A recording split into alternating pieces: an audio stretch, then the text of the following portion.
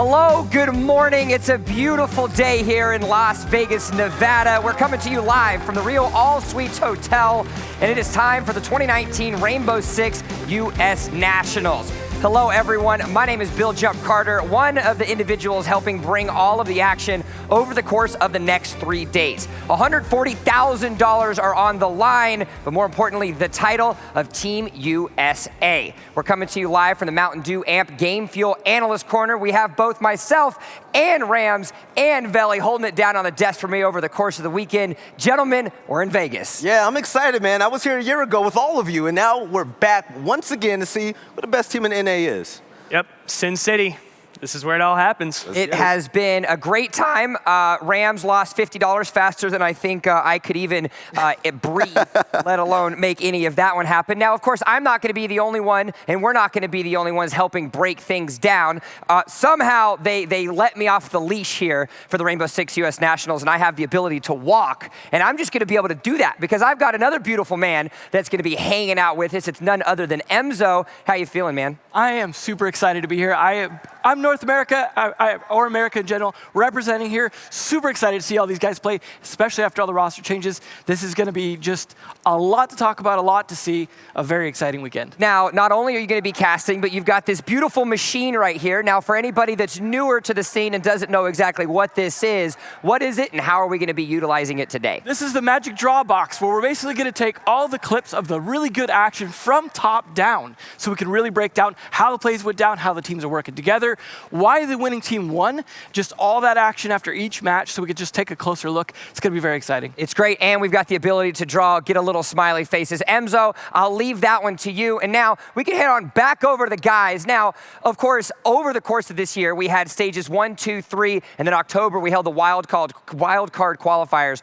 for both the Eastern and Western Conference. Veli, you had the opportunity to cast many of those matches. What are you thinking here today now that we've whittled it down to 8 teams? First off, it was such a grueling process. It was since, I believe it was May, and we saw a lot of teams that are here today almost not make it. But this weekend, just one thing to remember, you don't have Team USA. Rogue is not going to be here this weekend, and so that means there's not going to be a repeat, but through their members, might be able to get a second-time championship. Online best of ones are rough for all teams. You just have to play so many in a row to make it finally to the the end stage and actually qualify. All it takes is one little slip up on one map. Maybe a team bans your good maps and you end up playing them on just a map you're not expecting, and then all of a sudden you lose and you're out. We saw that happen to a lot of good teams throughout this tournament and throughout the journey to get to this stage. Former Team USA, Rogue, not here. F's in the chat, boys. I never thought I'd say it, but they're not here, except for 3 players. 3 players, and of course you've got Ranger, the coach as well, that's here representing a different team. Now, there's lots of questions that are left to be answered, but opinions, that's what matters, and that's what we want to hear. We want to see what you guys think is going to be happening over the course of the weekend, and we want to join you guys in on the conversation here on the broadcast. So head on over to Twitter, use the hashtag R6USN to get yourselves involved and share what your biggest thoughts and opinions are going to be, including the MVP. We will be deciding that at the end of the weekend, and we want to know if you're right. So send us your predictions, your memes, anything that you have, and we'll be sure to try to bring some of the biggest, the best, and the brightest of that available. Now, gentlemen, like we said, we have teams that have competed from across the United States, but now it has whittled it down to 8. Let's first check out our 4 from the Eastern Conference.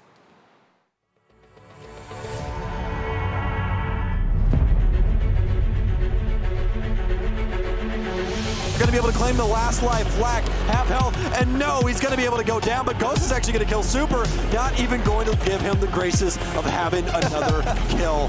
Flack rocking a hard place. I don't think he's going to be able to find anything, and Neptunes is going to punch this man in the face for land. But the diffuser's going down, something Rise Nation's been so good at. Thinking Nade's gonna go ahead and get a kill. He's gonna make it 2. Vandal and England make it 3. Thinking Nade cleans things up in Space Station Gaming. Dude, go up 2-1. Yellow waits for the call, but ends up rotating back into the circle pass area through empty chambers. So a little bit different, waiting for him to peek, and that's gonna be it. Nyx with a very nice headshot, and Dark Zero. They're going to Las Vegas, Nevada. Blue. Well, plenty of map presence now. That saves his life, but Filthy with a nice flick and Creators to tack on. It's going to be a full-on takeover of Church, and it as oh my God! Sonic, Space Station Gaming, Dark Zero, Tempo Storm, the 4 representatives from the Eastern Conference. Now, Veli, you did have an opportunity to cast some of those. Heard your voice in some of those call-outs. Yes. You know, no flex needed. That was clearly the one for that one. What are we thinking with this first 4 setup? First off, we have a newcomer here, a team that made it to the USN Finals and then Pro League in consecutive days. That's going to be Tempo Storm. Take a look at this roster, and they're so lovable, man. I love them to death. But the one player that really pops out to me is Butters. We got Butters off the couch into a LAN, finally. So now we can see what this team is capable of doing. We have to highlight Tempo Storm as the newest addition to the North American Pro League. And I'll just be completely honest.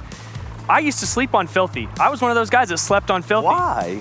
Just because, like, you know, people boast and they say they're going to do certain things, they're going to make certain accomplishments, and, you know, sometimes they fall short. Filthy's not one of those people. I don't sleep on Filthy anymore. Yeah, Filthy's disgusting, but also the rest of this team. Take a look at the stats. Crazy. He didn't have the flashiest stats there with the KD ratio, but he's such a solid anchor for this team and an IGL. Tempo Storm, they're going to turn up this event. Well, they're going to be turning up. Hopefully the storm that's brewing will be going into their favor, but they're not the only juggernauts that are coming in from the Eastern Conference. We've got Dark Zero eSports and their roster that is looking in to bring the action. Mint, Hot and Cold, Skies, Hyper, and Eclipse. Now, it is important to note that while Eclipse is clearly not playing on Rogue, Team USA from last year, he is one of those 3 players, and it will be a big opportunity for him to potentially be a 2P. Yeah, chip on his shoulder for Eclipse. He has so much to prove to all the haters out there, but he also is one of the most solid players in the game. He's been playing it since pretty much the very beginning. Nobody doubts his actual skill. You also have to keep an eye on Skies, coming off of Team Reckon now, is on Dark Zero. You know, all eyes are going to be on the new additions to the rosters, and that kind of ties into the roster mania that we're going to be seeing and analyzing throughout this entire event. And a little bit of context behind Dark Zero. They were by far the best NA team, and there was no competition. They made it to the finals. Unfortunately, they fell. But with this pickup of Skies and Eclipse, that's disgusting. On paper, this looks like an all-star team, but they have not played an important match together yet. They're going to have an opportunity to step up. Well, that's going to be the Eastern Conference. Now we're going to decide to flip over to the other 4 teams from the Western Conference. Let's check them out.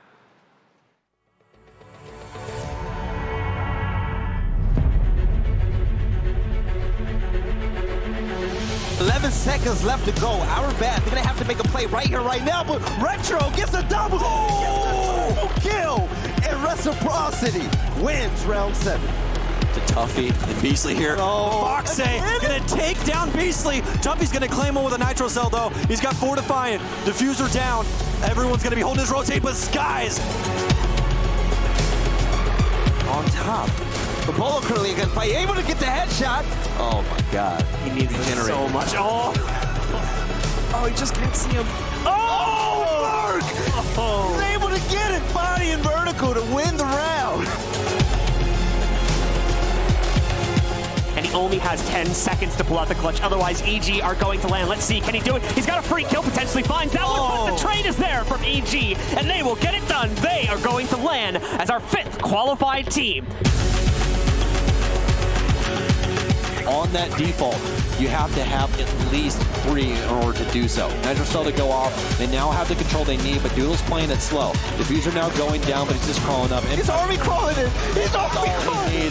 See, without somebody inside of Aquarium, that's all shoot. Reciprocity, TSM, Evil Geniuses, and Luminosity Gaming. We talked about the synergy of the rosters in the Eastern Conference. Well, gentlemen, the Western Conference, they're bringing fraggers, they're bringing the mechanical prowess, and they're going to be making sure that they can stand up this weekend and show just that. Yeah, the story of this event is going to be Roster Mania, the NA Shuffle, and the one team I really have my eyes on is going to be one and only Reciprocity. So we all know who Laxing is, we all know who Foxay is, but they added Nyx and Vertical to join up with Retro. Vertical and Laxing, I'm going to say this is like a Shaq and Kobe combination. I don't think they're going to be stopped all event. The real question here is who's going to be playing what roles and what operators? You see so much fragging potential on this team, and I'm kind of scratching my head and thinking to myself, who other than Retro is actually droning? But you know what? That question was made before when Skies joined the team. They said, hey, why are you picking up a fragger to play a support role? But reciprocity, they make it happen. It is. I kind of slid into Foxay's DMs a couple days ago, and I said, hey, what are you thinking coming into Vegas for this event? And he said, Roster Mania was clearly a question mark that is going to be there. Teams aren't going to be having as much time necessarily to synchronize together, so it's all going to be about the mechanical skill. When you think about that mechanical skill, you've got to highlight another one of the teams on this roster, and it's one that is a fan favorite, TSM. TSM, absolute fan favorites. You look at some of the guys on this team, Bolo, Merc, Achieved, all coming in as veterans. Geometrics coming in to this roster. It's a huge addition to their squad. And then the real dark horse, the real question mark of this team is Timsy. Who is Timsy? Where did he come from? Why is he on this team? Well, he's a great player, and I'm sure we're going to see great things out of him. He's going to have Pojo Man behind him as the coach, who unfortunately will not be playing in this tournament this weekend, but he will sort of be behind him as the puppet master. Yeah. Directing Timsy, giving him the best advice he possibly can, and I think that we're going to see good things out of him. But you know what, you say he's going to get a lot of help from Pojo. Let's give some love to Timsy. Timsy earned this spot, and he deserves it. As a support player that can frag out, I expect him to make a lot of big plays, but the real question is, how are the big three going to be? Achieve, Merc, and Bolo. We all know who Bolo is. Had one of the best finals performances we've seen in this game. This team is going to be disgusting. All right, well, we've talked a little bit about what we're going to see from the teams, but let's see what the matchups are going to be coming into today. It is the quarterfinals, the Eastern and Western Conference playoffs specifically. TSM versus Evil Geniuses, Luminosity versus Team Reciprocity for the Western Conference, and then for the Eastern Conference, Sonics versus Tempo Storm, our first match of the day, and then Dark Zero eSports versus Space Station Gaming. Gentlemen, we're just under 4 minutes until the pre-show. Of your 4 matches that we will have today, who is going to be your matchup to watch? Take the lead. Matchup to watch for the day for me is Dark Zero versus Space Station, because they're the two most organized, coordinated teams in this tournament, in my opinion. But the real question mark, like we've talked about, the roster mania, we don't know how that's going to affect all of these teams. Yeah, to me, the game of the day is going to be Reciprocity versus Luminosity. Yeah, the two names sound alike and their play styles match as well. But like you said, Space Station and Dark Zero, they're really methodical. These two teams, they run in and frag out. You put their gun skill to the test, and that's going to be a really fun matchup to watch. All right, well, we've got 2 different matchups to watch for our analysts here. Make sure that you guys are joining in, whether it be the Twitch chat, whether it be Twitter. Let us know what you guys are thinking on your matchup to watch. Gentlemen, it is the pre-show, which means that we get to give opinions that are probably going to get proved wrong at one point or another. 8 teams enter today. Only one will raise the trophy of Team USA and walk away with the lion's share of that $140,000 prize pool. Who is it going to be standing alone at the end of Sunday? Got to be Dark Zero for me. They keep getting better and better at every LAN they perform at, and I just have to say that I think that they are the best team in this tournament. Well, you know what, Bill? That's the easy pick. Everyone's going to pick Dark Zero because on paper, they're the best team here. Okay, but they don't have the experience playing with each other. To me, I'm going with the dark horse, TSM. All right, well, now that we've done predictions for teams, now we get to ask about MVP. We've got the Guru Siege GG that are going to be in the back, crunching the numbers all weekend. So the real question is going to be, who will be the MVP? Who's going to walk away with our most valuable player? MVP. You're starting on that one. MVP. I mean, if TSM wins, it's going to be either Bolo or Geo. I'm going to go with Bolo hands down. But also my second pick matches with your first pick. Dark Zero, if they win, I'm going to choose Hyper. Well, since the MVP is statistically determined, not necessarily by who wins the tournament, I picked Vertical. He always performs well at LAN. He always has high ratings and stats. So he's my pick. Okay, that's fair. All right, last thoughts. 50 seconds, gentlemen, until I've got to take the time away from you. Any last thoughts on what we're going to have to see this weekend? NA is going to win, hands down. I think I have a note on that one somewhere. I think North America is gonna be a little good with that one. Hopefully. Well, there's about a 98% chance that there won't be Europeans holding the trophy other than Gonfi and Sleben, who are European players playing in this tournament, so they could still win the trophy potentially. They might get first rounded like their people back in Croatia. Yeah. All of EU first rounded. Hey, Sonics, they're going to have to fight up a really tall hill with Temple Storm ahead of them. It's going to be something we're going to have to look at. Of course, this has been the Mountain Dew Amp Game Fuel Analyst Corner with us 3. We've also got the 2 sets of casters with Stokes and Blue, as well as Emzo and Intero coming up. But ladies and gentlemen, it is about that time. Of course, we have have been competing for the entirety of 2019 to get here this weekend for the Rio All Suites Hotel and the opportunity to raise that trophy of Team USA. Rogue is not here. We will not have a repeat victor, but there are 3 players and a coach that have an opportunity to be the 2-peat champion. And with that, the time is done. The opening ceremony is ready to go. This is the R6 US Nationals, and it starts right now.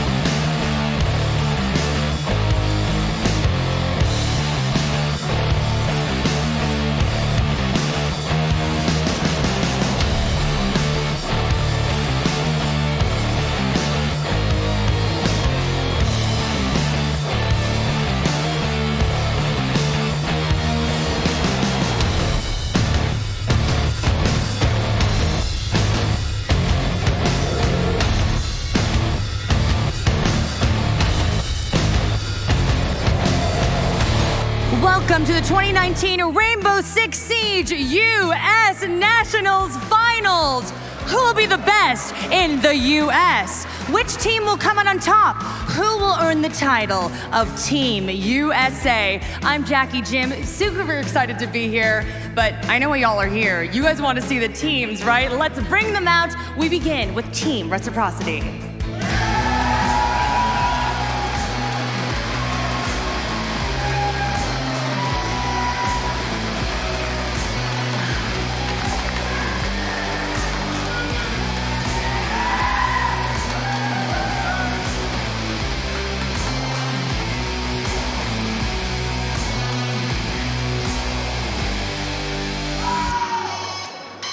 Luminosity.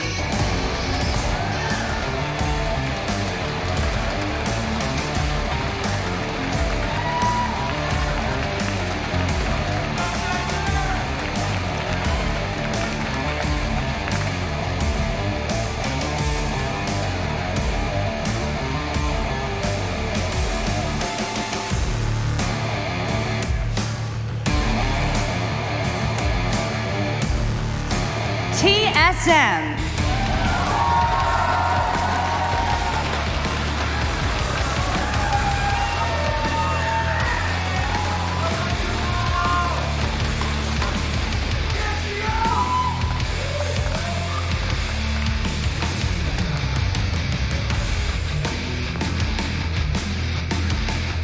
Evil Geniuses.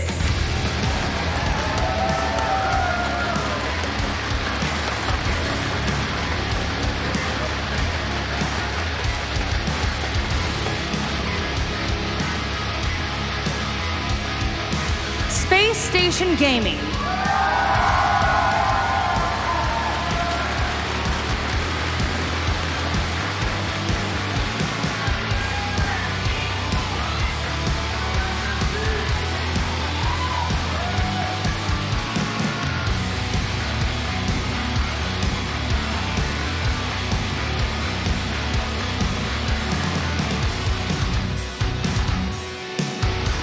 Dark Zero.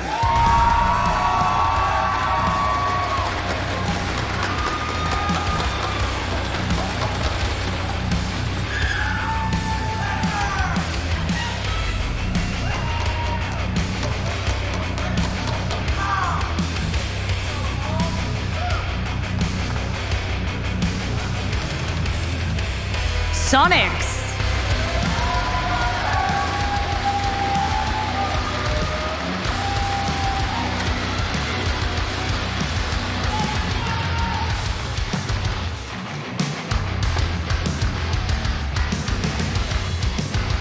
And finally, Tempo Storm.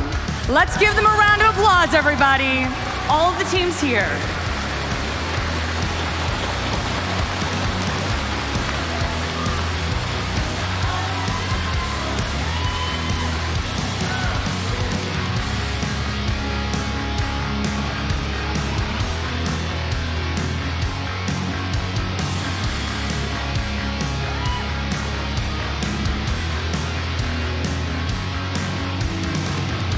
One more round of applause for these lovely teams. Let's get on our feet, people.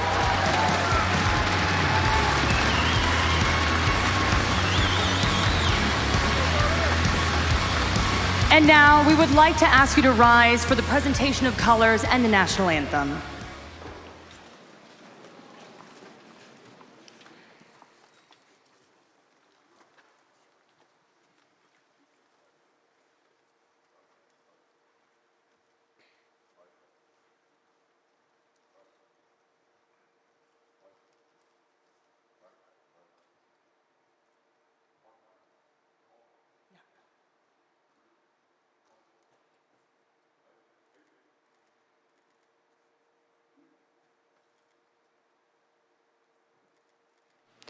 We would also like to ask you to remove your hats, please, and welcome to the stage Laura Dickinson.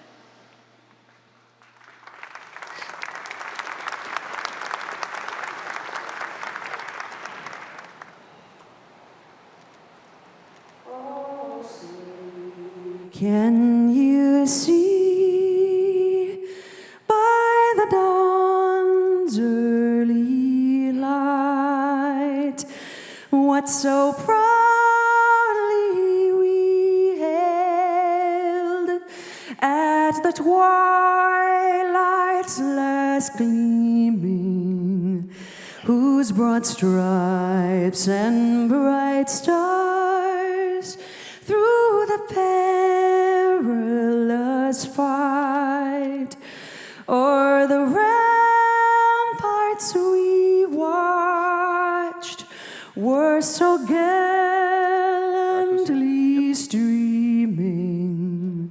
We're in a rogue jersey. And the rockets red glare, the bombs bursting in air, gave proof through the night that our flag was still there. Oh, say does that star-spangled banner yet wave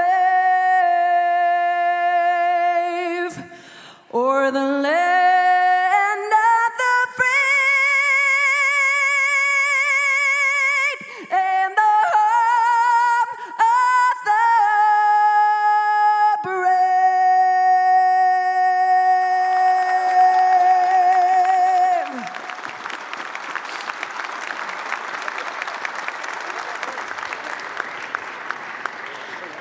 Beautiful performance from Laura Dickinson. So what do you guys think? These teams looking sharp? Who's ready for some action? Well, I don't want to waste your time anymore. Let's get this show started. I'm going to send it to Jump.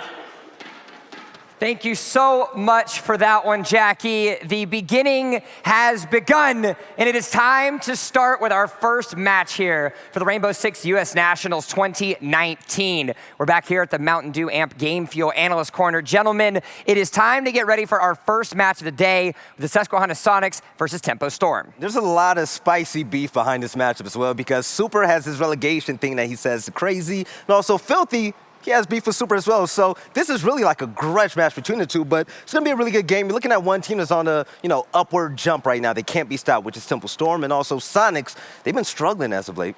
They have been struggling, but they started looking better towards the end of the season. With the addition of Slebin and Gomfi to their team, I think that they're really going to come into their own for this tournament. They have to have been preparing. They didn't make any real roster changes during the actual roster mania itself.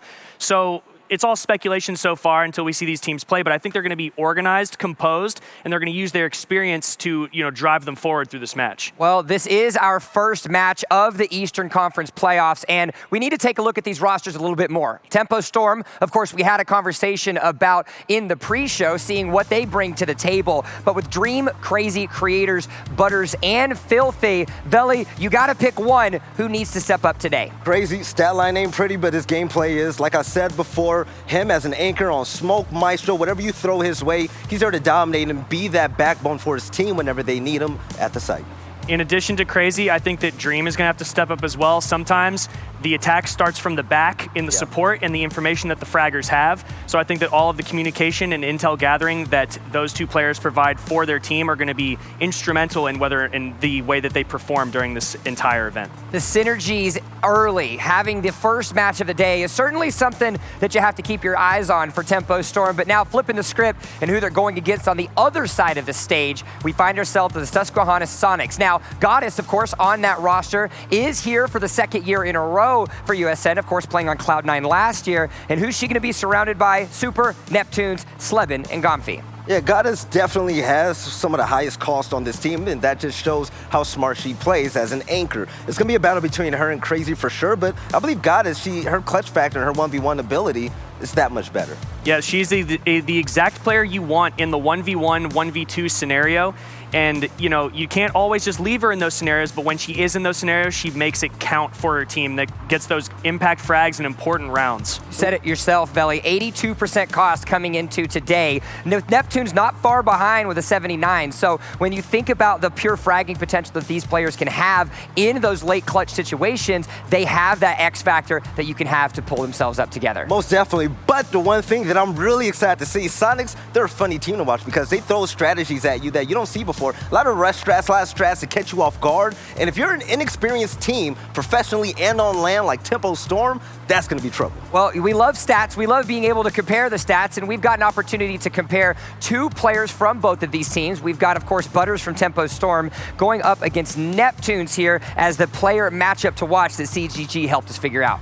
I think that Neptunes is a vastly underrated player in the grand scope of North American Pro League. He always performs well, but seems to just be pushed to the side a little bit. Obviously, you can see here with his KD ratio, he is at plus 29, which is much higher than what we're seeing out of Butters. But Butters does have more openings, so that's telling about the style of play that each of these players bring to their team. Butters actually goes in and gets those entries, and then Neptunes picks up kills after the entry and the opportunities that are presented to him from his team. And we usually see Neptunes alone roaming. You saw one of his most picked operators was Jaeger. He's able to get a 2K, a 3K whenever you need it. But Butters on entry is scary. He runs in with his team, and he's a team player. He's so methodical to make sure he gets that first kill. Rather it's an easy pick by cornering an opponent or throwing a frag grenade to get an easy kill, he does it all. One thing I want to say about Butters is that he plays for his team. He doesn't play for himself. Right. And that's something to be commended and noted.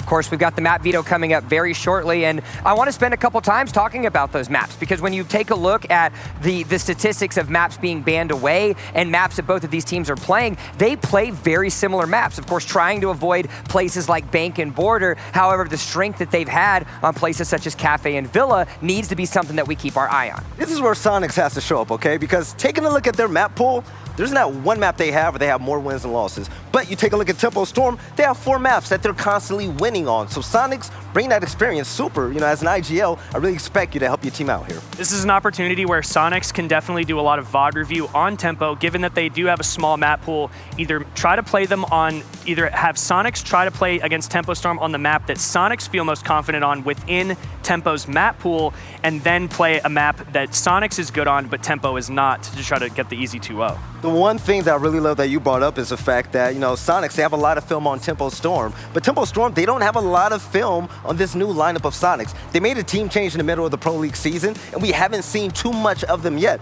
Meanwhile, Tempo Storm, they kept the same team, and we've seen them all throughout CL.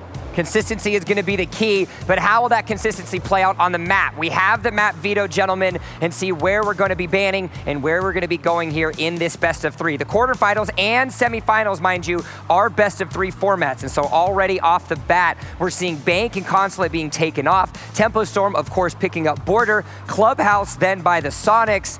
Cafe taken away by Tempo Storm, followed up by a Villa ban for the Sonics, so that means the decider will fall to Coastline. Initial thoughts? That's scary. This is a huge surprise to me that Tempo Storm would pick Border, because that is their most banned map typically, but obviously now that they're coming into a tournament and they have things to prepare for, concrete evidence to prepare for versus Sonics, they must have revamped their strategies, gone back to it, and this must be also a surprising pick for Sonics, because there's no way they could predict that they would be going to Border. Clubhouse is a obvious pick in my opinion for Sonics. We see them play on that map all the time. And then Coastline is the decider. I think that's a real toss-up when it comes to both of these teams, but it looks like Sonics bans that map frequently as well. I'm pretty confused, and I want to see the reason why Border was picked for Tempo Storm. They haven't won a map there, and they banned it 14 times, if you said their most banned map.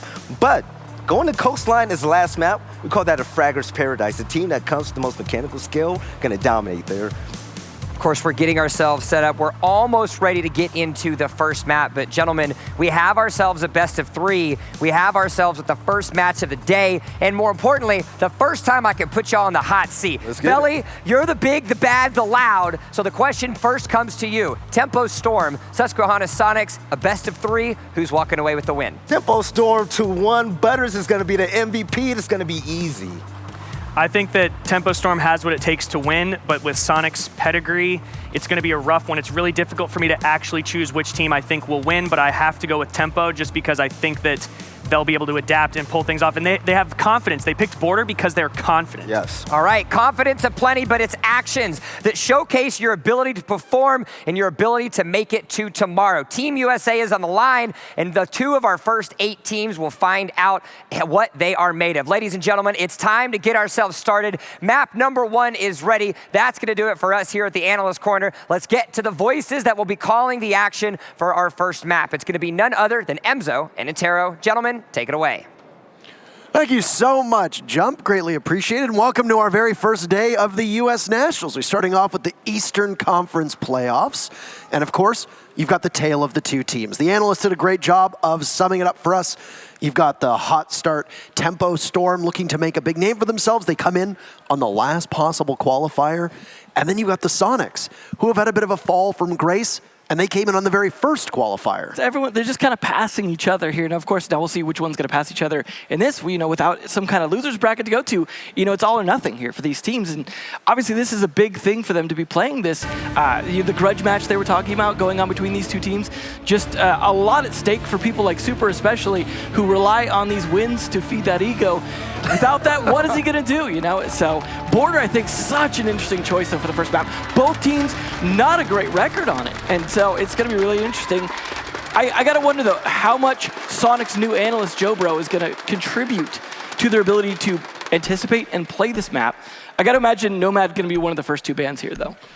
If you look at the way that Tempo Storm usually bans, Nomad by far and away the most banned operator from TS, and then Sonics, it's usually a Thatcher. Hibana goes off of the board for the Sonics. We usually see Hibana bans on maps like Bank, maybe a map like Clubhouse.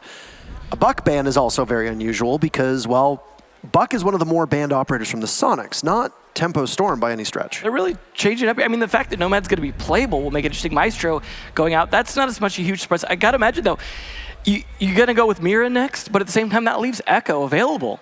That's going to be tricky to deal with for going for those plants last second, which we definitely see when the armory wall becomes difficult to take. So that is going to be a factor. Both the Nomad and the Echo still available. Going to probably be abused by most teams, I would anticipate, but they obviously have the ability to try and go off of the few VODs that they had to look for those weaknesses in these teams, but this was Tempo Storm's pick. The one time they played it in USN, they lost. That was one of their first 3 failures to make it here to qualify, so an interesting choice all around from them. We'll see them go, of course, to Armory Lockers Archives first. No surprise there. Very few teams even bother with starting vents anymore. Still pretty much the meta to be playing here. Mozzie, though, and Mute combo, going to be very difficult for them to try and identify what those yokais are early without an IQ. And so they bring that, of course, to spot those early. One thing that I want to just touch back on was the Maestro ban that was put forward by Tempo Storm. I think that's a strategic move to try and eliminate Goddess from the picture on defense, because now it's going to push her into a role that she may be less comfortable with. A lot of times we're used to seeing her quarterback the defense in 1vx situations with a Maestro. She's got pretty good statistics when you look at her in a 1vx, proposition. So Maestro being one of the best operators equipped to deal with that. Well, either way, you're still on a cam roll, right? That's true. That's absolutely correct. And I mean, Echo's going to play very differently. Redeemer for a long period of time was seen as one of the best Echoes, and then Maestro comes out, and I think his Echo play dropped off, and he became much more proficient on Maestro. I don't think there's as much role overlap. I think he's a very good example of that. Yeah. And I'm interested to see, but we've still got a ways to go. It's Goddess starting on Echo. Okay, so there you go. That's what we said. I like the tease of the castle, though, because they teased that they could be going vents first, then bring out the Valkyrie just to sneak out those cams. Now, I don't think those cams are going to stay hid for long. You're going to have the IQ in play. A smart IQ player is going to look for the sneaky cams, as well as the drones might have potentially spotted that 6-pick switch. But I appreciate those little subtle things that they take advantage of that the game provides. Though the early drone's going to be coming out here to try and identify as much as possible. That's where that Mute Mozzie is going to be doing a lot of denial. You see some of the jamming right now. I feel like we don't see a lot of the Mute Mozzie combo on Border, though. It's more reserved for maps that are usually relying on dropping from hatches, narrow doorways, etc. If Oregon was in a map pool, I think that would be a great map for them. Yeah. Cafe tends to be the most prolific that we see. We do see it from time to time on Bank as well, even though it can be a larger map as well. So Border will be interesting to watch how it unfolds. The big thing for me in this matchup is going to be how have Sonics done now they've had more time to get Gomfi and Sleben at high-level play? Yeah. Because they had issues getting visas, they had issues actually competing. I think that the Sonics team with both of those players on the roster is much improved from the iteration that qualified for this event. The only question is going to be, does it materialize? Because they're up against a very hungry team that has only been proving people wrong over the last couple months. Absolutely, it's just going to come down to how much both these teams scrim, boot camp, prepared for this. This is some LAN experience here for Tempo Storm, whereas most of the Sonics already have quite a bit of that LAN experience, so definitely play into that here as they start to creep into the offices, make their way towards site. Looks like they could be going for an Archives push, potentially, or just pinching this, depending on how they want to play it. Well, the man to watch that was talked about on the analyst desk so many times is going to be Neptunes, and Filthy takes out Goddess. Neptune's on the run. He swings on Dream, so they'll trade one out apiece, but down goes your anchor on Sonics as Goddess is removed from the equation. She's still going to have those 2 Yokai drones up, or at least if you're a fan of Sonics, hopefully she will. Another trade from both teams, as down goes Neptunes and Creators, felled by a C4, put us at a 3v3. A minute ago, plenty of time to work with. But Tempo Storm are very close to being able to approach the site, and down goes Super as well. So it's full control for Tempo. They'll try to swing on in through Fountain, and Gomfi will capture Filthy, catching him looking. Butters twisting and turning inside Archives. He loses his heads-up fight to Sleben. And Crazy, the man that Veli was hyping up so much, is in a 1v2. Very low HP for both Gomfi and Sleben. Definitely winnable for an IQ at full HP. 30 seconds to go and miles away from the diffuser. This will be tough. Trying to provoke a fight with Sleben. He sees one, takes him down, gets swung on from the other side. Crazy knows he's playing behind the bomb chassis, and Crazy will win it, the clutch. Beautiful play and vindication for Veli. Not just a pretty face. First round's gonna go to Tempo Storm. And Crazy is the one on the team that has the Pro League experience, and we see that paying off right there. Staying calm and cool in a very difficult clutch situation. Like you said, low health for the 2 defenders, but he's in a situation where he's got no intel to work with. I mean, that was definitely a difficult round for Tempo Storm to clutch, especially because of losing the Thermite early like they did, but some great entry, managing to get 2 picks relatively early. That was definitely the play. The problem I saw, though, from Tempo Storm was lack of droning to be able to identify where some of the weaknesses were on that attack. Getting that C4 kill, for example, from Super, that shouldn't have been allowed to happen, and that really put a lot of pressure on players like Crazy and Filthy to be able to try and clean that up. But I think also Sonics overexposing themselves in a couple of those plays kind of threw some heads their way, and that was really Sonics' round to lose. See, it looks very easy at first blush to be able to take control of Fountain, but the way that it had been set up from the Sonics with the rotate towards 90, and then possibly having somebody play atop of metal, somebody in monitors, etc., it makes it challenging for you to swing into Fountain without worrying about further retribution, be it from the actual bomb site itself that's right next to you, be it from the rotate hole. And there was excellent drone denial that was going on. We touched on the Mute and Mozzie combo, which comes up quite often. You might hear it said and uttered a number of times over the next, 3 matches after this one, and including this one, at least for the remainder of the defense for the Sonics, as for the second round in a row, they're running that Mute and Mozzie combo. Same side as well. So you're starved for information if you're Tempo Storm, and taking control of Fountain is so important because once you do that, you basically can begin to push in towards Archives. Now, Goddess went down early, and I don't know exactly if she peaked unnecessarily.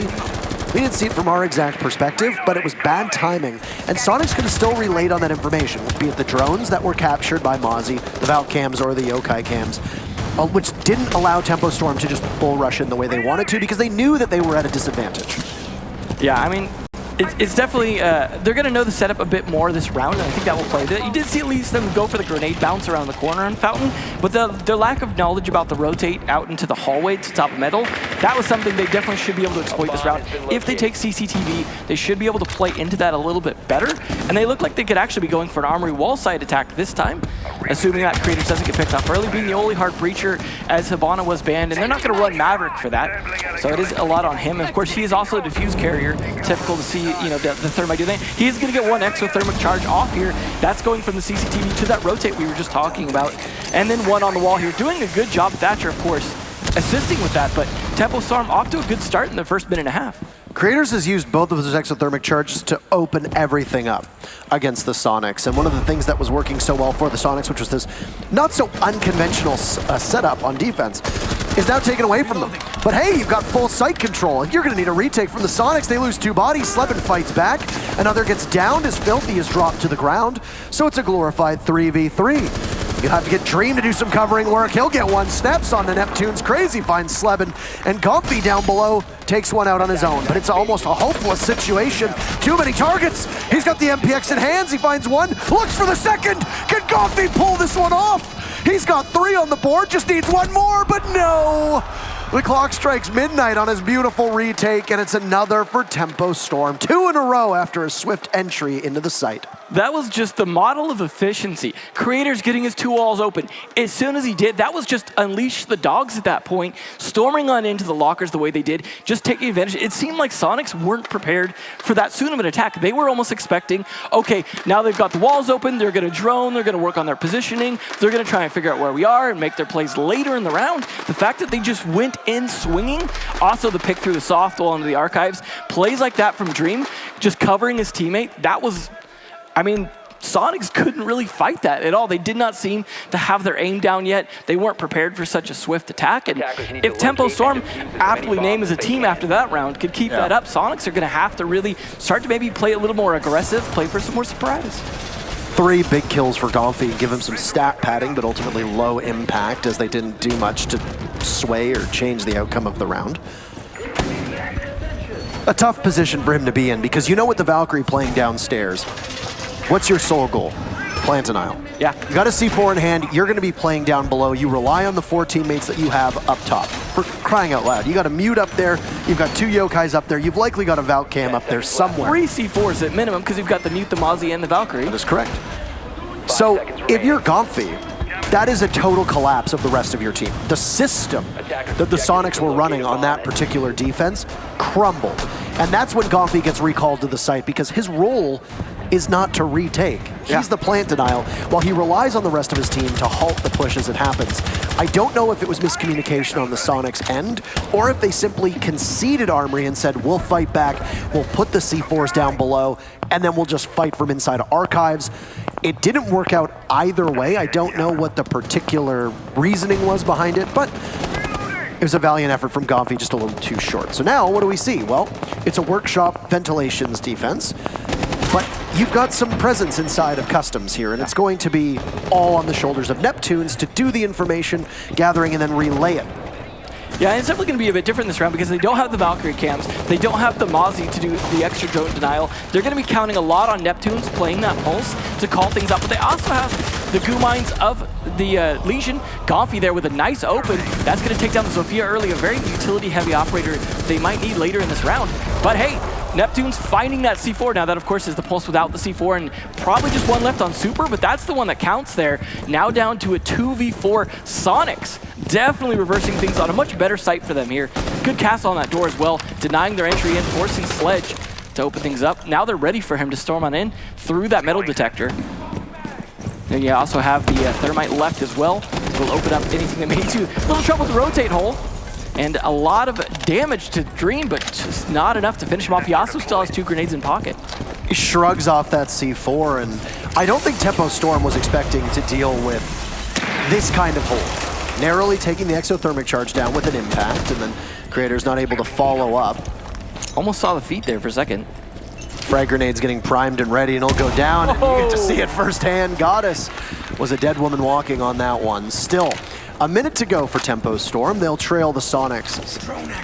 You see a 4v2 that still sets up favoring the defenders right now. Tempo Storm have had some difficulties being able to crack this defense, and it's not exactly the most conventional workshop ventilation defense that we've seen, of course, with heavy investment over in jail and then as well in customs. Gomfi was able to repel the push that was going onto the armory wall. And he stayed there, he drew in 2, took Butters down, and then the C4 baited out the other aggressor from Tempo Storm. Gomfi's flying under the radar right now, and he could capitalize off of the fact that neither Creators nor Dream are aware that the Jaeger is lurking above. Oh. But they're slebbing to take down Dream. Gomfi's still from above. If needed, he can take out Creators, who'll snap onto Neptunes. He doesn't have a ton of time left, and this almost assuredly should be a Sonics round, and it will be just like that. Gomfi from above goes unseen, and the sight unseen will get the final kill. Now, of course, that means they can't play that site again. Obviously, that was by far their best defense. The question is, though, where will they go? Will they just go right back to Armory Locker's Archives, try that again with some adjustments after a successful round? It looks like that's where they might be going. I mean, give it another shot at this point. Playing down below, as you mentioned, that didn't work out as well for them that previous round. But maybe if they played a little bit smarter this time, they could make it work. They're going with the same lineup they did before, assuming no 6th picks here, as well as Tempo Storm playing the same role they're going to do as well. Now, Tempo Storm's most successful attack by far, oh, there we go, 6th pick the Doc. That could be interesting for some peaks even. But their most successful attack was definitely the Armory Lockers push. So if you're Sonics, you're going to be anticipating that again, even though the first round is where they attempted to push from the opposite side. So Tempo Storm could go either way with it. They could play off of what worked very well, knowing that Sonics are going to be better prepared for that, or try and switch things up, make adjustments of their own for that opposite push. But either way, I mean, this is off to a good start. Tempo Storm showing that they can win rounds, but also Sonics as well showing they can adapt. Yeah, I didn't really see all that much from the Sonics on either of their defenses that gave me a ton of hope, barring the miracle play that we saw from Gomfi. And obviously, that's not really a strategy that you can set yourself up for. No. Gomfi being an extremely talented player, coming up and killing 3 members of Tempo Storm, all of whom are isolated to a certain extent, with no real refrag potential, isn't exactly confidence-inspiring in my opinion. When it comes to a system, it's confidence-inspiring in the fact that it's great that Gomfi can do that. I'm going to call it confidence. Ooh, that's a good one. He does have the confidence. But in this case, Tempo Storm's both attacks on this site came from separate angles, right? One was an Archives fountain take, and the other was a straight armory wall execute. I would imagine that we're probably going to see a return to the Archives side, and that's exactly where Tempo's lined up right now, so that makes an awful lot of sense. Take control of that, see if there's anything exploitable inside a fountain, and then move on from there. The Doc pick that you referenced for just a period of time was worth mentioning because Docs right now, along with Rooks, even though Rook isn't really seen all that often, that aggressive MP5 ACOG deal is just a fragging role, which you wouldn't expect on a bulky 3 armor, but with how hot Gomfi has been playing recently, the sustain that you get from the stim pistols, combined with a pretty decent gun and an ACOG, will go quite far. Well, I like that they adapted by to actually holding CCTV this time with that Doc, and so that's going to force Tempo Storm to come around from the back again. Now, they know about this rotate hole, so they don't fall for it this time. Dream managing to pick up Gomfi. That's going to start to free up CCTV a little bit. Now he has control of Fountain, but he has to watch his flanks. He's going to need a teammate to come in here and guard this. You see the Thermite also needs to work with Dream. Finding a second one, Neptunes though, or refrag, but that's only 1, and it's now 2v4. Tempo Storm looking strong again. And 3 kills from Dream was that I saw. Shoosh. An impressive entry as Neptunes will creep on up as quietly as he can.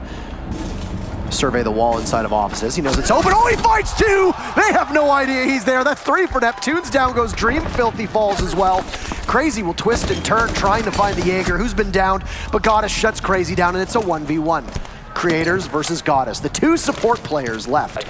There is a Yokai in play, still watching him very intently, and Goddess will swing out. This is a tough shot to make. She chips away at some of his HP. Heavily disoriented, he'll throw out his flashbangs, trying to burn the ADS. Goddess turns away, can't see anything, but she loses the fight on what should have been a surefire headshot. And another gunfight, another 1v1 for 3 of the 4 rounds will determine a victory for Tempo Storm. That was a tough call whether or not to go for the plant or the gunfight, because he easily could have lost that. Echo is very formidable at a distance, like he was fighting right there, but Thermite's gun is often underrated as well. The ability to win that gunfight against a high armor player, though, that was the tricky part. He needed to hit those headshots. You saw how many shots he landed that just weren't killing blows across the lockers because of the high armor, and he's at a 2-2 himself, so it's a tough fight to win. That was a risky call. Easily could have lost that round as opposed to just planting and hoping to bait it out. But as you said, there was the Yokai in the room. I think he read into that, knew that the fact that he wasn't being pushed probably meant there was a Yokai in play. So just a really good call, and I mean, really could have gone either way. But the fact that that went down to 1v1, a bit of misplay by Tempo. Neptune's really bringing that round back and almost making it possible. This was Tempo Storm's map pick, though, and we're starting to see why. I mean, they've obviously come prepared. And one thing that I was going to touch on, as there's a fact on your screen here. It's smaller and harder to read, actually. That's great. The Sonics have struggled to hold Borders' main bomb site, winning only 3 out of 11 rounds. Oh, wow. That's bad. So their record continues to be on this. I'm not much of a bomb siteologist, but that's not very good. No, definitely not good. One of those facts that reinforces what we're already seeing, which is maybe they need a good third site, like customs, so they don't get stuck repeating this over and over. Because Vents they did fine, but they can't repeat that this round or the previous round. They need a good third. I just feel like Border's one of the few maps where your first 2 sites are quite strong and your third and fourth options are not great.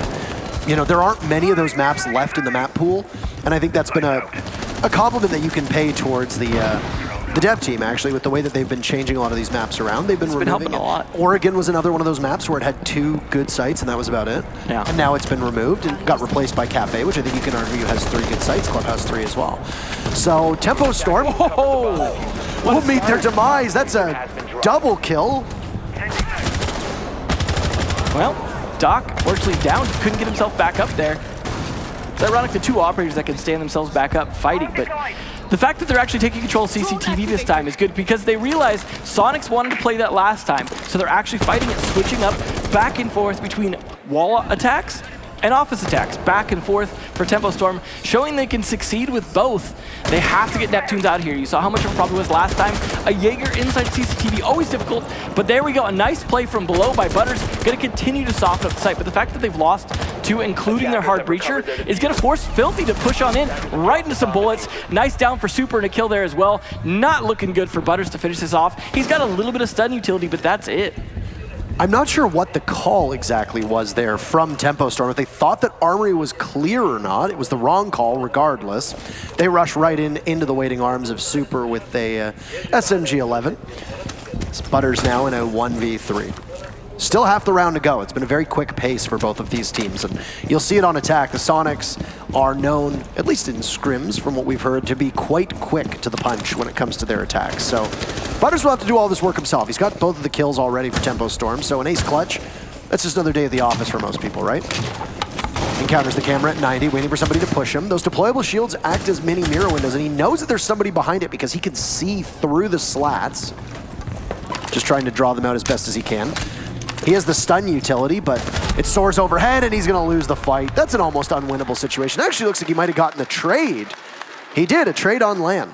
But there were still 2 members of the Sonics left, so they will at least answer back.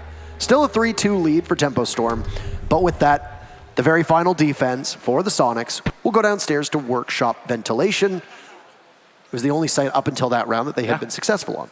Absolutely. And the thing is, though, now that they've shown their defense on it quite a bit, Tempo Storm can adjust for that, so you might not see a repeat of that.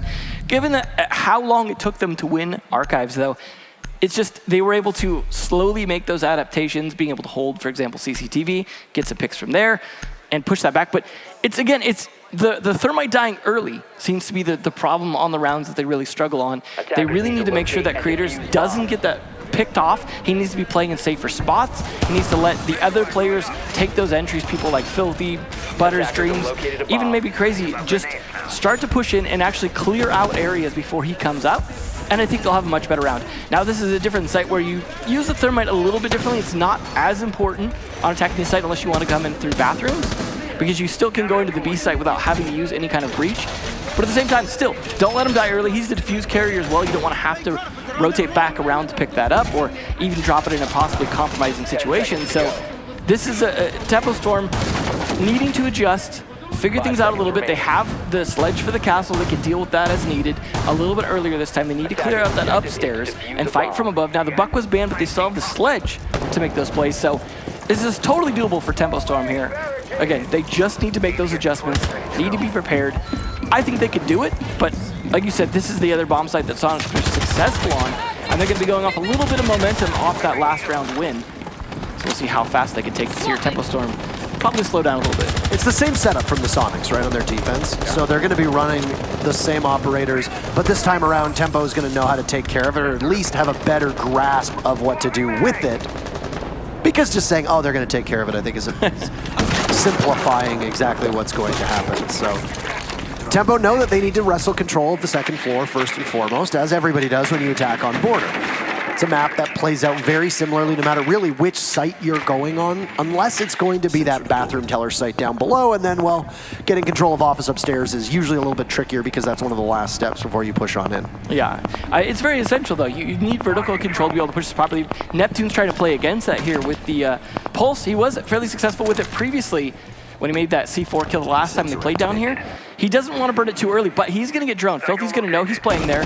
He's going to try to play against it with the grenade. They're trying to push this here, but unfortunately, nothing really going on just yet, and leaving the wall soft, actually, so he can sledge through it. They must have marked it for a reason, because they scared off Neptune's playing in that position. This is a very tough spot for Dream, as bullets will whiz over his head. He knows that he has the safety and security of a wall that cannot be shot through, so barring an explosive, he'll be in okay shape for the time being. Exothermic charge going off, pretty standard, and then Dream and Butters will be there to greet anybody who pushes out from the Sonics. Butters will get the kill. Starting things off, and the opening frag will come with about a minute left on the board. Will this fall in favor of the Sonics? You got your punch hole laying prone with Neptunes, watching very intently for somebody to aggress, but for the time being, nobody's taking the bait. He's getting marked to plenty, so he knows that there's going to be people around, or people nearby at least. Still just waiting. Tossing in some utility and dumping in as best as you can, as now Neptunes will need to move around the other way. He's very exposed from the back, and he'll chew away at the heels of the Thermite, but it's Creators there to take down Neptunes. Goddess eliminates Butters, so the UMP's doing some work. Sonic still with an advantage, and it will grow as a 4v2 goes onto the board, but Goddess playing off on the flank inside of Customs. She gets smoked by Crazy, shut down, and it's again Gomphy, who's been heroic, but only one for him, as the two remaining members of Tempo Storm will survive. And a 4-2 scoreline as we swap sides. Tempo Storm onto defense, and Sonics will move on to attack. That was definitely a rough round for both teams. You saw the adaptations trying to happen last minute, where they tried to get positioning on each other. Tempo Storm did a good job getting map control, but Sonics also did a good job playing back as much as possible, just hiding in good positions. You saw the Pulse position. Pulse losing that fight, though, that was really disappointing to see. Neptunes was in a great spot. He had great timing to go, but the ump is so weak. He definitely did not hit enough shots in time to be able to make the kill. Just their positioning did not work out, but it was really the trades from Tempo Storm, keeping pace with every single kill that Sonics was able to get, finally coming down to that position where Tempo Storm was able to get just the final kill from Dream. It was a tough, close one. But the fact that Tempo Storm were able to win on, the secondary site for Sonics, the one that they'd won before, shows Tempo Storm are continuing to adapt. And I'm a little worried here for Sonics being able to take this map. Now, of course, this is a best of 3, so they could obviously have this go the full 3 maps if Sonics are able to win theirs as well. But looking like Tempo probably going to take this one. We'll see how the attacks go here for Sonics. Maybe they'll have a little bit, better idea what to do. They're going to be bringing out something a little different with the Jack or the Ash. A little bit more aggression, as well as tracking down the players a little bit better, because they're not going to have the Mute Mozzie combo, but they are going to have the Mozzie itself, at least. 10 seconds left. Well, we'll see how they're going to set this up. They are playing the dock as well, but the Vigil roam should be really interesting combined with that Mozzie, I imagine, if Creators plays good positions. Now, this is a 2-floor map. There's not as many spots to hide, though. I was just about to say that. I think there's a very credible argument that you can make that Vigil is not the best choice for a map like Border unless there is a very dedicated strategy set up for Tempo Storm. This is sneaky. So you've got your bullet punch holes and say goodnight. Oh. I believe they call that a GNNT for the kids at home, and he didn't even see it coming. Dream lying prone, excellent drone work from Goddess, and even though they lose the drone to Sleben, it doesn't matter. That's a beautiful shot. Nice try. See you next round, Dream. He's going to be dreaming all right. He's going to be dreaming of a round. He survives a little bit longer. But the capture of the Mozzie on the drone is definitely going to help Creators, though, taking a lot of damage. He's going to have to flee and, well, get finished off by Gomfi. So not a great start for Tempo Storm. Butter's going to have to make really good use of that drone to make up for the 2 losses. They do have a smoke to be able to try and push things back if it comes down to that, but he might end up getting in a fight pretty early if Butters and Filthy can't hold inside CCTV here. Butter's under a lot of pressure, and he'll be temporarily flashed out. That's a shot from Crazy if I've ever seen one, and look at the smile on his face. Just a single bullet is all it takes. 1 tap from the SMG-11. Still Tempo Storm trailing for the time being. Monitors being the biggest focus for Sonics, as Butters will just try to live for as long as he can. Sleben inside of the site, but it's Crazy yet again, and Butters is rotated out. He's playing those same angles that we had seen very similarly from the Sonics. It's going to give him a lot of opportunity to maneuver, and he's also got Filthy there as an added insurance plan if required. So the Sonics will go back onto drone work with just over a minute to go to try and feel out where the remaining members of Tempo are. It's been Crazy almost single-handedly shutting them down, and now 2 drones as well for Tempo Storm. So the information game, which is already favoring the defenders from this lineup, will only continue to grow. Difficult part, though, is Butters isn't in a great position to be able to be on drones. He could be pressured very easily in CCTV, but the fact that they've been able to reduce the numbers of Sonics gives him some flexibility. I just can't imagine he's going to have a lot of time to set those drones up in great positions if they can't start to knock down some more members of the Sonics.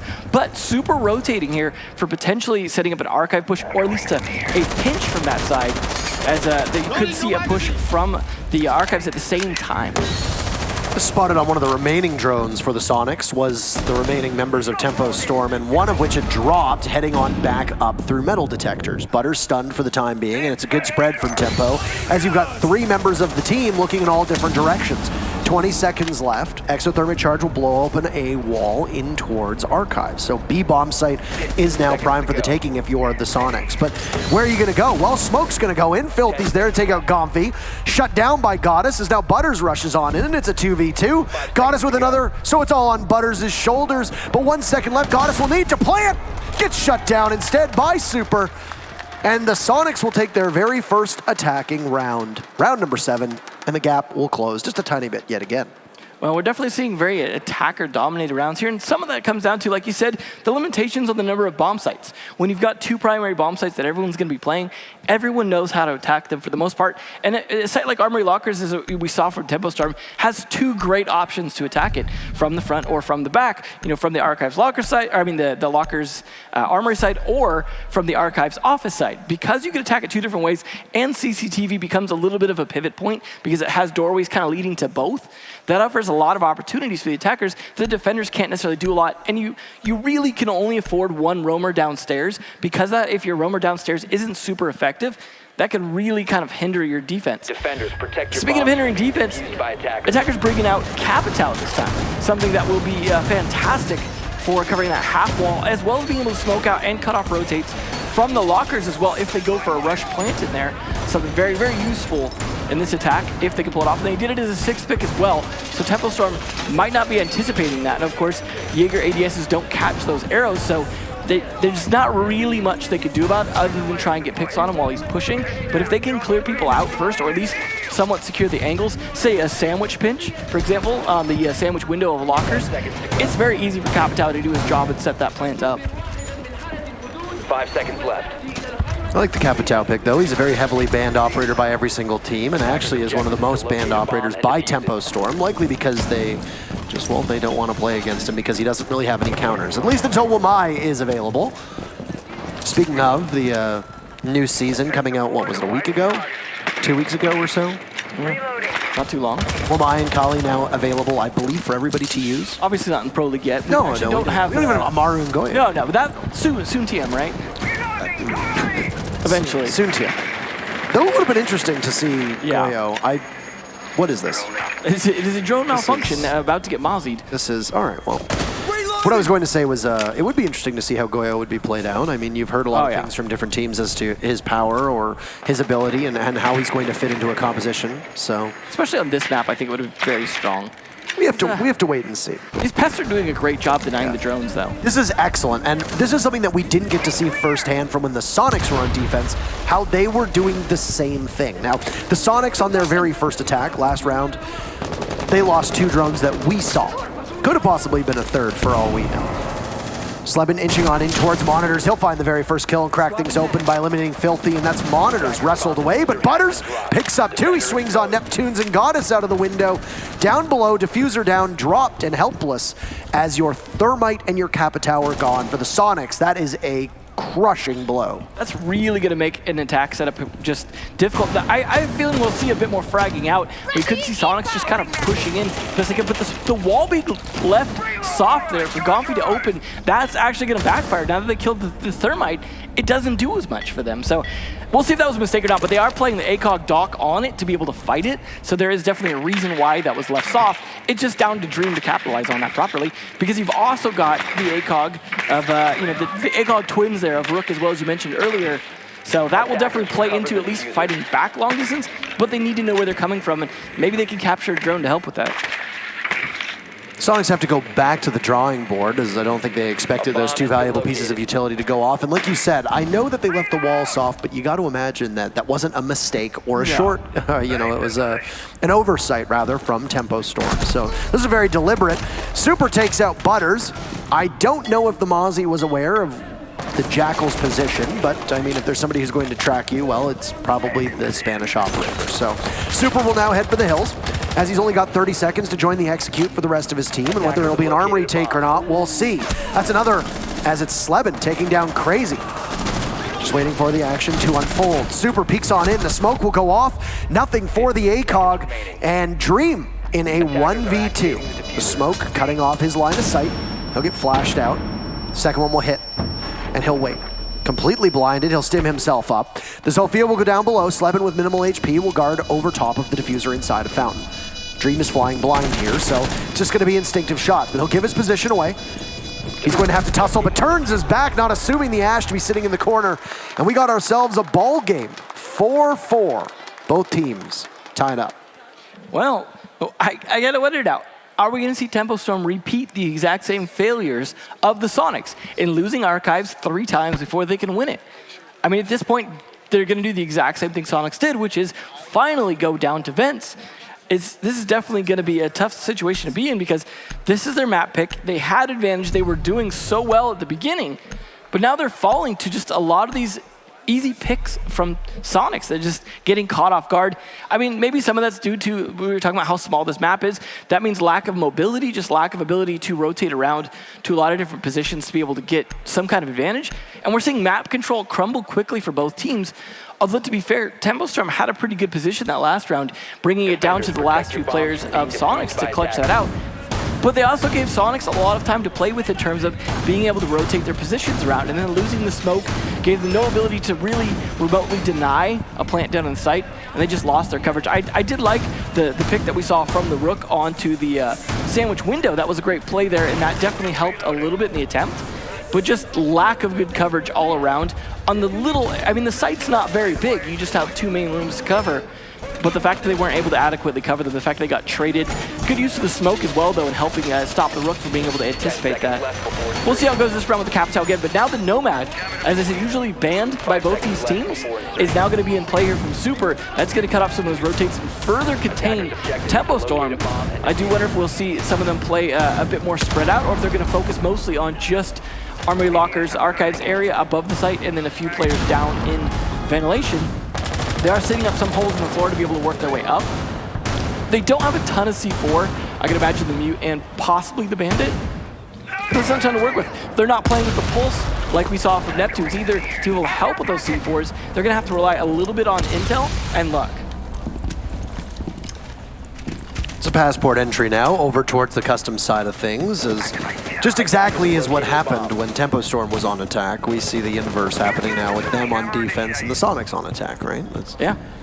But there's not as much of a customs hold from Tempo Storm. This is probably going to be a far more routine workshop hold where you look to keep control of Armory above, Archives, maybe Fountain and Office, and that's all you really need.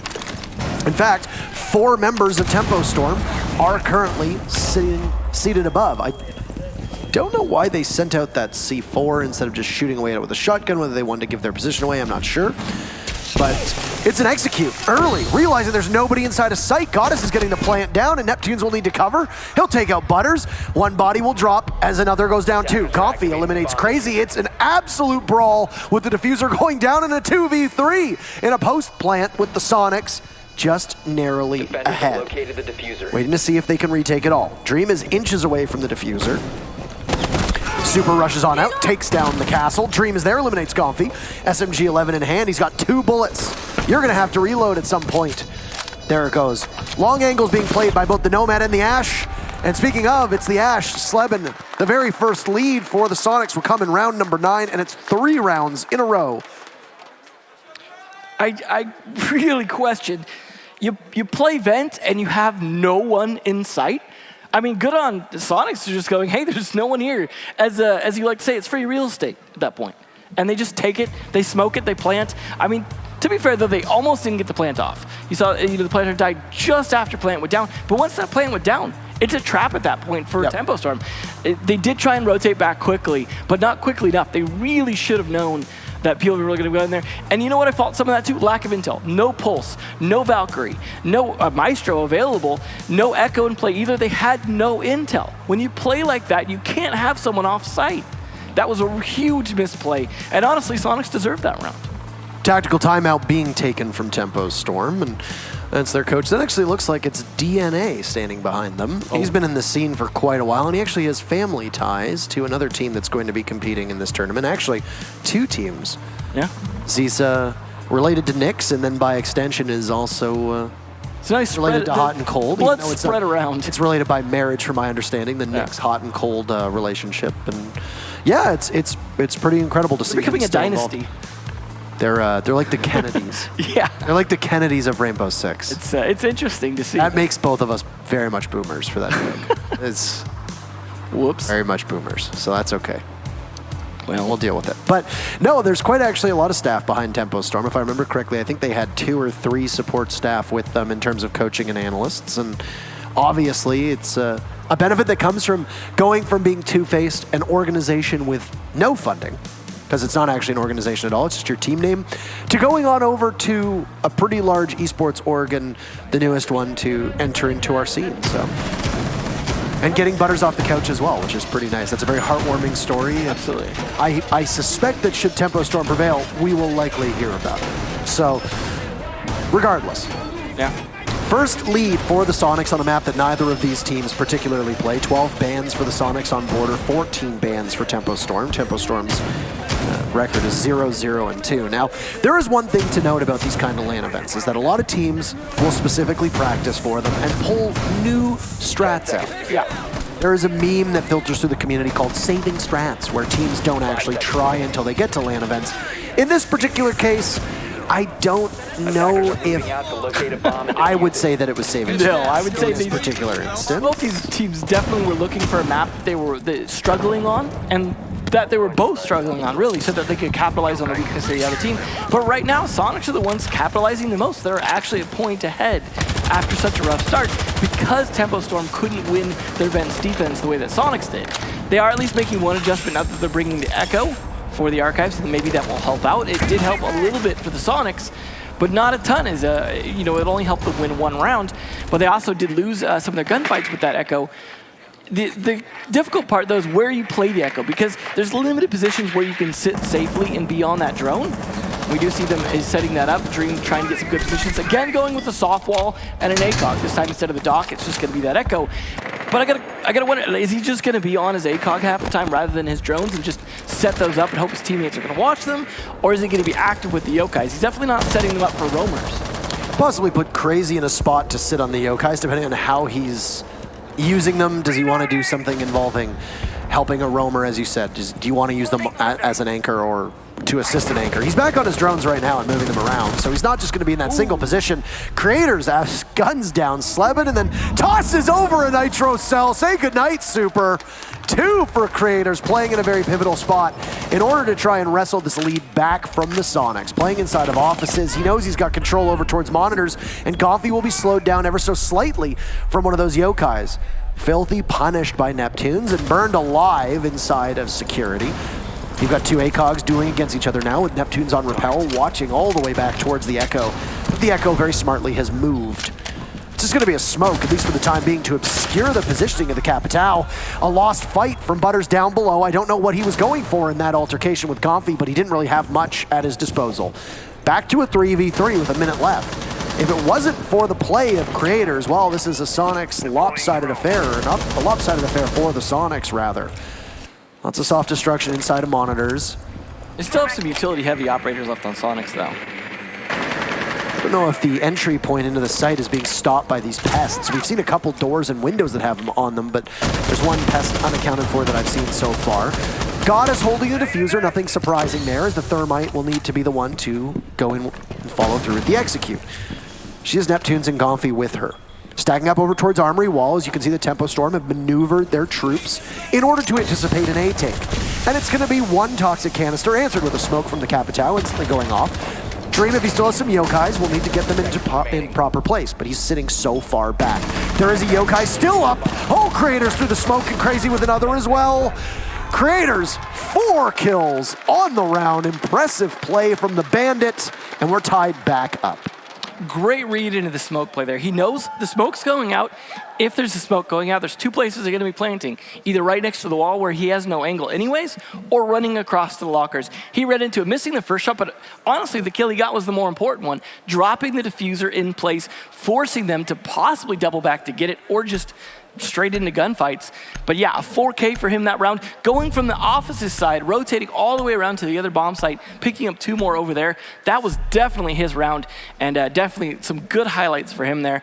And you don't always expect that from a Bandit. While Bandit's a great operator and can definitely frag out, you don't necessarily expect a lot of 4Ks out of him, as oftentimes he's picked more for his utility than for his gun, but he still has a great one.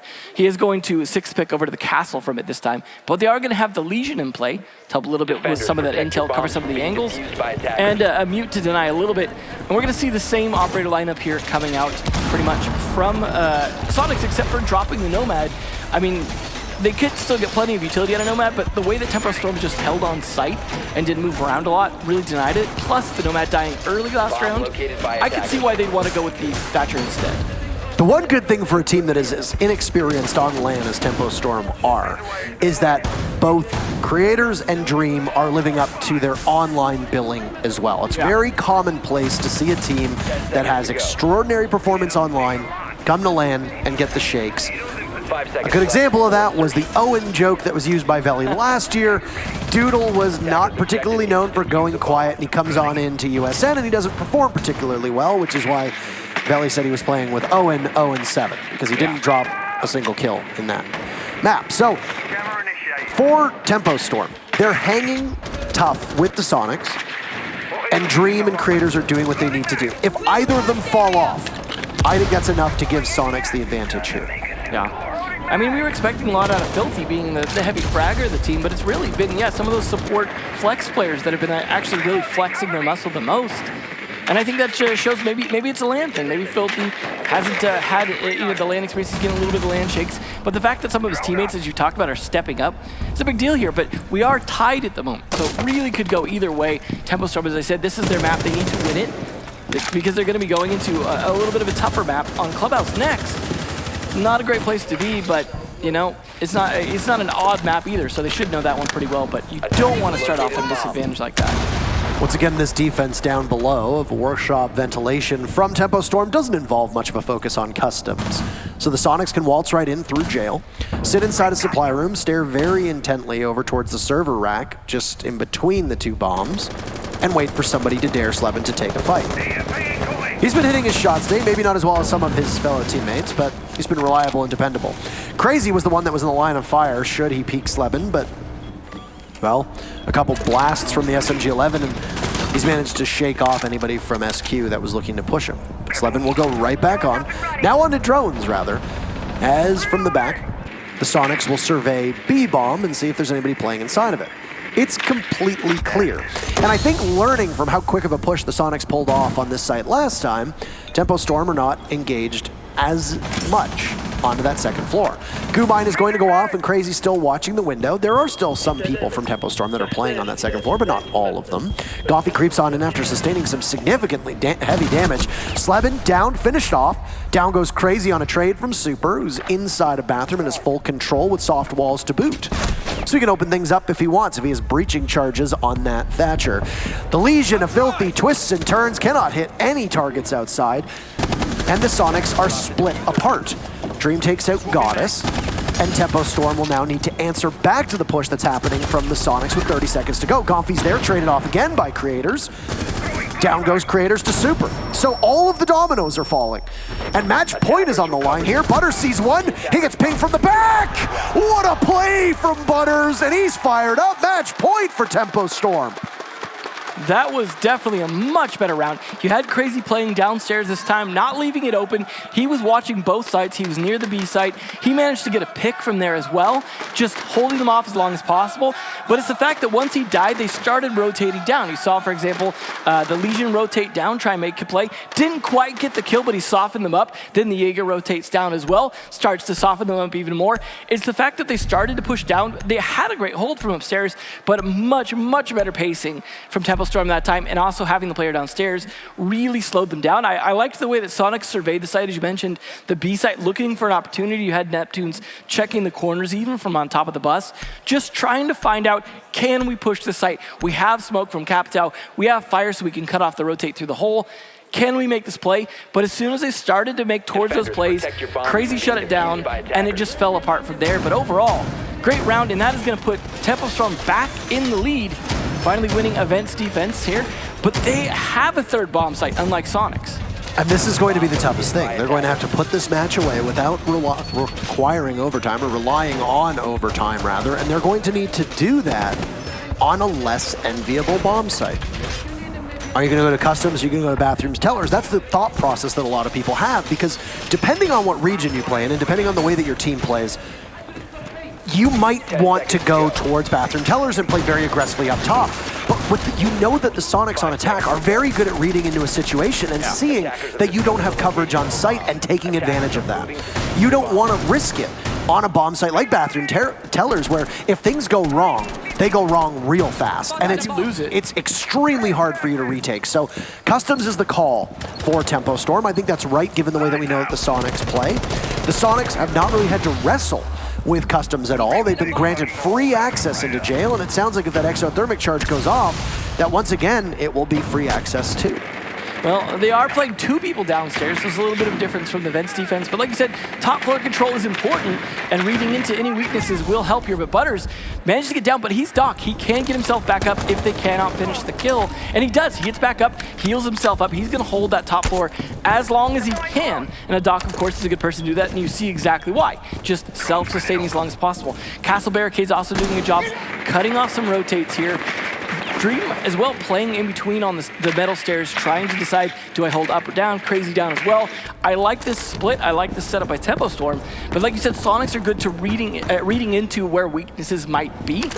But they often take a little while to do so, and that gives Tempo Storm time to adjust as well. And that's exactly what Dream's doing. He's rotating off to try and hold them back. But now that leaves Crazy all alone, the top floor control going to have to work in the favor of Tempo Storm. They might have to open up some holes in the floor to be able to help cover his doorways.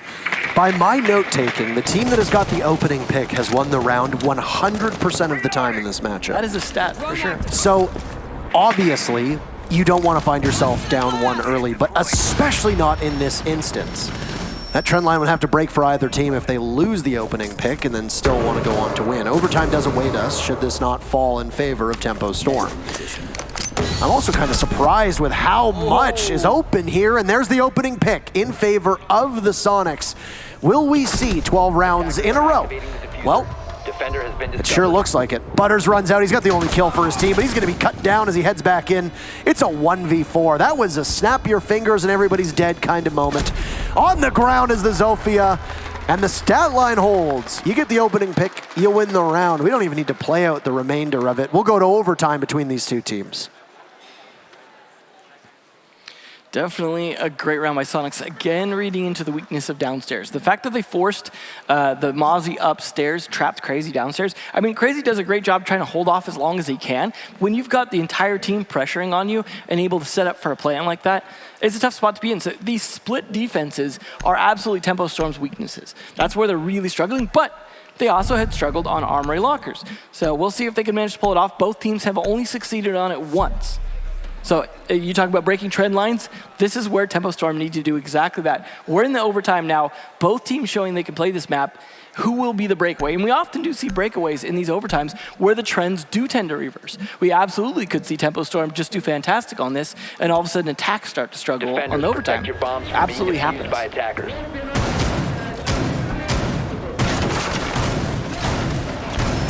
Different here. I was going to say, a very deep stat line with the only person so far that seems to be trailing the rest of his team being Filthy. Everybody else, I think, performing quite admirably and as expected. Very evenly matched these two teams are. Now, you wanted to talk about trend lines here in overtime, and I think it's important to focus on that, but Clubhouse is our next map. Yeah. We will play it no matter what. Coastline is the question mark, whether we'll need it. With how close the Sonics have been to Tempo Storm on this map, given the fact that Tempo Storm doesn't play this map very much, what's your gut shot on Clubhouse? I think we see all their maps. You think so? If Tempo Storm take this one. If Tempo Storm loses, I think there's a strong possibility that Sonics could run away with it. A nice stat there about the ACOGs. So yeah, definitely a lot of ACOG heavy defense here. This round it will only be the Echo, but definitely a lot of trying to play angles. Creators though is a god on that MP7. Smiles, leans over, fist bumps. Yeah, definitely a good start for Creators. Maybe another 4K for him. He's still playing that same position inside offices. A great position for them. I don't think they're going to set up for the C4 the same time. I think that was a pre-fire on the... It exactly was, because the body, the carcass of Gomfi is on the ground, which would lead me to believe that he was on rappel, probably shooting down the door, and you can see that a couple of the walls have been picked apart as well. So great shot from Creators, and something that you're going to expect from players at this level. Doesn't matter how new you are to Pro League, or to USN, or to Challenger League, or to Competitive League, or whichever national league you're playing in. When you're playing at this top competitive level, and you're playing up against these teams of this caliber, you're going to expect people to be able to hit those shots. Yeah. Creators is lined up for a possible second one now on the Slevin, whether the Ash can dance around it. This is definitely getting tense for these guys because they're just looking for opening picks here, and Sonics are at the disadvantage of that. The Pestrun's doing a little bit of work at denying that intel as well. And it's a showdown between those two players, right? You got to keep in mind that there's still, what, 7 more people on the map that are doing their job as required. Neptune's creeping up metal right now. I don't know if he gets spotted. No, but Crazy's there to have the back of his teammate. And down goes Slebin 2, and it's a landslide at the moment for Tempo Storm. The kill holes on the ground from Butters, silencing Super, and got us in a 1v5. Could we see a flawless round here? Yes, we will. Wow. Back to match point for Tempo Storm. They get it back just as quickly as they lost it. Like I said, the trend line switching. You don't expect a flawless round from the Archives defense after all the Archives defenses we saw so far, but it seems Tempo Storm have figured it out, and a lot of that is on the back of Creators. He is doing a fantastic job on that Bandit play, just seeming like the Sonics just falling into line for him. But we'll see how the defenses go down here. Again, this was a good sight for Sonics. They did manage to win it one time out of the 2 times they played it. They definitely have the possibility to win it here. I really could see an 8-7 scoreline at the end of this because the back and forth is very real here. And with this overtime, both teams have seen all the defenses available, all the strats that they've been using so far. If nothing switches up, it's just down who can execute better or just anticipate the other players better. That game sense. Yeah. So we'll see. We hear the thematic music in the background, which leads me to believe that it's a Sonics timeout. If there was something that popped up on the monitor, I must have missed it. But it is a timeout from the Sonics. And I mean, hey, both teams get 1 timeout per map. Yeah. You know, you saw it get taken about, 7-8 rounds ago for Tempo Storm after they were almost in free fall with the 3 rounds in a row from the Sonics, and then they marched back. Now the Sonics need to take it, and I mean, there's not a moment too soon. There's only one more round left after this round you're about to play. You're kind of running out of runway at that point. It's a good test for their new coach to see whether or not he can kind of bring this back for them. Because, you know, that's a part of what you're doing in a timeout is finally getting a chance to speak to the coach, because the coach has the perspective of all 5 players. Is he on as a coach or an analyst? You know, I think he's doing a bit of both roles. So I find that if there's only one, they usually do both, right? I'll just call him coach. Coach. Because he's definitely acting in that role right now. Well, we'll see how this defense goes here, because, Defenders, protect your you know, if bombs. Sonics, though, if they lose this map, it's not as big a deal since it wasn't their map pick. But obviously, you don't want to have to go to all 3 to win it if you can help it, because you want to save some of your strength and energy for future matches. You also don't want to give away too much, and the less rounds you play, the less you give away to future opponents as well.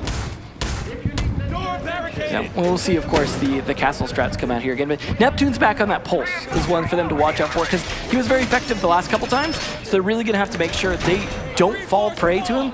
So they got to know, okay, we know he's playing that pulse. We managed to kind of track him down and push him out a little bit last time with the drones.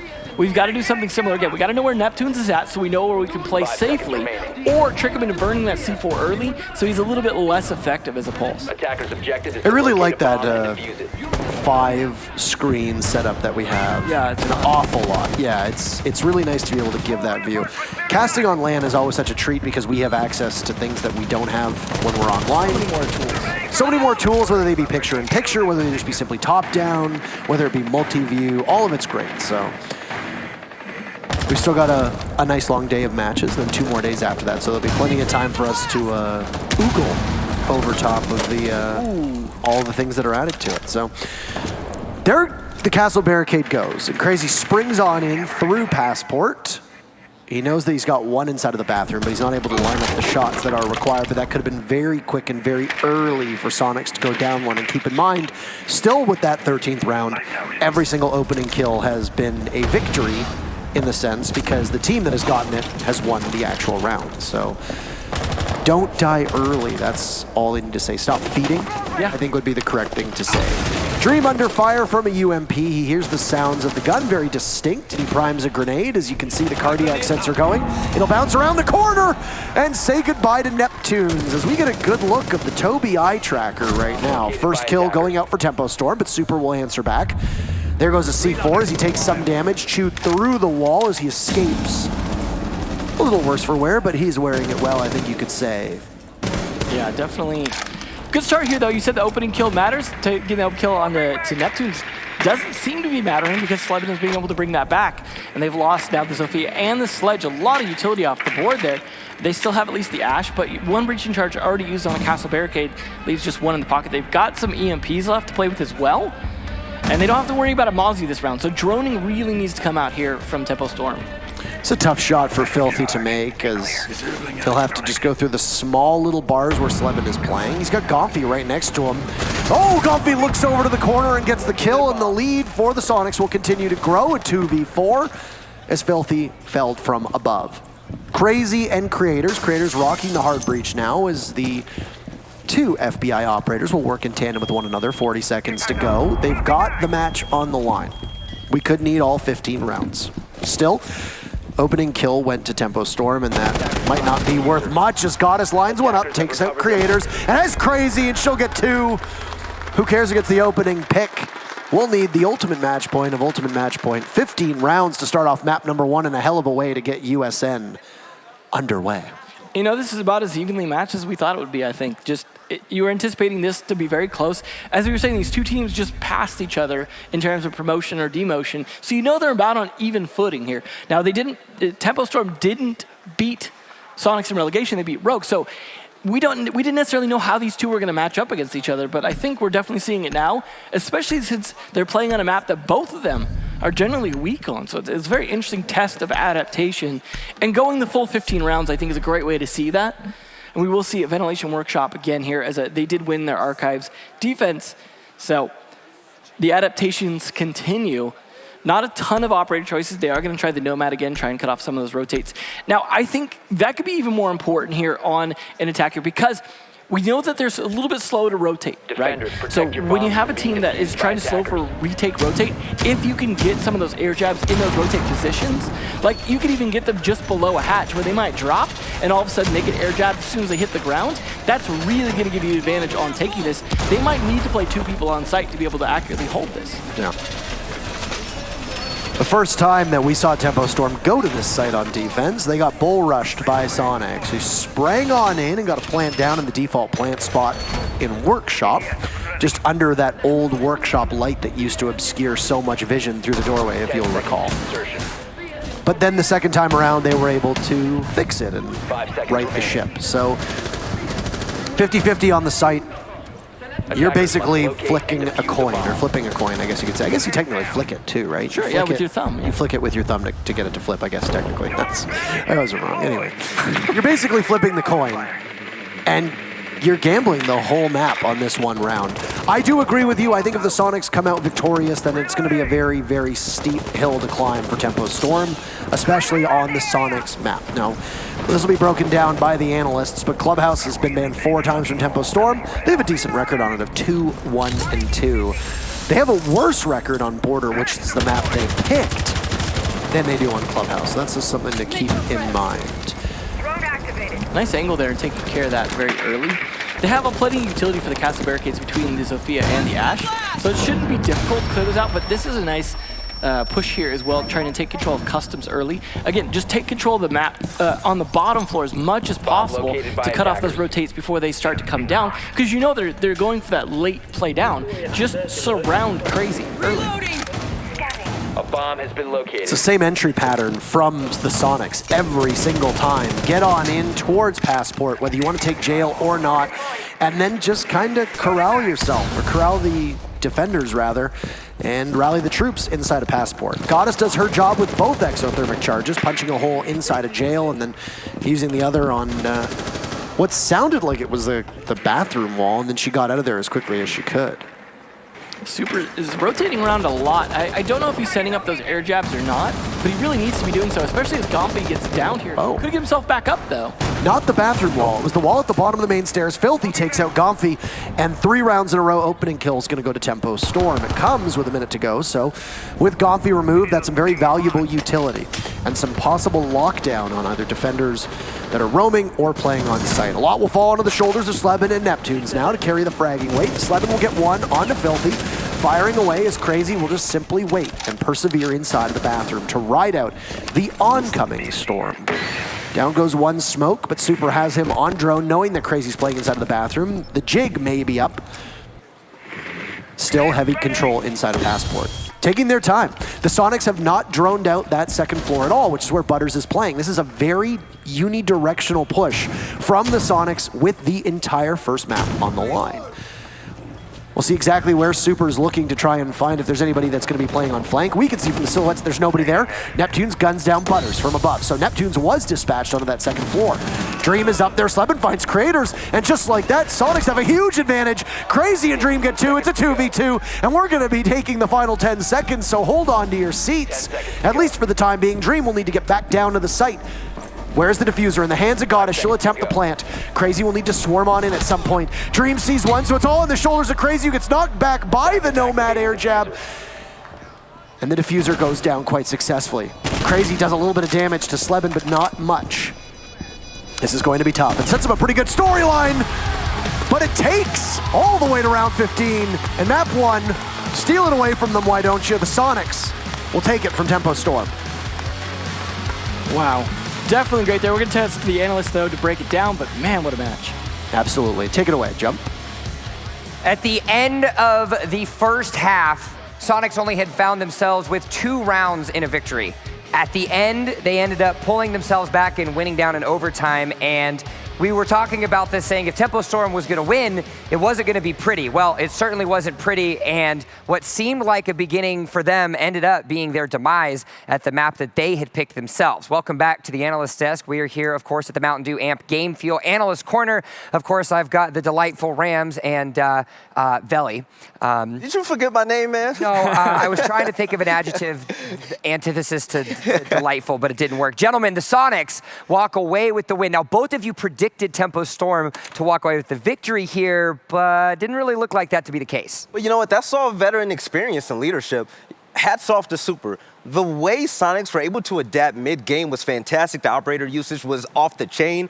But the thing with Tempo Storm, no intel ops. They weren't able to adapt. They were antsy. What was wrong to you? Yeah, there seemed to be a lot of miscommunication on the side of Tempo. It looked, and they didn't have a lot of intel operators to actually give them, the information they needed to adapt and rotate effectively. We saw a lot of good rotations from Sonics to change their pushes and everything. We saw like tons of clutch plays coming out from Tempo, but there were a couple of rounds that would have been way easier for them if their communication was more on point. And I think that was the big conversation of the first half specifically, of when you think about the 4-2 lead that Tempo Storm was able to acquire, it was on the backs of Dream getting 2 3Ks in 2 of those 6 rounds, and it was that point. It's when you don't have the intel, you're forced to be put into a position where you have to frag. It worked, but after the adaptation of Sonics, it was shut down. You can't depend on those clutch wins all the time. Like, that can't happen. But the one thing that Sonics did, even though they were down 4-2 in the first half, you started to see a little change in their strategy. At first, when they played on defense,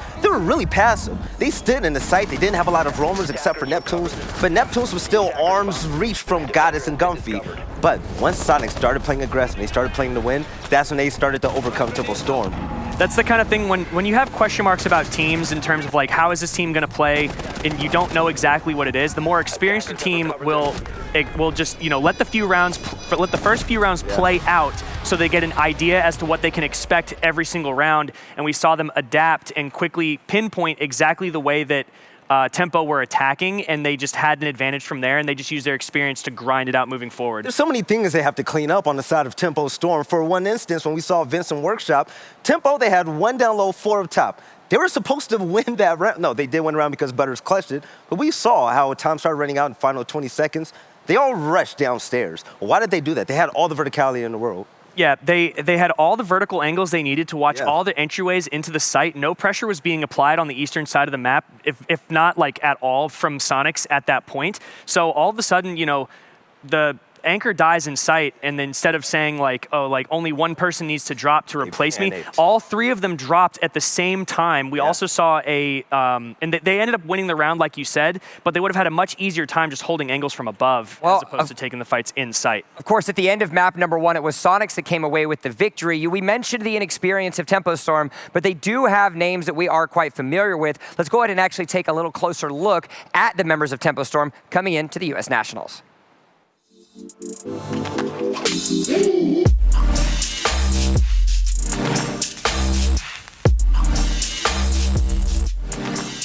I'm Butters, this is Creators, Filthy, Dream, and Crazy.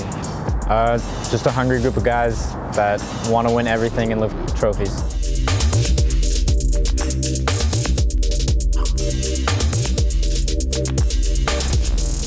To be Team USA would mean a lot to us and just show that we're the best team in North America. Yeah, we are loving it in Vegas. Loving it.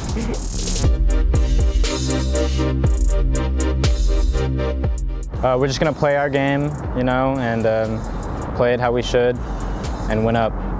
The most important to us is teamwork and communication. If we have that, and we're winning.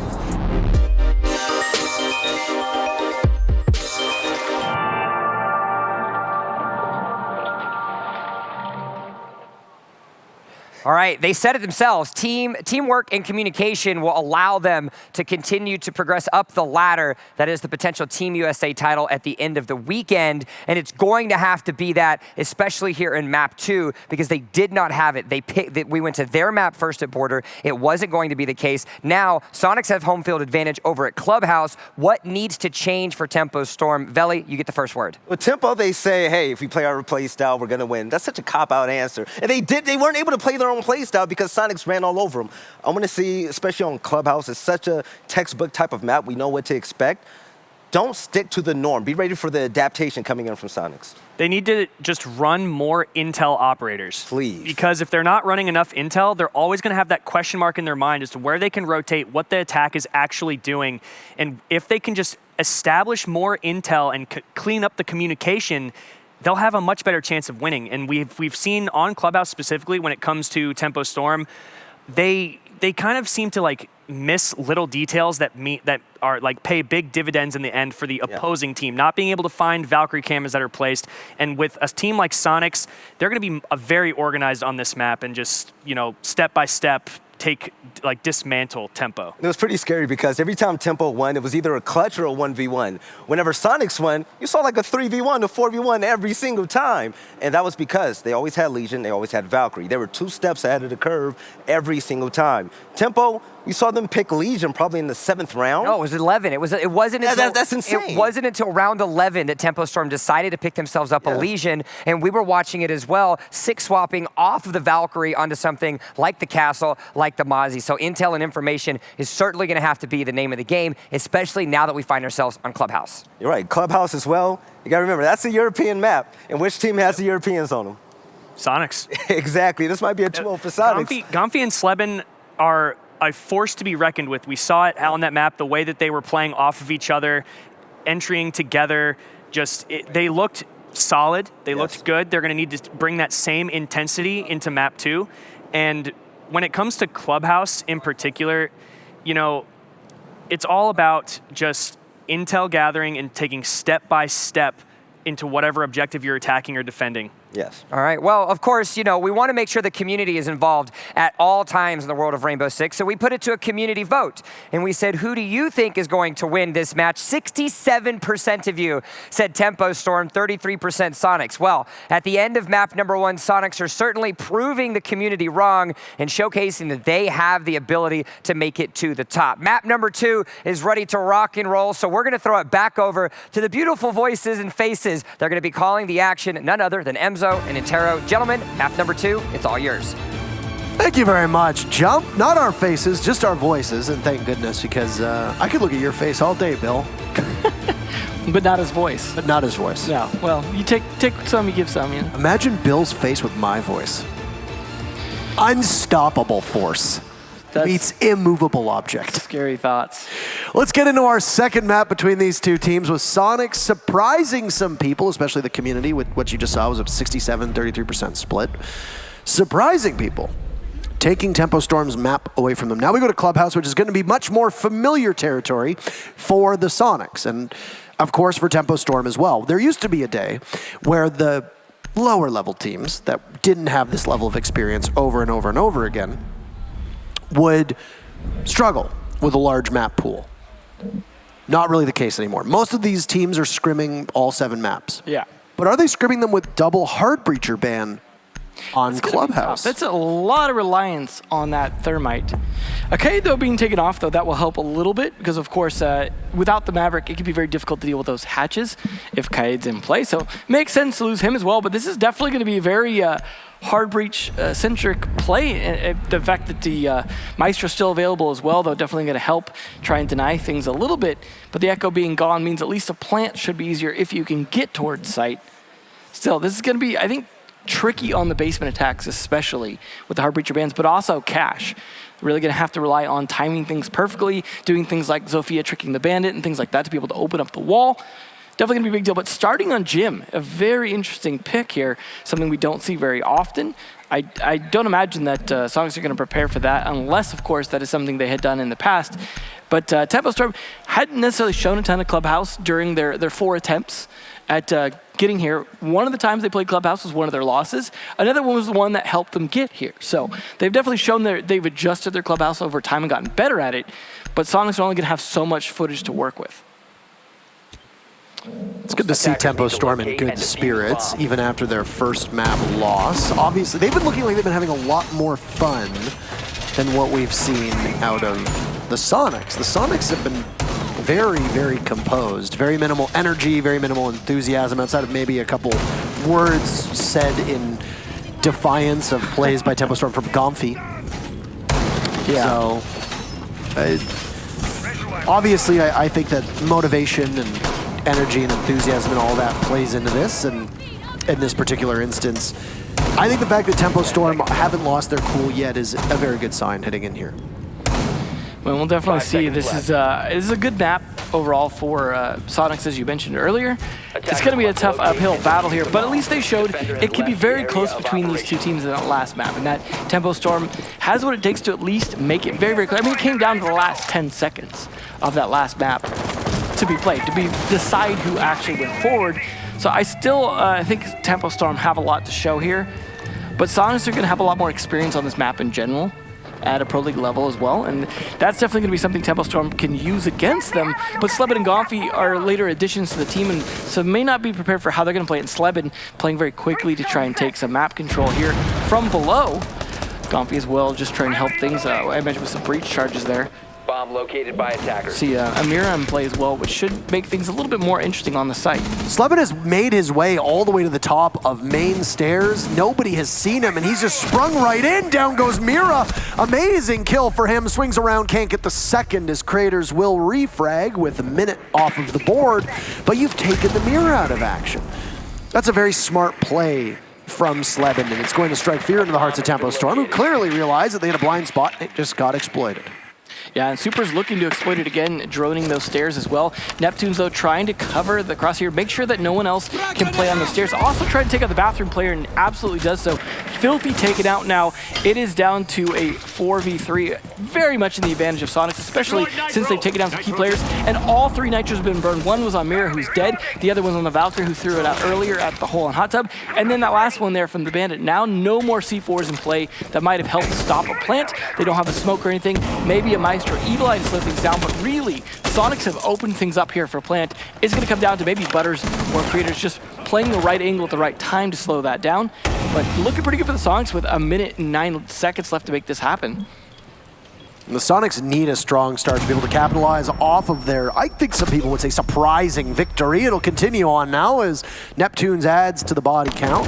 Down goes Butters. Craters isolated. He'll swing his way out. Takes out Super. He's got an angle to play against Gonfi. This will be a very tough shot, especially with how low Craters is. This will be a 1 in a million shot if he can land it. Plant goes down successfully. The Maestro trapped inside a construction. No way out, barring a jump through the window, and Neptune's will just watch. He lines up, takes out Craters. A little bit of a surprise there for old Scotty, as you want to call him. And the Sonics will clean up the rest of the round. Diffuser down, objective played, and they find every single kill. Very clean round there, especially with the Ashe entry just really doing exactly what an Ashe entry should do. Yep. I mean, the creepy crouch walk, the 3-speed, the sneaking up. I mean, I'm honestly surprised he got traded without getting a second one first, but Creators was definitely on top of that, just not soon enough to save his teammate. But overall, a very, very smooth round for the Sonics. Does not bode well for Tempo Storm to try and play something like Jim like that and just get dismantled, thinking they were the ones having a surprise in store for Sonics. They will go down to Church Arsenal, though, a little bit more of a standard play, and this is definitely what they should be doing at this point, because their little surprise trick just ended up backfiring on them. They are going to 6th pick, though, to a castle to sneak that in, Attackers need to which I don't think will make a huge amount of difference. When you've got a Zofia, an Ashe, and a Sledge, I don't think those castle barricades are really going to hold up very long. We'll see them, of course, be able to potentially hold the hatches, you know, a little bit longer in the sense that there's only one hard breacher, so they have to choose, do I take 2 hatches? Do I take 1 hatch and a wall?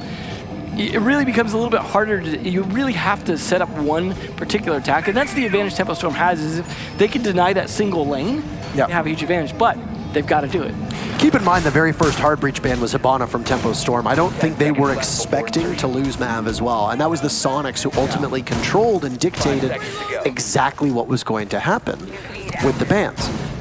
So the Sonics are, by banning Maverick second, probably very well equipped to deal with a single Thermite on Clubhouse. We saw the same thing in European Pro League one time, very distinctly, which was when it was Lestream versus Empire, and it was Empire's only loss in the regular season. And what happened? Well, there's a rush, actually. Wow, 3 minutes. So hold on a second. I'm just going to wait for a moment here. And Sonics, within 30 seconds, are almost in sight. This is something that's very telltale and very vintage Sonics, so to speak. They take down one, but they lose another. Down goes Gonfi. Advantage back in the favor of Tempo Storm. Neptune's now trapped with the diffuser as well. Super's going to have to try and bail his buddy out here. Hatch is open to do that, but no. Caught off guard. Filthy was trying to guard it from above. Great play by Super to even things out, and then back and forth. Crazy gets the one on Neptune's. Some beautiful shots here from Crazy. He cannot be shaken off of that position. Super just found a kill above. Will now need to get the diffuser, and we're only a minute into this round. Don't kid yourself. This was a very quick bout of action. So he's got a lot of work to do. Keep in mind that this entire setup on the main floor was designed to bleed utility and time off of the clock for the Sonics, but they just negated that by just going around it because there was nobody watching blue. That was it. I don't even think there was a single goo mine, at least from what we saw. Follow along with the Toby eye tracker just to give you a look at exactly what Super is looking at. He's very focused on exactly the end of the ACOG. Not worried about anybody from any other angle. He knows he's got the Legion through a box. He'll snap onto Butters. He was looking up to see exactly whose name it was. He'll creep on up. The Legion darts around, but he's going to get shot now from over on Church. Super with one. He's got the pistol out, but he can't do much. He's not fast enough for the Legion, and that gets very, very bad for Tempo Storm, but they manage to save the day at the final moment. What a stressful match or round for Tempo, because they had all the advantage in the world. You know exactly where Super's got to go. Either drops hatch or comes down the stairs. He's got to get the diffuser. He even telegraphed it with 2 EMPs. He's like, hey guys, I'm coming.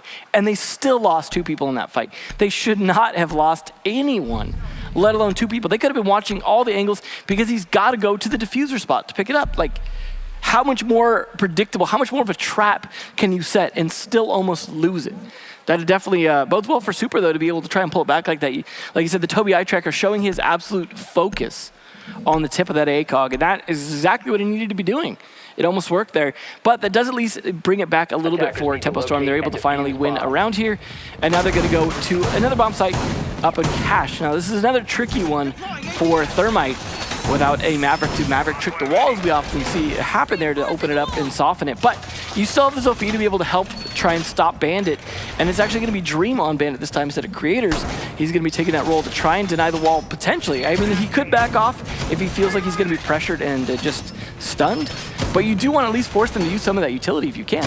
I was making some notes in my notebook when we went into the lineup and the operator lineup and all that jazz. And as you said, we're going to go to Cache. The first thing I thought was, oh, single Thermite? Well, you got to take Garage and you got to have a Capitao with you.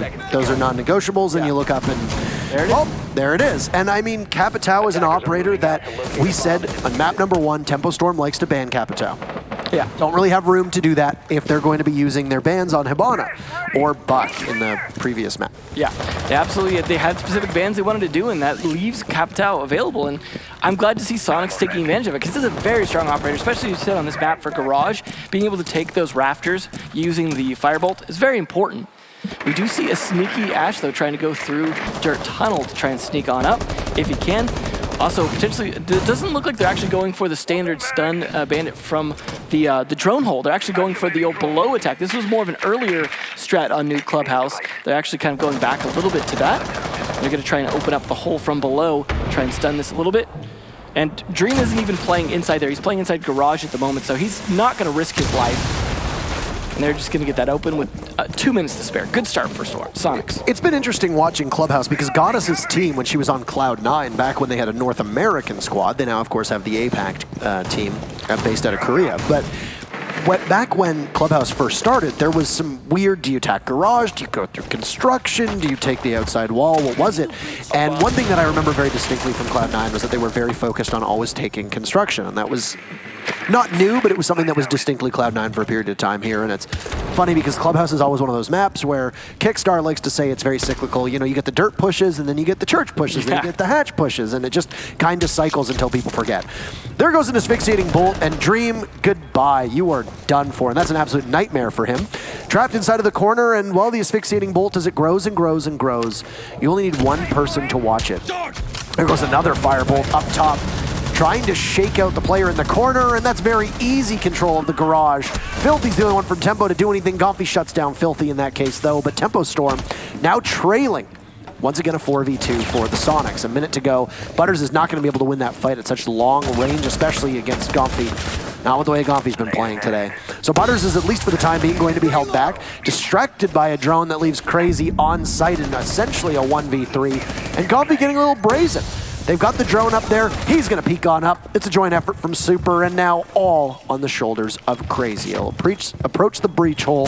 He's got 1 on Catwalk, 2 on Catwalk. You know, 1v2, and he's sitting on Diffuser as well. I'm not sure if he's aware of this. He knows somebody approaches from red, and he's got the breach hole as well to take care of. EMP goes off in front of him. He'll have to avoid the glare from the sun.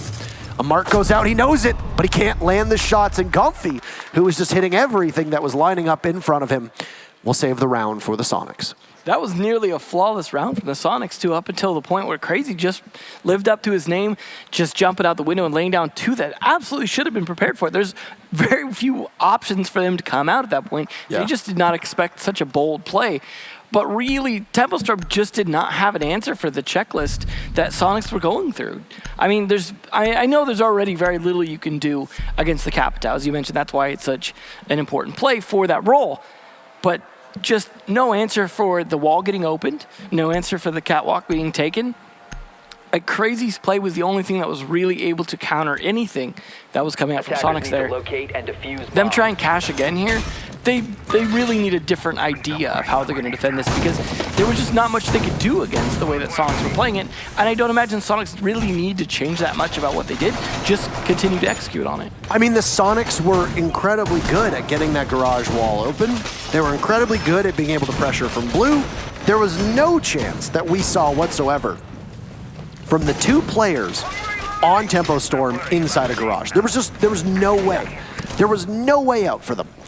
Wamai is not available and won't be available for at least 3 months.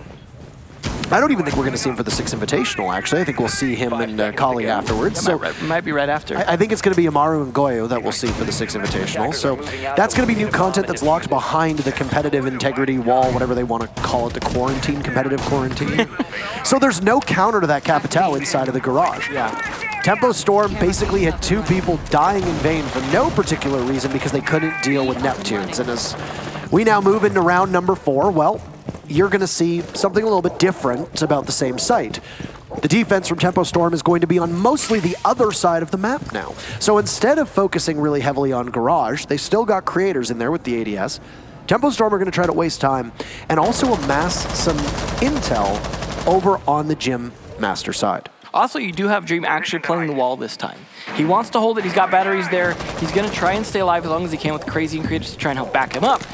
But they know what's going on there. They've droned. They have the Thatchers to be able to take out the batteries. They're going to take them out. Dream's not going to... Oh, no, he tries to counter the wall, but immediately hit by a Zofia charge as well. They're going to get that wall open. There you go. You heard that. He's low on health now.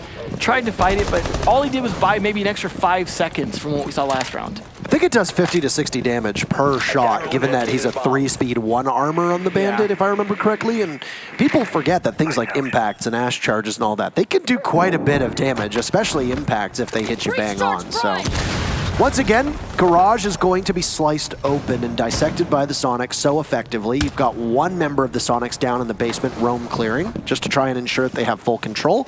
It's going to be Sleben, and he knows that there's somebody playing down here. Getting crept up upon.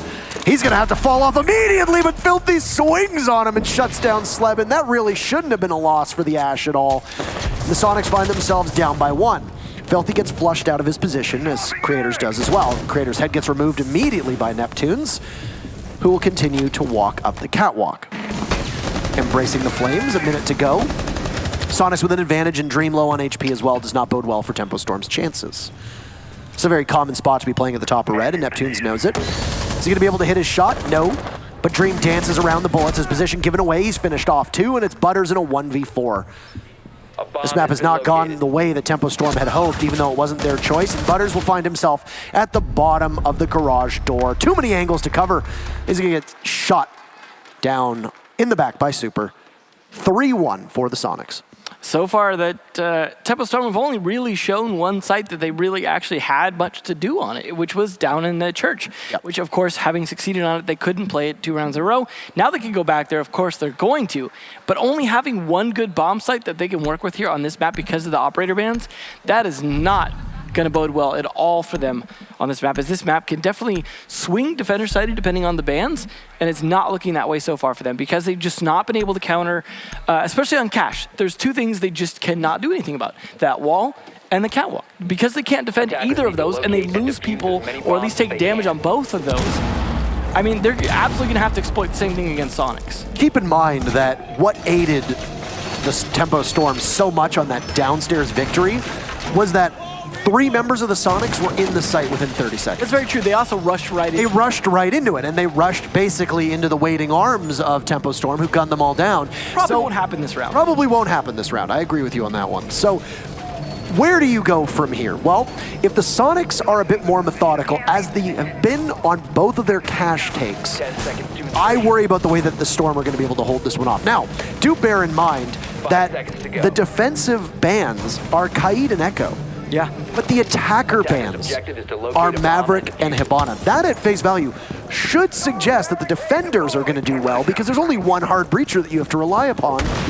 And a lot of people would argue that Thermite is the easiest to counter in a lot of these situations. But because of the way that the Sonics set up these bans, they were very clearly ready to deal with Maverick and Hibana being off the board, and they have played so well around it. Well, they already used one hard breach upstairs on the cash wall. Interestingly, that really limits their options for downstairs pushes, but they used it to take care of Filthy. Oh my. Still worth it. If they could trade a Thermite breach charge for a kill, that is very important, especially a kill on a Mozzie. That's a C4 off the board as well. And the way that Tempo Storm are laying out their defense, you saw that there were a couple people roaming, which is not out of the ordinary on Clubhouse, but still quite rare. We don't often see teams take 1 or 2 of their defenders and put them off-site. Because you saw why. And I mean, you just saw why, exactly there. Where are you going to go? And here's another lined up and waiting. Oh no. It's going to be Butters on deck. Sleben will drone on in. Butters is right there. He takes out Gomfy, trying to refrag. Oh my goodness, Butters pulls 2 rabbits out of a hat in one go, and Tempo Storm now with the advantage over what should have been a very easy 2 kills for the entry of the Sonics. So now not only have they used 1 breach charge, they also have lost 2 players. 2 important that's actually Castle Barricades now in a great position because guess what? They lost both their soft breachers and they have no sledge now. So the Castle Barricades, if they're in the right spots, might actually be a little bit of a game changer in terms of delaying a lot of time. So, I mean, not a bad position for Tempo Storm to be in. Yes, they did lose Filthy, and they took a lot of damage on Butters, who's still somewhat upstairs. He just drops down through the gym hatch now and can rotate. Super's going to try and trap him here in the bar area or the bathroom.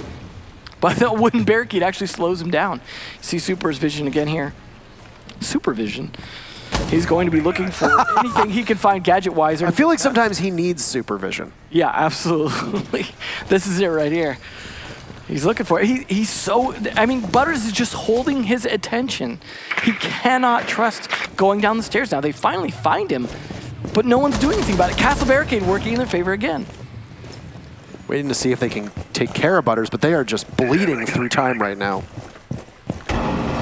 This is such a Tempo Storm round now. This is, yeah, and I mean, I don't see how the Sonics are going to be able to translate this unless they just decide to ignore Butters and push a 3v3 on site, but even then they've only got 1 exothermic charge. That's it. They're trying to figure out where the Valkyrie cams are, as playing in the typical pulse spot, a couple bullets will go out. Say goodbye to the Valkyrie camera. Neptunes, with a couple smokes, will try and make it so that nobody from the defense are able to get on in. Neptunes gets in, gets gunned down from Creators. What can Goddess accomplish? Well, it doesn't look like that much, at least for the time being. She's in a 1v2 downstairs as Super finally finds Butters, but Super won't get too far. A nice crossfire established at the bottom of the main stairs. Tempo Storm will answer back. Great round for them. Unfortunately, this is still the only bomb site they're winning. Obviously, that wasn't a round where we saw, 3 Russian blue. But surprisingly, it's still definitely won the fair. I mean, Butters, absolutely. And that was entirely his round. The only reason Tempo Storm dominated that round was because of Butters. Not just getting the 2 kills, but he didn't even get traded. He got downstairs and hung out playing pool for as long as possible with just nothing that could be done from Sonics. Not to mention the fact that he took out the 2 operators that could open up the Castle Barricade, bought him even more time. I mean, I don't know if we'll see a repeat of that, but I mean, we didn't see a repeat of what won them the first time as well, so. It was such a misplay by both Gomfy and Sleben. You could see that they were working in tandem with one another, tag teaming the top floor, sending in the drone to try and figure out the exact location of the mute, and they knew where he was, but just you played around it, and Butters played it very well. But more than Butters playing it well, it was a pretty big misstep that we saw from the Sonics. So I had said that if they were as methodical on a church take as they were on cache CCTV, and it would probably do, yeah, and it did look pretty methodical, I will give you that, but I mean, There's a method to the madness, sure, but sometimes the madness is better. That's it. That's just the way it works out. And that Butters was the madness that round. Exactly. And Butters was, I think, indisputably better with the way that he played it. So could have been a 4-1 victory, or rather lead, for the Sonics, which would be pretty good to catapult them towards victory. That'd be tough to come by, and especially given the way that these work. The attackers don't usually win an awful lot on Clubhouse. That's just it. Yeah. That's it. That's the tweet. Well, I mean, right now it's only a 1-point advantage for the Sonics. So Temple Storm aren't that far behind. Yes, obviously not everything worked out for them. They lost on all the other bomb sites, but at the same time, being only 1 point behind isn't too bad here. They can definitely still bring this back. But they do have the advantage on defense, given the operator ban. So they really should be in a better position right now. But maybe they can bring it back. Gym is what they started on. Obviously it didn't work out, but they can make some adjustments now that they've got a couple rounds under their belt, feeling a little more confident. We are going to see, of course, the Sonics just doing what they can to try and open this up. You don't really necessarily need Haban or Maverick for this, because you can usually open up Cash Wall somewhat uncontested, and then the hot tub wall is not as difficult to open as Cash. So probably both those exothermic charges are going to be used on those two walls, depending on how they want to play it. But right now, I think they're just trying to get an idea on the positioning first. See if they can figure out where Filthy's playing. Now, they aren't playing with the mirror this round, so it's a little bit different. They just reinforced the entire bathroom wall, but they picked the mirror, though. Yeah. And then 6 picked off of her. Yeah, just to make them think they're going for the same play. And that's a smart thing to do. We've seen fake outs with certain operators before, like Valkyrie, Pulse, Castle, etc. Coffee gets down and finished off. Filthy, very aggressive on the opening created by Jacuzzi Wall. Slebin will do the exact same thing he did last time. Guided in by a drone on central stairs, but there's going to be one watching. The Valkyrie staring quite intently to see if Slebin's going to bother to go up much farther. But no, the Valkyrie's now inside of the bathroom, so you don't have to worry too much. Filthy, a safe haven with the double reinforced walls. He's not really at risk of any possible aggression. Slebin will continue to creep on up as 2 drones look to be guiding him in at this point. One to his right and one to his left. Bandit tosses the C4 out, and Slebin just waits very patiently. He doesn't need to provoke a fight whatsoever. I don't think the Sonics know what to do, and I think they're waiting for somebody to overextend so Slebin can get a pick and then roll from there, because for the time being, they don't really have much going for them. But reposition the Capitao over towards the bathroom, though. You still got your 2 firebolts. There we go. Finally, Slebin gets one. Neptune's helping to try and cut things off as well. This is starting to roll slowly in the favor of Sonics. Slebin's patience, I think, going to pay off. If he can get a second pick onto potentially Butters or Filthy, that'll definitely work. He did have one down, but the trade's back and forth. Dream and Butters getting one each. And there we go. It just collapses. 4 kills in the span of a second, and Tempo Storm well managed to equalize. That's impressive as all get out, and well, it certainly looked like the Sonics were the better team through the first couple rounds, but that pendulum has swung back in the other direction, and the real question mark here, double hard breach ban and Tempo Storm now goes on to attack. Yeah, this is definitely where they need to have a good plan themselves. Like you said, they might have been caught off guard by the Maverick ban, and that's a tough thing to adapt to on the fly. If a lot of your strats depend on getting certain walls open and you don't have a good way to do that with just Thermite, it could be tough. Interesting that they're going to be the ones to bring the buck, having banned it last map. They're going to bring it here, see if Dream can use that adequately, as we didn't see that really from the Sonics. So we'll see. The Sonics, though, also not starting on Jim like we saw from Tempo Storm. They're going to be a little bit smarter about it for their first sight. We will see them have the Legion to slow things down, and the Maestro as well. And then we'll have the additional intel of the Valkyrie cameras. We heard a lot on the analyst desk about the intel struggles coming out on defense from Tempo Storm. I think we saw a little bit of that this map as well, and I'm glad to see Sonics aren't making that mistake. They really like to have that extra intel. 2 camera operators, a mute to deny some of the droning, and then the Legion goo mines to be able to provide some extra intel. They are going to have some idea where the attack's coming from, but they have some good setup for vertical play here with the Buck. Capitao as well be brought for Church, not as necessary, but we did see that from the Sonics. I don't think we're going to see a 3-rush blue here from Tempo Storm, but you never know. Could get crazy. We'll be getting a lot of setup on the mid floor as well, some cameras, things like that. Tempo Storm has historically been very strong attacking in the Clubhouse. Well, we'll see if that's the case here. 60% round win rate on less favorable side, but that was against different opponents. I saw the word favor without a U in it, and my eye kind of twitched, and then I realized where I was. There you go. Did they do the U in Canada? They do the U in Canada. That's unfortunate. Well, We will have the favor of the no you here, and see if this is the favored side. Just a side note, that was it. But we'll see how much that stat is going to hold, because like we said, and I've said twice now, maybe Tempo Storm know how to deal with this. Maybe they were even expecting it. Maybe they'd scrim the Sonics at some point and they knew this was coming. We don't really know. So it'll take a round or two to see how this plays out. Now, on no single site, I would guess, is it going to be more pronounced than Church, because as you said, you've only got 2 exothermic charges, that's it. That's one hatch and maybe the Church wall. That means you don't get dirt open, that means you don't get the kitchen hatch open, or you don't get the bar hatch open, or you don't get the stock hatch open. I mean, it doesn't really hurt when the stock hatch is left soft like that. I mean, they didn't bring a sledge to just open it easy, but they have a buck to do about the same thing. I would not be surprised if Butters had breaches either. There you go. So you got to expect that one person on that team is going to have that as the secondary gadget here. So, but the Sonics are expecting a blue take with the way that they're lined up right now. Not just with the barbed wire, but also the intel. You mentioned that there's a wealth of information on the side of the Sonics from the Valkyrie and from the Legion. And then, of course, don't discount the Maestro. It's just about waiting. There goes some smoke, and there goes some fire, rather, as Gomfi gets pushed out of his position, and both the fire arrows are gone. Filthy still has the ability to shroud anything in smoke twice. There's only a set of smokes on the team, mind you. Sleben is there on the flank, takes out Dream and Creators, both of whom are watching from above. Not ideal circumstances for Tempo Storm. Definitely pushing a bit into the trap here now, giving away their position on blue. That's their one attacker that's actually pushing downstairs right now. Yes, they might have some top floor control, but it gets taken down. Sleben taking out Butters. A lot of pressure on Crazy here. Filthy could maybe support him a little bit, but this is not a good position to be in. A Diffuser not even in pocket right now. No. Taking out the head of Goddess, though, as she peeks a little bit too prematurely from the back of Armory. Sleben's there for his 4th. There he goes. He's only got 1 left. It's going to be coming from blue. Can you get them all? No! Ace denied by Crazy. You have to shrug your shoulders at that one, but it doesn't matter if he gets the ace or not. He took away about 60 HP off of Crazy. He'll have to suicide drop right on in. No utility, nothing. And no health left either. Golf claps in the audience as the Sonics regain the lead. Definitely looking good there. That was a very solid defense coming out from Sonics, but this is going to be rough just because, you know, it is hard defense of the top floors. We saw how thoroughly Sonics were able to dismantle the cash defense from Tempo Storm as well as some of the gym defense. So will Tempo Storm have learned from that? Will they be playing the same way?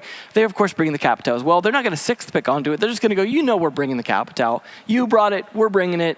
No use hiding it. They are going to bring the Buck, though, a little bit different. They have 2 ways now to hit from below to be able to deny Bandit his job, which is going to be Sleben playing on that. So maybe it'll work, maybe it won't. That is also a trap you play into. If you need to take Lounge from below to make that attack happen, you also expose yourself to players in Lounge. So they may have someone covering for that. Looks like we have a timeout at the moment as well. Looks like a technical timeout at the moment, so no one has called for their timeout yet on this map. It still gives teams the opportunity to discuss amongst themselves, removed from the fray of action. So this is good for both teams. I don't think this is the sort of thing that will break up the momentum. It's just simply somebody getting things adjusted. But I mean, the Sonics do have something to talk about. They certainly look like the well-oiled machine through the first half of this map. The second half, well, we've only played 1 round, so we can't really extrapolate much from that, mind you. But certainly the Sonics looking more comfortable with the way that the bands worked. Sleben dominated that last round, but largely did so on the roll. It wasn't even necessarily Sleben. It was the flank roll that there was nobody on Tempo Storm doing flank watch. You can replace Sleben with just about anybody else. That's Sleben also taking advantage of, again, like he was on Ash, taking advantage of holes that Tempo Storm are leaving, just oversights they're making, and that's costing them. So, because there's a technical break, we got to see the Tempo Storm video on the desk. Why don't we give you a look at the Sonics video now, too?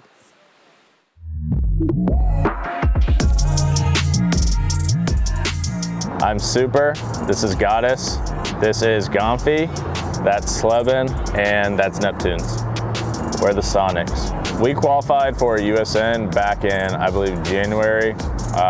Since then, we've had 2 roster changes with Gomfi and Sleben, replacing Ghost and Avian. So they're kind of hitching a ride. And we've also been demoted from Pro League, so that's depressing. But hopefully we do good here. Just winning any title in general is obviously an important thing, but you know, being crowned Team USA, especially for me because my previous team, Rogue, won Team USA last year right after I left the team. So if we were able to win, that'd be pretty special to me. And you know, considering we have 2 European immigrants on our team, I think it'd be pretty ironic as well, so I'm all for that. Well, we've only been in Vegas for 1 day. Yesterday we went and got pizza, so I enjoyed that. I don't really think you can have too bad of a time in Vegas as long as you control yourself. To me, the most important aspect of the game to be successful is easily communication. Our special tactic is that we have no idea what we're doing.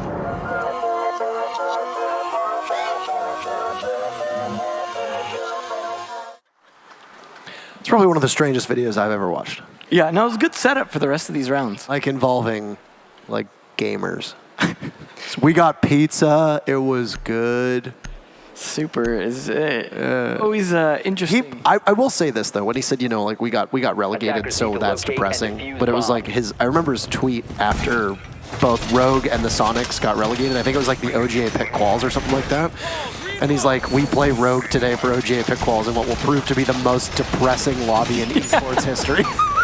It was so true. It was I have not enjoyed a tweet as much as that one in a very long period of time. So, well, luckily for whichever team doesn't make it out of this, alcohol is very affordable in this town. Yeah, it's everywhere. As long as you control yourself. He said that himself. Yeah, as long as I feel like anybody can have a good time in Vegas, so long as you control yourself. Well, let's see if Super can control himself this game. He's been controlling his team very adequately, and he's been controlling his recoil very well too. Because I think he was top fragging at one point. I don't know if he still holds that, but we've also seen he's controlling his eyeballs very well. That Toby Eye Tracker. Yes, that is very correct as well. So that's good. Big ups to Toby. Yeah. So. All right, let's get underway with round number 8 as the technical issue seems to be past us. And we've only had one opportunity to see the Sonics on defense. It was a church defense, and they were victorious. A large part of that hinged on the play of Sleben. What's going to happen now? Well, the Sonics are going to run with something a little bit differently. They're going to bring out the castle, and it's going to be a defense of cache and CCTV. Now, castle usually means that you're going to defend lounge down below. This was something that we've seen teams like Space Station do quite a bit. We'll be seeing play actually in the next match of the day, if I remember correctly. So, Drone activated. What exactly is going to happen? We're just following along Dream, and only Dream here as he follows a dream. Yeah. Don't let your dreams be dreams. No, definitely don't let them be nightmares either. Let's keep them dreams. He's definitely looking for any opportunity upstairs, though. It doesn't really look like Sonic wants to give him that, but that means giving up map control of that side of the map, though. And you definitely want to take that. If you can hold it and you can push towards construction, the connector there, that will give you the opportunity to use those thermite breach charges on that wall if you'd like. So here's a change already. You've got the Capitao, and you know that you can use that very easily to gain control of Garage, which is where Neptunes is playing. But one of those fire bolts goes off over towards the wall on CCTV cache, the CCTV wall in particular, which has now been opened up. Neptunes is not being challenged whatsoever inside a Garage. So if Tempos play, as they have creators now inside of what appears to be construction, if their play is to basically have a pincer movement where you have 2 of the team go through construction, you go through the opening, and then you maybe keep somebody on the window outside of B, well, that's going to be really difficult for Neptunes to be able to do much, as he'll be essentially isolated in Garage. Goddess is the very first casualty, so Tempo Storm gets the opening frag in round number 8 here. Sleben with the trade back, though. Takes out Filthy a little while later.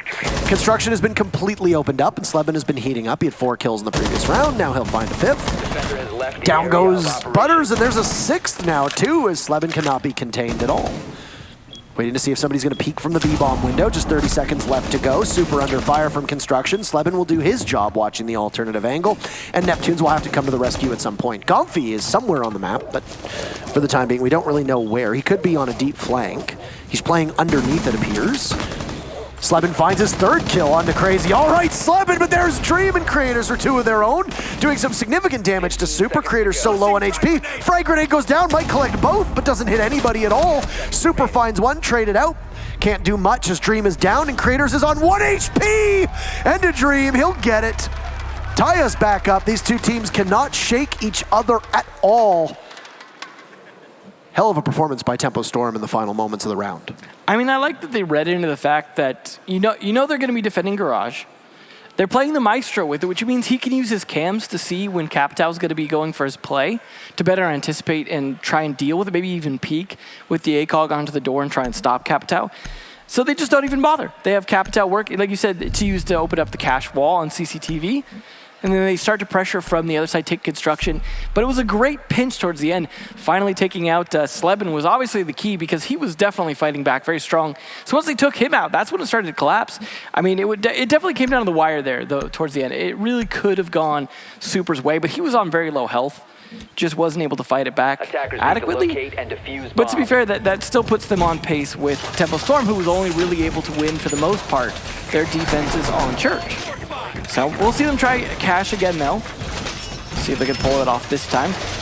And I wonder if we'll see, like on Border, where Tempo Storm switched back and forth between which attacks they were doing. You know, when they were switching between Archives Office and Armory Lockers on that attack. Will they switch over to the Garage side this time and go for the switch back and forth? Or will they just try and refine what they did last round? Hard to say. I mean, it worked pretty well what they did last round, but I can see why it might not work a second time. So I would think they might go for a Garage push this time, but at least they left Neptunes with not much to do, as you said, for a while last round. Well, Neptunes was totally ineffective that entire round. Yeah. Outside of his Maestro cams, Tempo Storm played that way perfectly. They just kept him inside, tucked away in Garage. He didn't really have much to do. He couldn't do much, and he couldn't get out safely because where the rotate usually is from Garage lines up perfectly with construction. Yeah. And they had the wall open on CCTV, so it's a good setup. We'll see how they go this round, but they do look like they're setting up more to go for possibly a Garage push. They are definitely going to open up the wall. Do have Neptunes still setting up, actually. Looks like he's got his bailiff out doing some, I imagine, some holes as needed, maybe rotate holes. There's a castle barricade from Butters, and that's onto the B wall, or the B window, rather, outside. So Sleben needs to be very wary of somebody playing over there. Looks like Crazy's going to establish a drone in that particular area while Butters is down below doing drone work on his own. Same setup from Tempo to open up that wall. Firebolt goes in, exothermic charge goes off, Sleben has to peel off, and there goes the wall quite successfully. Now, it's still quite a bit of utility that's used because there was an EMP, a Firebolt, as well as a Zofia explosive on that lifeline on the window earlier on the castle barricade. So quite a lot going in just to get that wall open. I think some could say maybe too much, but Tempo Storm made it work just purely on fragging in that previous round. I mean, that wall is crucial to open, though. Let's be honest. Like, all the utility in the world, as long as you don't die opening it, can still be worth it, as long as you can follow that up. And of course, you do require a lot of that utility to do that, especially if you want to take Garage. You may need quite a bit of that utility to do so. Grenade doesn't really work out super well for Dream there. Almost takes a fair amount of damage from it. Uses the second one as well. Is it trying to get an Evil Eye, it appears. Goddess will spring forth, and this is what's often referred to as the caged animal strat. That's beautiful play from her onto the impact, and now you don't have to worry about construction at all. Construction was so pivotal for Tempo Storm in the previous round. Nothing is going to happen there at all. Sleben under fire inside a cache. He knows that they're going to be coming in through construction, but it's a narrow doorway that they're going to have to fight through. Still might have one Firebolt left with 50 seconds left on the clock for them to work through. Goddess coming back, creates a rotate on red as Sleben will dance around the bomb chassis. Under fire for the time being, as there will be two members of Tempo Storm stacked up. Might also see some action inside a Garage as Neptunes has taken quite a bit of a beating as well. Just waiting for the time being. Sleben biding as much time as humanly possible. He'll pop up as a smoke will go off. Neptunes looks the wrong way, gets gunned down from the door. 3 for Tempo Storm, make that 4 as they're just right in. And now it's on Gumpy, but he can't do much, and Tempo Storm will take the lead here on Clubhouse. They just bulldoze into cache CCTV over and over again, 2 rounds, and that's 5 rounds in total for Tempo Storm to 4 for the Sonics. What a collapse. Again, going for the same push. They actually denied it decently well from below with the impacts, but that didn't seem to matter. Just when Tempo gets set up for that collapse, there's not a lot of positions for Sonics to play at that point. They really just have to fight back and hope the cornered animal strat works at that point. Absolutely did not work that round, and Tempo Storm actually taking the lead now. Just 2 rounds in a row, looking really good those last 2 rounds. Cash just is no one's game. And I mean, it's surprising. Again, the Maverick ban should have affected Cash the most. That should be the most defendable site right now due to the operator bans, yet just because of the way it's being played, because of the cap tower, because of the way these attacks are going down, somehow just defense cannot seem to cope with it. I mean, we'll see how it goes this round here. They're going to go back to church, but it's looking decent for Tempo Storm to bring this back here. Maybe some of that technical break helped them as well, because they got to see Sonic's video and somehow that hyped them up to beat the Sonics. I don't know. Either way, we'll see how church goes this time. Cash is definitely not the play for either team. So far, no team has won a Cash defense, if I'm looking correctly here. Yeah, you're right. So that's Church, Jim, Church. So Jim is so far statistically this match been better than Cash. Yeah, which is interesting. A Church with 3 of the 4 defensive victories in this particular matchup. That's what you want to. That's what you want to see, I guess. You definitely wish you could play it 2 times in a row. Church is always a good place, especially if you're a praying man. Absolutely. And at this point, Sonics are praying for the comeback before they get to overtime, so they could just take the 2-map sweep and not have to play a 3rd map, of course. We're just trying to build anticipation for the event today by going as long as humanly possible here between these 2 teams. Absolutely. We want to make sure that you start off strong. Also give time for late viewers to join and still catch the first match. Of course. It's good, good viewing hours. Absolutely, yeah. I mean, it depends on what time zone you're in. Well, you know, that's... I'm a West Coaster, so this is beautiful for me. Does that say that you have a bias towards these teams? It's the Eastern Conference. That's true. This is the Eastern Conference, so... Just shed that bias. Shed that West Coast bias. You know, I'm cheering for whoever's the most West Coast of these 2 teams, right? There you go. All right, well, 1 exothermic charge is going to be burned on the main hatch inside of the bar. And where's the other one going to go? Keep in mind, like we said time and time again, you only got 1. Yeah. So where's the other one going to go? Probably the church wall would be my guess. I would think, depending on how they want to attack this. I mean, Butters is already pressuring towards the church wall. So it's entirely possible. They could put it on kitchen hatch and then just barrel through Moto using the Capital as best as they can. And wow. I mean, this is going to be really tough. Dream guns down Sleben. He's doing excellent work upstairs in kitchen.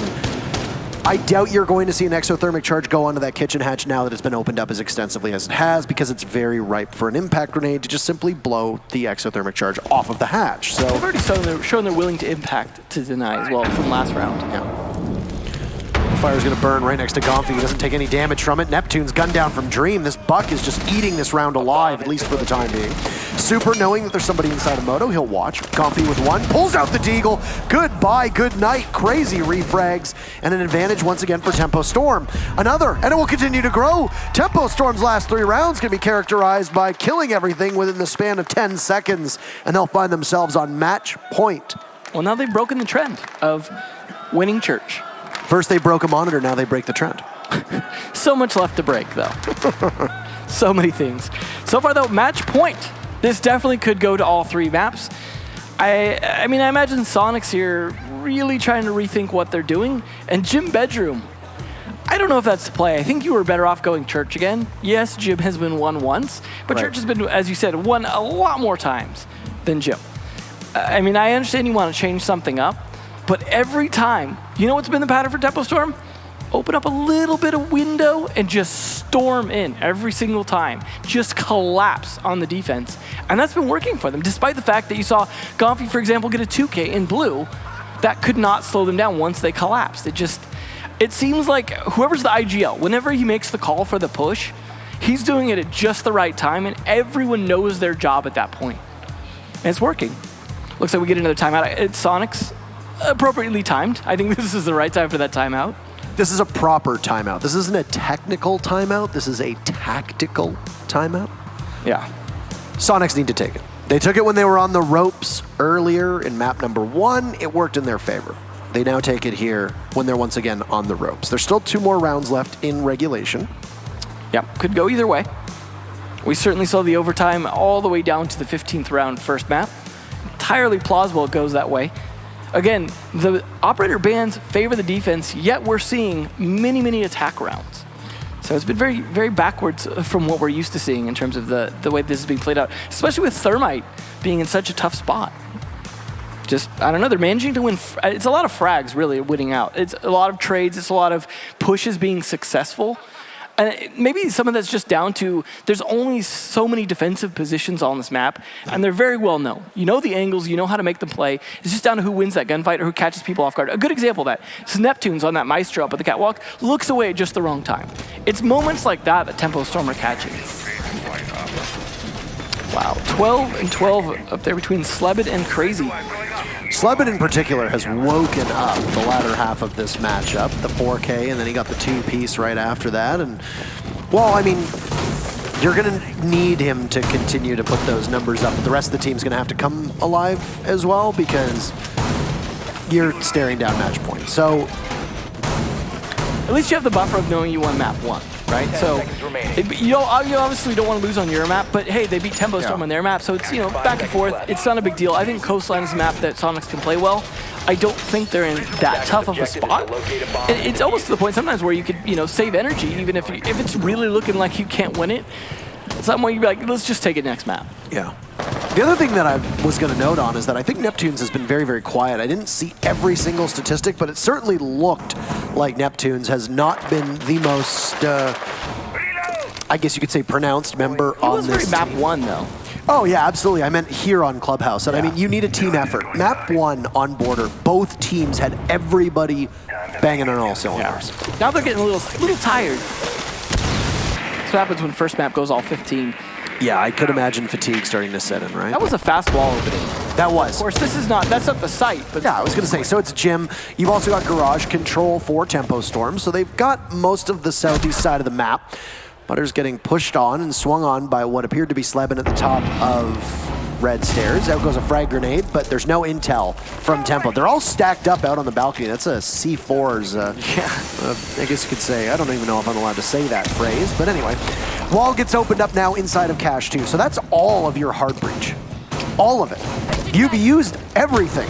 You're just going to have to go on in, and I think that's the play from Tempo here as Slebin takes out Creators. Butters is still very low on HP now as well. You're not going to be able to open up Jacuzzi. You can't really do much over on logistics if it's reinforced. You're just going to have to go for broke. That's it. Yeah, Butters at such low health here makes fragging out a lot harder to pull off. I mean, there's no way to heal him on attack. This is definitely a tough spot to be in. Everyone on Sonic's full health. And Slebin has already shown he's continuing to fire on all cylinders this round. So he really needs to be your first pick, and he's not in a spot where they're going to get him easily. They're also getting spotted on pretty much all their approaches here. It's really going to have to be someone catching someone off guard. Gompy, though, catching Butters off guard, finishing off low health player, and then just following it up onto Crazy. This is Tempo Storm losing all their momentum, but Dream trying to bring it back. It's a suicide drop yet again, as we saw one earlier. Filthy's not going to be able to do too much. Misses most of his shots. You can see the look on his face, obviously not very happy about it. Pistols out, doing some damage, but not enough. He can get jumped out on through any of these windows, and that's exactly what's going to happen. The tactical timeout sure did seem to work for the Sonics. They're one round away from sending us to overtime. Well, definitely could happen. Sonics timeout obviously worked in their favor. They managed to win gym. They can go back to church now and work out what they did wrong there, which I imagine they would do. Yep, they're going to go there. So we'll see if they can pull it off, but it's, I don't know, I mean, momentum's a thing for sure. It definitely is a case now where Sonics have that momentum after that timeout. They really stalled out the momentum and tempo, and you saw them really kind of clustering and probably getting antsy for that win. And that could really work against them, especially as they lose some of that momentum now. Some compliments, though, coming out on the nice shot from Dream Shot. So, you know, the sportsmanship there at least, if nothing else. Church, though, gonna be tricky. As I love they can't see the chat. Attackers need to locate and defuse bombs. I don't think they can see the chat. Oh, that's true. I've seen it on a different. All chat is disabled. Yeah. Well, there was either way. There was a nice shot compliment coming out. Yes. Or to Dream, rather. So downstairs to church for the final defense of the Sonics, regardless of what happens. So far, they have. Well, the record is split, 50-50. They won it in round number 7 on what was a decently impressive hold, and then they lost it the round that prompted them to take a tactical timeout. What are they going to do this time around? 5 seconds and remaining. furthermore, Is there going to be any hard breach denial? I think it was Dream who opened things up last time by moving into kitchen, opening up the kitchen floor, taking out Slevin, and then it snowballed from there. It's because it was Slevin. We took Slevin out, had an easy run from there. You need that man to stay alive. Yeah. Desperately. This is a very similar setup that we've seen many, many times, with it being a bar/lounge, castle, defense. You can play very safely, and if they want to pressure you, they're going to have to expend utility to get to you. The problem is that if you don't waste enough time or enough utility, or even kill them in the process, then it's basically totally useless. Yeah. Especially in comparison to the way that you see this map set up, which is where the defense can sit 5 people in the basement without giving up any map control. Well, we're seeing a fair bit of roam from the defenders this time, trying to deny some of that map control. It's a question of whether that's going to pay off or not. So far, it's paying off. That's 2 kills, 3 kills now. Excuse me? Yeah. Well, this is not working. What? Where is everybody? Why? Now Dream is in sight, and does it feel like they just fast forwarded us a minute into the round? Yeah, we just skipped a whole bunch of. Yeah, and then there you go. Sonics will send us over. Okay, that one's over. All right, well. All right. That's an oddity of a round. Very much so, I would say. Very, very bizarre. I mean, it was as fast as Tempo's wins, but that was a loss for them that time. Just everyone all over the map dying in all kinds of different places. It's just we're watching one person and then everybody's dead. Yeah. Just everyone's dead. Happens like that. Thanos snapped his fingers and... Okay, well, first and foremost, Thanos did nothing wrong. Well, we're not going to defend that here. Good. We'll go back to Jim here. Overtime sites reset, so they can go wherever they want. So interesting that they're going to choose Jim rather than Church, which is the more reliable site. So we'll see if they can succeed a second time on Jim. Last time they dismantled some of the attack pretty well. Some of that was due to Slevin's opening kill as usual. So we'll see if they can pull it off a second time. They're going to bring the mirror this time, something that we saw come out in the initial round from Tempo Storm, but we didn't see much after that. A 6th pick on the mirror. Yeah, we'll see what Super's going to do with that, but hey, it's additional C4. They obviously have additional, 2 other as well with Neptune's on the mute and Gonfi on the Valkyrie, so plenty of C4 to work with. We did see some success in C4 in terms of throwing it out towards the hot tub once that gets opened. That is a good strategy because they're going to be sitting there for the most part if you hit it at the right spot. There's not much they can do about it. I mean, I suppose they could set a breach charge then climb onto the roof first. You just don't see that happen very often. 10 seconds left before insertion. So, where will Tempo Storm attack from? Now, when they were attacking onto Gym Bedroom from Sonic's side, we had Slevin creeping up the stairs twice. That worked fairly well, but we don't see anything similar from Tempo Storm, and maybe we should. I don't know that anyone's really doing anything that's going to defend against that any better. Did Super have the pistol on Mira? Because it... Yep. What? Okay, well... All right. I guess he didn't have enough time. I guess that must have been like an audible call. Yeah, then that... You didn't really have enough opportunity, I guess, to... You've still got 2 shotguns and the bailiff and the shotgun on mute. You'll be fine. Yeah. A little bit of droning to follow up that opening there. Good flank there from Dream as well, just to make sure his teammates don't get rushed out on. Mute Jammer not denying that droning as well, so they are starting to progress here towards the site, but they've got to find these kills. This is where they kind of got stalled out a bit last time, just losing a lot of these angles, not really being able to pressure this effectively. That's what they need to work on here. They're at least droning it to try and find out the angles, but crazy to start things off on Slevin. That is, exactly what they need to be able to win this round. So already a great start for Tempo Storm, and followed up by Butters. Yeah, and Gonfi did not know that anybody was there. Super was ready to shotgun the wall, but you can't do that with the mirror pistol in your hand, buddy. Doesn't really quite work that way, so... A+ for trying. Hey, I mean, you try to make that call late, and you can't equip everything all at once. No. That's unfortunate timing for them. Anyway, firmly in the driver's seat is Tempo Storm. 5v3, half of the round to go. Things have slowed down at least. Yes, it's a much different tempo, to say the least. On exothermic charge, instead of going on to Cash, is now going to go over here onto Jacuzzi Balcony. Now, because it was hard to shake the Sonics off of that Cash hold last time, one of your hard breach pieces of utility had to be expended on that Cash wall. You've secured Cash this time. You've got what you need. You don't need to waste any more utility in doing so. This is when we refer to it sometimes like as a utility dump. You don't need to dump any utility into something you already have control of. So where do you go? Well, you head on over towards Jacuzzi. You've got one member of the Sonics playing below, and you'll have your two anchors above, Goddess and Super. Neptunes will likely be playing, I'm guessing, in a sort of retake fashion. But these are excellent cameras. Super gets down from a grenade. That should have been a call by whoever was on the Valkyrie camera. Really challenging now to see what's going to come of this. Because you've got so many people upright, this might even be a flawless round, and that's exactly what it's gonna be. Match point, Tempo Storm. That looked really good from them. I mean, that was a site they struggled on quite a bit last time, and we saw why. But again, the opening kill on Slebin, they are relying a lot on that man to win these rounds. Obviously, that's not a conscious decision. They're not like, well, Slebin's dead, let's give up this round. But it has definitely been the way things have been trending. And we see the same thing from Crazy, for example. You know, him doing quite well in all those rounds, but we also see a lot of other members of Tempo Storm really picking up. Dream has had some real key plays as well. Butters has had some great follow-ups.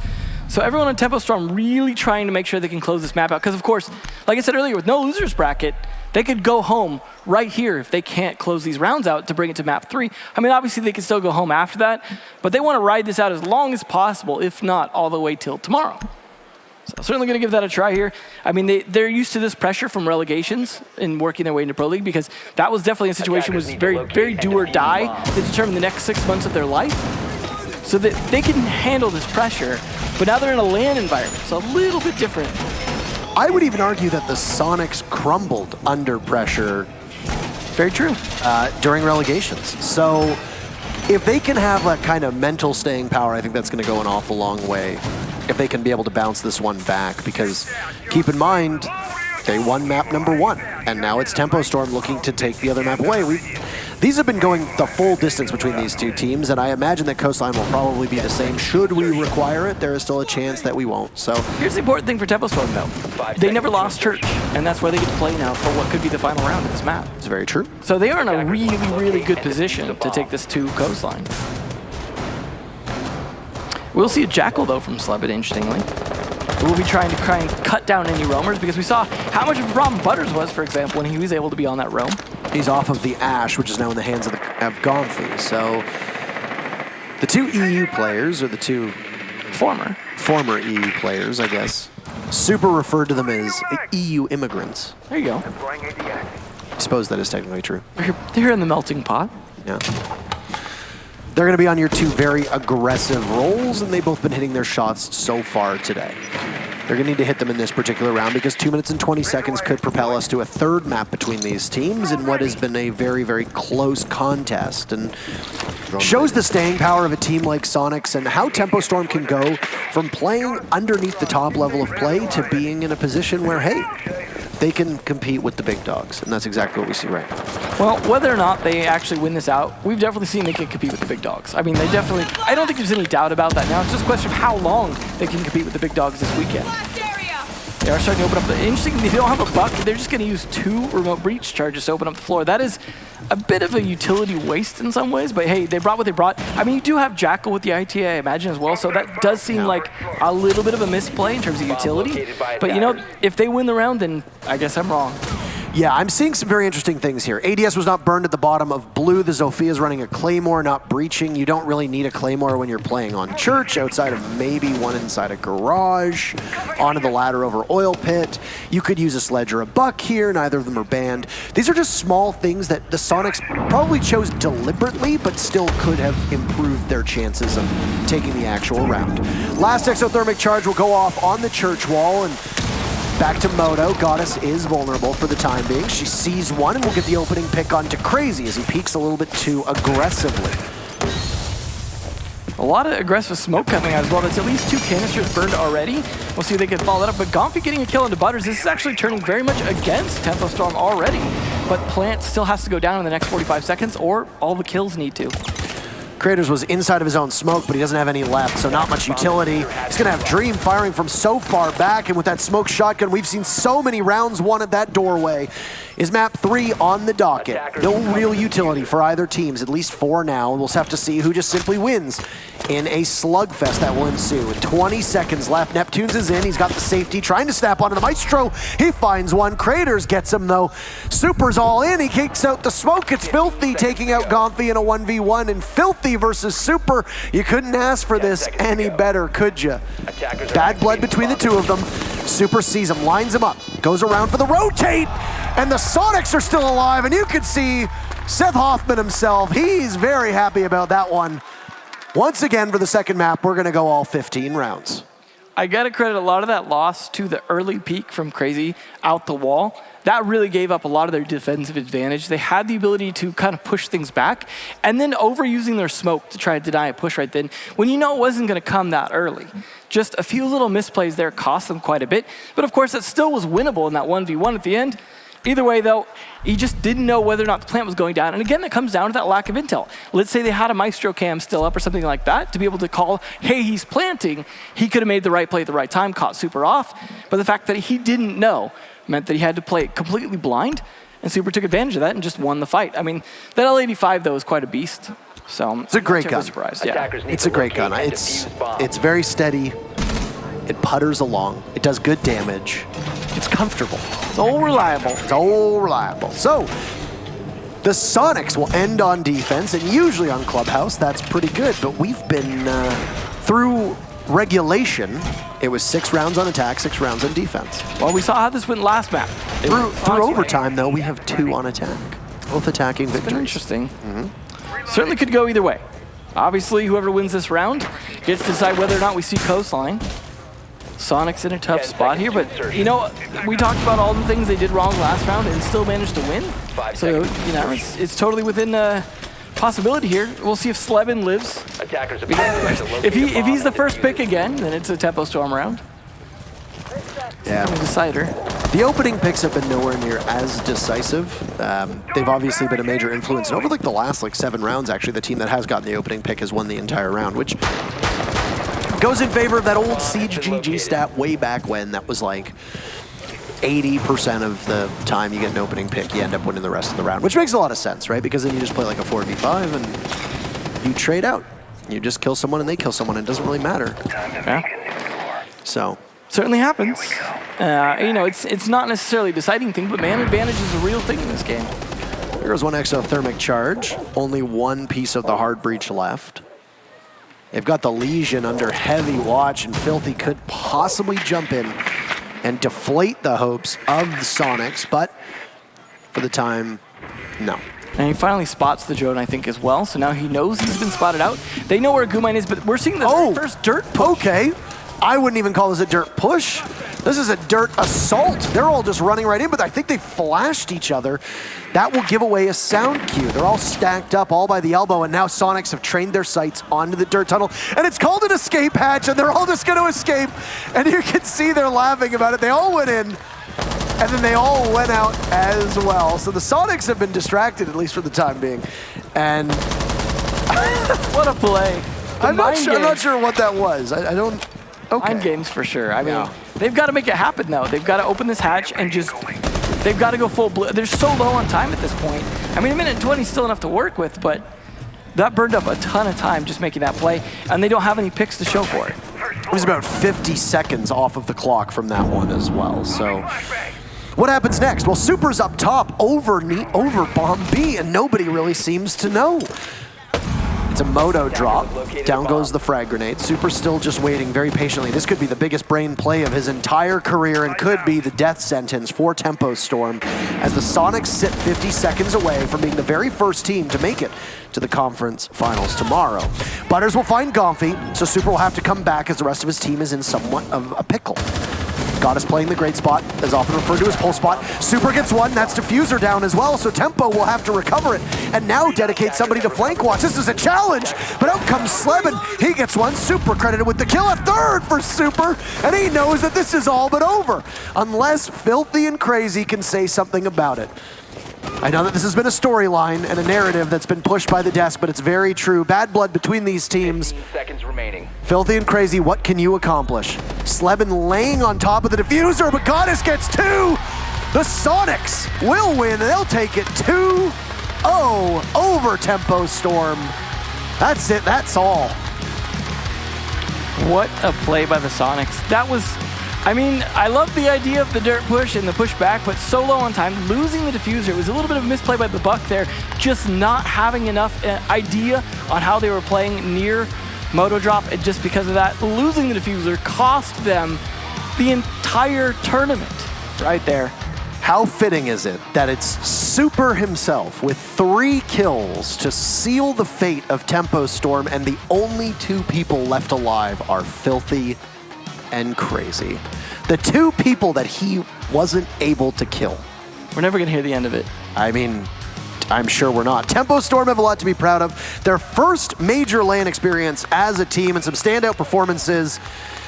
You can applaud for both of them, crowd. You don't need to just applaud for the one. Sonic's a great bounce back. We'll see them tomorrow. They're gonna wait for the winner of Dark Zero versus Space Station. That's gonna be coming up next. But before we get there, at some point, we're going to have an interview, and then the analyst desk is going to break all that down. So there we have it. Thank you for tuning in for our very first match of the day. It was a long one. It required almost every single round, but we got Jackie down on the stage to talk to your winners. Thanks, guys. Okay, 2 maps pushed into overtime. How does it feel to relegate Crazy once again? And was it easy? Anytime I play Crazy, it's pretty easy. It's not very good. To be honest, on Border, I think we lost like 3 1v1s. On Clubhouse, we blew a couple rounds. I thought it was way closer than it needed to be, but they're not good enough to beat us, so it's not a surprise. Ooh, wow, tough. Okay, obviously some tensions between these teams. So how does this win feel? It doesn't really feel like anything. I mean, their team is in Pro League, but they're not a Pro League team. I think everybody knows that. So it's kind of like we're the favorite to win the match, so we won the match. Okay, big talk. So I'm gonna be real with y'all. You guys dropped a Challenger League. You guys did make some significant changes though, changed up the strategy. Can you talk to me about what you guys changed and how you believed it benefited the team? We just trained some operators around the way we play certain maps. I mean, both of those maps in particular. And it seems to be working for the better. Still, there's a lot to work on, but I think we're looking up right now. The analyst desk was quite impressed with your play. They believe that you played quite strongly. You were adapting well. You really showed some leadership skills. Can you tell me what was your mindset and I guess what your approach was? I mean, your mindset into any game is to try to win. I just saw opportunities I thought would help us win. Some of it worked out, some of it didn't, but that's kind of the job of the IGL. You did have a double hard breach ban on map 2. How did that affect your attacks? I mean, we were up 3-1 on attack. We honestly could have been up 4-2, which obviously, given those bans, would have been basically sealed the deal. But, you know, for our approach, those hard breeders aren't necessarily important, so I thought it was worth a shot there. Okay, final question. A lot of teams sleeping on Sonics. What do you want to say to them? Wake up. All right, thank you so much. Great game. Gonna send it back to you guys. Thanks a lot for that interview, Jackie. Super telling everybody to wake up. Well, fortunately for at least Tempo Storm, they're going to be sleeping for the rest of the tournament because they are knocked out after a 2-0 sweep by the Susquehanna Sonics. And it was one heck of a setup there, going the full distance, both maps. Welcome back to the Mountain Dew Amp Game Fuel Analyst Corner. Of course, I'm Jump, joined with Rams and Veli. Gentlemen, it was a Tempo Storm at the beginning, but the very final round, Tempo Storm tries to go through dirt, and I think we all know how that one. Ground definitely counters electricity. It didn't work. I think that last round was like related to the way that Tempo have been having trouble communicating and figuring out what they want to do on their attacks. Yeah. But we saw 2 very different styles of attack coming from both sides, and with a double hard breach ban, you don't expect to see a lot of attacking wins.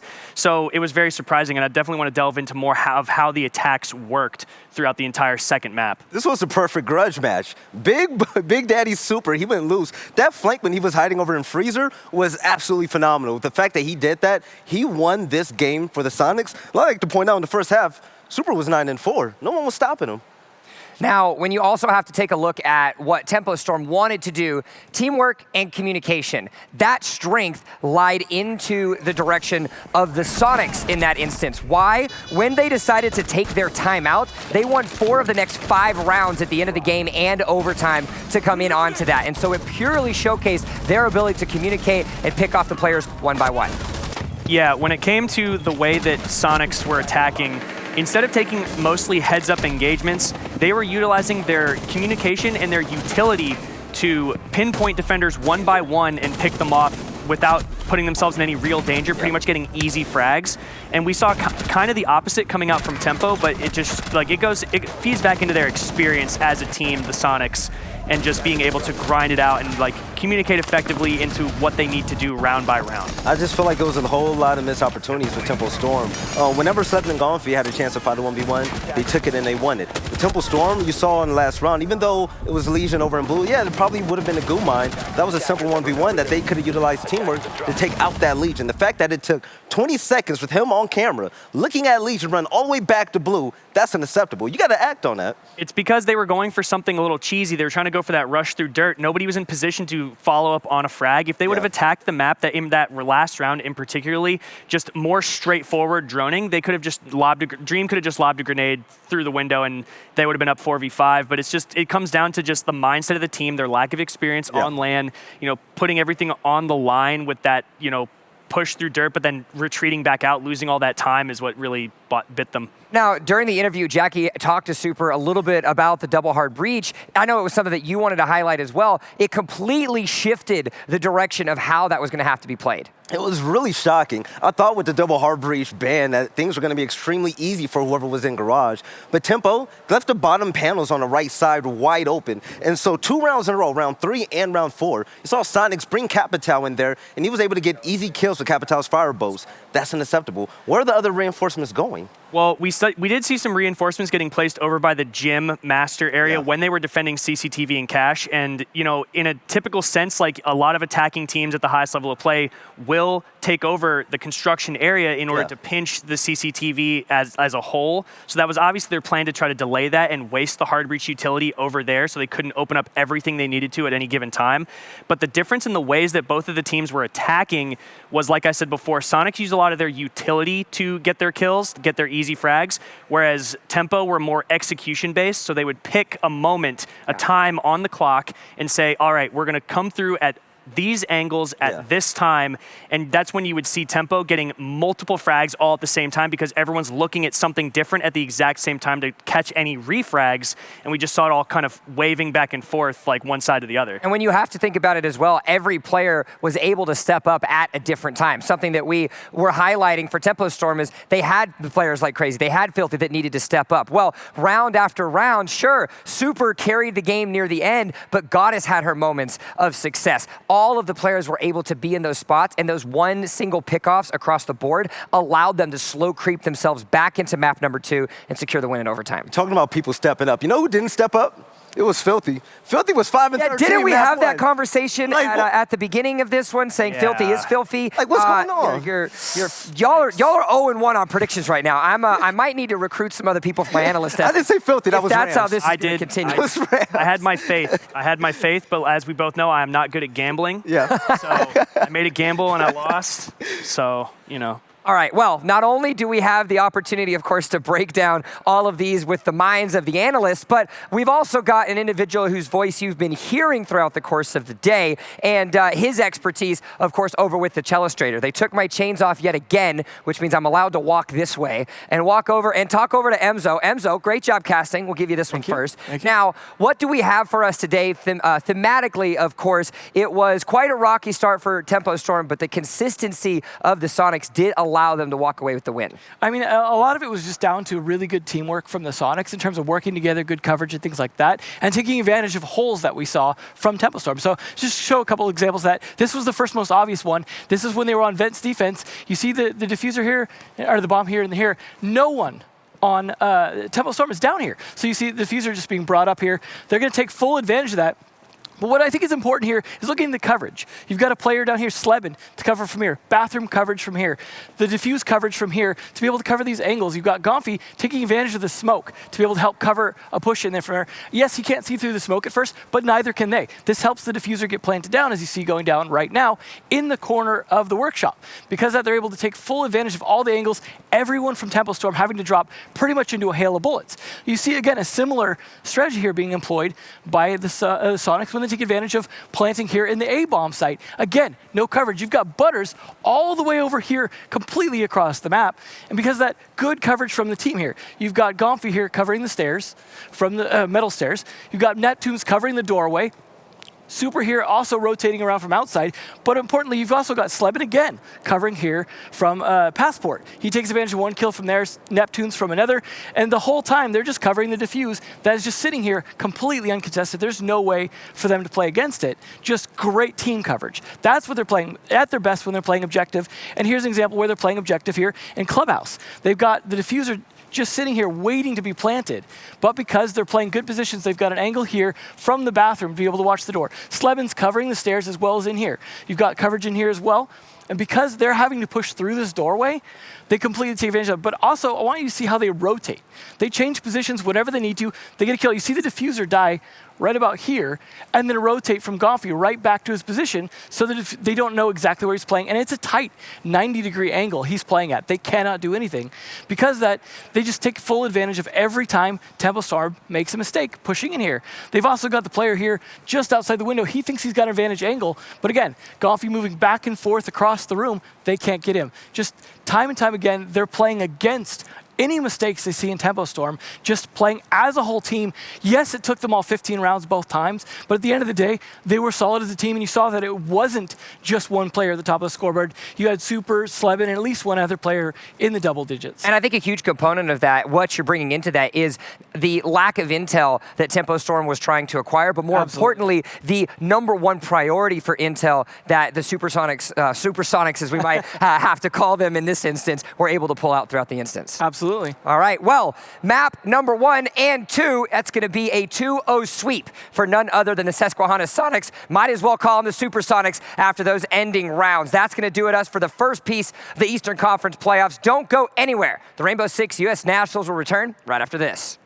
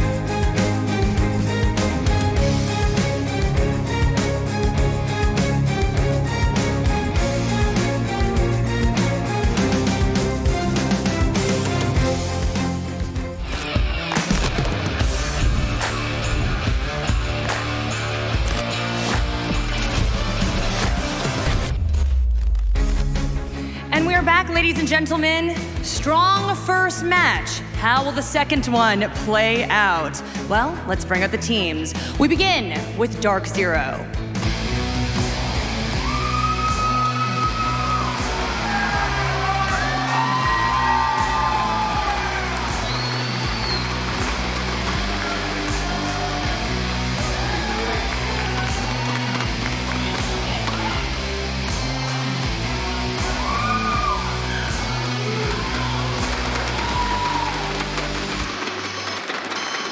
Their opponents, Space Station Gaming.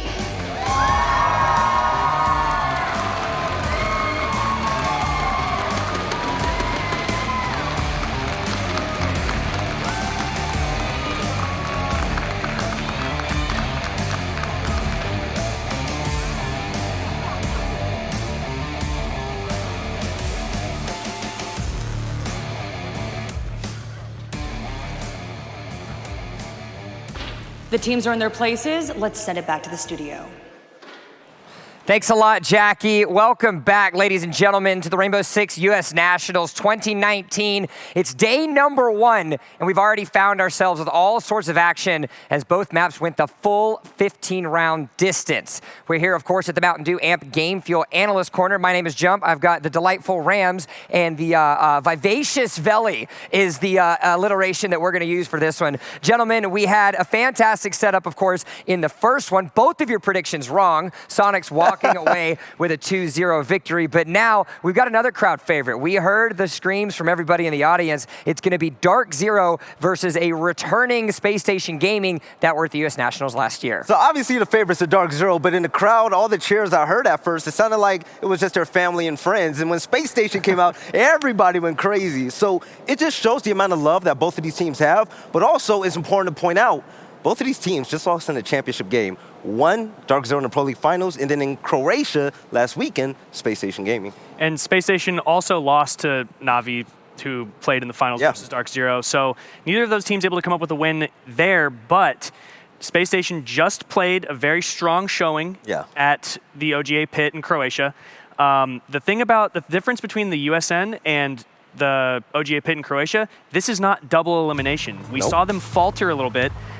During that tournament, they lost to MIBR, were able to fight through the loser's bracket and come back to play against MIBR again and beat them, but this time they're going to have to make sure that they don't trip and fall on their face on their way to potentially go into the finals, because I think that either of these teams from this matchup could win this entire tournament. Right. Bolts, Bosco, Thinking Nade, Rampy, and of course the man on the end that we have to make sure to highlight. It is none other than Canadian himself. A big question mark coming in onto this. Of course, swapping over from Entry Fragger, now being the hard breacher for this team. Veli, do you feel like that addition and swap for him is going to be beneficial? Oh, it's going to be great. Yeah, I love Chala, I love Redeemer, and everyone else that Canadian came afterwards with. But Canadian, he has a big name in the community for a reason. But at the same time, he still has a lot to prove because people are saying this is like the lower end of his career. So Canadian has the biggest chip on the shoulder, especially after leaving Evil Geniuses. And coming in to play a IGL on this team and then being placed on the hard breacher role is very different from the IGLing that we've seen him do on other teams. We've seen him mostly as an entry fragger on other teams while he's IGLing. But I think that pulling him back into the support role is important because he won't bottleneck his vision during his IGLing. All right, well, looking onto the other side of the stage, we're going to have none other than Dark Zero eSports, and if we pull up their roster, they've got some fraggers that are ready to rock and roll as well, with Mint, Hot and Cold, Skies, Hyper, and Eclipse. Eclipse, of course, returning this time, not on Rogue, as they don't find themselves here, and him having this first best of 3, a chance on his road to being a 2-peat champion at USN. This is scary. Okay, Skies and Eclipse joining the #1 team in NA, that is the most frightening thing, but on top of that, no one knows what roles these guys are going to play. The biggest question is, what's Skies going to do? Is Skies going to be the entry fragger with Nyx leaving? What is Eclipse going to do? This is going to be so fun to watch.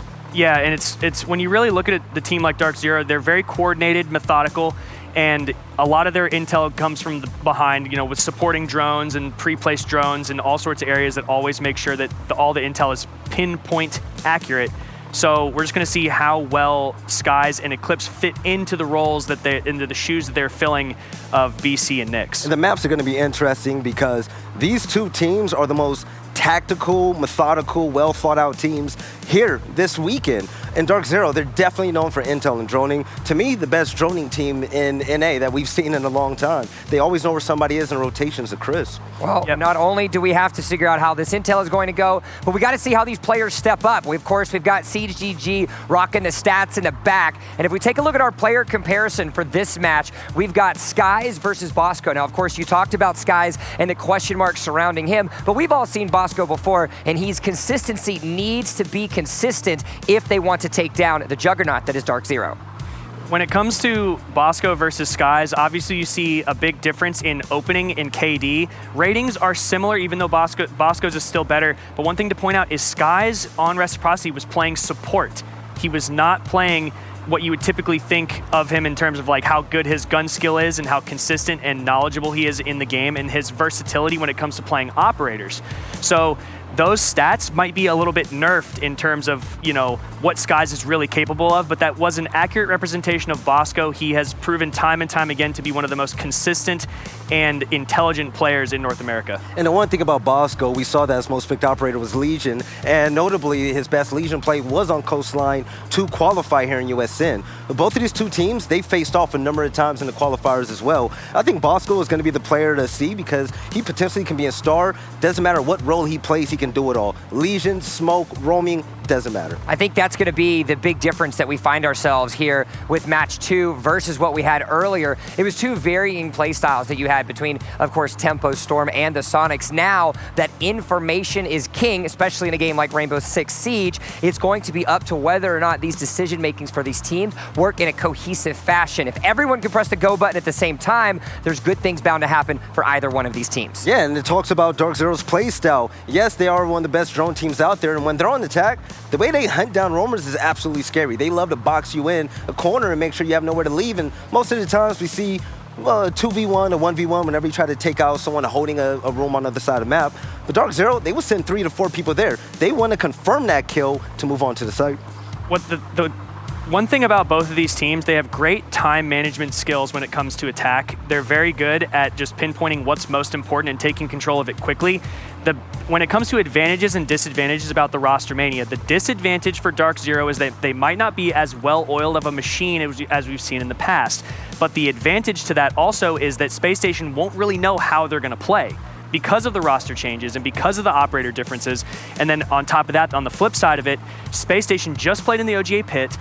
Dark Zero have full telegraphed odds of exactly the way they play on what maps, and are probably going to have something, you know, in their pocket to try to counter the way Space Station plays. Of course, if you take a look, for those of you that are just joining us at the United States Nationals on the broadcast or live here at the Royal All Suites Hotel, we can give you a nice little overview of what today and the rest of the weekend is going to look like. Currently, we are in match 2 of 4 of the day, specifically in the match 2 of the Eastern Conference playoffs. Sonics with a 2-0 victory over Tempo Storm. Sonics finding themselves to be playing against the winner of our current matchup, Dark Zero versus Space Station Gaming. But gentlemen, we've already had one crazy match. We're planning to find ourselves with another. And then we've got 2 more on the opposite side of the bracket later on today.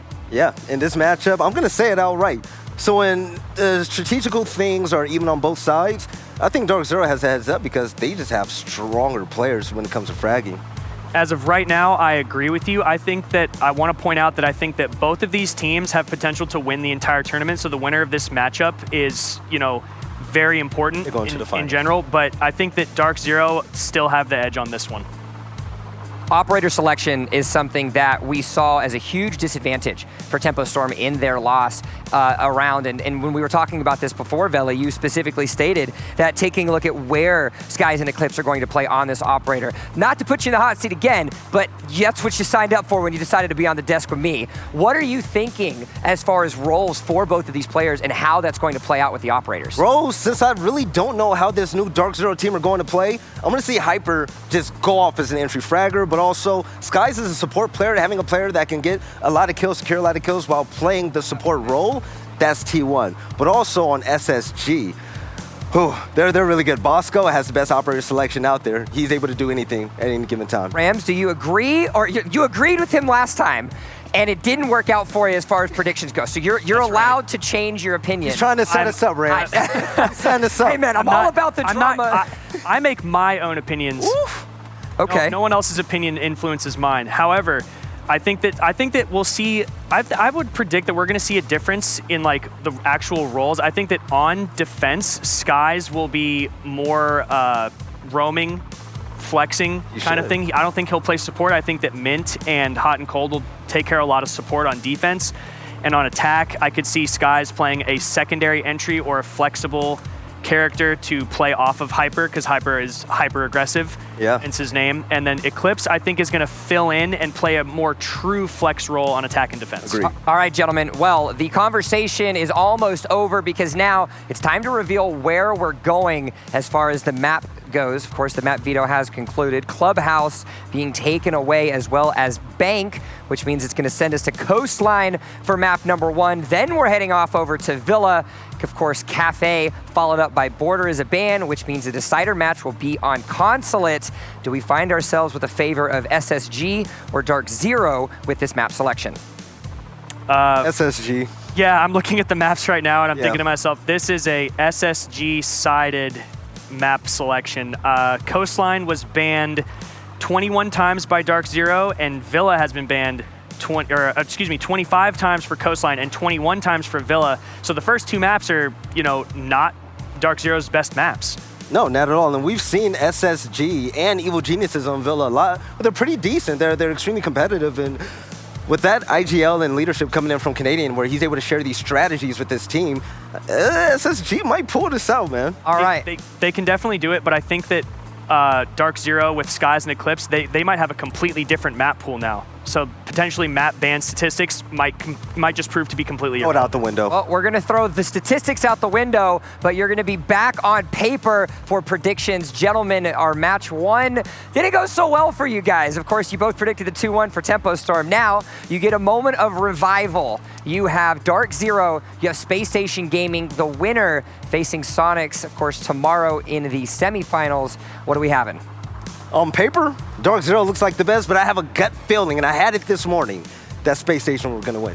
I'm going to stick to my guns and say I just had a little bit of bad luck this morning and pick Dark Zero still. All right. Well, we know what the analysts over here at my corner think. Now, what about you at home? What did you guys have? We put it to a community vote, and 58% of you with Dark Zero, 42%. So, gentlemen, it's a little bit closer, even in the eyes of the community. Yeah, but Dark Zero, they have a huge fan base, even though the crowd was leaning towards Space Station. I doubt they voted on their cell phones. But yeah, DZ, they on paper, they should run away with this, but I don't think so. Well, we're going to have to find out, and that time to find out is right about now. The Eastern Conference playoffs continue with Dark Zero eSports versus Space Station Gaming. We gave Intero and Emzo a break, as well as some lessons and some better jokes, and we replaced them with 2 fantastic humans. Of course, we've got Stokes and Blue for the call for the next match. Gentlemen, it's all yours. Well, thank you very much, Jump. And it is our pleasure to be jumping into this next game, ladies and gentlemen. Welcome back once again to the Rainbow Six US Nationals. I'm here with Stokes, and this is leading up to be a pretty interesting matchup with all of the story potential coming into it. Right? It's always that word that we use, right? It's a caster's favorite word, interesting. But I really feel like this one right now is going to be interesting, folks. And here's why. All 3 of these maps are some of the most banned maps by these teams. Collectively, there's 20 bans on Coastline alone between these 2 teams. This matchup is set to be insane. It's going to be pretty interesting when you look further into that map pool. Some of the more common picks from Dark Zero are just not seen here at all. Some of the bans, of course, also being pretty predictable too, like Dark Zero knocking out Clubhouse.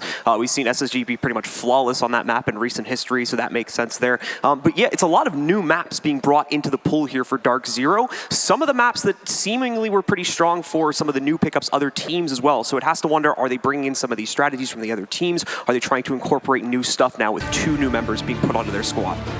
Yeah, it's going to be a deep, deep dive into the playbook here to try and bring some things out to throw the other team off, because look at these bans, folks. This is truly impressive. On our CGG stats, they go back about 3 months, but we traditionally go back about 6 months, so that's even exponentially growing those bans for everyone at home. You saw that Dark Zero, 25 bans on Coastline. That's insane. Well, we are going to move into the match now and start to look at the opening operator bans for our first map on Coastline. Jackal is going to be the first one knocked out by Dark Zero. Again, following normal trends in the game right now. Secondary ban's going to be Nomad. Again, pretty regular ban nowadays. She does a very good job of shutting down those super aggressive outside takes by the defense to try and knock anyone off of rappel, which is a big thing on Coastline. You're going to see a lot of people holding those angles to shut down staircases as well as the billiards room when they do go over to hookah billiards. Valkyrie going to be your next knockout. A lot of intelligence has been coming out of Valkyrie as we've been seeing over the last year or so now. It was actually at this event where we had seen her get buffed up quite a bit last year and started to see her play become pretty quintessential to most matches. Echo is going to be our final ban. Again, he has the capability to instantly interrupt any plant attempt, and oftentimes that has won many defensive teams rounds. So they do not want to deal with that, especially given the open nature of this map, so they'll ban him out as the final ban. Yeah, with Echo removed, he's the second most banned operator on the defense, the first being Mira, and we're actually going to have her in play, which opens up a particular site that we don't see too often on Coastline, which is going to be Penthouse.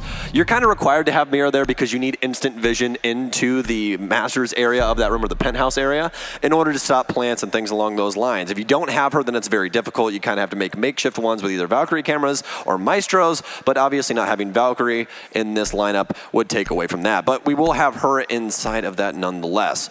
We will have SSG starting on the offense, though, as we start things off between these two teams, and I'm really feeling like this is going to be going the full distance, to be completely honest, just to start us off right off the bat. All right, well, let's see how it goes. The last time we did see Dark Zero jump onto this map, it didn't really go too well for them, unfortunately. It was against Navi at the Pro League Finals, and they only managed to pick up 3 rounds on it overall. Navi took them down 7-3 and managed to pick up a pretty convincing win there, so let's see if they've improved since then. So for Kitchen in particular, you want to make sure that you have that vertical pressure held down, because if they get control of VIP or Penthouse, they can use Sledge to the best of his ability, break open a lot of the flooring, and it's going to make it extremely dangerous to rotate in between the two sites of A and B. You don't want to be near the service area, and also you don't want to be inside of that kitchen area, because the hot zone is right there where the pantry-esque area is, where you see that shelving behind the A bomb. So that's always a very, very difficult place in order to play, especially when they have that vertical pressure. So that's what's going to be fought for over this round of 1. Well, you're going to see those outside default cams getting knocked out relatively quickly by the opening squad, as would normally happen, of course, and the rest of SSG taking a pretty passive start to this one, to be honest. Pretty much no one entering the building to start things off here. A lot of players trying to check upstairs and clear out some of the potential roaming presence that might be here from Dark Zero. But as you can tell from the silhouettes currently on Fultz's screen, there really isn't a whole lot of it going on in the areas of the map they're trying to investigate. So Space Station's going to have a pretty easy time getting this map control right now.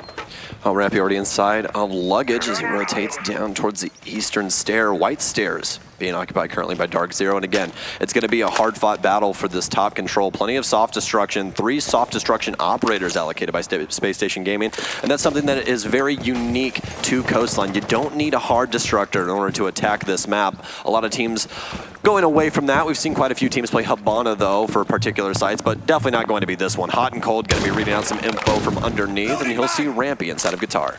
Rampy, in the meanwhile, will now start to knock out the floorboards, give the team a bit of a capability to try and start punching down. Hopefully find out a few of these players. In the meantime, Hot and Cold still hot on the trail of one of his opponents, is looking for the capability to try and throw a C4 on the floor and knock specifically Rampy out of the play. Rampy knows that something's going on here. He's going to have to be careful given the amount that he's already knocked out.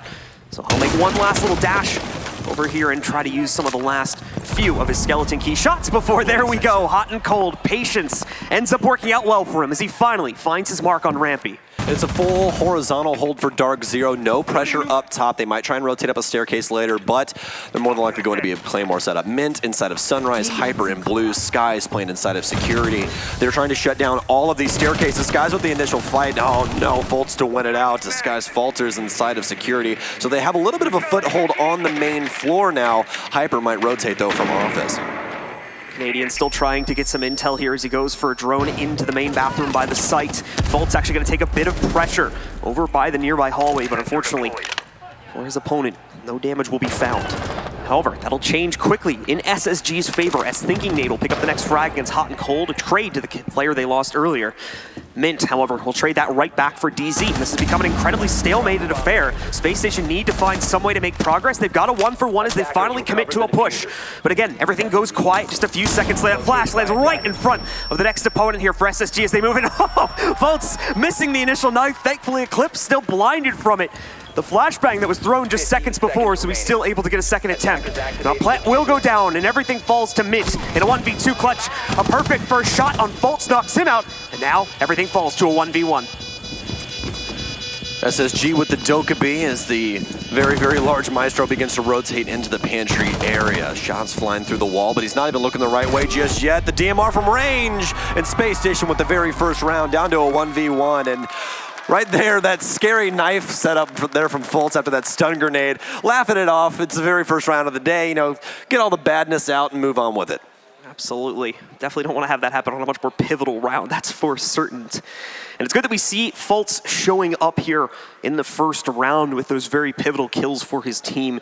He had, statistically speaking, a pretty unfortunate turn of events back at OGA. There was one stat category we were seeing him shine in, though, where the rest of his team really didn't, and that was in the opening kill department. The problem became, though, was that for as many opening kills as he was getting, he was also the opening death for the team quite often. So while he would usually end up with the highest amount of those opening kills, he was also usually the highest on opening deaths. So cleaning things up nicely here and finding a clean performance in the first round, a great way to start this tournament off. Attackers need to locate Absolutely. and defuse as many bombs as they Canadian, 6 picking away from the Ying. Something that we don't see too often inside of professional play is Ying. She's an extremely rare pick now because of, well, not very recent anymore, but she had a nerf that flipped the timers on her Kandalas. Those Kandalas are stun grenades that launch, well, practically 20 stun grenades into the same room.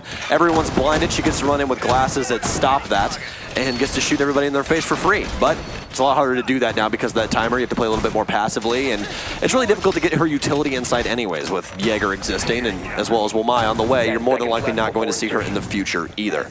Dark Zero, though, still on defense. First round didn't go too well in their favor. They had a good trade and a good fight over lobby, but eventually it fell into the hands of Space Station Gaming. It seems that Dark Zero is really favoring these horizontal holds and putting a couple people on Rome in tandem. We've seen, at least in the last round, that they put 3 on Rome. We had 3 different areas of the map held down on that horizontal hold that we saw the last time. Space Station, though, just completely went around it, decided to go upstairs, take that vertical pressure since they had all of the soft destruction in the world, and it ended up working out for them in the end. Dark Zero now, though, putting 2 people downstairs, holding down relatively the same areas. We have security. Actually, no, we're going to have 3 once again instead of 2, holding down the exact same areas that they had the last time. Security, offices, as well as Sunrise. So a lot of delay coming out in the early round here from Space Station, but so far all to lead to an end. So we're now going to see them start to work their way up onto that hookah balcony within the next few seconds after droning out some of these windows in the early round. Drone in itself from Canadian now going to start working its way through office. They did miss the one player from Dark Zero sitting in the corner. I believe it was either Skies or Eclipse. We'll have to be careful of that moving into the office area if they decide to pursue it. It seems like that's going to be the case, and it's actually Mint hiding out. Phone's ringing though, so they're going to have a good idea as to where he is. Canadian picks up that opener, but gets traded, and even worse, drops the diffuser in the process. Oh no, and that sledge as well. Quite a bit of soft destruction gone with that sledgehammer off the field, and still plenty of presence downstairs. Fultz trying to clean up the pieces though, and he can't win it out against Eclipse, but it's immediately traded. Seems like these two are neck and neck between the rounds so far. Rampy destroying a phone, I believe, so quickly, or whatever may have you, had fallen on the ground, but still going to be a 3v3 between these two. A drone inside of the quad windows over by office and security. We'll find them another target. It's going to be Mint, the Jaeger that we saw earlier, hiding underneath the table inside of offices, thinking Nade hot on the trail, but not fast enough. Got a few players from SSG going to try to relocate upstairs and make an aqua push happen here. There is pressure coming at them still from Dark Zero's side on the luggage window that they were just looking at seconds before, and you could see the player that's giving them that pressure, Mint, trying to hold them back, trying to prevent them from moving in. And of course he's giving out the call, so Skies also will start to put himself in position to stop this push now, should it happen. So Space Station is going to remain indecisive. They've backed up now, gone back in for office, and you can see Bosco starting to mess around with the big window by Billiards as well. This is where things get very difficult. Skies is still alive. If you guys thought any different about his play style, well, it doesn't seem like it's going to change too much. Still in the smoke and still using those toxic babes. Rampy fighting his way up, cool vibes. The Barb should be able to tell the tale of where he is, though. Bosco takes down Skies. It's an immediate trade. They know Mint's off now, and he's the only one remaining. That's going to be a free plant for Thinking Nade as Rampy setting up for the post plant. Going to rotate outside as Mint hightails it through offices all the way across. A very weird route. I'm going to assume he didn't want to challenge immediately into blue, thinking that somebody could possibly be holding his angle. Finds one inside of Sunrise. Oh, pre-fires the wrong way. He's to the right-hand side of the pillar, but Space Station Gaming and specifically Rampy to shut it down. Bold play from Mint with the run out, but in those final seconds, the unfortunate positioning as he misses the changeup from his opponent, moving past that pillar in the middle of the Sunrise bar, and that leads to his own defeat. So Space Station are going to be able to get it done at the end of the day as they take a 2-0 lead. Really good stuff from Space Station here so far. Didn't end up just rushing into Aquarium in that late round situation where they more than likely would have gotten crunched. They pulled out and they took a lot of time to analyze the site, and I think even managed to find 1 or 2 picks from the windows before even executing. So nice way to change up the round and ensure that they ended up with a win there. Yeah, the failure from Dark Zero's side came from giving up vases there near the end of the round, where you saw Rampy rotate up Cool Vibes and there was nobody home. He just had free space to occupy. Able to take that over, gets a frag onto Skies, and that opens up all of the options in order to get a diffuser down in that instance. And then obviously Mint being the only remaining member of the team downstairs, not in the best spot to try and stop a plant. So Dark Zero are going to continue to swap between the sites here. They'll go back to their original choice of the service entry kitchen and see if they can hold this better on a second attempt. Setup should be relatively the same, however, and now it's going to be up once again here to their opponents, SSG, to keep things going so far. Looking good, coming close, of course, on both of these rounds, but still able to close out at the end of the day. Keeps them in a strong position, 2-0. Can I say something just off cuff for a second? Yeah, go ahead. It's really good to be back casting with you. Yeah, you I missed you a lot, man. Bang, right there. It's good seeing you again. Glad to be in Vegas with you, and glad to be with everybody at home and everybody in the crowd as well. Beautiful to hear you guys' voices. We love all you guys here in North America, and we hope you guys have been enjoying your day so far. It's the only the second game of the day, folks. Make sure you guys are buckled in. Get your popcorn. It's Dark Zero SSG. If you're gonna make some noise, make sure you make some noise for these guys. It's not just this match, but we got 2 other awesome best of 3s coming up after this one too, so make sure you're sticking around for that. The action has started though, and as the previous rounds have gone, I'm not expecting anything crazy to happen here with Space Station being at the front of the attack. So far, the first 2 rounds have opened up pretty passively from them as they spend it just droning for the most part, not even really trying to push any of their players into the building, although it does look like they're starting to get a bit more confidence now when it comes to the early round, as players like Rampy are moving in much earlier than we saw further back in the game. Starting off inside of Luggage again, we saw this exact same take from them the last time in round 1. Rampy still having frag grenades as well as the round still early on. They have all the top pressure in the world, and again, just like we told you last time, this is very, very important for these bottom sites, whether it be Double Bar or Kitchen. Those are the only 2 downstairs sites on Coastline, and since they do have the top control now, they can break up all of the flooring, get all of those rotations cut off inside of sight, make it a little bit easier on them. There's a little bit of utility dedicated upstairs, but there's not going to be a roam game anymore, as Rampy's going to make sure of that, clearing the entire area. A little bit of soft destruction to look down into lobby to see if anybody's hiding behind the desk, but it's only going to be Houghton that's currently hiding behind a wall with a cardiac sensor. Hot and Cold back in round 1 was ultimately able to get the better of his opponents. This time though, at least with Eclipse's Nitro Cell, it's not looking like a mark is going to be found. If he can, he might want to try and retrieve that, but unsure if the ceiling there will allow him to pick it back up or not. By the way, a bit of pressure starting to show its way in here for Space Station. We do see that Nitro Cell get blown, but as you can see from the silhouette, a wild 2 to 3 seconds late there, way off the mark.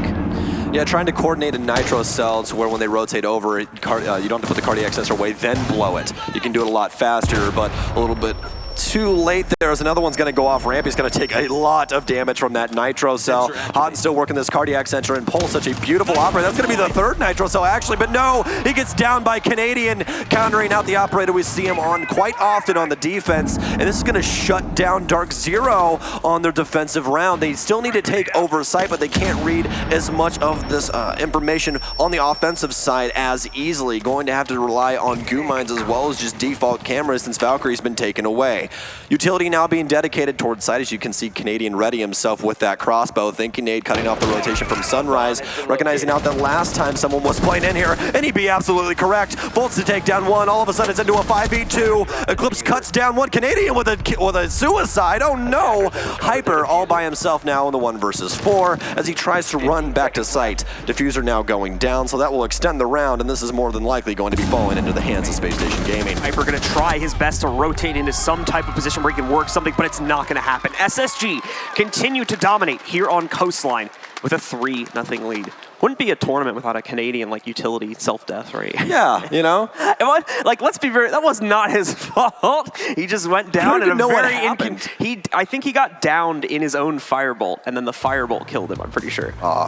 And that's why it looked like he killed himself. It's just the dog. Not sure if that was actually fine. Like, quite literally in that case. Oh no! I mean, hey, they still won the round. He was the only casualty, so you know, it works. It works. Well, Dark Zero need to try and get some stuff figured out, and that's more than likely why we are on a timeout right now. And yes, it is going to be Dark Zero's timeout, as you can see on the left-hand side of your guys' screen. So Bacon feeling like he can help out the team just a little bit, remotivate, do something along those lines, because they need something right now. Coastline is a map that is a teeter-totter. That's what I've always described it as. It's something that when two teams get on it, it really just depends on those two teams' play style against each other as to how the map's going to go. It's pretty equal as to who's going to win defense and who's going to win offense. Sometimes it's super defensive-sided because of the team. Sometimes it's super offensive-sided. We might have a super offensive-sided map here, but as we've talked about, you know, with storylines and everything leading up to this event, Dark Zero has 2 new people on the roster in the likes of Eclipse and Skies, so you can always lead that into a factor as well. They've only been there for about 3 weeks, and that could always tell you why these defenses aren't so meshed. The issue is now, though, is that defense is usually where it's easier to coordinate things. Offense is where you need a lot of free balling and a lot of on-the-fly calls in order to make things work. There's a lot of work we need to see done by Dark Zero relatively quickly. The biggest thing, especially when it comes to trying to play into that kitchen site, we need to see more upstairs presence. At the moment, they're just giving it over to SSG on every single round. And to be fair, they are fighting back against it quite a bit with the Nitro Cell presence, especially because they know it's going to be Buck. And one time they have been able to successfully deal with that. But even so, the amount of control that gives SSG to work flanks, try to drop down, play on both the staircases to push into that site, and potentially have pressure coming in there, I think it's just giving them too much room to work with right now. It's something that a lot of teams do because you don't have to risk your entire body in order to get a Nitro Cell off. You just kind of have to read into the information and go, okay, he's walking here, boom, we got a kill, or hey, we didn't get a kill, we just got a lot of damage. But the issue is that after the Nitro Cells are expelled, all you have is just open flooring, and they just get to kill everyone inside of the site like fish in the barrel. And for Dark Zero, that seems to be the case almost every single round. They're going to be rotating over to, I believe, Double Bar. Yes, they are going to the Double Bar site. So we're going to have Hyper on Vigil, which we haven't seen him pick up just yet. This will be the first time. And they're actually not playing Jaeger, which is something that we don't see too often just because he's the only person in the game right now that counters throwables. The other issue that was popping up for me here for Dark Zero as well is with the kind of really slow, very drone-focused play we're seeing from SSG right now, you know, calling off executes to try and get more intel and just snipe out players from windows and things like that. Because of how passively Dark Zero has been playing, you know, very minimal roam presence, things of that nature, it's kind of just been playing right into SSG's hands because they're able to get all of this intel before they even think about executing. And hello, Sky's going to try something a little bit cheeky here with the run out, but not going to be able to find anything with it for the time being. So we'll just toss a pest down and run right back to the inside of service. All right, well, slow goings for Space Station. They've done a very good job of coordinating with Bosco on these takes in that Dokkaebi. It's really helped them out quite a lot. And specifically in that 1v1, Bosco was able to keep a bead on his target because of that logic bomb. Obviously, you don't want to stop at a 1v1 to answer your phone call that you're getting. Not the best time to try and take a business email or anything like that. So looks to be a top clear once again, and Thinking Nade going to start us off. That's going to be Mint, and I have no idea how in the hell he got that. That man's supposed to be on site, but instead he will be dead. They're going to find Hyper upstairs as well as he hightails it to main stairs. Good attempt at the trade from Dark Zero right there, and Space Station as well, trying to pick one up as he runs away and attempts to retreat. But it's a nice play right there from Rampy. Good mental decision-making here as well to back out of that duel he took right at the VIP entryway. Saved his own life and still has a little bit of HP left to fight a little bit later on in this round here. Well, still one logic bomb as they have all of the top pressure, and again, Hyper's already left. They do have one on Cool Vibes. It's going to be, I believe, Houghton as a smoke. If I remember, if I know that outline, that silhouette properly. It's the one difficult thing about our spectator system as the moment. But Fult's going to dump some stun grenades into Cool Vibes. Again, they have all the top pressure, but they want to lock down the staircases just to make sure that no one can possibly rotate up, specifically Hyper. Obviously, he does have that ERC-7 backpack, so he can make it seem like he has presence there, but when you have the staircases locked down, you know he can't make it up. Nitro Cell goes off underneath for, again, a little bit of damage onto Rampy, but not enough to be fatal. It's going to be twice in a row that he has taken a little bit of damage, but hasn't died. Bosco's going to find two, switches over to the EBR as he's trying to hold down the rotation for Office. Down to the final minute of the round, both teams at stalemates in multiple portions of the map right now, but SSG still with the man advantage, if only slightly. Problem for SSG becomes that timer, though, as it continues to tick further and further towards zero and out of their favor. Dark Zero sits ready and waiting to defend this site with 4 of their players in position. So what's the plan here from SSG? Once again, a lot of drone work being done very late into the game, and it's working yet again as well. Canadian finding yet another mark here against Hot and Cold and bringing this down to a 5v3. Trades will start to come in though from Skies, who makes a big play, working himself up the Cool Vibe stairs. Plan attempt is going to come in, and Thinking Nade is able to secure himself another kill. We do have Bosco who attempt to find another knock here, but he's not going to be able to get it. So now Thinking Nade sits alone. He'll attempt to move in and get Bosco up. He's going to take a little bit of heat in the process of trying to do it. Successfully gets his teammate up, yes, but now can they get the plant down? 7 seconds remaining. They'll start the first attempt. A nice play from Hyper to pick up the next frag on Bosco. Plant going down here, and Hyper is going to be able to finish things off, finally putting DZ on the board. And that's why you hold down your staircases, folks. Skies rotates up Cool Vibes, gets a double kill. No one paying attention to the stairs. No utility dedicated there. He's able to kill the people holding the top pressure inside of Hookah, and he takes it over, even stopping the plant from upstairs. So great stuff by Skies overall in order to get Dark Zero their very first round, and that needs to set pace for the rest of this series on the defensive side. Skies stepping up big here to give Dark Zero the first round. And he jumps in as the new member, one of the new members, we should say, for the first time here in an official. I really like how Dark Zero's been playing so far with their operator lineups and everything. It seems that Dark Zero's a lot more opted to give operators to people that have the hot hand now, whereas with Rex, Skies really just stuck onto Smoke or those defensive operators a lot of the time, unless he was on offense where we saw him playing IQ or more fragging-based operators. This time around, he had the hot hand. He had Mozzie when he did that. He wasn't playing Smoke. He wasn't playing anything else. This time around, he's playing Jaeger. So, did he switch over? No, he did not. We do still have Jaeger. Wanted to make sure. So, but we are going to have that Mozzie still on the field, which seems to be very effective towards SSG just because they've been droning out so much. You guys saw some of the drone game there. Well, flashes of it as we saw that camera on Cool Vibes was getting a lot of intel onto the Smoke that was playing couches inside of Sunrise and things along those lines. So Dark Zero trying to counter as much as they possibly can, but it's definitely still going to be pretty difficult with that Dokkaebi on the field. So once again, we are going to go back downstairs here into the service and kitchen sites. Third time now that we have seen DZ attempt this. Both times prior to this have failed. So another time to see if they can pick this up a little bit and win a second round for themselves and try to chase this towards an ultimate 3-3 scoreline at halftime, which is still in the realm of possibility. It's something that Dark Zero desperately will probably want to have happen, given some of the difficulties that may show up for this team on attack right now. Well, Fult's still on the Ash. He's been working well so far. This kid has aged so well inside of the competitive scene. He got picked up a little while ago by SSG in place of, I believe, Redeemer, if my Wikipedia brain's working properly. But Fult's overall, so impressive, man. He was super impressive inside of CL for NA, not this last season, but the season before that, which would be season 9. And then he got picked up by SSG, and he's just been running amok of a lot of people so far, including Eclipse, who's going to get immediately fragged out. And this is what we expected from him. He used to be a utility-based player that, you know, he had that gun skill, he had that brain, but now SSG's just cut him loose from the chain, said, here's your Ash, go have some fun. So this is looking like a much more promising round right now from SSG. Great opener coming in from Fultz specifically, who essentially got both of those kills. He got the down onto the Mozzie as well. Just obviously didn't want to risk his own life to get the confirm, so they had Thinking Nade do that for them from, I believe, the kitchen window. And besides that, not a whole lot being done by Dark Zero. That doesn't mean they're not attempting to do anything, though. You can still see Ella trying to play out over towards Office. It's just some of this position is not going to align too well with what Space Station is actually doing. Fultz specifically now moving into Sunrise. Will be able to traverse through there relatively easily. Skies as well, trying to play from a power position. Oh, hold on. There's a chance for them to do something. Canadian actually is going to be able to kill Mint on a run out. Ella, along with Skies here, both Hyper and Skies make a play, though, on Rampy and easily knock him out in the 2v1 run out. Well, you can already see the cohesion of Dark Zero working out, even though they're still pretty young inside of their new team. Fultz pre-fires onto the angle inside of Blue Bar, but he's run out of a lot of bullets through that magazine. Only had 11 remaining, could have possibly taken one gunfight, but it's not going to matter too much anymore. Hyper and Skies both locked down in the southwest corner of the map. Fultz takes down one. That'll be a double for him on the round. Looking for two, but Skies still inside of Blue Bar.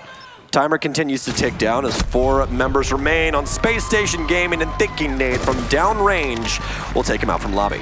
Cohesion to make plays like that on the run out, that's great, but it's unfortunate that it doesn't really lead to much at this point here. So Dark Zero able to secure some solace out of that round, but it means nothing with Space Station still leading at 4-1 over them. and dominating this attacking side so far. It's been a very impressive showing by Space Station, and it's been something that we've looked forward to for a very long time with SSG.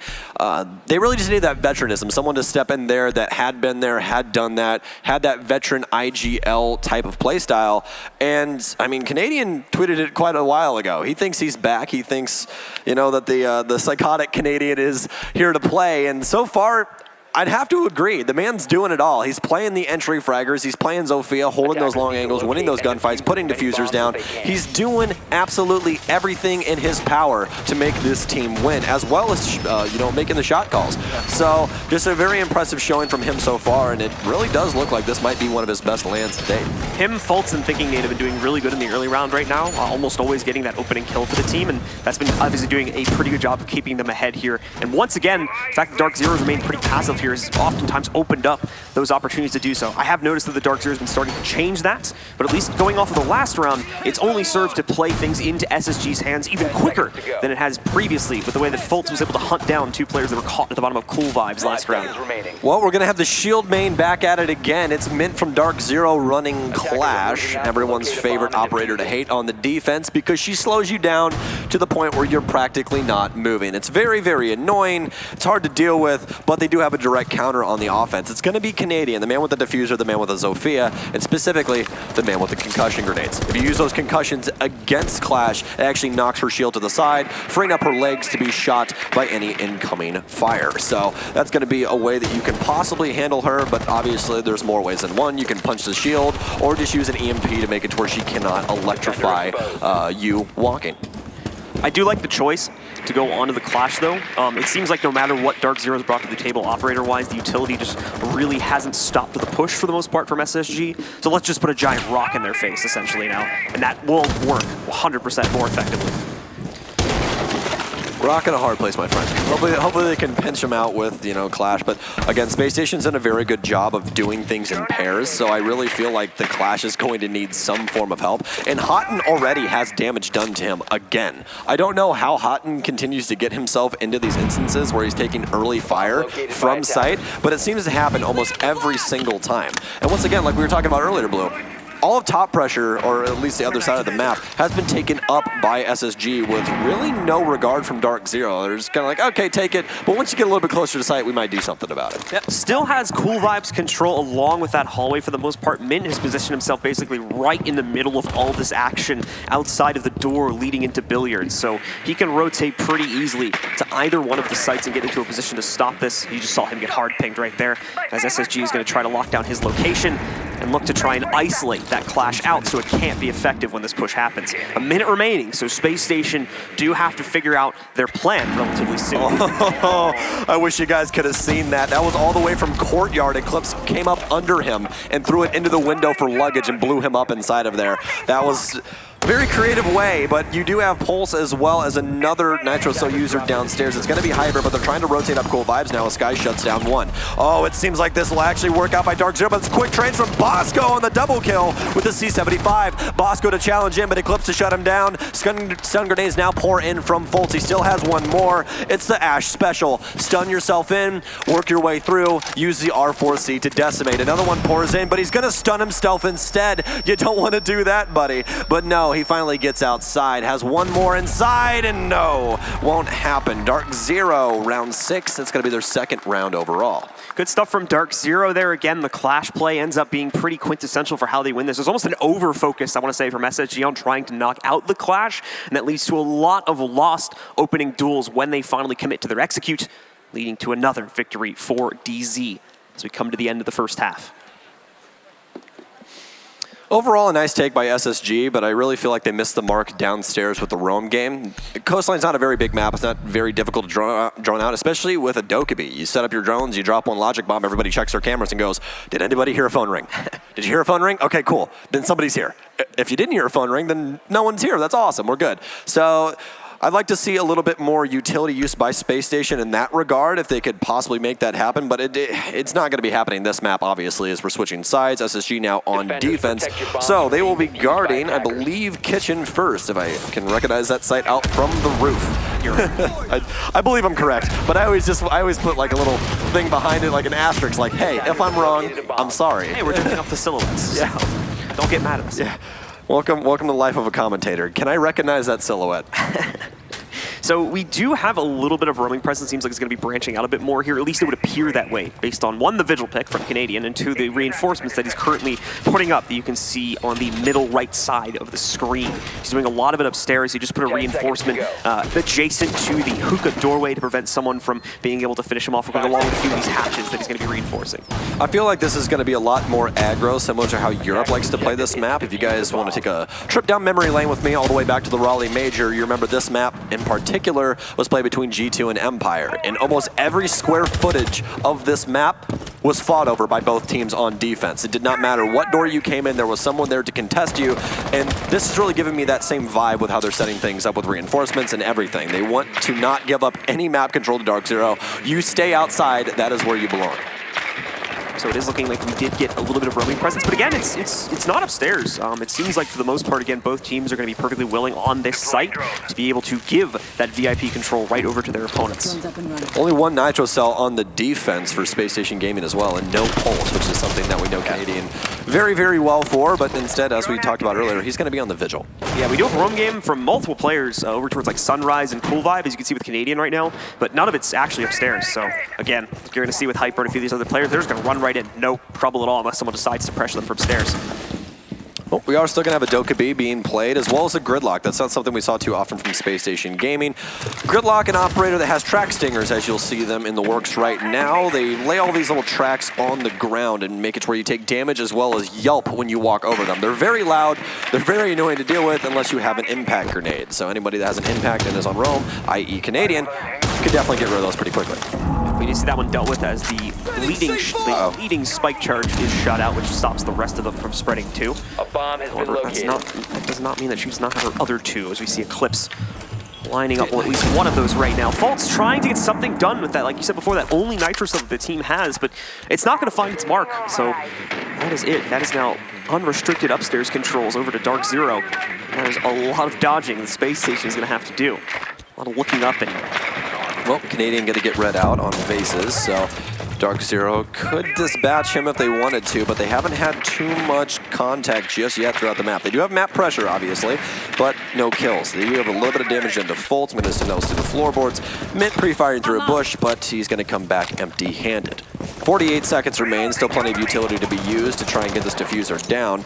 Nades now coming in to try and destroy any bit of utility or burn what they still have. Fultz dies now inside of sight, so that's going to open up the delivery area, or excuse me, service area in order for a plant ramp. He's going to take quite a bit of damage all the way from the back of VIP near that TV area. Canadian with a wide swing takes down one. Nade pours him through the door, but he's going to make sure that he doesn't possibly get fragged out by it. Hyper, what a shot from him as he absolutely rips Canadian. Rotates back in. Rampy, though, to trade it out. It's a 3 versus 3, and Thinking Nade takes down Skies. Mint and Eclipse still outside, one on upside down rappel. So this is still going to be a very tall task for SSG. One Toxic Babe remains in Bosco's hand, and he can defuse through it. Thinking Nade runs outside, gets dispatched quickly. Eclipse, but no, it's going to be Rampy again. He falls. Mint's the only one to remain now. Quick shots, and he's going to have to try and bait with this diffuser. Bosco does have that M590. This thing can either sell you out or win it. It's going to be so very close, folks. Oh my goodness. 3 seconds remain. 2, 1. Bosco gets it. And Space Station get away with another round. And honestly, they had no business doing so. Well done from them. Space Station are going to continue to push ahead in this series now, just a few more rounds away from a win on the first map. What an impressive play there from Bosco. I mean, that's just by the skin of your teeth, Blue.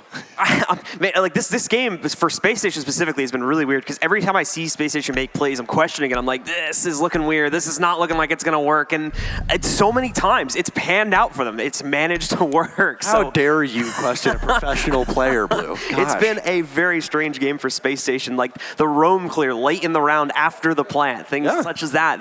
They're catching Dark Zero when they're not expecting them to get aggressive, and it's working out for Space Station. So really, hats off to them right now in this matchup. I was talking to somebody a while ago, this is probably over 6 months ago at this point, Blue. I was talking to them about Canadian and what makes it difficult to play against him when he was in his prime and all that kind of stuff. And the main thing I got from a lot of people was that once you do one thing to Troy and it beats you, or excuse me, and it beats them, he knows how to counter it the very next time around. And it seems like Canadians kind of falling back into that now, where he's like, okay, I know how you guys want to try and handle this, but I know the way that I'm going to counter that. And so far, so good. I mean, the actions speak for themselves, to say the least. I mean, again, we have had some heroics from Bosco right there, which was literally the most minuscule amount of time that you could have to defuse that. But hey, it worked out. Bait with the diffuser, M590 doesn't sell you out, and you end up winning. And again, that relatively passive play. A few players, of course, stretched out on the bottom floor, but full second floor control up until the very end for going into the hands, I should say, of Dark Zero right there. Still allows for the defenders to pick up a win. Little fact coming in here, SSG has struggled holding that hookah site with only a 37% win rate on it over their past 7 matches. Dark Zero also seemed to be kind of avoiding the hookah site, only I believe playing it once in that last half. So it seems as though they're also not having the best of straights on that site. Attackers have located a bomb. Should also be noted, of course, Dark Zero is a little bit harder to judge for site proficiency, given that they're, again, working with 2 new players. Well, run clear from Dark Zero, hot and cold on the Buck, making the long angles. This is a favorite of a lot of professional players because Buck has so much utility to make those new angles and surprise a lot of roamers. Specifically with angles like this. I mean, you're never going to expect them to all of a sudden have an open angle from office all the way through blue bar holding the kitchen door. You might expect somebody to be holding blue bar trying to watch that angle, but not from such a distance. Hot and cold again, clearing through the entire map, but instead of going through traditional pathways, makes his own.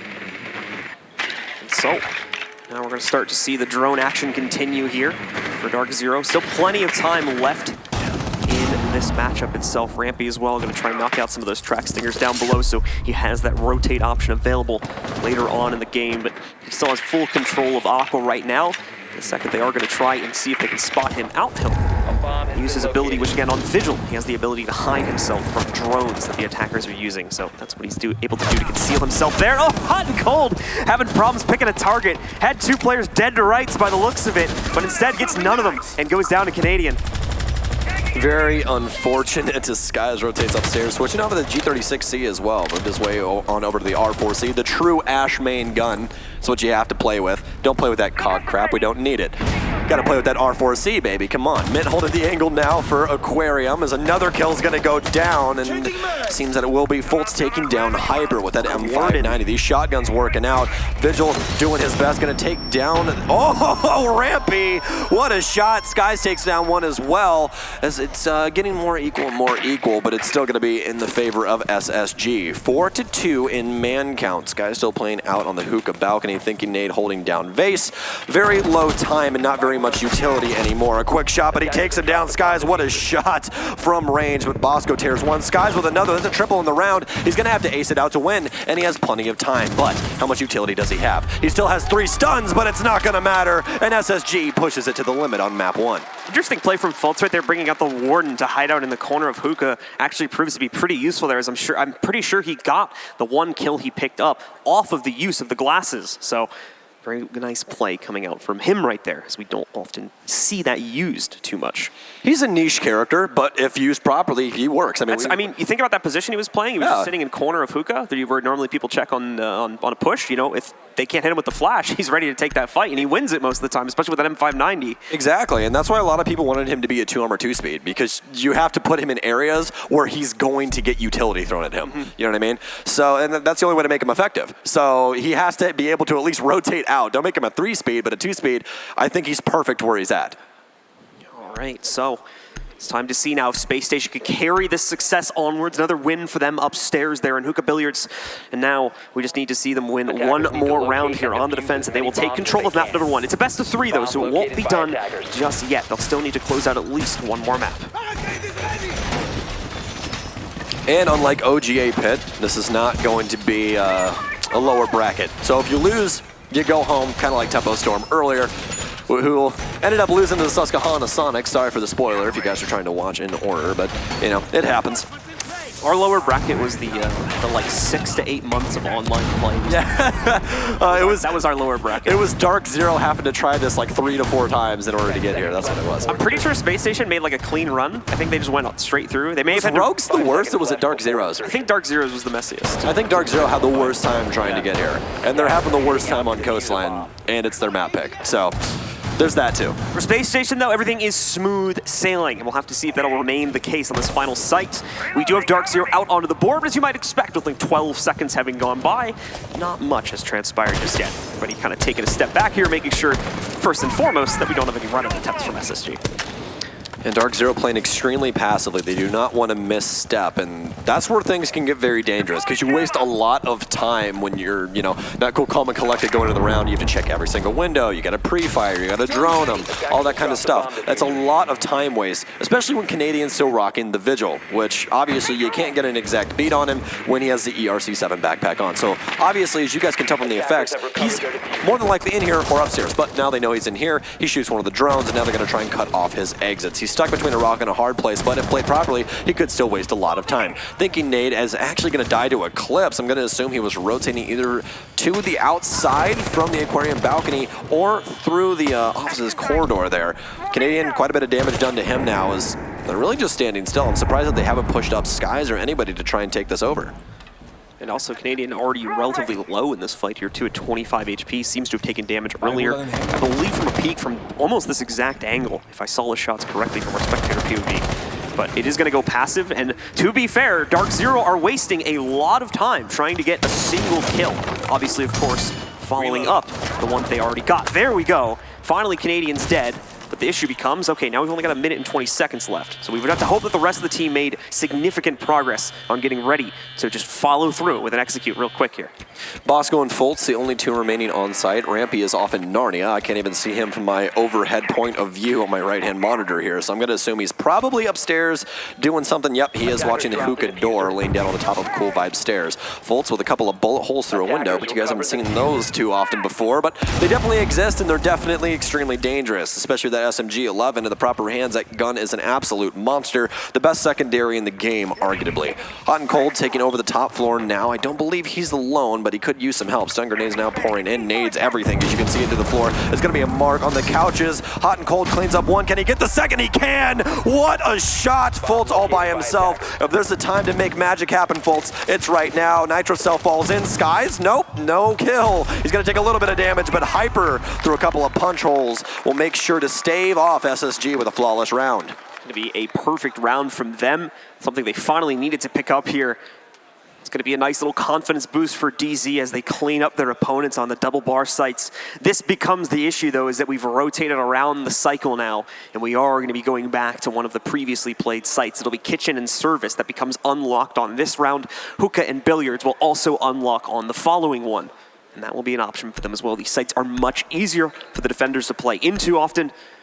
That's why, of course, we've seen them picked earlier, and now that they're unlocked against Space Station is going to bring them back in to try and close out with a 7-3 scoreline. Well, Dark Zero still bringing the gridlock. It seemed to work out pretty well for him so far. Eclipse, he played that quite often on Rogue as well, so he's used to it at this point. The F90 is a fantastic weapon. It's an AUG variant, actually. And overall, it's probably the best gun that she has in her kit. Mix that with some amazing utility for keeping roamers in their place when you clear areas, and you make for an amazing 3-armor operator that's played on offense. We don't see those too often because people really don't like the movement. It's usually the shield operators that we see played that are that speed, but you're not going to see people like Fuse, for instance, very, very often. So just the setup going by right now. A little bit of reconstruction work being done by a lot of these players. And again, setting up for the capability to use roam presence specifically for Legion here right now inside of Theater. They can play into that. Actually, more than Legion, I'm just seeing it now. It's actually about 2 to 3 players here. So it may look like we finally got an active upstairs player on this site, which would be the first time I think we've ever had that from either team. To my knowledge, we did not see Dark Zero ever commit anyone up there and have them stay up there. SSG also didn't do this on the round lane 1 before. They kept the Vigil closer to the stairs and just had him in a rotate position more than anything. Oh, Sky's moving very quickly with the drone behind him. It seems that Dark Zero's thrown the playbook out the window. It's time for aggression. It's time for bullets to fly, and specifically, into the buttocks of Skies as he's downed inside of Sunrise. And that's going to be a huge pick because Skies has been very influential over these rounds so far. Has had a lot of opening frags on this Ashe, but this time around he's going to either be dead or only have 20 HP when picked up. And it's going to be the 20 HP. I don't know where exactly he got ripped from, though. Yeah, that's what I'm trying to figure out as well, because he kind of got stopped at those crossroads at the bottom of Cool Vibe, and then...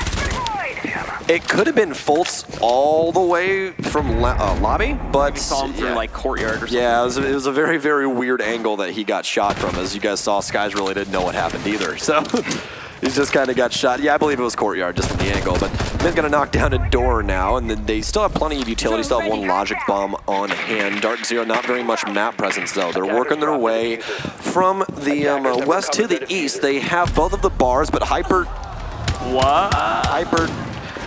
Hey, that's your teammate, buddy. I don't know if you know that. That had to be some really unfortunate timing. Yeah, that... Because to be fair, no. Skies was already one-shotable, so yeah, it's very likely that someone just ran in front of someone else's spray. Very unfortunate to shoot him with an AK there. Oh, and Fultz is going to cook hot and cold. Eclipse takes down Fultz. Nice little trade out there, but they're going to need a lot more done in order to take over this round because you still have all the utility to fight through for Rampy. The longer he stays alive, the more dangerous he is. Thinking Nade with one. Smoke grenades now pour out the window to make it safe for Thinking Nade to try and rotate back in, but he'll just hop back up on top of the sink. Hyper's inside of the site. He takes down one. Can he take down two? That would have been huge, but Thinking Nade trades out Hyper, and oh no, it's all down to Eclipse. The F590 in hand and a lot of shotguns to try and fight through, specifically Thinking Nade. Again, we've talked about it before. This M590 can either sell your soul or make you look like a hero.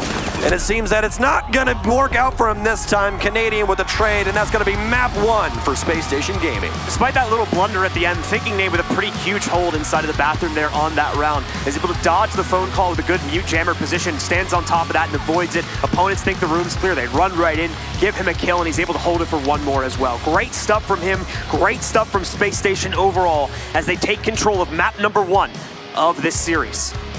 That was Dark Zero's pick as well, and it looks to be across the board that did not have the best time, but Thinking Nade definitely did. That's going to be 11 kills for that man in regulation. 10 rounds, 11 kills. So averaging over 1 kill a round, that's fantastic play. Great statistics coming out from him, and this is on top of the great utility play we also get from him often in these rounds as well. So a huge contribution to the team, often one of the most, in my opinion, understated players on this roster in terms of his impact to the overall package. And the only remaining roster of that most wanted roster that he came in with. So very impressive overall that he's been able to stick around with, well, the same team per se, but always nice to see that the remnants are still there. All right, well, that's going to do it for us, ladies and gentlemen. We're going to be back in a little bit with the second map, but for now, it's going to go back over to our analyst desk to break things down. Thanks a lot, gentlemen. It has been an already hot start as Space Station Gaming certainly took things to space as Dark Zero found themselves in a rough situation. Of course, we can see some highlights here. And gentlemen, of course, Rams and Veli, my two analysts here with me. It was quite the rocky start, map number 1 for Dark Zero. Yeah, Dark Zero, like Rams kept saying throughout the entirety of the map, they looked like a shell of themselves. They looked frustrated. We saw a few role swaps. Most importantly, we know what Skies does now. Skies started off on smoke. Once we saw him get a little more loose on the own game with Mozzie and Jaeger, that's when his personality as a top fragger really showed out. But Space Station on entry was unstoppable. Yeah, Space Station on entry right now just looked like a well-oiled machine. They haven't changed much of anything. Fultz on the Ashe is a little bit different, but that's because Canadian's playing that more supportive role. Obviously, we didn't see any hard breaches on either sides of the attacks, but that's mainly because Coastline is a standout map when it comes to operator selection. You don't need a hard breach on Coastline, but we still saw Canadian holding the diffuser. We still saw Canadian picking Capitao after a few rounds of Sledge not really working out, and Dark Zero really struggling. Yeah. We posed the question at the beginning, how is Skies and Eclipses coming into this going to be able to operate or select? It was a big question mark that you had for this, Veli. We saw Skies all over the place, and while that versatility is usually a bonus when you have your players that have these wide operator pools, the difficulties that they had as far as coordination showcased it. It's not always what you can play, it's what you can do with your team. And Space Station Gaming, they look like the team that I expected Dark Zero to be. In regards to strategy, especially that one kill that Blue pointed out, fantastic casting, by the way. The fact that Thinking Nade was on a mute jammer while they're trying to utilize Dokubi's logic bombs as well, is able to come out, catch people by surprise, get a few kills to SMG, and walk away with the win. Yeah, Dark Zero just kind of not really crossing their T's, dotting their I's on a lot of their attacks. We did see a little bit more of it later in the game as the match progressed. We did see Dark Zero formulating more strategies, taking their time, slowing down, realizing they're moving a little bit too fast, and actually being able to win a few rounds with good utility and good positioning. But overall, they look like a shell of their former selves. That was some of the best entry I've seen from Space Station since I've been watching them. The fact that they had Fultz and Thinking Nate as entry fraggers with 2 drones ahead of them. Thinking Nate got a kill just about every single round in the first half. Thinking Nate finished that map 1 with a 1.34 rating. 11-6 was the stat line, already showcasing the skills that he brings to the table. And when you think about those skills, it's where those skills were being played. A question mark that you posed coming into this Rams is, why Coastline? Why is that the direction that we want to go? It wasn't something that Dark Zero necessarily preferred. You then followed that up with, okay, maybe the fact that they've had roster changes should potentially change the result with over 20-plus bans in the last few months on that map. Things still seem to be the same. They can't perform on Coastline. Yeah, Coastline is just the more organized team usually wins. Like, yeah, people like to describe it as a drone in and just a big frag fest when it comes to the map as a whole. But it, like, really, like, the more organized team should win. And the thing that I noticed the most about Dark Zero and the way that they were trying to defend, they never contested Space Station's direct entry into the building. On a map like Coastline, you have to quickly communicate where the attack is coming from and what angles they could be holding, and they should know at this professional level where the rotations are cut off from, and they have to be able to, like, just contest the entry to waste time, because if you don't contest the entry into the actual building itself, the attack has so much time to work with. Yeah, it was so tiring watching SSG drone themselves in over the Sunrise Bar and get kill after kill, round after round. But also that aggression, we're going to have to give credit to Bosco. Bosco being able to isolate players with Dokkaebi and the Logic Bomb down underneath Aquarium in office was just phenomenal. Well, of course, the members of Dark Zero haven't had a lot of time necessarily to get to know them. And you know what? We haven't either. So let's go ahead and take a deeper look at Dark Zero and the roster they're bringing to the USN.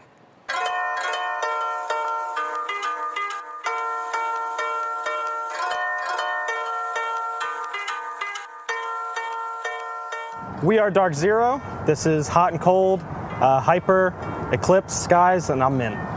Playing for the title USA, being the national champions would mean everything to us. We already feel like we're one of the best North American teams, and we want to definitely be like the best North American team. Our biggest rival is SSG. It's our first matchup, and for some reason, every single time we play those guys, we usually end up tying, or it comes down to an extremely close match. I'm not even sure what our record is against them, but yeah, definitely SSG. And we are enjoying our time in Vegas. The weather is actually pretty nice compared to Houston. We kind of like the dry air, cold nights, a lot of things to do. It's a great time. Do we have any tactics or strategies planned for this event? Pretty much the only amount of time we had with the new players, we pretty much just spent like getting them accustomed to our playbook and our style of play. But there's a couple things up our sleeve though. I think the most important aspect to be successful at the top level of Siege is communication. A lot of teams have the gun skill to compete at the top level, but I think like they lack team play and coordination and communication and all that, and that's like one of the biggest things that we stress with our gameplay.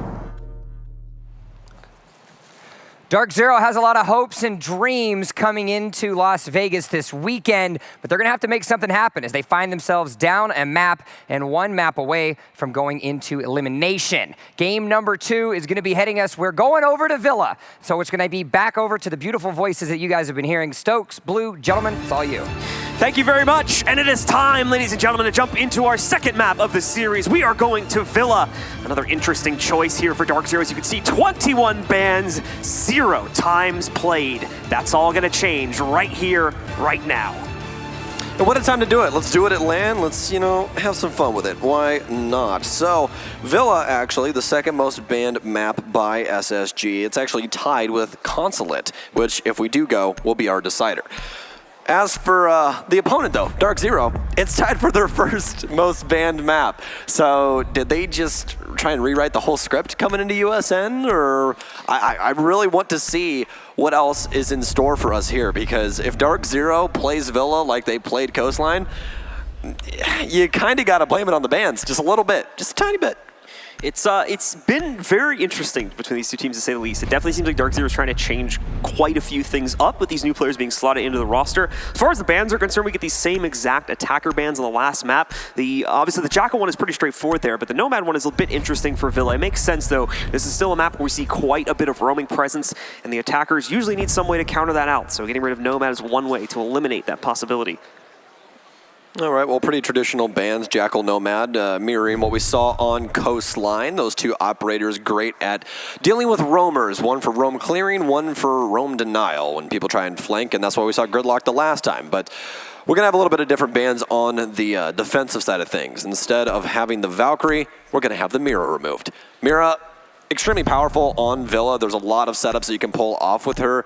Not really on the Aviator bar side of things, or Aviator games, excuse me. Just because that soft wall setup, looking into study, not the best thing when you're playing against good teams. They'll just rip the soft walls down, and then you really can't rotate anywhere, and you're probably going to die. So you don't want to do that. But on the other side, Mira worked out extremely well. So SSG going to be in the offense to start things off once again.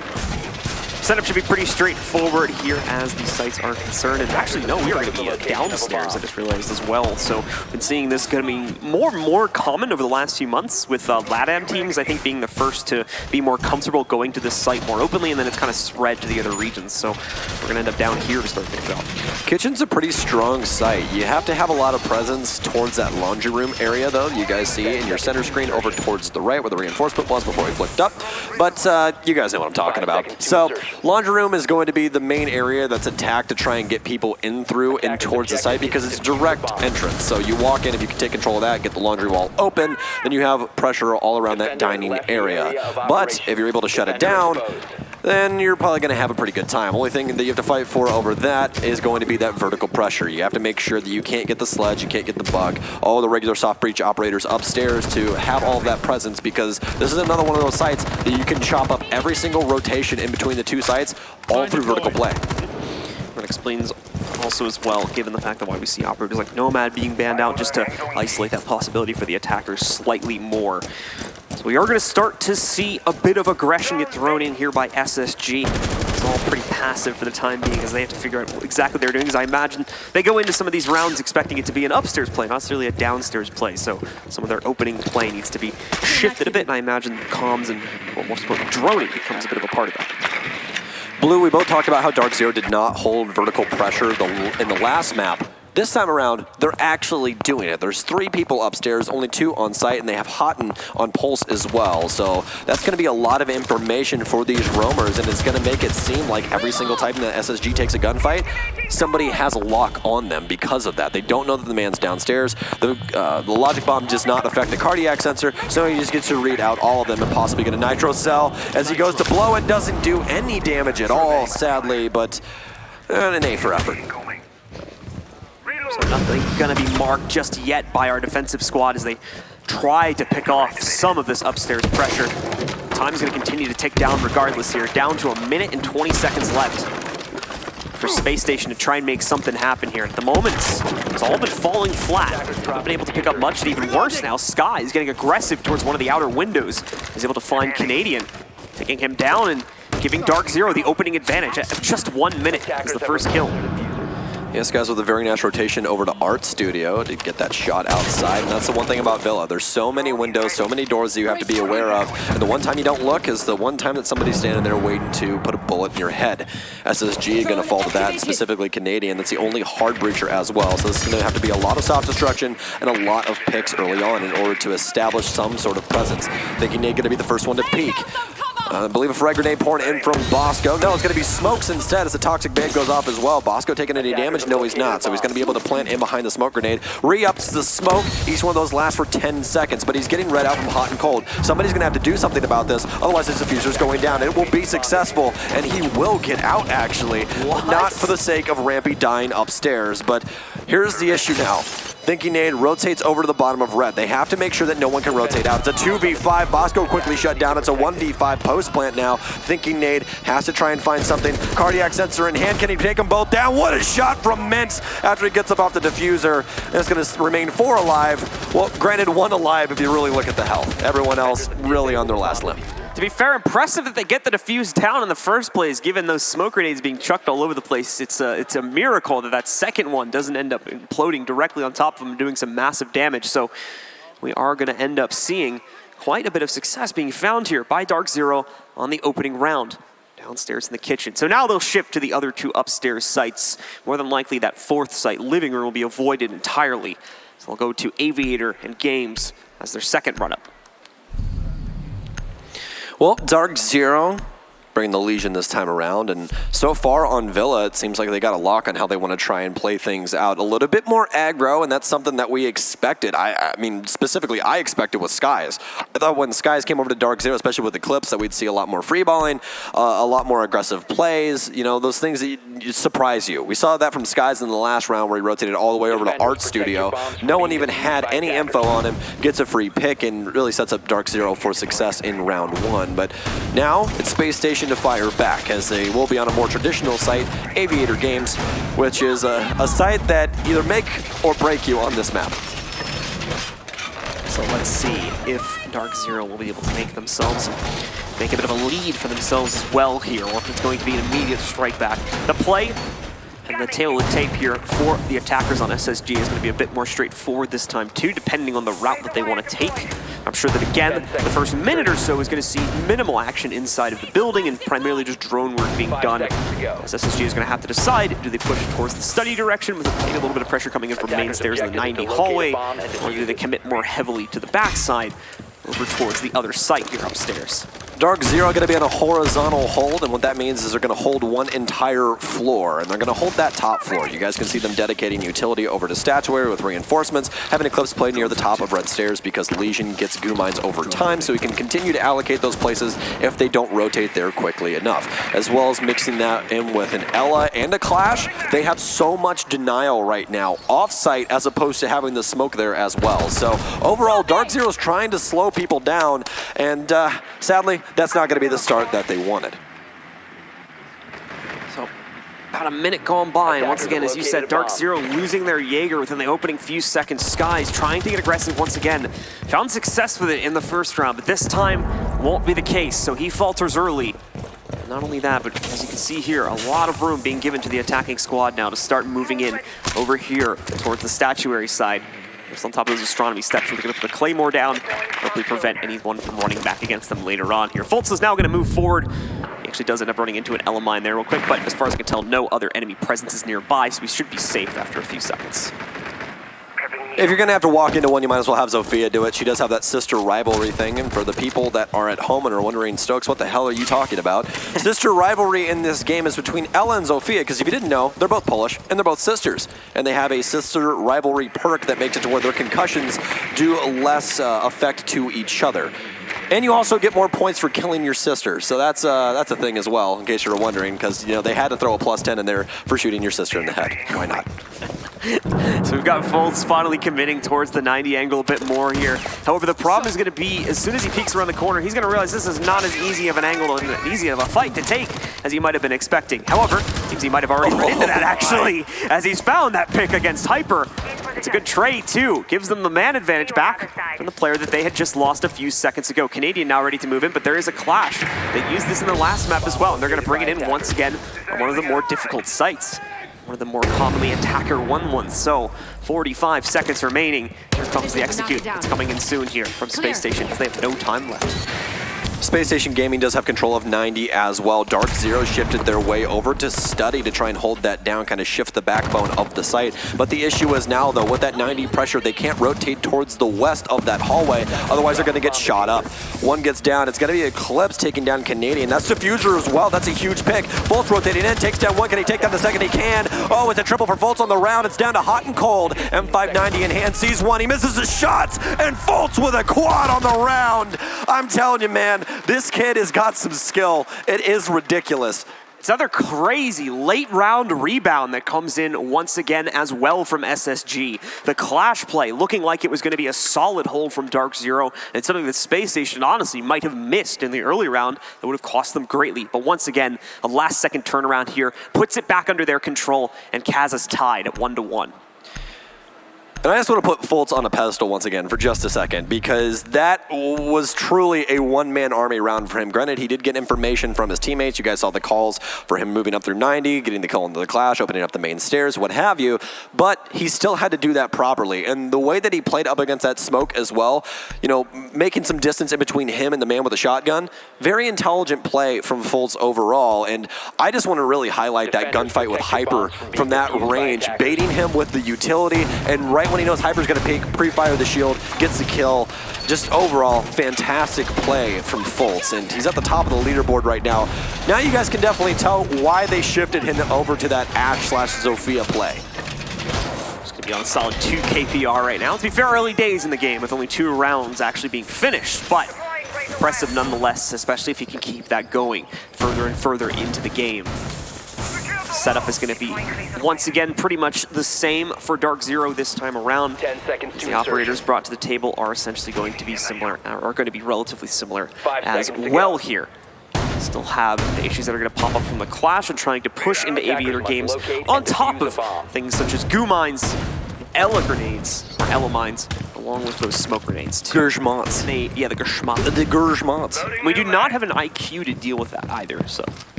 Yeah, the crappy thing about that, though, is when you're IQ, you kind of just get to stare at it. You're like, okay, well, this thing's here. I either walk into it and get shot, or we try and Twitch drone it or something along those lines. Because 90% of the time, they're on a hard wall, so you really can't just, like, shoot it through. It's, crap.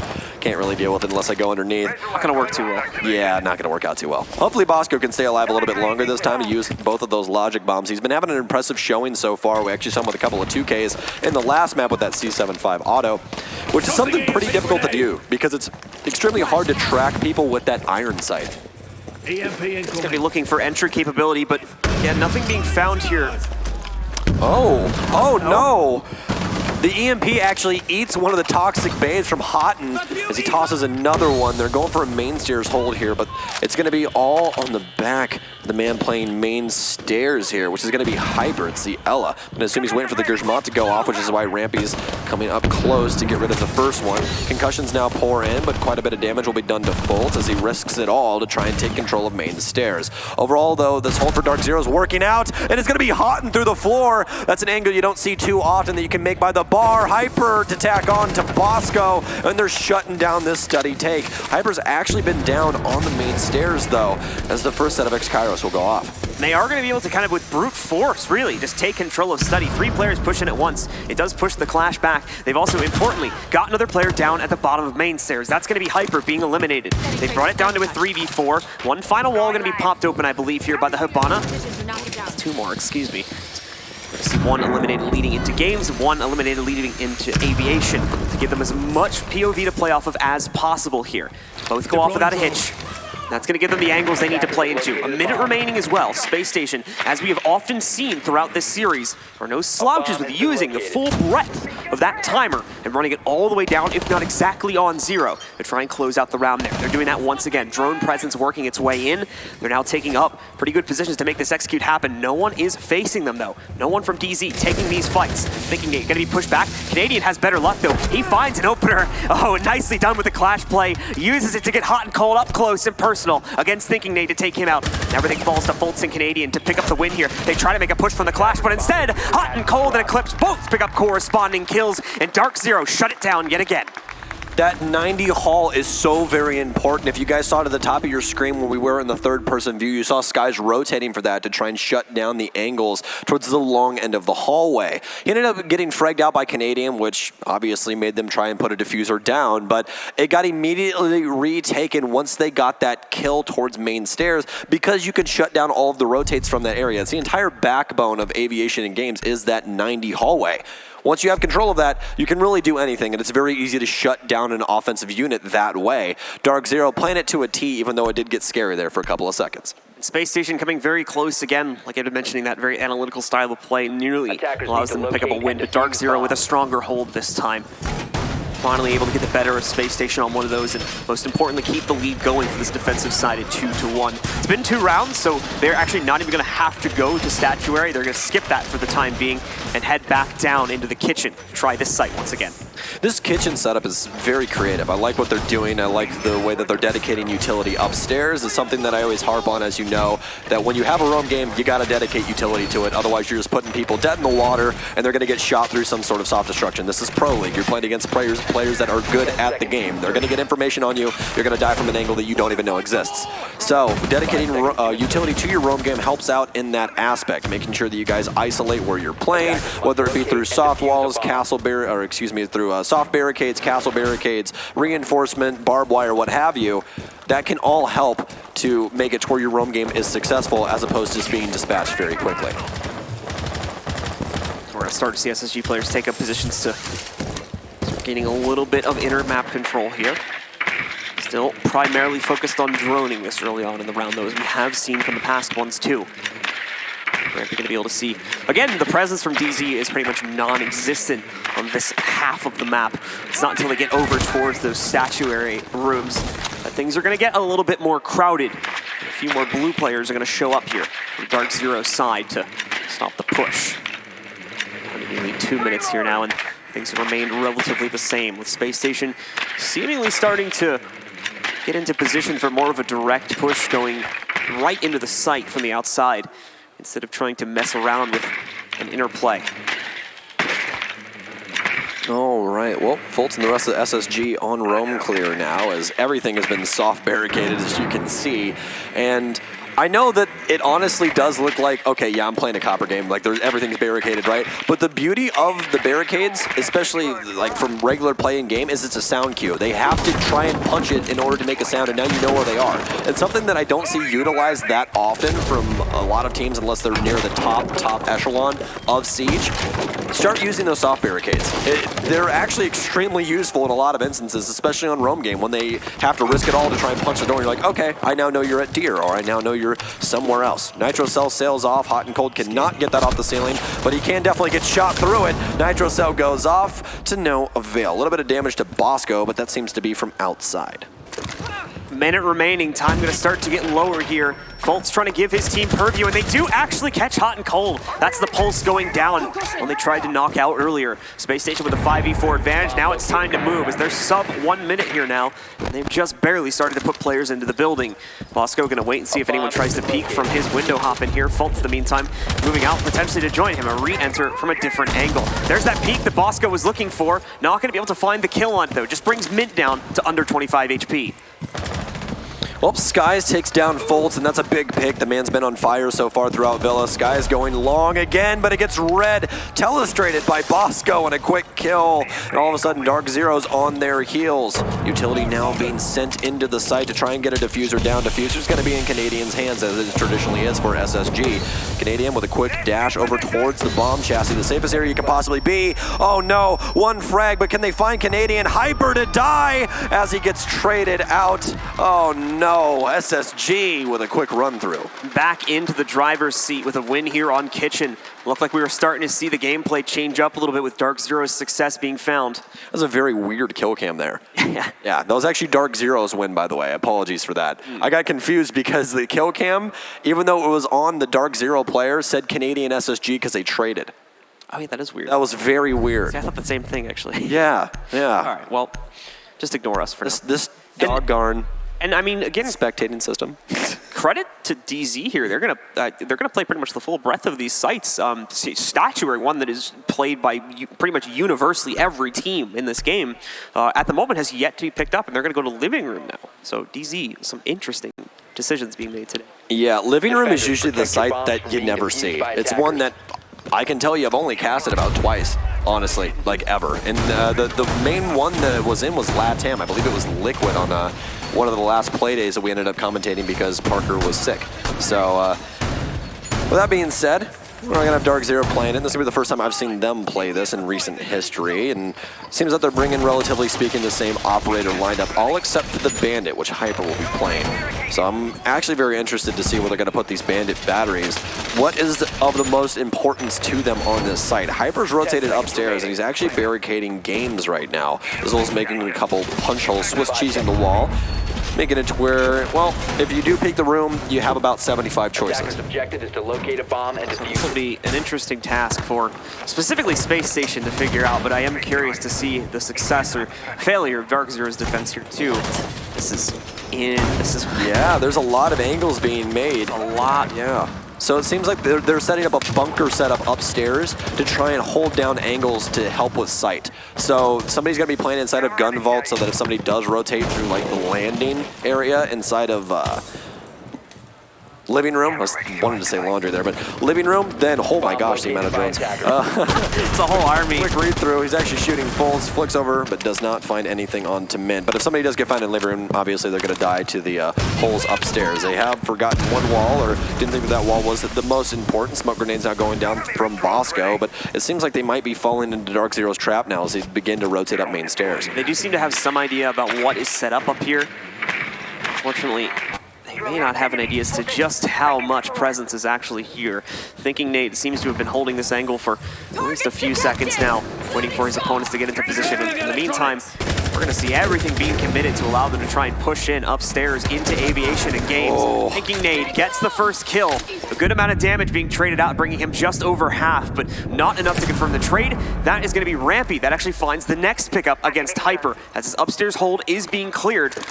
Not really any issue at the moment from Space Station. SSG is doing such a damn good job of holding down their flanks, man. Every single time that they set up a room, there's always somebody waiting for someone to rotate in behind. And that's going to be Rampy this time. Very pivotal area to play. Main stairs holding down the long hallway of 90. Catches Hyper on rotation, and that's a big deal. Now you have all of the top presence as well as all of the holes that are already made for you. You know, so with that control now, Space Station Gaming, or excuse me, Dark Zero, has to worry about all of those areas that they made those vertical holes through, because obviously you can get shot through them. Clash not necessarily in the greatest position to try and actually stop this execute from happening either at the moment. Is going to become a problem in the next few seconds here. First attempt to pop, they're actually going to plant early while that's still blowing up. This should work out pretty well. We'll see an attempt to interrupt it, and even better, Bosco caught the only one that spotted it. So, clean plant, Hot and Cold also killed in the process, down to 2. Great hold from Skies. He's been probably the most consistent player in just pure 1v1 gun duels this game. Another one found from Skies, in fact, as he's going to be able to bring the numbers down to a 2v3. We need to see this Clash get into the fight too, and that is not an easy thing to ask for. Gumine on the rotate, but unfortunately dies at the peak. The Clash looking for the trade, but Bosco almost accidentally getting that second kill with the way the recoil works out, and Space Station pick up yet another round. It's going to be a triple for Bosco on the round once again. And as you guys can see, SSG has gotten so good at these quick executes towards site to get a diffuser down. They show presence upstairs, they get both of the kills, and they go, okay, no one's up here to try and stop us anymore. This wall's soft. Let's just blow some X-Kairos on the other side, a little bit of distraction. Bosco, hold down the door, you still have utility. Burn Vault, make it to where they can't rotate through and hold the angle. And it works out for them because there is not a single bit of utility on the defense to try and stop them. No Evil Eyes, no nothing. And Dark Zero really just left home alone, to be completely honest. They need to try and get some more denial in there. I like how they tried to slow things down with that upstairs hold, but once things got set up for Study, they just did a little bit of over peeking. We saw the Jaeger swing the door into Study, and Eclipse get immediately melted. Hyper tries to pick up the pieces, but gets immediately fragged out from main stairs. So it just seems like it's really not in the cards for Dark Zero right now on these extended holds. We need to start seeing that change, though. We're coming to the final moment of their defensive half. Things are going to switch over to attack after this round. Well, we could be looking at another 4-2 if SSG is able to hold their attack and pick up number 4 here before the end of it. That'll be very, very dangerous on Villa with them switching over to defense. It's going to be quite a bit that they'll have to work with, and we could just be looking at the cleanup like we saw on Coastline as well. Something similar to that just happened. Attackers must locate and defuse the bomb. Jumping into round 6 now is Dark Zero. Could possibly split 3-3 once again, as we saw the last game on Coastline until Space Station just completely took over and didn't seem like Dark Zero had a will or a way in order to fight back. SSG moving Rampy on over to Twitch, and this is something that we've seen him on quite often. We usually see him on the Buck as well, but no Buck going to be picked up for SSG in this round. So going to have Fultz on the Sophia, who's been proving quite prominent so far throughout this series. Canadian still on the Habana as well. So only one hard destructor as they begin their clear from Master across. Last time we saw quite a bit of utility dedicated across from Dark Zero, and that long hold actually worked out for them as opposed to the last two that really have not. Fultz already inside a bathroom. More information game pouring in for Space Station now. Both teams at the moment just trying to play for intel more than anything else, specifically Space Station. Fultz is going to be lining up Claymores again to watch out, prevent that rotate from coming back up through Astro Stairs. The rest of the team a little bit split up from Fultz right now, kind of off on his own here. He's going to be positioned very well as well. So if anybody goes down, they can watch that and get early intel on that rotate should the Claymore be dealt with. Yeah, very intelligent drone. I saw that for the first time, I believe it wasn't at Raleigh. I believe it was in Japan by Laxing, actually. I saw him use that camera. Very smart camera setup, very difficult to see unless obviously you're playing with Bloom on, which makes cameras a little bit easier to see because it makes that light shiny instead. Also, make sure if you guys do have any of our amazing eSports charms on your gun, that you guys have Bloom on in your graphic settings because it gives them that beautiful shine like Canadian has on his gun with his SSG charm. So there you go. I fixed your setting for you in mid-cast. Canadian ready to move in on the site here now as he's going to start lining up some of those X-Kairos charges for the team to move in. First one might have gotten dealt with by a trick, so we'll see if these next two are going to be any more successful or if they will also be stopped. We hear at least one explosion going out there, so it is going to give him some room to work with, but a kill is found by Eclipse here, knocking out Canadian as he attempts to actually commit himself onto the inside of Study. Fultz already having 90 control, could take down Eclipse, but it's going to be Bosco to deal with him down to the 4v4. Rampy looking for any goon mines on the ground, but it's going to be Thinking Nade to continue to tack on. He's going for the shot. He lights him up, but no, actually none of the bullets making any contact with Hot and Cold. Fultz rotates in now, takes down Hot and down to the 4v2. Skies and Mint, the only two remain. Skies finally firing back. Fultz gets traded out immediately. Mint 1 versus 2. Diffuser now going down with smokes from Bosco's tactical crossbow. Mint moves up. Smoke is dissipated. He takes down one. Can he get the second flick? No, he can't. SSG with an immediate trade, and these guys are just playing so coordinated right now. I don't know if Dark Zero can even stop it. So close, however, for Dark Zero. An attempt being made, and you can see their Fultz actually nearly shutting down those last two players. It didn't catch the fact that both of them were literally right next to each other. So he goes down, and we nearly see that clutch come in from Dark Zero's final player.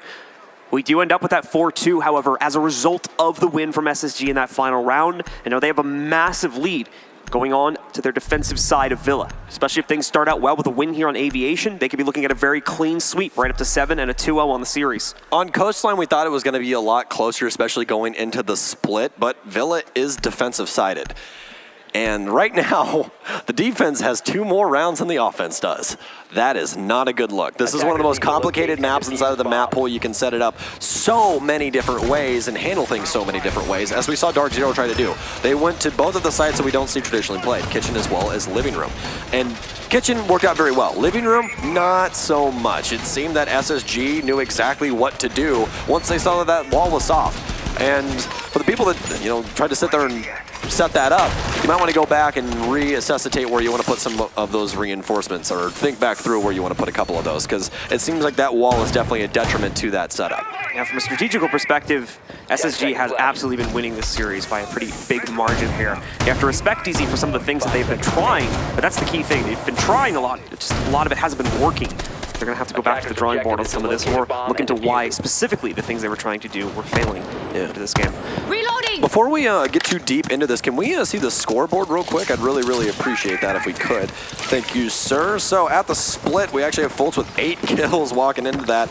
Overall, a great showing from SSG, and you got to tip a little bit of the cap to Canadian on this one. I mean, the guy's been playing pretty lights out, getting diffusers down, playing hard destruction. He's playing it all. Again, he's on Jaeger right now. He's always been that flex guy.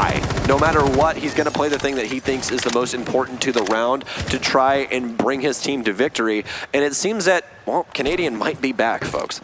At least by this match. We still have to wait and see how tomorrow and Sunday go as well. Can we go on a trip in our favorite rocket ship? Zooming through the sky. Not there yet, hold on. to beat all the nice guys. See, I could do this all day, man. You gotta wait for more rounds to sing that one. Oh no. I'm not gonna sing again. They hated when I did that early. Oh man. All right, well, Dark Zero. Same song, same dance that we saw from SSG, focusing their sights onto 90 control, and the exact same operator as well. It's going to be Zofia. She's got the M7, which is an AK variant with an ACOG. That long hallway makes those gunfights a little bit easier. Down to about half the time remaining in the round here for Dark Zero, and it's been incredibly quiet so far. Not a single tick of damage taken by any member of either team at the moment. Primarily just drone work being picked up. Houghton is in position on top of the red stairs to try and make a play. And this is coming off of the control that Zofia had a few seconds before as well. Hyper going down 90. So a lot to work with moving in from the top of red stairs and at least the top half of 90. That's a nice shot from Eclipse. That was a one tap as well. As he's able to find Thinking Nade and knocking out the Maestro. We won't have those evil eyes be able to be used later on in the round. Thankfully, that's not a massive loss, assuming that the cameras are already set up appropriately. Pretty much already getting their maximum usage out of that one.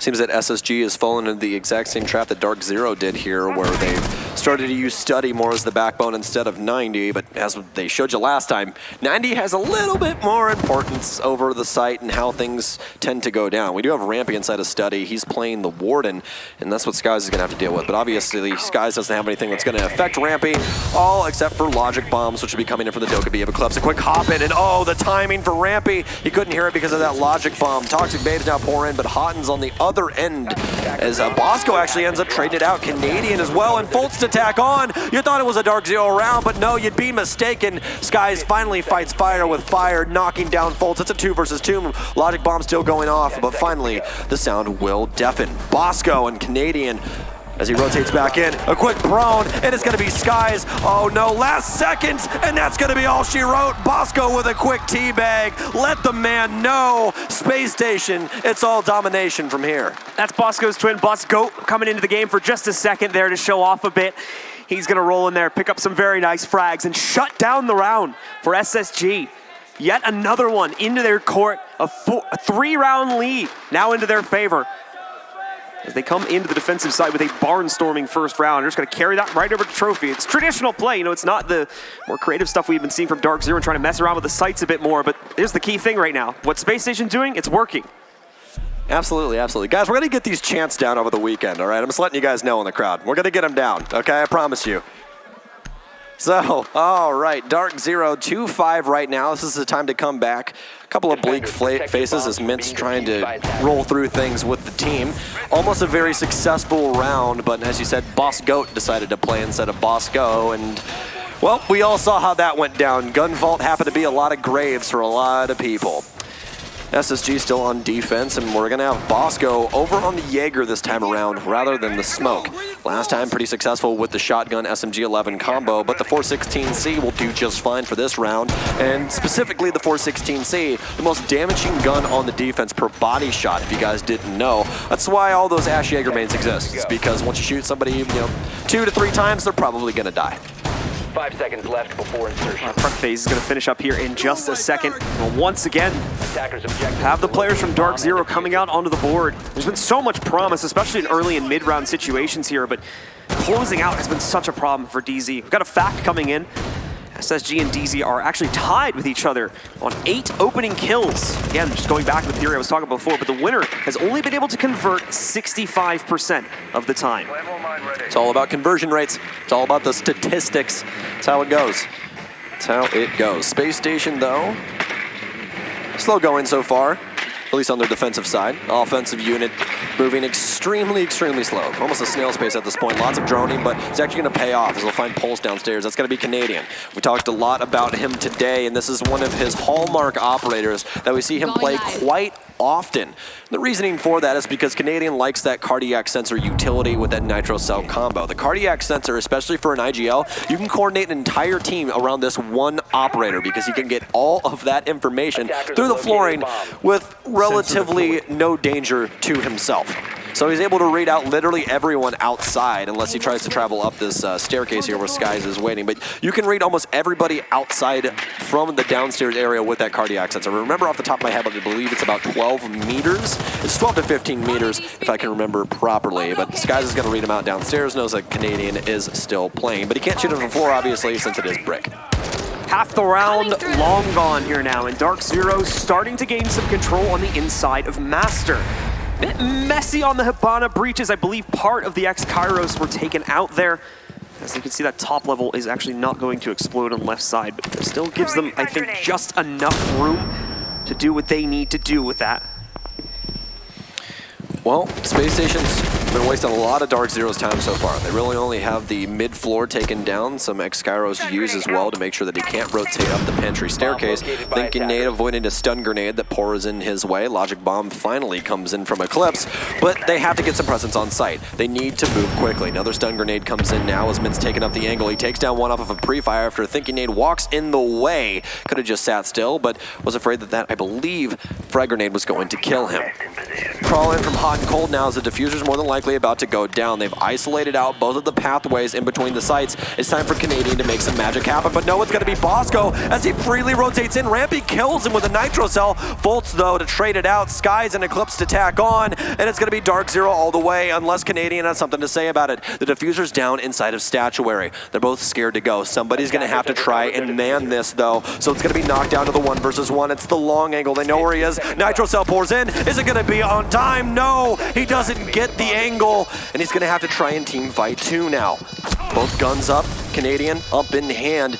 His gun, not the best when it comes to gunfighting, though. Some people think that the Pulse is better with it, but no, not this time around. Skies on the long angle with the ACOG and the LMG will finally win it out for Dark Zero. A nice attempt from Canadian, but far too many obstacles in his way, and Dark Zero had his number, it seemed, the entire time, as they did predict most of his movements, stopping him from pulling off the success that he was looking to get out of that round. So, finally, another one picked up from Dark Zero after a long string of wins from Space Station.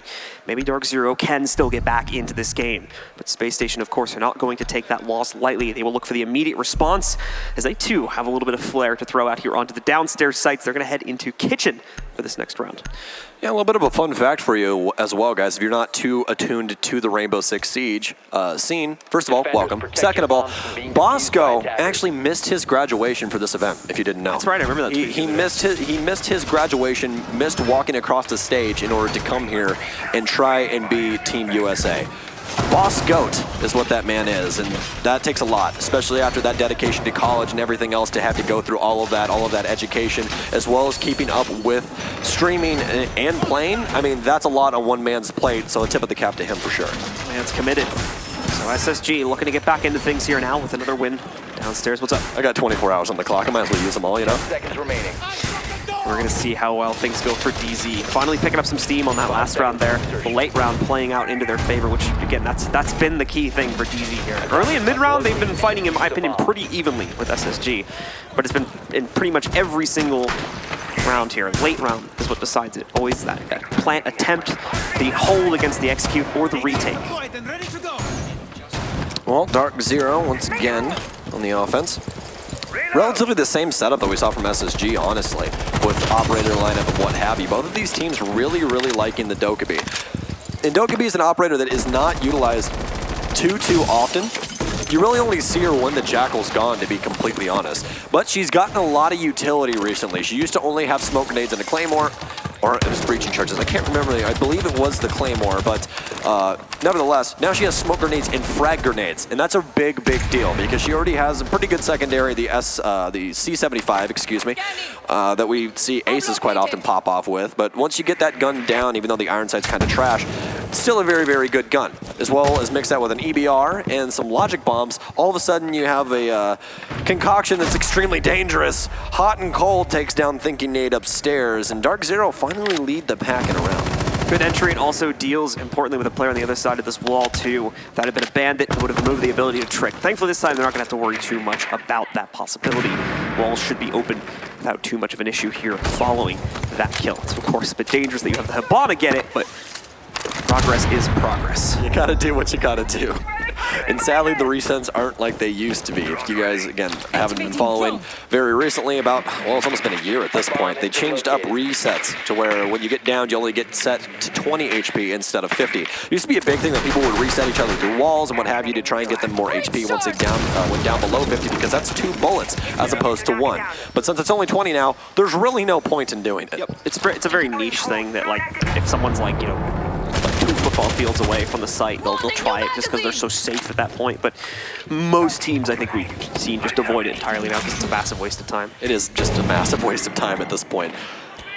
For like maybe 1 extra bullet you can take in the fight. I don't think it's 1 extra bullet. I think every gun does over 20 damage, to be completely honest. So you're just kind of, you know, screwed. And speaking of screwed, Canadian is screwed and tattooed, man. Skies takes him down. Quick rotates from SSG, but Skies again with a double kill. He's been finding so many frags with this IQ. Bolts rotates upstairs, but gets ripped by Eclipse, trying to take a Goomine out of his foot, but the SMG-12 grants wishes, apparently. Hot and Cold finally gets a diffuser down. Rampy has moved all the way to Switzerland as he's downstairs, has a hatch open above him that he's going to have to be worried about. He sees one, but no, it's going to be a quick shot. I believe that was Skies yet again, and it was a flawless round for DZ. Skies hyping up the crowd. It seems like those Xbox ways are getting back to it. Sky's getting very hyped, and there's a reason to it right now. Again, even going back to Coastline, where things obviously looked pretty dire for their opponents, or excuse me, where things looked pretty dire for Dark Zero. Skies was still doing really well. Skies was still picking up multi-frags and was able to really open up opportunities for his team and save them in plenty of other situations too. So Skies has been really important and is really making his mark to join this roster. It's bewildering what this man can do on both sides of the coin. I mean, he's a support player on defense. We saw him play Smoke a lot on Coastline. Didn't bag him too many kills and didn't have that much of an impact, but he's definitely had success with Smoke before. Now we're on to the offensive side. He's been playing IQ the whole time, finally switching over to Sledge. I mean, to be completely honest, it's been very impressive what he's been able to accomplish inside of these gunfights. These 1v1s just seem to keep going his way. And that's it. The 1v1 win rate for him has just been off the charts. The average amount of kills he's getting when he does get kills is usually in the multiples. So Skies has been a pivotal piece of the puzzle, especially when it comes to playmaking for the Dark Zero roster in this series. That was a lot of P's. I'm sorry, I had to throw you off for a second. I haven't done it in a while, so. It's going to be a 4 to 5, though, between these two. Space Station still in the lead. They're 1 off of match point here. And the most important thing, if you are a Dark Zero fan at home, is you want them to try and rack up as many rounds as possible before that match point hits. Specifically, if they can tie things up or even hit it before and try and win this in regulation, that's going to be the route that you want Dark Zero to take. These offensive rounds so far have been highlighted by those kills from Skies. So if the rest of the roster starts to warm up, we might have an equal showing here. Let's see. Space Station looked all but secure in their ability to be able to take control of this just a few rounds ago, but now I'm not so certain that that is going to be the case anymore. All right, well, Dark Zero so far, their clears have been pretty slow. It's been some very weird instances where we saw Hot and Cold with the Habana rush into Statuary to take down the Bandit, but it did open up a lot of areas for Dark Zero to try and take over. SSG, on the other hand, have been playing pretty passive because Dark Zero has been tending to waste a lot of time getting to the actual site. This time around, though, it seems that they are picking up pace. Hyper's going to be on the Zofia. This time around, more than likely going to be focused on 90. Quick punch hole into the astronomy room wall there that sees down into the red hallway, as well as a hatch being opened over inside of Study. Dark Zero's been doing a pretty damn good job of this information game. They are going to read out Rampy, who's playing the Warden once again. We saw, actually in this last hold, IQ hop the window and get an immediate frag onto Rampy just off of timing. Didn't work out too well for him, but it seems that the main stairs and Study area is going to be the mainstays for Space Station in this. Sky's trying to challenge that main stairs angle, but no success on it right now. Can't really safely get into the position he needs to try and take out the dock sitting up on top of that. So they're going to try and utility stun him out. 3 out of 4 of the Zofia grenades going to be thrown in against the dock, but not really much to push him out into the open, unfortunately. Fultz still sits in that position. Rampy does as well on the other side. Rampy's going to take some heat here, though. He may actually have to evacuate in just a second if he Unless he wants to really risk his life for the play right here and try to at least get the 1-for-1 before he ends up going down. But he's sticking around. Defender has been discovered. That seems to have been worth it, at least for now, as Canadian gets the opener on Eclipse. Oh, though, trades not only on the Canadian, but then goes forward to find Rampy. Skies, you had to, right, gets into this as well, and he's going to be able to find Fultz. So just like that, Space Station fall to pieces. It's all I'm thinking, Nate, and Bosco. Can he spread those wings and fly once again like we saw him do last time inside of Gun Vault? 36 seconds remain. Not much utility in the hands of the defense. 4 remain on the offense. Do still have Evil Eyes in play, though, as nothing's coming in sight in order to break them. Still need a diffuser down, though, as Dark Zero continues to sit and spin on this time. Skies gets taken down. Oh, no. SSG, are they going to push it? They will. Bosco to trade it out. He's knocked it down to the 1 versus 1. Dark Zero, and specifically Hyper, to hype up this crowd here in Las Vegas, Nevada. It's Sin City, baby. And Hyper's bringing it home. Dark Zero still in the fight. Seemed like they had given up, but not the case. They find a way to rebound, and they bring it all the way back to 5. Now tied up with Space Station. It's a lot quieter on that side of the stage all of a sudden. So they need to seriously get themselves together here, figure out what's been going wrong. That early round, it seems to have been DZ finding a lot more success with their picks, and most importantly, SSG isn't trading them out like they have in the past. So a timeout is going to be taken. SSG is going to try and figure some of this out with the help of their coach now. A little bit of help here, but I honestly feel like they are playing a little bit rigid here with their setups. They're not allowing things to kind of mesh. You know, be like water, my friend. One of those things where you kind of have to try and coordinate as to what the offense is doing. The offense have done a very good job, especially in that last round, of countering out everything that SSG wanted to do, specifically the study hold, where we saw Hot and Cold with some very hot plays, specifically the one downstairs inside of Art, where he knew where the shield was, so he just shot him through the floor because it's soft. It was a very nice play by him to free up some space upstairs for the rest of their team. So, fact up on the board for you guys, Villa is typically favored 60% to the defensive side, but this match has been flipped, with the attackers winning 6 out of 10 rounds. Thank you once again to Siege GG, SSG, Siege GG, you know, Siege GG for all of their stats over the weekend, and especially updating those on their Twitter page to show you guys the breakdown of the matchups. You're almost there, just an extra S. You know? Yeah, you know. Spam the key a little too. I tend to do that, dude. S is what I fat finger. All right, guys, well, we are on pause, so we should be heading back in game in just a couple of seconds. SSG is going to be making a run for the living room, it would seem.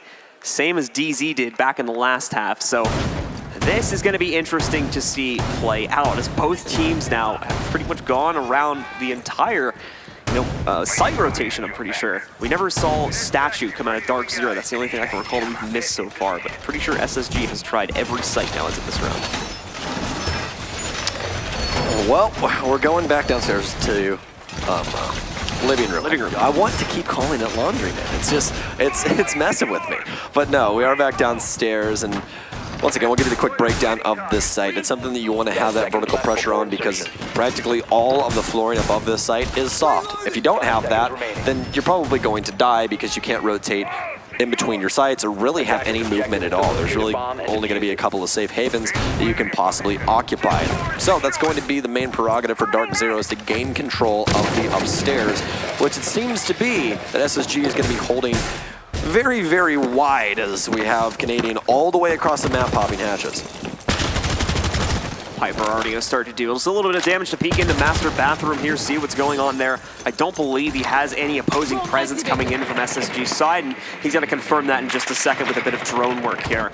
Again, Astronomy left completely open too. He sees that it's not deconstructed or messed up by the desk there, so he's going to see that as an all clear and start to push through and take control. Well, drone in tandem with Hyper as he clears the entire upstairs. Hot and Cold adding to the drone army. Could possibly be adding to the drone army of the defense as well, since we do have Canadian on a lot of people's favorite operators nowadays. Mozzie, plenty of utility for that man, and he has these pests that allow you to steal the drones from the offense and use them for yourself to gain information throughout the map. We are going to be running the Mute Mozzie combo. You guys probably heard that earlier from our, mainstay Canadian here, which is actually not going to be Canadian. It's going to be Parker and Tara Mackay. That combo in particular does a lot of damage to the information game of the offense, and along with that Mute, It's definitely going to be helping out just a little bit with Eclipse, but Eclipse has taken over all of the upstairs. He's walked in, he's taken down Thinking Nate, he's looking for two. Rampy in behind the bar, trying to refrag his friend here, but they have plenty of presence now. NitroCell could pour in and get a couple of kills. What a toss, but it's not going to do too much. Hot and Cold going to take quite a bit of damage from somewhere. I believe it might have been through the wall, but they will drone him out as Rampy is twisting and turning behind the bar, but nobody wants to take a gunfight just yet. A quick shot, it's going to be Eclipse once again with the SMG-12. Haven't seen somebody die at that range with that gun in quite a while. So Dark Zero once again have found footing and not looking like they're going to let it go anytime soon either here. SSG down to their final 3 players. Skies going to move in here and regroup with the rest of his team. Their phone call going out here. Call Canadian and the rest of the squad here. Doesn't look like anyone from Dark Zero got any amazingly useful intel off of that phone call. But at the same time, a couple of the players from SSG, it looked like they're just going to let the full timer run out on that call because they don't feel safe enough to take it down themselves. Yeah, don't want to put your gun away and try and get your phone out. Don't be lazy on the job. Otherwise somebody might peek and you might end up losing your life. 25 seconds remain as Skies having a gunfight through the floorboards. Somebody downstairs inside of the art vault. Hyper to take down 1, Hyper to take down 2, and all of a sudden it's up to Canadian. On the rotate, but gets shut down inside of Piano, and Skies letting them know. Oh no, Dark Zero starting to warm up. This is exactly what we wanted to see. Again, Attacker's side, it continues to remain the name of the game, large part just because it seems like teams are really indecisive on the sites they want to go to, flipping all the way around. Like I said, we just had the living room play from Space Station. I doubt they're going to go back to that with the way it just transpired. So they are going to try for what may very well be the final round of this map, Trophy and Statuary. It's now Dark Zero for the first time in the lead and on map point. Impressive showing so far by Dark Zero on the offensive side. Pretty sure that everyone at home, including myself, didn't think that this offensive side was going to go that well. They did not have a great defensive showing. If anything, they need to shut it down here because going into the overtime, SSG might have something in store for them. I really feel like it's now or never for Dark Zero to win this map. OT just does not feel like it could possibly go their way. SSG shaking a couple of things up. We're gonna have Valkyrie picked up by Rampy, so a little bit more information game, but the issue is now though, that Eclipse exists. Eclipse exists, let me say that properly, with Dokkaebi. And those logic bombs make it to where you can't be on your phone. Not a single one of those ops will be able to access their utility camera-wise when those logic bombs goes off, unless you either answer your phone or wait for the timer to run out. And since there's no echo, there's nobody that can possibly view any of that utility. On top of that, we still have an IQ in play for the attackers as well. So some of these cameras, especially any ones that are chucked outside, are going to get dealt with relatively quickly by the attacking squad. It's more just going to be those few seconds of intel that you might be able to get for yourself. So the round breakdown here too. It's been very streaky from both teams' sides here. Besides the initial round on the half won by SSG, it's been 4 straight from Dark Zero. They've really lit it up on the attacking side. Have indeed. Overall, really an impressive showing by both of these teams. I think a lot of people thought that there might be a lackluster showing from Dark Zero just because the roster is so fresh at the moment. But they're starting to bring things back, especially against SSG. SSG's always had a very, very rough curse that I hate talking about, but they've had a really, really big problem with shutting out games for a very long time. And this isn't just from like the Canadian perspective. It's been from before his time, ever since this roster began. They've always had a ton of talent, but could just never close out the games when it came down to it. But at the most recent showing in OGA Pit, they had a lot of maps where it was just seal the deal and move on with their day. So it seems like they've shaken quite a bit of it, but I don't want to see that come back and bite them. Down to the 2-minute marker now. Dark Zero with a lot of drone presence being cleared out here, specifically over towards areas like the kitchen, as they want to try and make sure again that roaming presence is not here. They should have actually been able to find out one player that is in the basement just a couple of seconds ago. I believe it would be Canadian on the pulse, but it could also be another player as well. Hyper, in the meanwhile, moving into Master Bathroom, will go back to droning just for the time being to see what Astronomy is going to be looking like. They know they have the one Evil Eye to deal with on the top right side. That's honestly not much of a concern for them. Mainly that player sitting behind the reinforcement, that'll be an issue. They'll burn out one of the ADSs just with 2 charges being quickly deployed. Mint also trying to watch out here. Sure, his team still has the capability to swing through and work their way out onto potentially Statuary. That is needed as well, and they can't really push in through Astronomy. We're going to try and attempt right now here. Sky's kind of having to brute force his way past that barbed wire, though. Leads to a shutdown. Thinking Nade gets that. Bosco also being the one to take down Skies. Hot and Cold is now dead too, and I'm not sure if we got a whole lot of hard breach done. So that master bedroom wall can no longer be breached if they hadn't already done that. Well, I like the idea using the logic bomb to try and mask the sound of that barbed wire, but that barbed wire, extremely loud, completely telegraphed the movement up Skies, up the staircase, and he gets immediately shredded, just like his brother Mint. And Folt's gonna tack on as well. All of a sudden it's into a 1v5 for Hyper, and he's not gonna have too much to say about it. We're going to overtime, folks. SSG brings it back on a flawless round. Let's make some noise. All right, well, in between these two teams so far, Dark Zero has definitely shown a lot of promise on the offensive side moving into this overtime, and that's exactly what they're going to get, Blue. They're going to get the offensive side. We saw them multiple times be able to string rounds together, but the main thing is now, if they can win this offensive round, moving over to the defensive side, what site do they go to? I honestly think that they should go back to Kitchen. That seemed to be the most successful path for them to take. Their statutory defense worked out decently well, but the Aviation games definitely did not. And we never even actually saw their trophy either throughout the course of their traditional. Oh yes, you are correct about that. Yeah, Apologies. so that's something that I'm assuming they know how to play it. That would be pretty crazy for a team to not have that. We saved it for overtime. That's what we did. Yeah, so in theory they could bring that out as well and try to throw off their opponents with it too. They really wanted to try and stretch their logic a bit with the mind game here. But how successful that would be on that site. Either way, Space Station still gets to take up a defensive mantle at the beginning of OT here, as Stokes was just mentioning. So they get the first round on this one, then we will continuously swap back and forth for 2 more rounds until we have a winner. Space Station going to Aviator Games, which is a site that was really only won off the back of the efforts of Bosco when it got down to that 2v1 situation and making some heroic plays with the SMG-11 and M590.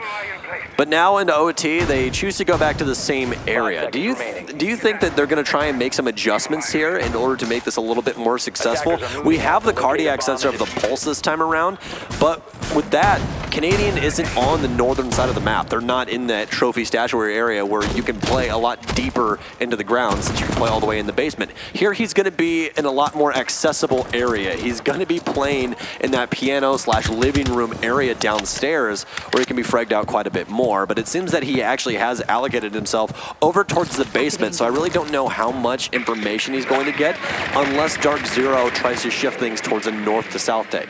Another factor that could become a problem for Space Station, I don't know this with absolute certainty yet, but it does look like obviously they've moved the Warden away from studies. They're not having that hold anymore, but it doesn't look like they've redoubled any kind of pressure over towards 90 just yet either. So that was the vulnerable portion of the map that really led to Dark Zero getting access, and if that's going to be just as weak on this round, they could be looking at the same exact problem despite relocating their hold in the study, which now they don't have anymore. So really both areas can get pushed relatively easily right now.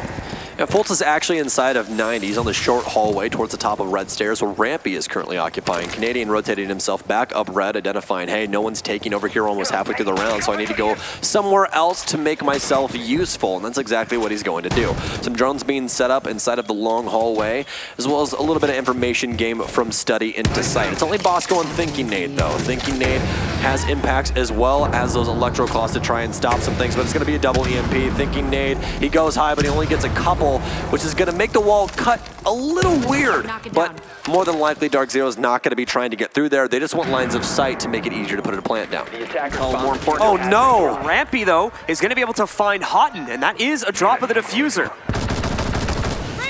Well, rest of the team still outside, and only a minute remains here. No other pressure along the map, and this is where things get very rough on Villa. If you only have presence inside of study when down to this minute time, then Fultz can just hold down 90 and make it practically impossible to take over the site if everything on site goes the proper way.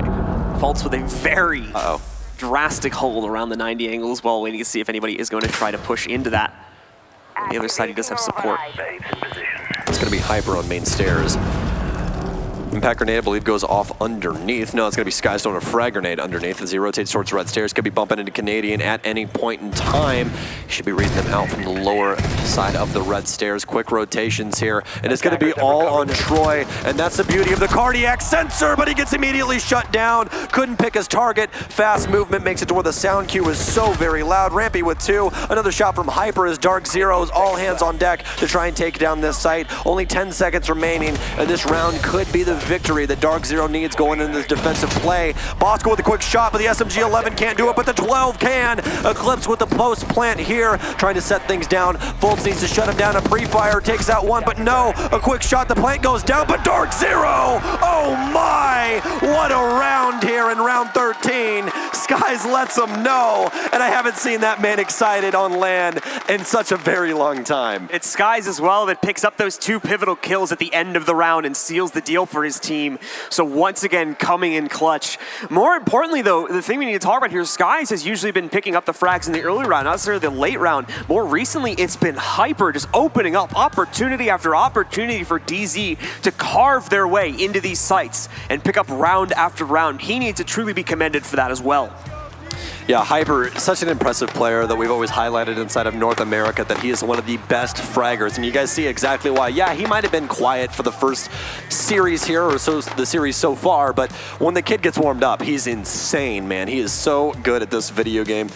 But overall, I would say that especially that last little instance, those last 5 seconds of that round, really shook a lot of things up. It was very, very weird how things finally transpired. I thought that Fultz was going to get the kill onto the man planting, but it just became a trade game. And obviously, since Dark Zero had numbers, they kind of win that. And again, it's Hyper that does the work, working with that full push they had. All these players grouped together, a team effort, but Hyper finding most of the final blows and just pushing their way through, even if one of them went down, which that's the other key part of that push that worked so dang well for Dark Zero, is that they didn't lose anyone that was in that stack. Everybody stayed alive. So by the time they get to the site with it, they've now got 3 guys ready to push in. They just picked up 2 or 3 kills in the process. So it's easy to take the site control at that point. And that has often been how Dark Zero has won rounds, through a trade game, through the capability to just knock out players from SSG in the early round. All I'm going to say is I really need to know what Eclipse has on that SMG-12, because I've never seen that thing be so accurate in my life. Like, obviously, pre-patch, it was an insane gun, but now its recoil pattern is literally like a weird Z with a circle. It literally just jumps everywhere. It's the RNG gun, and the man has just been slamming with it. It's been extremely impressive so far to watch. So we are going to end up in the same site for Dark Zero's attempt to win this on defense. Should it go south, they're going to have to do it on attack, though, and Space Station will be given a second chance here if they tie it up at 7-7. But that means they're winning this round on attack as well. That has been the way that this game has been played, though. It's been incredibly attacker-sided. So that is not out of the realm of possibility, but it has been a while, of course, since we've seen the players from SSG beyond that. So hopefully they're not going to be a little bit... Hopefully they're going to be warmed up. 10 seconds left before insertion. A little bit of a flashback all the way to last year at this event, John, where we had SSG actually go to quarters, or excuse me, semis or conference finals, and it ended up losing to Rise Nation, if I remember correctly. That's a... No. I believe that is correct. No, I can't. Oh no, my Liquipedia brain is shutting down. I want to say that they ended up losing to Rise, if I remember correctly. But again, full year ago. But SSG was at the tournament last year with a very, very different roster. Only remaining member once again is going to be Thinking Nade. Bosco and everybody being added at a later date. Bosco, I believe, was there last year as well. It's just a lot of roster moves since this roster has came into the limelight. But right now, they need to make a stand. If they are able to bring it back and match it up to 7-7 and eventually win this map, that's going to be a 2-0 in their favor. A lot of people at home have Dark Zeros as the favorites to win this entire tournament, beating out SSG and the rest of the pack. Not a whole lot of direct confrontation starting between the two teams at the beginning of what could be the penultimate, well, what could be the final round, actually, of this match. Could be the penultimate round, too. Got Bosco. He's actually coming very close to hitting those sprays right there, but just been off the timing by a couple seconds each time. So no damage found. On the backing up a little bit. Does fully breach the window, so may have something get thrown at him here in a couple of seconds. That's why he's stuck around on the rappel waiting for it. And now the drone goes in. He'll start to explore towards 90. Fultz will go for a quick leap just in case there was anyone waiting at the edge of his connector. Oh, those drones are going to be dealt with relatively quickly as you might expect, but that's not stopping SSG. They've got, again, a lot of intel. That's what's been dangerous for them, is they've been doing a lot of droning work, and it's usually been really successful. So when they execute, more than likely, they're executing with full intel.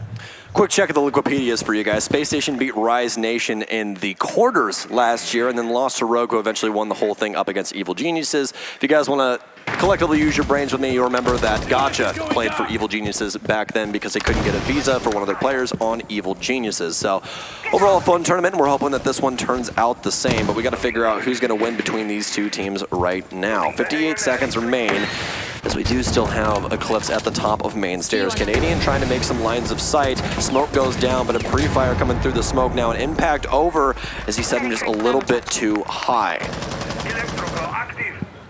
45 seconds remaining. Still no real progress being made just yet for SSG in trying to breach their way into this site. They're gonna have to do it now. Otherwise, they'll risk leaving themselves with not enough time to clear out. DZ, in the meanwhile, just sitting back and letting that time run down. They have no issue doing that. They still have such powerful positioning on the inside of this stairwell. You can see SSG trying to contest it, but they just don't have a real way to get in. That's going to change now. A 2-for-1 exchange into their favor gives them a man advantage. Now an additional one. 4v2 is the way this will fall down. 2 players left on the inside of the sites. Bosco is going to be able to take out one of them as he gets a double kill in the round. Now everything falls to Mint. Waiting for the rotate to come in. He's going to be able to get one, yes, but there's a lot more players waiting just around the corner. Trying to find number 2 right now. Hasn't been able to locate it just yet. Diffuser on the ground. Mint trying to push back out and locate it. We'll bring out his eye tracker as well and see where exactly he's looking, if you're wondering what that bubble is. As he wraps around the corner, though, he misses the player in the plant position. Space Station preserve and maintain themselves to push this to one final round on the second map. You thought it was going Dark Zero's way until the very end. They got the initial frags, they shut down the overall take from Study, but then something happens all the way in the rear of the site. They have control of 90, they have control of Red Stairs, and they start picking off everyone that's trying to rotate through the site on Dark Zero and get plenty of presence in order to get a diffuser down. Get a diffuser down in behind the vault door, which is one of the defaults for that site, and all of a sudden, you have yourself a death match. The TCSG does not prove to avail overall, and all of a sudden, we're at overtime match point. If SSG comes away with the victory, it's a 2-0. If Dark Zero does, we're moving to Consulate.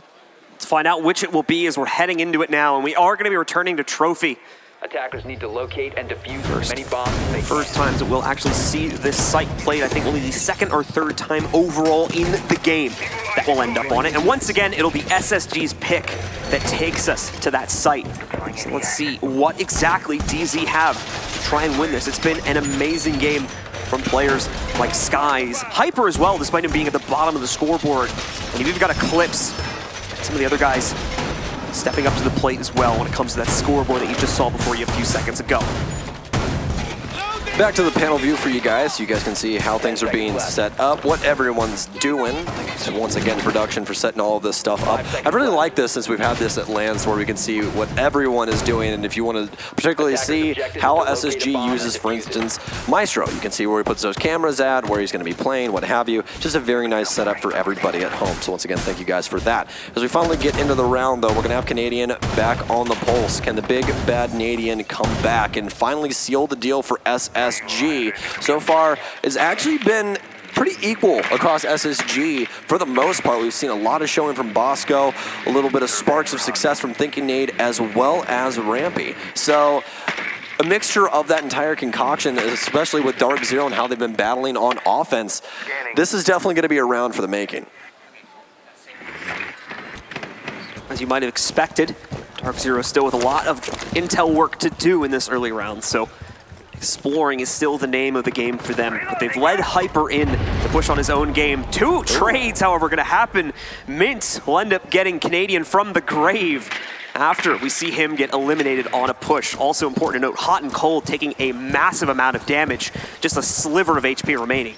Yeah, as well as Mint being on Thatcher. And for this site, extremely important, but as you guys can notate from the operator lineup for SSG, not that important because they don't have very much to get rid of. Obviously, you can use the EMPs in order to disable cameras, as well as possibly break some smoke grenades if you time them right, as well as those ADSs, but for the most part, it's used to try and unelectrify walls, and since they don't have any of that, it's going to be pretty successful. Oh, Skies gets shot through the floor. The first skeleton goes off, a random shotgun shot will come through for Fultz. Does quite a bit of damage. Hyper rotates out through the garage. Still plenty of time on the board as well. Eclipse is going to pick up some cameras, so now the dead Canadian can coordinate his entire team through the utility of the, Dark Zero and Mint can coordinate their entire team through the utility of the defense camera-wise. So now Rampy is all of a sudden a detriment to his defense. Yeah, Rampy was actually creeping around a second ago.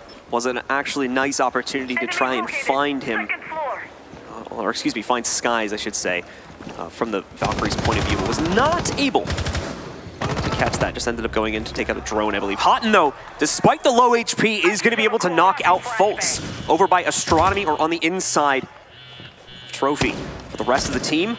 It's going to be a lot more sitting back and trying to wait this out here. Thinking Nate specifically, you can hear that phone ringing, but he cannot answer it right now. Just going to let the timer run out on him as he knows there's someone right around the corner ready to take the fight. Dark Zero have a man advantage, but they need someone who can actually take the fight due to the low HP. It's Hyper once again that steps up to the plate for his team. Rampy's there a second later to trade it as he takes out Houghton. So Hyper still in play right now, and they need him to. Eclipse, however, this time moves in to be able to find the next pickup for Rampy. We're down to only Bosco. What a find, though! 8 seconds left now to try and plan it as he interrupts Hyper in the middle of it. Some damage being taken. They're going to try and pinch him out. There's an open wall here now. He's dropped one of them. The plant's going down, and they are sticking it. He's trying to spam into it, but no, that's a dead player. Finds the finisher on the kill instead. Diffuser goes down, and we are into the 1v1. Bosco looks to shut this down here as the Rap is going to come in. He's going to try to encircle his opponent, but at the same time, he also moves out onto the top of Red Stairs, trying to spam in, trying to get something that'll bring him out into the open. But right now, Space Station are not being given that utility. There's the tap. Do we see a push on DZ? Yes, we do, but he misreads it, and SSG get the clutch. Now do they have enough time for that defuse? They've got plenty. Bosco clutches it for Space Station Gaming, and they take a 2-0 win in overtime at 8-7 here in the Eastern Conference semifinal. There is no way in hell that you're gonna let Bosco do that to you. What an impressive showing from him. He baits Eclipse in. The man had been playing so well throughout this entire series that SMG 12 finally sells him out on the last round. And so Space Station Gaming secure victory over their opponents. Bosco ending at 19-9 on the matchup. Thinking Nate at 13-11.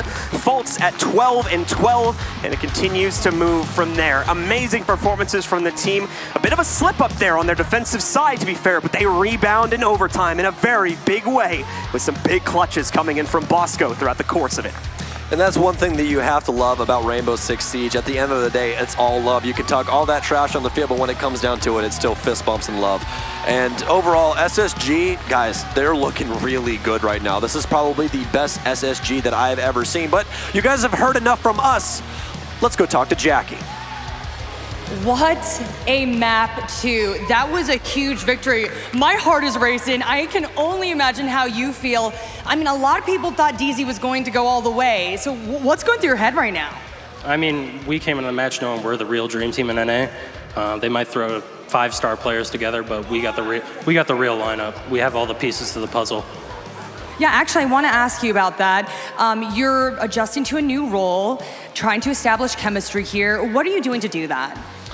I mean, I just came into the team. I had to adapt to a new play style that I wasn't really used to, but it was one that I believed in, that SSG ran. And at first, it kind of was rocky. I was on entry roles, which I probably shouldn't have been on this lineup. My teammates are so crazy that I should definitely be on support. So I had to adjust that new role, but it's honestly really easy. Like I just call out the bad guys, and my 4 teammates shoot them all. So yeah.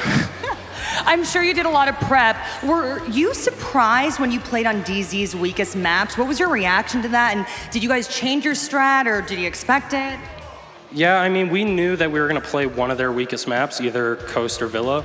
We didn't think they would pick Coast and give us both, but I don't know, they picked it, I guess, so. When they picked that, were you like, okay, we got to do this, or you're like, all right, we're going to roll with this? I mean, yeah, we had a game plan for every map coming in. We knew what we wanted to do, so just kind of focused on our game. We didn't overthink things. We usually do that. Like I'm aware of how teams play usually. I don't try to psych the other teammates out. I just kind of keep it in my mind, and my teammates just kind of listen to my calls round around, and works out well. So just great prep then. There you go, guys. Okay, so you've had some vocal haters calling you out. What do you got to say to them after this? I mean, there's not much to say. I'm just going to keep my head down, keep working, and I don't know, prove them wrong. There's nothing to say, though. I've kind of had it the whole way through Siege. I have a ton of supporters, and with that comes a ton of haters, so it's bound to happen, and it is what it is. Let your play speak for itself, right? Thank you so much. Canadian, ladies and gentlemen.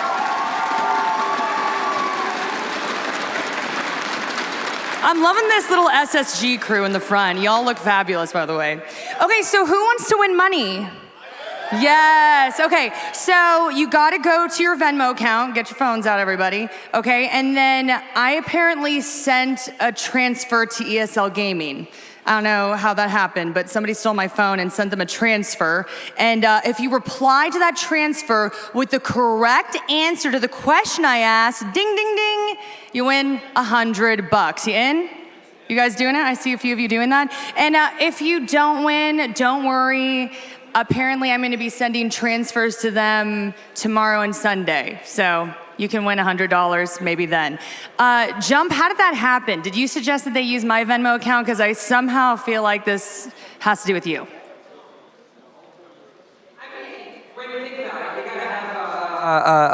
There's the new person, and you got to find some way to make him in. They wanted to use Veli's phone, but they couldn't figure out his password. I'm broke. They and ain't there gonna was get no money. Way too much unfortunate Gucci content, and we just needed to throw it out of the window. But all that aside, what's up, everybody? Welcome back to the Mountain Dew Amp Game Fuel Analyst Corner. We had ourselves a banger of a match in what looked like Dark Zero clawing back. That Zero is going to stay in their name, as it does seem like they fall 0-2 to none other than SSG. I've got a Rams, I've got a Veli. Gentlemen, they did it. The favorite, they're gone. I was so scared at first. When SSG was match point and you saw DZ start to come back, that's how they lost to Rogue last year. But it was all about Bosco. Yeah, there was a lot of deficiencies in the way that Dark Zero was playing. They could never really get into their synergy. Mint obviously trying his very best, utilizing Clash. He's a very great shield player. We've seen it multiple times, and mostly on attack. He was trying to utilize Mint was trying to utilize Clash mainly to try and make up for some of those deficiencies, give some hard intel as opposed to having someone on a camera, just someone with eyes directly on what was going on. But there were too many holes that Space Station was exploiting in all of their attacks, and Bosco coming in clutch in so many rounds, just absolute standout performance 100%. Like, who could have ever thought that he would win the 1v3 at the end there? It was just absolutely ridiculous. I did. And, obviously we saw Skies picking things up for his team, kind of keeping Dark Zero in the game.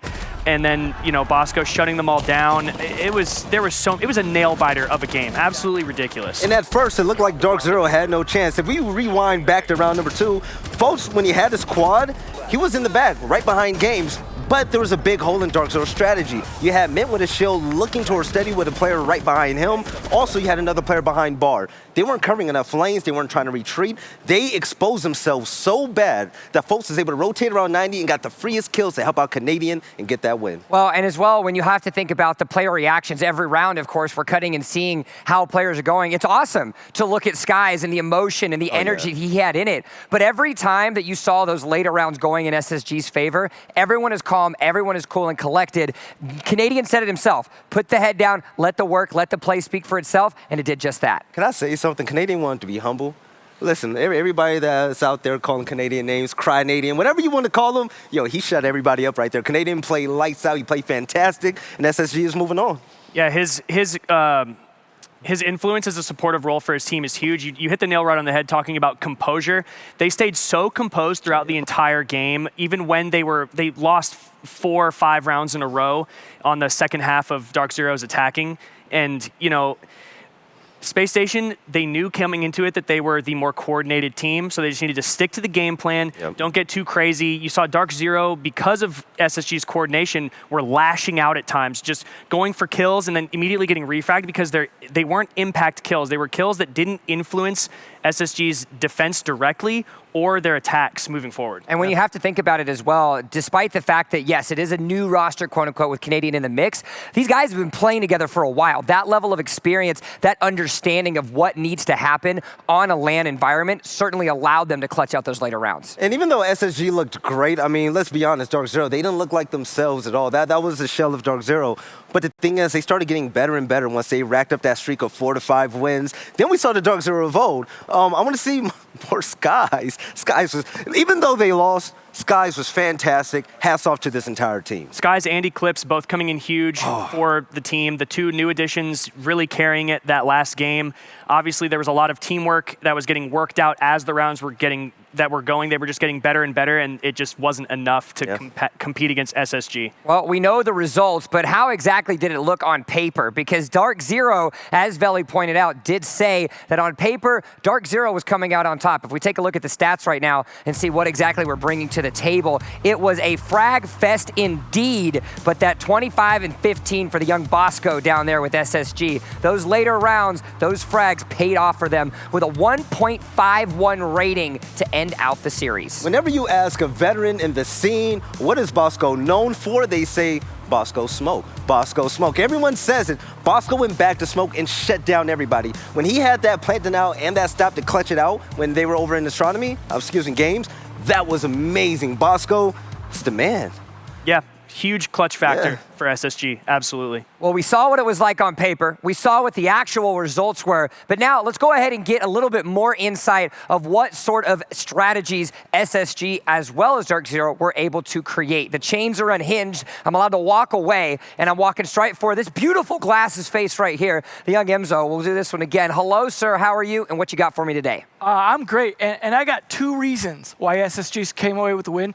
Bosco and Canadian, 100%. I got 4 examples of why Bosco and Canadian were the dream team to get plants down. Starting with delivery here on Kitchen. This delivery was what delivered them a huge amount of points here on Coastline.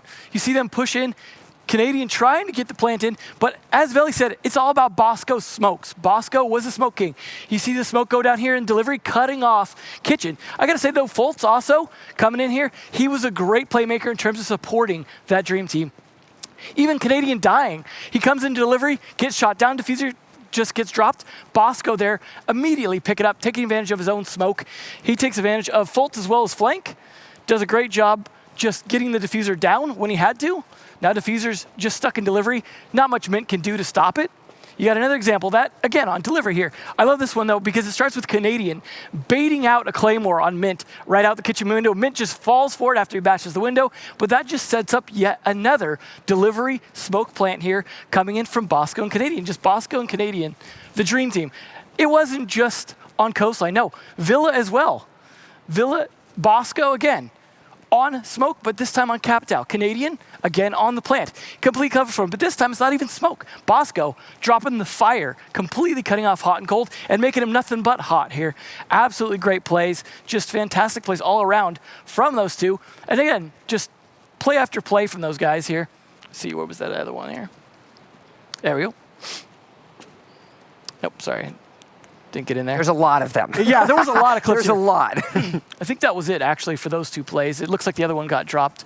But, it does. Well, not only did we have team synergies and we got to see the clear examples of the delivery boys themselves, but something that we also like to do, as we've seen in-game a couple times, is make sure that we have the opportunity to get into the minds of the players and see exactly what it is that they are seeing. Taking a look what we have, we've got our Toby eye tracking highlight. Walk me through this one, Emzo. So this is when Skies was trying to make a play here. He's running through a red hallway, sees one player. You could see him just staying focused entirely on his view first, but now he's got to clear this room here. Immediately switches over to the doorway where he knows a player might be. You see his crosshair following that as well, right over top of the piano. Immediately checks the kill feed. You can see him here. He's checking because you don't have points in Pro League. He has to double check to make sure a kill actually goes down to know it, to confirm it, but also to know exactly who he killed, Thinking Nate in this case. You can see him also looking here, sees the drone. He's got to cover as many angles as possible here. He's just waiting for plays. He even checks up here. Am I going to have to worry about this hole? Is there something flying over? Is there someone trying to make a play? Also, is there any kind of holes up here?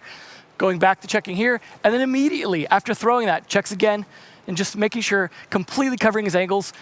Just good coverage all around, and that's why he's able to make those plays. Skies, while he wasn't on the winning team, absolutely winning player for me. He is the best mailman in the business as he's got the route figured out, where to check, where to watch. Thanks to Toby eye tracking, we got to see exactly where it was he was at. Thank you so much, Emzo, of course, with all the insight that you bring to the table. Now, ladies and gentlemen, of course, we're not done just yet. The Eastern Conference has concluded with the Susquehanna Sonics as well as the none other than the Space Station Gaming walking away to the conference championships tomorrow. Now, the Western Conference is up next. Don't go anywhere. Rainbow Six U.S. Nationals action and all the Rainbow Six Siege you could want. We'll be back right after this.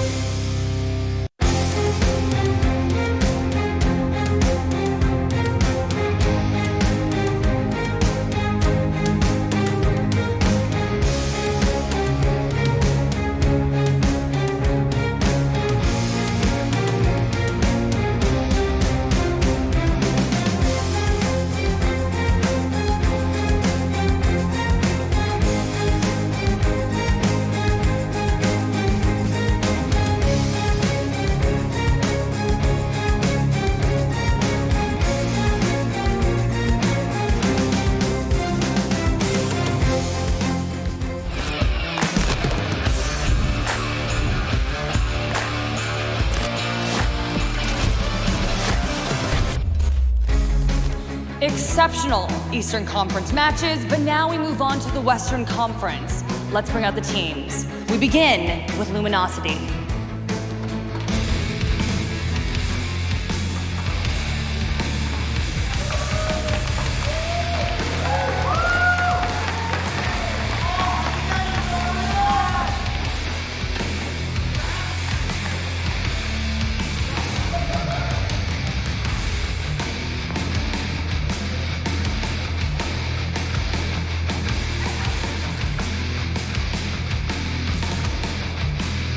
Their opponent, Reciprocity.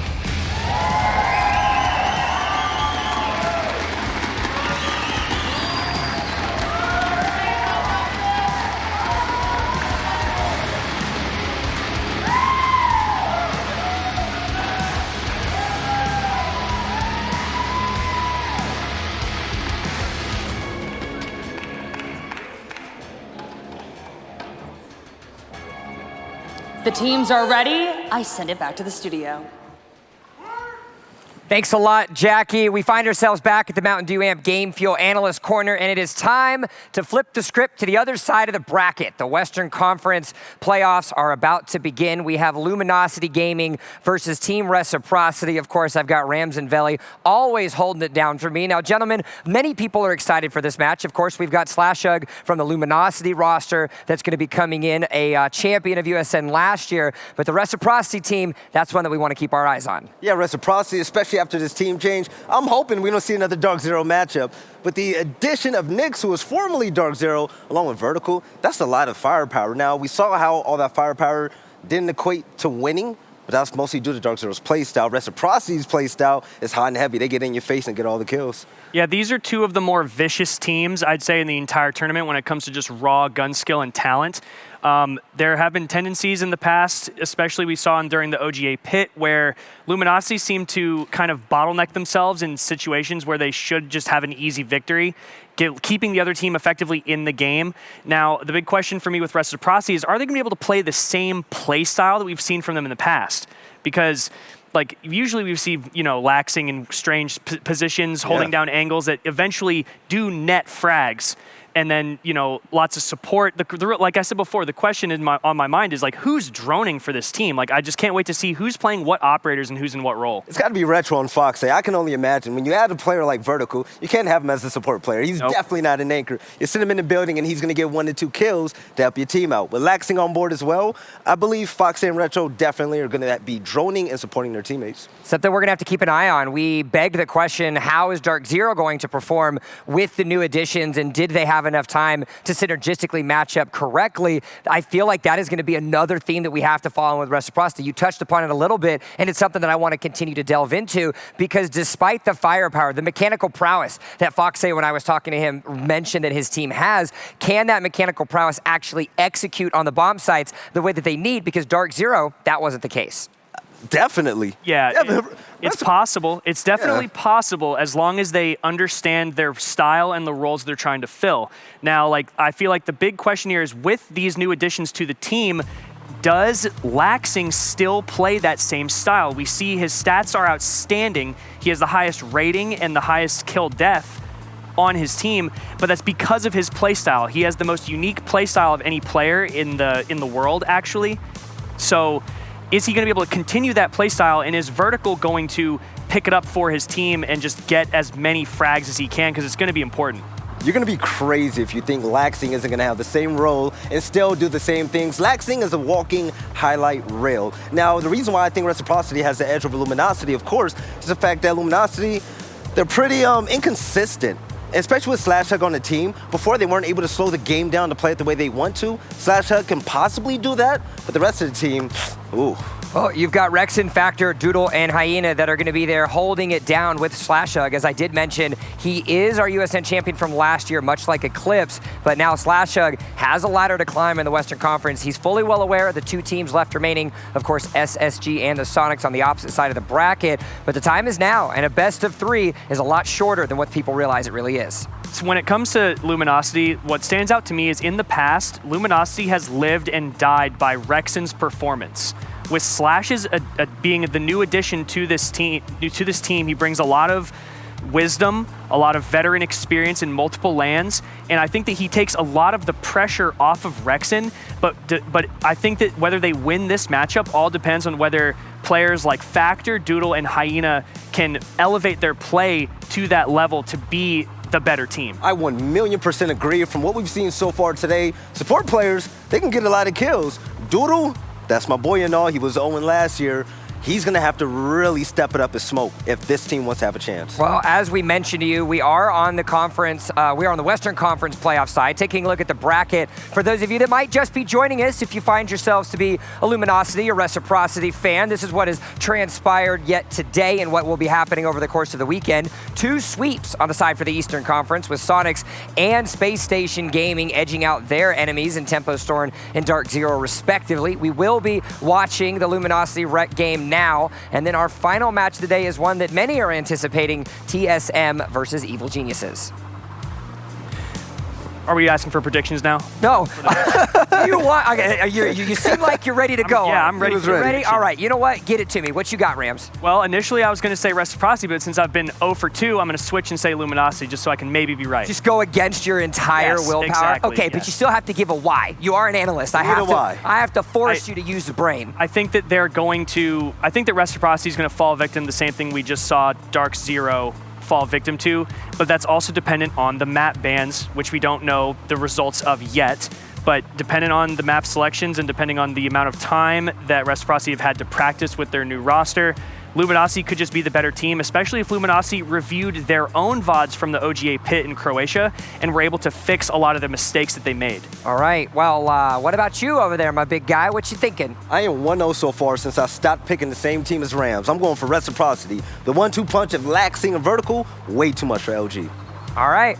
Well, now that we know what you guys want to see, we also need to make sure that we check out what the map veto is, because, maybe I'll give you that as a mulligan to see if that changes your prediction. So the map veto is done and it's ready to go, and we can pull that up on your screen in just a second. As it stands currently, of course, Luminosity and Reciprocity ban Coastline and Bank, with Clubhouse as the first map, Villa as a selection by Reciprocity, then the follow-up bans of Cafe and Consulate, which means the decider will be on Border. This is your only mulligan of the weekend, because I don't usually ask for predictions until after the map veto, so I'll blame myself. Are you changing those predictions at all, Veli? The maps go for Luminosity, but I'm a man of my word. I'm going to stick with Reciprocity. I think that the maps sort of actually lead towards Reciprocity, especially getting rid of Bank, which is by far, Luminosity's, well, actually, no, that's Luminosity's most banned map. But I've seen them play it before, so I thought they played really well on it in the pit, so I figured that maybe they could change some things. It's a real toss-up for me. In terms of map selection, I'm still going to have to pick Luminosity. For the simple fact that Slashhug and Thomas, who was recently replaced by Slashhug, their play styles are so different. So you really don't know what to expect from this roster. Yeah, absolutely. The Slash brings so much to the roster. We saw how well he performed in the pit, and I think we're not going to see anything different out of him today. All right, well, we've got players getting almost ready to load into the map, but in the meanwhile, we have to do one more checkup, of course, our head-to-heads, something that we've been tracking with Siege GG over the course of the day. For today, it's going to be Slashhug versus Laxing. Of course, Slashhug, as we keep mentioning, is one of the current champions from the U.S. Nationals last year. He will be going up against a Laxing that, as we said, is a very aggressive player, and certainly one that will need to step up to allow Reciprocity to get into the Western Conference Championship.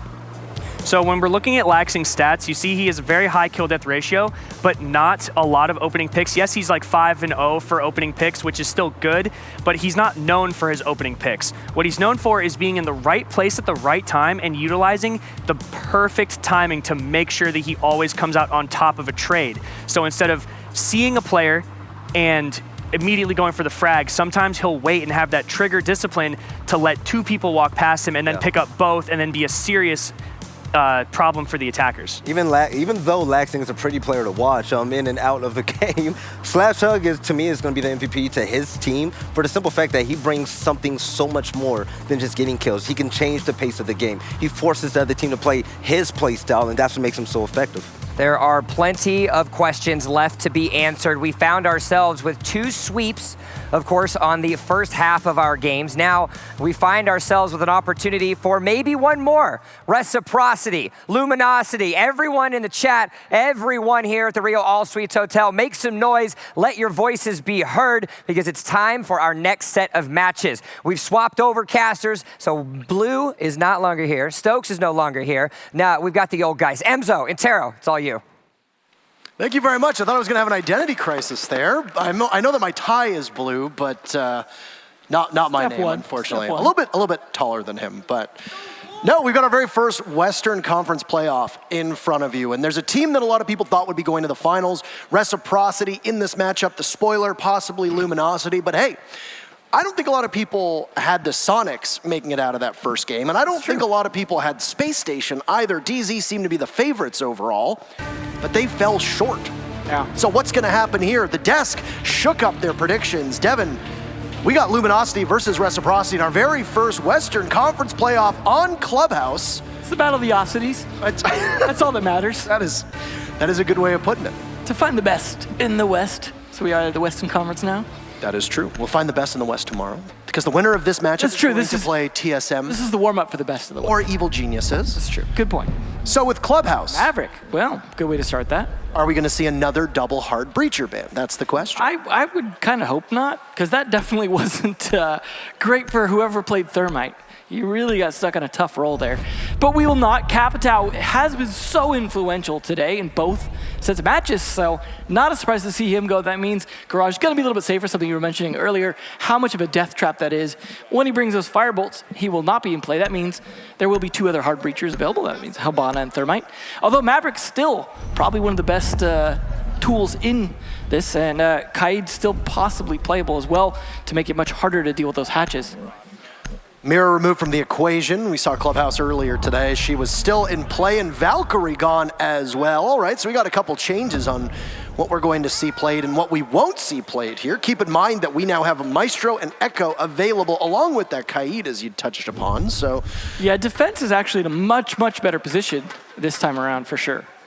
I mean, all the bans really favor them. I mean, yes, the hard breach bans earlier did favor them, but I think outside of hard breach bans, the utility bans here definitely favoring them. Yes, Mirror being banned, but that's not a huge role on this map. We hardly even saw it getting played during the first match when it wasn't banned, so that's not a big deal. Kaid just being teased, though, actually, this time before being 6-picked to a castle. Castle is something we actually saw quite a bit of in the very first match on Clubhouse.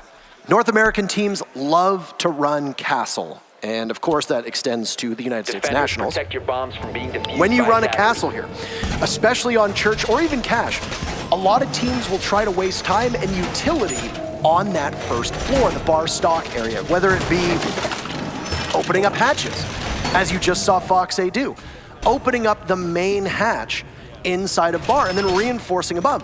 Bear in mind that we are looking at a bottom floor defense, but just like we saw in our Eastern Conference playoff earlier today when the Sonics played Tempo Storm, there's going to be quite a lot of vertical play. And it's interesting because how long has it been since we were in any meta that involved roaming when you're defending the basement of Clubhouse? It's just, it was tried and worked. There's a lot of suicide missions in Cash, and it generally wasn't favorable. You were never getting out of it alive, right? You were trading 1, maybe 2 kills, but you were almost guaranteed to die, even if you were 2 people up there.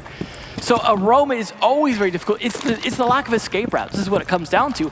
If you're trapped, and you're most likely going to be, you're going to die. It's how many can you take down with you swinging on the way, and can you take down a valuable operator? Let's say they kill the 2 hard breachers. That's a big, big play if you're upstairs, even if you have to trade 2 people for it. But if you just die and don't trade anything, or trade an operator like Thatcher is, great and all, but is not going to be the most consequential operator to trade, that's not a great play. They are going to try it with Cash, though, and Slash is going to go for a potential play. They just need to pinch him.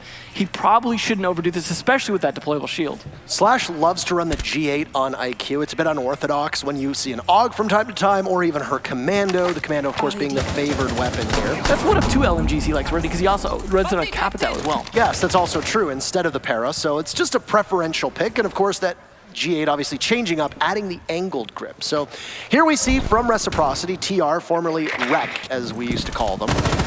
still up top, very heavy inside of cache. Lots of utility being expended there. You've got what appeared to be a yokai drone situated at the top of red stairs. You've also got mute jammers and castle barricades as well on the main floor. And Doodle doesn't want to find himself in an early altercation because, of course, he's one of their 2 hard breachers. You're going to need that Hibana at some point. But I think you can expend a little bit of utility here on the first floor, knowing that there aren't every single defender down below. You don't have to worry about 5 people on the basement. So Hibana isn't as necessary as if you see a very standard basement defense where you need to get those hatches open. You need to get dirt pressure. You need to be able to push onto Church. I mean, let's be honest. With the amount of time left, they could just go for a push downstairs, 5 against the remaining players downstairs, and then just guard the entrances at that point. We've seen it happen, and it looks like they're pushing at least towards blue to potentially make this happen. But if you do it too slow, they can rotate back. Very wary of any lesion traps that will give their position away, and whether the jig will be up or not, we're not entirely sure. Lots of patience here, but no, Nyx will get a little bit too antsy, and then the castle pops up as well, traded off swiftly by Slash, so you got some supporting cover there. Laxing finds Doodle, the Hibana not able to make it towards the site. Vertical's gonna push on out as the plant is going down. Hyena prone, and right now getting chipped away at from Vertical with Laxing there. Rexon in a 1v2, was a 1v3. He'll have to plant with 30 seconds left, and great patience from Reciprocity. Vertical just sitting and waiting alongside Fox as Rexon goes for the plant. Prompt going up. And slowly but surely, the members of Team Rec will push on out. And it's the newest member picking up what appeared to be 3 kills, might have been 2 on the round. Vertical making his presence known very early, and round 1 goes in favor of Reciprocity. I mean, let's be honest, that was a very improvised attack at that point. They saw what was upstairs, did not want to deal with it. Some of it due to the castle barricades really shutting off angles of approach. They're just in lack of utility to deal with it. I mean, they might have had to go down to using X-Kairos to open up those castle barricades just to be safe. So because of that, they went for the push downstairs, but I think they did it too little, too late, too slow. They might have even been worth leaving one person upstairs just to act like he was going to go for a push upstairs, but nonetheless, they did still put up a good effort to got it down to a 1v2. But when you're 1v2 and you've got a plant, you're essentially in a 0v2 at that point. It's a tough spot to be in, but either way, I thought that was fairly well played given the situation, but just too much firepower there from Reciprocity, not to mention the fact they were able to trade pretty much every kill in their favor for the most part. But they're going to go cash now, of course, having 1 Church. This is generally the secondary, but we did see a little bit of Jim earlier, most likely to see that here as well. The analyst desk touched on it earlier, and you're going to hear us repeat it an awful lot, so feel free to take a drink of your favorite non-alcoholic beverage, as obviously we can't, well, what's the sponsor? Mountain Dew? Take a shot of Mountain Dew every time. There you go. There you go. Good answer. Yeah, absolutely. Take a shot of Mountain Dew every time you hear us talk about it. The playstyle that Laxing has is not very common. It is a lurker-style role where he plays off on his own, usually supporting himself. Impeccable game sense for the most part. Sometimes the opponents read into the way that the setup from Rec is, and Laxing can end up being a non-factor because, well, they just avoid him, as we saw Luminosity try to do. Yeah. But Laxing was able to get back to the site fairly quickly. So was Vertical. And Vertical was as well. The moment that the kill from Doodle happened, Laxing continued to get back towards the site. And obviously helped Rec's chances quite a lot. One thing that does help LG a little bit is that I would think Slash knows Vertical pretty well at this point, can help the team at least understand how he's going to be playing, but that's just, that's not going to be a huge factor. Like, that's the only member he knows as well that he's played alongside as a teammate, so that is, I mean, that's something, I guess. But Slash is definitely like the newer member of the team that's going to bring something different. And I think what he brings is a lot of flexibility to the team. But I don't know how much we're going to see that right now, as he's mostly just, they're trying to go for the same attack again for the most part in terms of operator utility. I don't know how Vertical was able to escape that one as he was concussed, trying to bandit trick onto the cache wall, but falls off. Could have been a very hairy situation for him, which would have resulted in his premature death. Not a single scratch on anybody so far. As a minute to go and some utility being expended from both sides, but mostly the attackers having to do the rest of the work now that the wall is open. Well, Nyx at least should be able to sit safe in garage, the catwalk for the moment, but Slash is going to try and put pressure on downstairs, and having to reload that early with the LMG when you've got that many bullets does feel like a little bit of a waste in bringing an LMG, just for it slowing down things here. They're going to go with potentially with the upside down rappel. They're very powerful on this particular door for trying to fight people up on that catwalk. That's what they're going to be trying to do against Nyx. They of course opened up the garage wall as well to try and pressure down from below, and Doodle was droning that. They're just trying to get positioning information at this point before they make their attack, as they have about a minute left. But they're going to need to execute on that information quickly before players on Reciprocity change positions too much. There is, of course, a Yokai that's going to be sneaking around invisibly, as well as Mozzie to try and stop that. And there's Laxing. Those unexpected plays take it down, Slash. We've already seen now Vertical getting in on the action too, with catwalk pressure not being given away, though Factor will take Nyx out. Nyx not doing so well in his gunfight so far, but he's making adjustments, I'm sure. Fox grabs Factor, and Doodle hot on the heels, but no, Fox A will be too successful for him. Once again, Rexin will be the only hope for Luminosity. In a 1v4 this time, so even more daunting odds. He's making an awful lot of noise and giving his position away. He'll encounter the Echo first and foremost, drop him, and just a little bit of dipsy doodling around. Not sure if he meant to do that. You can see the look on his face. That was not intentional. So he'll come back up. He's miles away from the diffuser, and he's only got 10 seconds to go. Feed him some impact kills. Yes? No? They're low impact. He's not going to make it into the garage. He gets locked out, and Vertical, once again, the very final kill in Reciprocity, off to a good start. Yeah, that was an unfortunate situation. I mean, it just kind of felt like a lot of the members of LG were just kind of walking into Reciprocity's traps. Yeah, they were trying to drone as best they could. The Mozzie Pest probably stopping some of those positions from being known. But it's their ability to execute on it. It seemed like Reciprocity were just itching on that mousetrap to spring it. Like, there was not a moment where LG felt like they could really get any map control. It was, you know, maybe they traded, but it was never map control. It was go into the building, maybe get a kill, but you're going to die too until Rexin's left with the diffuser practically on the other side of the map. I mean, the point that he fell down into blue, it was, I mean, what was going to do really at that point? Like that, he was so far away, unless everyone fed themselves to him, there was no way to save that round. And it does get a little bit frustrating, I would say, at least for Rexin to be in that situation a couple times now, really wondering, what are the rest of you guys doing that I'm in this situation each time? I mean, at the same time, if you're Rexin, with the way that Sophia has played on this map, you should be one of the main entries, obviously. And he's very, very skilled. It's a frag heavy op. I am very interested to see if Nyx is going to possibly go for a spawn peek. I'm not sure. He's dawdling around the bomb inside of Gym. Yeah, I'm really interested to see what Nyx is going to bring to his team, because Nyx is someone I was surprised to see get exchanged off Dark Zero, because he is such a great player overall. I think this was a really good pickup for Reciprocity, and so far, these first 2 rounds, it showed maybe not him as a highlight, but he's doing his part, and I imagine when we get on attack as well, if he plays similar to how he did on Dark Zero, he's going to be an impact there as well. But at the same time, there's so many other impact players on this team, it might be hard to see it.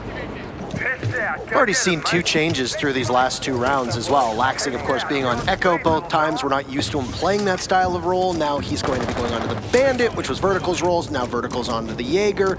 So for 3 rounds, you've seen Laxing switch things up. So that's interesting all on its own. Well, but nice to know that that Maverick ban will at least be effective in stopping their default strats. It's a big shout out as well to Hopes, the coach of Reciprocity, who's likely doing his homework, and a lot of homework to be done given how recent that roster change was. Yeah. Reciprocity hasn't had an opportunity to test it out in any real capacity.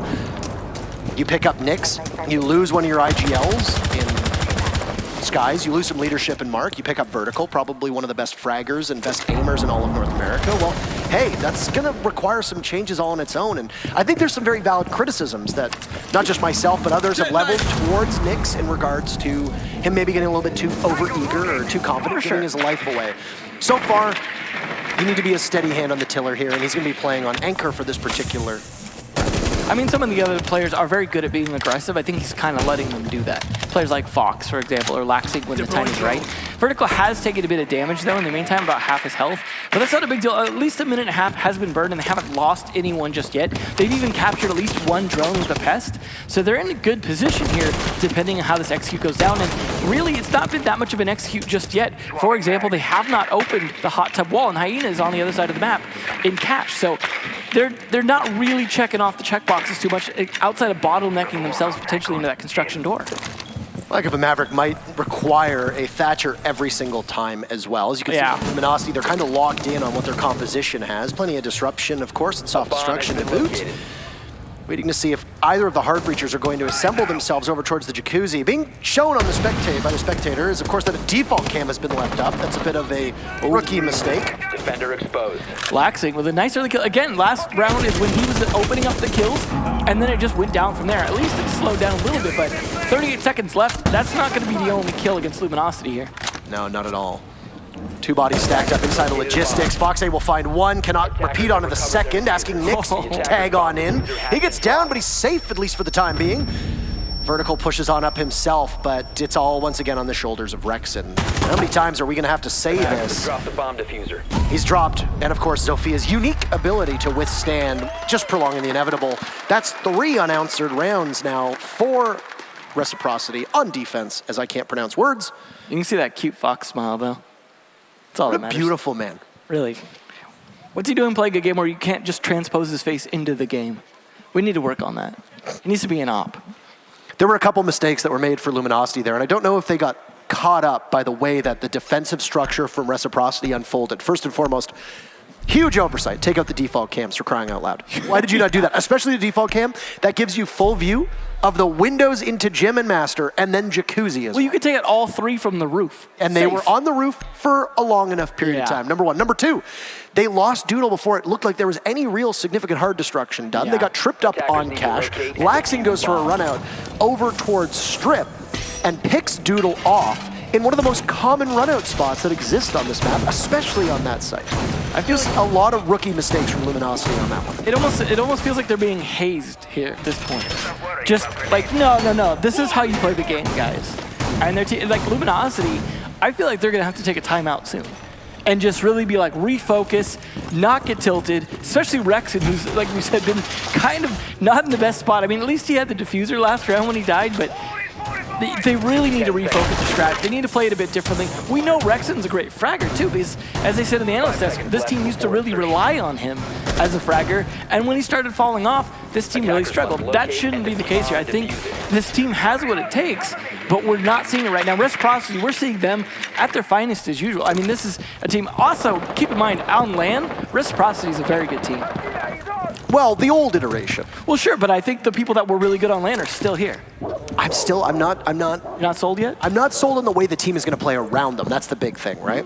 So I think there's some things that the analysis desk are going to be able to dive into at some point, but I mean, that's their job, not our job. We can just kind of call it as we see it so far. And Reciprocity, having completed a full cycle and been perfect on it, are now going to go back downstairs. Of course, Church was open, and the only other site that was open was Barstock, and you're probably not going to see most teams go there. At least it's roaming this time. I was going to say, this time around, the roam setup worked very effectively, but it's a one-and-done style. Absolutely. You use it, that's all you really need. Maybe overtime you could throw it in again. I mean, sure, just wait and try to catch them off guard. In this case, you know where Luminosity drones are going to go. They're going to go upstairs. Hey, there's no castle on the board. Hey, they're not invested up top. All right, this is a very standard defense where you have all 5 of the people on defense sitting inside of the site. They just wait very patiently. You don't need to wrestle map control away because there's no real control to get. Your real points of entry are going to likely come from whoever drops down Moto Hatch and then Kitchen as well. The nice thing is they brought some different utility this time as well. Vertical on that pulse, going to be able to identify the IQ. They've been able to see each other a little bit, but also they got the Kaid to be able to try and deny those hatches now that they actually have to worry about them because they're not playing upstairs. So I like the changes here. I really want to see if Slash and Vertical end up in a bit of a battle here. There we go, the attempts from Slash to try and hit him didn't quite happen. Got a tiny bit of damage, but I mean, it's so challenging to do that. You got to hit the head, really. EMP goes off, and it should be able to snatch the Electric Claw away from that hatch, which will allow Doodle to get the hatch inside of Kitchen. Not really doing super well on time, if you're being honest with yourself. There's a minute to go. Factor's going to try to distract the bottom of main stairs. Takes a chunk of HP away from Nyx, but that's it, as Factor doesn't get touched at all. Very restless right now. Smoke goes off in front of Factor, so he's not going to be able to get through there without choking off some damage. And Nyx still has 2 remote gas grenades left with 45 seconds. You can string those together pretty reliably. LG have assembled their troops in a very interesting spot because Hyena's now inside of Oil Pit, and he can begin moving over towards Retro, who's under assault from the Zofia. Doodle finds Retro, but Vertical's waiting, hungry at the bottom of main stairs. It's a flurry from Reciprocity. Rexon finds Laxing. 3v3 set up with 20 seconds left. You can see on the right side of your screen exactly what's happening from above. Fox finds one, traded out by Rexon. 2v2. Slash absorbing damage, but he's better than Vertical, and Fox, as the Kaid, will have to go up against a 1v2. Rexon might end up being last alive again as he engages with Foxay. Lots of damage done. Fox can obliterate anybody with one shot. Does it? Doesn't land the second, and finally Luminosity gets on the board. Slash with the very final kill needed for his team to break the stalemate that was had here, or break the streak rather, it's still a 3-1 lead for Reciprocity. Definitely just, again, desperation coming out from LG in terms of pushing the blue. Just that time they won more trades is what it came down to. But at that point, there was enough people downstairs that they probably had a better idea of the positions, whereas last time when it was the roamers returning downstairs, they weren't expecting, for example, vertical. Obviously, being Vigil is much harder to drone out. So they were a little bit better prepared, but that still got really desperate there. From Luminosity, I just haven't seen a lot of confidence in their attacks. I mean, there wasn't really anything stopping them from doing a good job of droning it and getting an idea what was going on because there was no Mozzie that round. They really should have been in a better position to play that. Should have been a lot more flank going on, like you talked about, playing from Oil Pit, playing from different angles. They were really just one-dimensional on that push, and again, just won enough gunfights to barely eke it out. They can't get away with that round after round, especially with as many good fraggers as there are on Reciprocity. You can't coast off that. So it's going to be down to, obviously, Reciprocity adapting a little bit to that in terms of let's not over-peak it. Let's make sure the trades are in our favor. Let's have them come to us when they're pushing one-dimensionally from blue and work that in our favor again. I mean, it could turn into a bit of a kill box of blue because we've got two potentially soft walls from Church and from Armory to be able to just kill box that in there. And there's, yeah, you have the generator, but that's a sliver of movement you can do safely. One of the big pieces of that puzzle for LG was securing blue.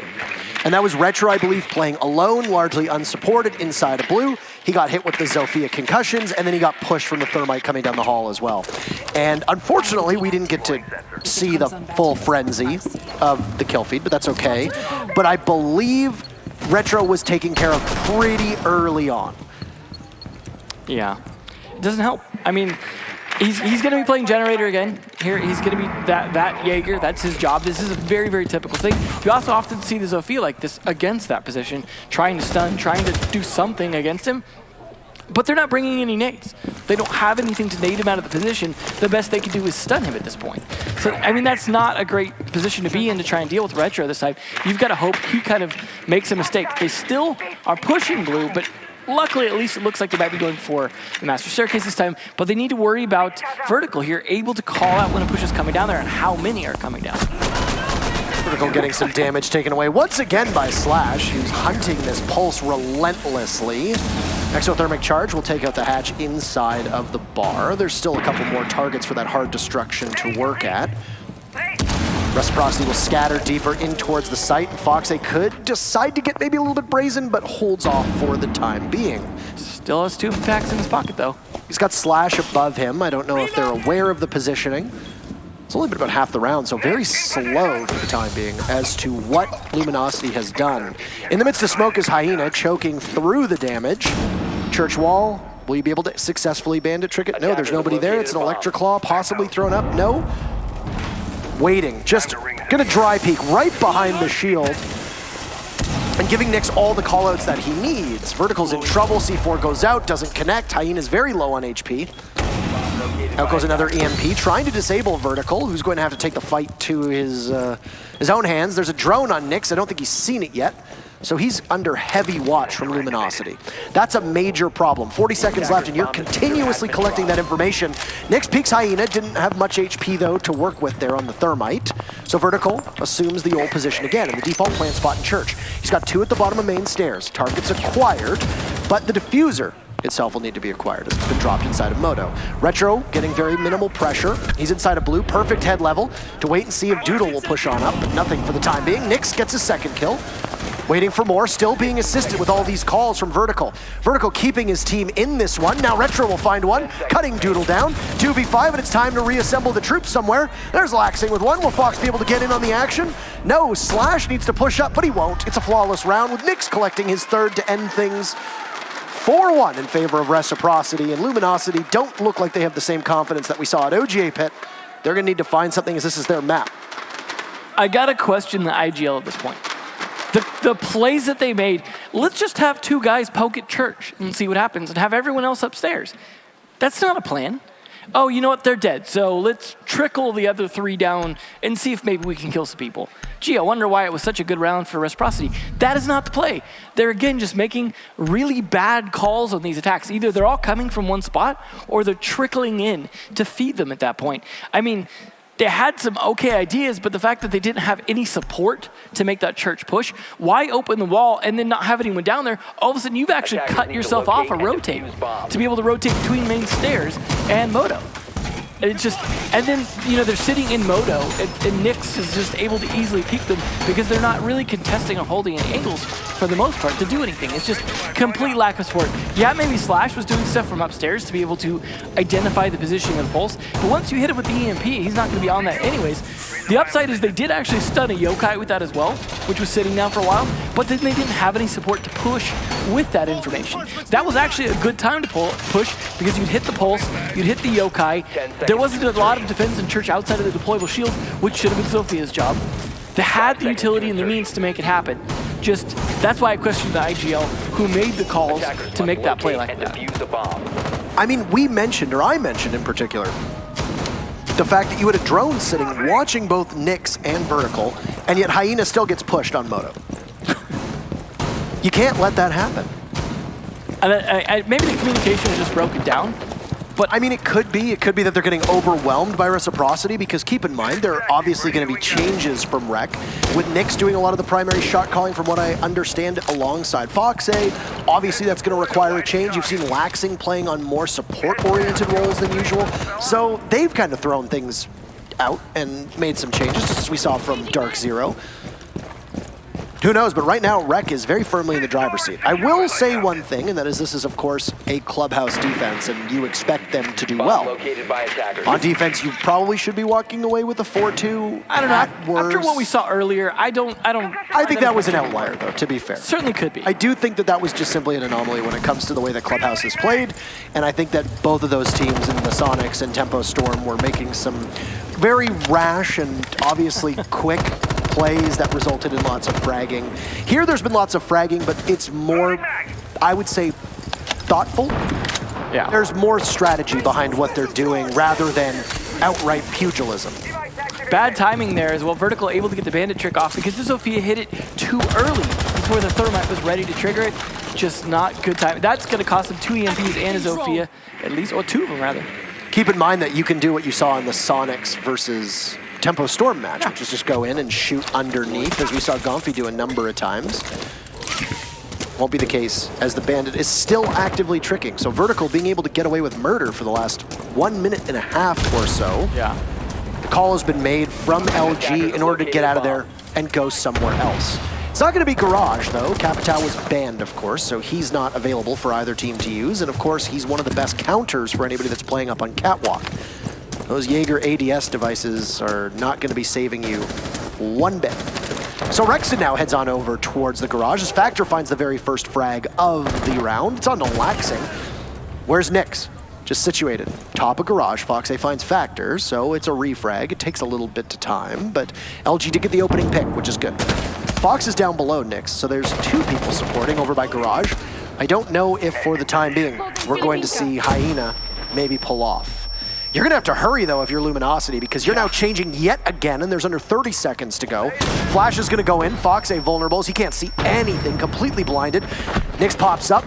Cannot outduel Hyena, at least for the time being, but Fox is there just in case. He's going to get pushed from Lounge. Takes out Rex and heads for the hills. Nyx grabs 1. That's Diffuser down. This round is lost for Luminosity. No way for them to be able to fix themselves, and it's all left but the crying. 5-1 will be the scoreline for the first half. Reciprocity dominating Luminosity on their map.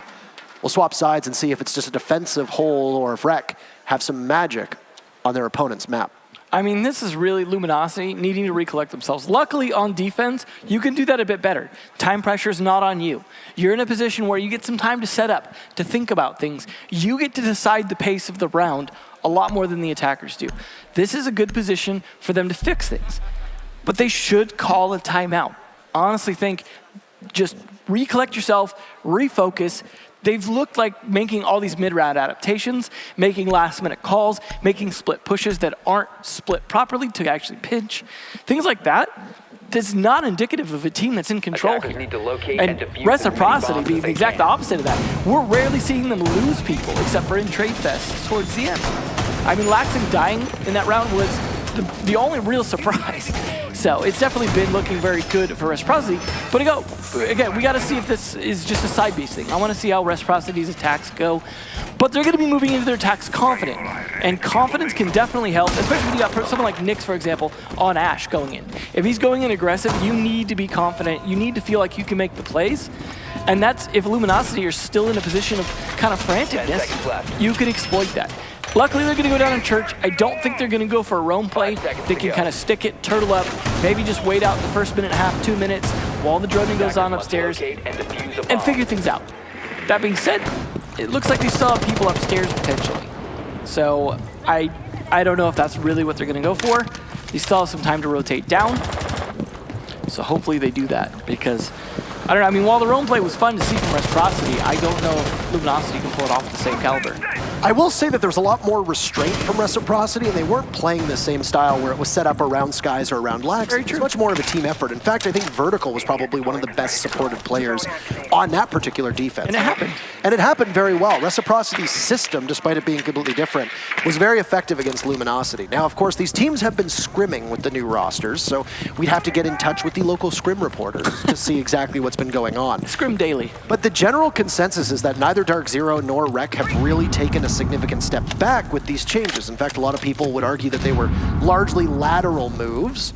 So Fox apparently trying to use a different method of opening the hatch here. I don't know if he's trying to make noise to maybe draw out Factor's Electric Claw, but the Electric Claw's on the church wall, just got thrown, so you don't have to fret at all that you're going to lose that main bar hatch. It gets blown open. He's still got 2x Kairos to use, possibly in the kitchen hatch, stock hatch, etc. Well, now this is where they get set up for the push here. Of course, they've got hatches starting to get open. Not sure if they're going to go for the kitchen one or not, just because that could be tricky with all the impact going on. Like the nice long angle there from Vertical, going through 2 floors. You usually see that from a Buck player. It's nice to see from Sophia as well. Obviously, possibly use both of his impacts to set that up, but unfortunately doesn't land any kills from it. However, Nyx is down here. We can see where his eyes are going. He's looking to shoot up a little bit here, open up some angles. See if he can push anyone behind that bomb, but no one really willing to expose themselves just yet. A lot of soft wall, though, for him to work with. And he finds one finally on Factor. He just snaps right onto him. He can push in if he wants. He's got a clearer path. As he'll go on to drone work at the bottom of the stairs. Not really too worried, I guess, about getting pushed from Moto, which can be to his demise. Almost instinctively looks over to Moto as we say that, though. A minute to go, and you've taken Factor out. He's going to be I would say the X Factor, possibly, when it comes to the way that Kaid can play those hatches. But as we've seen the Electric Claws already go, you don't need to worry about them. One thing also to note is that this patch doesn't happen with the new Kaid Electric Claw radius. So it still only affects 2 of the reinforcements, not 3. There's Slash and Rexon getting in on the fun. 2 very quick kills for Luminosity to give themselves a favor in this round. Retro surveying over top of the hatch, waiting for somebody to peek him, but nobody's giving him the fight, at least not for the time being. He'll twist and turn up there and just languish as there's some damage being done through the floor holes that have been opened up to Vertical. And Laxi will need to push in alongside the rest of his team. He sees one of those coup mines go down as Retro falls off screen, and Luminosity on their very first defense, their maiden voyage, I think you could say, in excellent shape. Vertical gets dropped and then finished off, and there's still some life left in Luminosity as they take their very first defense. Restraint definitely worked for them there. They really didn't overexpose themselves until they felt like they had some kills. And we saw just Reciprocity really stalling out. You know, once you had Nyx down there in position, open up the wall, he was in a great spot, and no one really used that as a spear tip. They just really weren't in a good position. A lot of attempts at vertical play happening from the members of Reciprocity, and because Luminosity wasn't giving up those free kills outside of the one Nyx was able to get, they just never really got a whole lot of ground gain downstairs. And that was a big problem for them. They really needed to have a better push after Nyx got his foothold, and that was something we saw, you know, Luminosity struggle with a little bit. So I gotta imagine that maybe they just didn't have a good read on the defensive setup, or at least not any utility that was going to help them push players out of positions to where they could actually get a kill. But good on Luminosity for actually just playing it smart that round, sticking to the defensive positions, taking advantage of members of Reciprocity, pushing into them. If they can pull it off again this round, we could see maybe a bit of a comeback in their morale as well after, I'd say, a bit of a crushing defeat on their attacks. There's a lot of speculation to be made as to how Clubhouse plays out when it comes to Is it more defender-sided? Is it more attacker-sided, etc.? The answer in our very first matchup of the day was, well, it seems to be pretty attacker-sided, right? This whole day so far has been a bit attacker-sided. Up till, I mean, this match. A very aggressive meta that we're in, and I think a lot of people would say that North America tends to be one of the more aggressive regions, but not as structured as maybe a region like Europe, let's say, or maybe even APAC. The most aggressive region probably being Latin America. I think most people would probably agree on that assessment, if not fight me IRL, I think they would say, so. Well, they're on the roof, so hopefully they shoot the default cams here. Learn from Luminosity. Yeah. I would hope so, definitely. They're going to be bringing the Kaid again. This time, of course, for a different bomb site. It's still pretty useful depending on how you want to play it. They could be using it to try and help protect the hot tub wall, as they have a bandit as well, and it's a little unsafe to be playing that as a bandit once the window on Jim gets opened up. See where Nyx is looking here. Let's see some good Toby eye tracking there for just a moment. Doodle going to rotate up. That roam not really paying off. Nope, actually reloads and goes back down. They really want to guard this bottom floor here, make sure that these stairs stay secure. We saw what Slebin did with those stairs earlier on, and I can understand that caution at that point. You don't want to be too over-aggressive here. Rek will open up the jacuzzi wall very effectively and will now confront the secondary wall that's inside of the bathroom. It's going to be electrified too, so whether it be an electric claw or a bandit battery, you got to shake that off, and that's going to be all in the hands of Laxing, who's on the Thatcher duty. Vertical did play Thatcher quite a bit on Rogue before the team's demise, so we know that there's flexibility as well on the attacking lineup for Rek here as to what they want to do. There's a drone in the middle of the site, and Nyx is pinging away, maybe to try and spook the Jaeger of Rexen. He's very good in a gunfight, so you don't necessarily want to go head-to-head if you can avoid it. Shake the Jaeger off and then go in there, right? Shake him like a flea. Drone finally gets shot out, and they're going to need to do some more intel as Rexen is on the ground. There you go. Nyx will go back on it. He sees the head of the Jaeger. This could be a possible beautiful shot. But what's bound to happen? Slash, if you throw it, that's an easy double. But he's not going to go for it. Rexen gets punished by Nyx, and Slash doesn't know what he could have had. Retro going for the plant. C4 goes out. It won't do enough. Hyena's down, and Slash is at 1 HP. This is almost a flawless round. Diffuser down 2. ADS will eat the flashbang, and Slash is inside of the bathroom. He has absolutely no way out except for fighting his way out, and I think he just gives a truce. Shoots in the air. Flawless round from Reciprocity. How about match point for them? Well, that was definitely a better round than the first one for them. I mean, given this is a much harder site to defend in a lot of ways, I mean, yeah, depending on how things go down, could be a good site, but it's unreliable on whether or not, depending on how the attack goes down, that you could hold that site very well. And Reciprocity just took advantage of the fact they were able to get a lot of different angles and pressure on Luminosity, and Luminosity couldn't just turtle the way that they did on Church. You can't just sit in a position like they did there and wait for Reciprocity to walk into you. You've really got to be able to hold down the angles and make sure that Reciprocity doesn't get control of things like windows, things like cache and construction, and hot tub wall, things like that. You just can't the same way. If they're going to go to Jim again, that seems a little confusing to me. They are having their timeout now. This is something, again, they should have done earlier. You really don't want to be doing it on match point, because if your discussion doesn't work or take right away, that's it. The map's over. Yeah. You don't really get to do it. You get one per map. If you use it at the end of that map, it doesn't do you, it's 1 round's worth of good. So hopefully this pep talk helps them here, because 2 points is not a great record to walk away with on this map. But, I mean, Reciprocity is a tough team to be up against. There's no shame in losing this map to them at this point. I mean, take a look at that, the absolute Chad of Laxing on the right-hand side. You want to go up against that? You want that staring down at you? I'm not fighting in my IRL, that's for sure. I wish the camera people could go back to look at Laxing's gaze. You need 2 cameras just to catch Look at Laxing's gaze on that. Now look at him. Like on the back wall Just there. staring. Oh, man, he's a beast. Strikes fear into the heart of any normal man. I'm scared. I'm not even playing and I'm scared. Yeah. The calling so far from Luminosity has not been strong. You talked about this earlier where you think it falls on the shoulders of the IGL. I completely agree with that. Right now, Rek is just calling a much better match than Luminosity. The adaptations that have come out from Rek on the fly, whether it be on defense or on attack so far, have been better than what we've seen at a Luminosity. And whether Luminosity is sticking to a plan or not, you gotta shake it up. It doesn't matter if it was pre-planned. The game is won and lost oftentimes through the middle of these rounds. And Luminosity have looked listless when it comes to making the changes that are required. Be it a rotation to go after a part of the defense that you don't have to worry about. Because they're weak. We saw it on Church.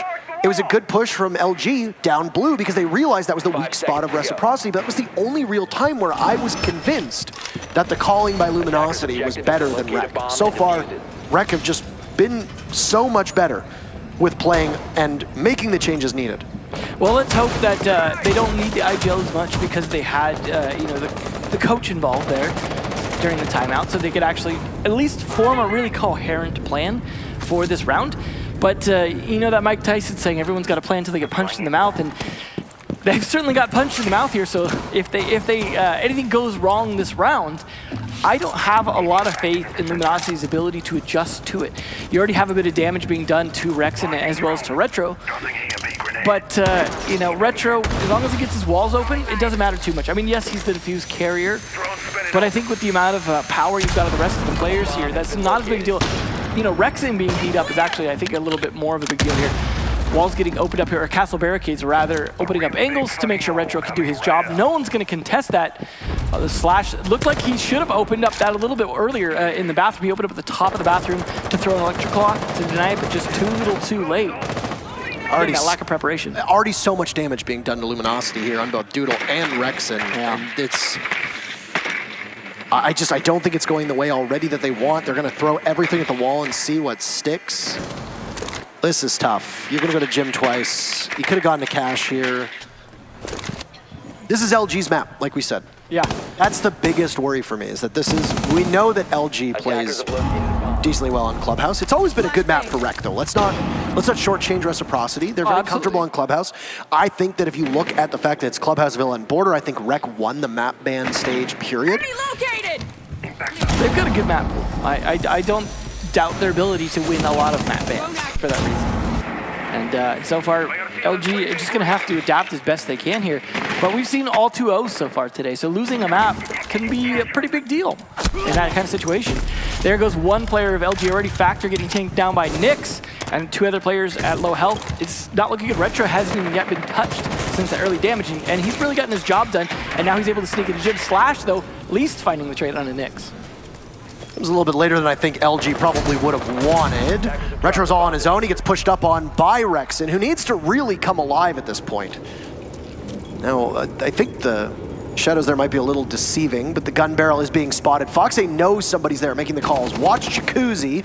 Someone is there. Can you possibly capitalize on that? Taking Rexen out of the equation. He sees the gun tip. Can't really do much about it. I mean, you can't damage the gun, even though in real life, if you were to hit it with a bullet, it would probably shake it out of their hands. Foxy jumps right in. Doodle takes out Laxing, traded by Vertical. Foxy finds Slash, and well, it's Rexen, who was spotted earlier. Vertical in a 1v2. It's just him versus Doodle. 5 seconds left. Doodle's down below. They've got the kill holes in the floor. If you have intel, you got to use it now because Doodle doesn't know what's going on. You got to shoot him, and there you go. This round's over. They had the marks that were required, likely from the Maestro cam, and Luminosity manages to stave off defeat for the time being, putting that timeout to good use. Still match point for Rec. Well, seems like that timeout helped, but I feel like a big problem they had there was lack of good coverage on Retro. The fact that he was sneaking and trying to get set up for a gym plant, but with no real support on the hot tub cutting off the rotate there. I mean, the bathroom was sealed up. The wall was closed. He could have been set up to open the bathroom possibly, although there was an electrical on it, but he didn't have support. He didn't have someone cutting off that rotation, and that's an easy angle to hold. You can just really hold the angle to the top of the stairs from there, and that cuts off any rotate. That would have kept Retro alive. He would have been able to get set up for a plant while the rest of the players were playing other angles. Well, that was ultimately what cost them the round, because then they had to start to work with that and just weren't able to find Rexen. I mean, yes, they were staring at the barrel of his gun, but that they couldn't do anything, that he had to jump in to try and bait him. It was a tough spot to be in. So one mistake, kind of snowballing a little bit for them there, but it's still match point. Reciprocity are still in a perfect position here to take this home, and maybe they just gave a little bit, extra to Luminosity here. But Luminosity are going to be feeling a little bit more confident that their, timeout worked, that they could make the plays here. I mean, you don't want that to be that close of a round in terms of confidence, but yeah, better than that was still way too close for comfort, I think you could say. So you're going to go over to Cash and CCTV. Hasn't been defended yet by Luminosity. They're going to get one crack at it. This is where things get kind of tough because you don't have a do-over. If you lose Cash CCTV, that's it. That's all she wrote. Luminosity have, at least so far, through the 3 rounds that they've played on defense, they have a winning record. Yeah. But even if they drop one more round, that's it. That's it. That's it. That's it. That's all. That's good night. Yeah. Villa's a good one as well, like you said, for Reciprocity. So tough spot. Wow, Factor taking that damage from below. We were talking about that earlier, the amount of damage that Zofia lifeline does to you from below, and Factor definitely feeling that now. That pushes them off, helps get the wall open there. So now they have checklist item 1 done. There is no Capital to help with checklist item number 2, which is Rexing up in the catwalk of the garage. So they'll have to find a different way to deal with them if they want to push from that side. However, they could also push from the other side, from construction, something we saw happen earlier as well. I know we kept referencing earlier, but there was a lot of good examples of contrasts or similar things that are happening now because it was a good, long clubhouse match. Yeah. I mean, you and I really ran the gauntlet. 50, yeah. I mean, we saw 30 rounds. I mean, I feel like there were fewer than 30 rounds played in the SSG DZ matchup. So yeah, definitely. Yeah, didn't really quite take that long. No. So I mean, it might not for Reciprocity here as well if they could just pick it back up, close one more round out. Looks like he's checking the time, figuring out what's going on here in terms of where they need to be pacing wise. Waiting for his pickup order. Yeah, he's checking where the delivery driver is. Come on, man. He's got to get that bread. Yeah. You know. Check that GPS. Make sure you're at the right spot. The audible groans from the analyst desk was totally worth that joke. They are pushing, though, from the construction connector side, it looks like. They don't want to bother with garage. And that's going to leave Rexon doing a whole lot of nothing right now. That also leaves Slash with a yokai kind of sitting in a garage and not doing much. That he's forced now to rotate up to catwalk and rotate around to help support Doodle. It's a strong position for Team Reciprocity to be in. Now as they pinch from both sides, you lose Doodle. The smoke goes down. Some of your best denial is off of the board, putting more weight on Slash's shoulders with the yokais and hyenas as well with the Maestro cams. Blowing open the barbed wire, maybe some other utilities scattered about. Not really entirely sure what Nyx was going for there. He's guarding inside of Cash, and it looks like most of Luminosity are very far off site. Oh, beautiful shot from Nyx on the Hyena as Factor takes down Retro. Still an advantage for Reciprocity in a 4v3 with Nyx in full control. Finds another, moves back on over. Foxy takes Rexon down, but there's a yokai in play. It's gonna give itself away. Slash knows how hopeless that is, and he's gonna have to take the fight to them. But he'll make an awful lot of noise onto the barbed wire. Shooting through the floor is his best bet, and he'll miss just by a second. Hard to be. It's him and Foxe, and there's somebody else heading on down to Lounge. Doesn't really matter. First map is going to go to Reciprocity. It was LG's, but it doesn't matter.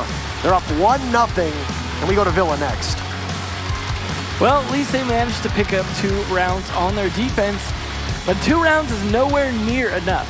Reciprocity showing they were dominant on LG's map, and they go to a map next that very strong on. This is looking really good for Reciprocity to take it home, but Luminosity will have a little bit of time here between these 2 maps to also recollect themselves, and hopefully they'll be able to do so. Well, the analysts have certainly some things to bite into. 10 rounds of action between these 2 teams, and obviously some questions to be asked as to why Reciprocity triumphed on Luminosity's map. Gentlemen, take it away. The questions definitely need to be answered on where we're going to see Luminosity go in map number 2 on Villa, but we also need to answer the question of who's actually doing the one that's giving these jokes to M-Zone and Taro, because it definitely needs to be altered, fixed, corrected, and most certainly barred. Welcome back, ladies and gentlemen, to the Mountain Dew Amp Game Fuel Analyst Corner. My name is Jump. I've got Rams and Veli kicking it with me yet again. It was a very different picture in this map that we have seen in any of the maps prior to this with the previous 2 matches. Reciprocity, despite dropping a couple rounds, looked themselves to be in full control. 3 of the 5 members hitting at about a 1.5 rating, and that already can just tell you how efficient they're being right now. Watching Reciprocity play for the first time with this roster, it's like getting your first kiss. It reminds me when I kissed my first girl. Like, it's just so beautiful. Nyx on entry along with Vertical, that was just beautiful to see. And also Laxing with the very annoying angles all the way back in the spawn, picking up kills, stopping rotations. Reciprocity looked like a complete team, and Luminosity, they need to go back to the drawing board. Yeah, Luminosity really had a lot of issues with all their attacks and their defenses. It was rough. Reciprocity, though, playing out of their minds, looks so coordinated. It looks like they didn't even make any roster changes. Their chemistry is just so clean. On top of that, like, I talked about Laxing before, maybe not being able to play those same off angles and all that stuff. We saw him in multiple locations just getting 2 kills at the end of a round, just cutting off a rotation. And it was pretty disturbing because when Thomas got replaced, I heard a lot about inconsistency. I love Hyena to death, but Hyena, before the last round, he only had 1 kill. You can't afford to put up a breadstick against Luminosity, especially in the role that you play. He finishes with a .22 rating, 1-9 in the first map. And now we heard Intero actually talking about it over at the caster desk. This was Luminosity's map. This was their decision to go to Clubhouse and make something like this happen. Now you're putting home field advantage into the hands of Reciprocity that are already running and gunning with the way that you've got 3 players in in double digits for kills. Something's going to have to give for Luminosity. So that's the question I ask you, what does it have to be? Well, Luminosity going into the next map have to really start crossing their T's and dotting their I's. And when I say that, there's tiny little mistakes. This is the smallest, most minute mistakes that cost dividends late into the round and sometimes just right at the beginning of the round. That one round when they were attacking Gym Bedroom, they didn't take out the default camera. Intero pointed that out. They didn't take out the default camera, and Laxing ran out from one of the most typical run out positions, picking off one of the hard breachers. Like, as a pro team, you can't let that stuff happen. They're just faltering, and I think it's just a little bit in their own head. Like, they need to just relax and just take it back to the basics, and I think that we'll see a much stronger showing out of them on the next map. Ellie, do you agree with this? I 100% agree. I said it time and time again. Inconsistency.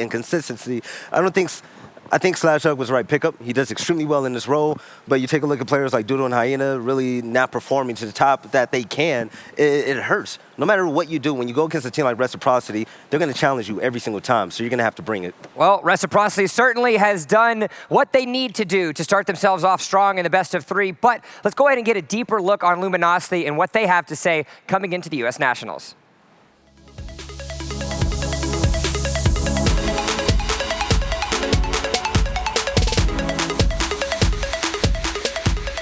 I'm Keon, or Hyena. This is Cole, or Doodle. This is Abdullah, Factor, Richie, or Rexon, and Spencer, or Slash.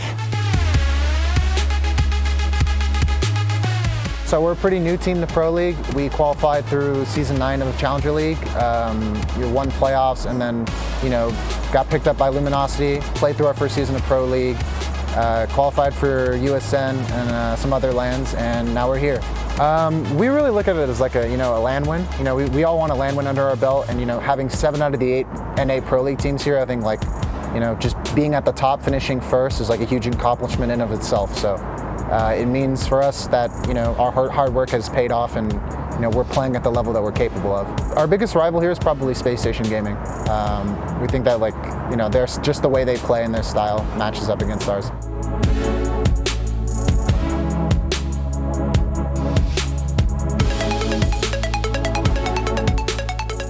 Special tactics or strategies for the event? No, not really. We don't practice. We don't have any strats, and we really just play casual individually, and then Slash just shows up and carries for us on games. Yeah, we are enjoying our time in Vegas. I mean, we've lived out here for 2 months, and we've had a blast. It's nice living with our teammates. So we might have to rewind and redo that interview because strats are extremely important in the world of competitive play, and relying on SlashHug I don't think is going to necessarily cut it, as Luminosity, of course, finds themselves down a map.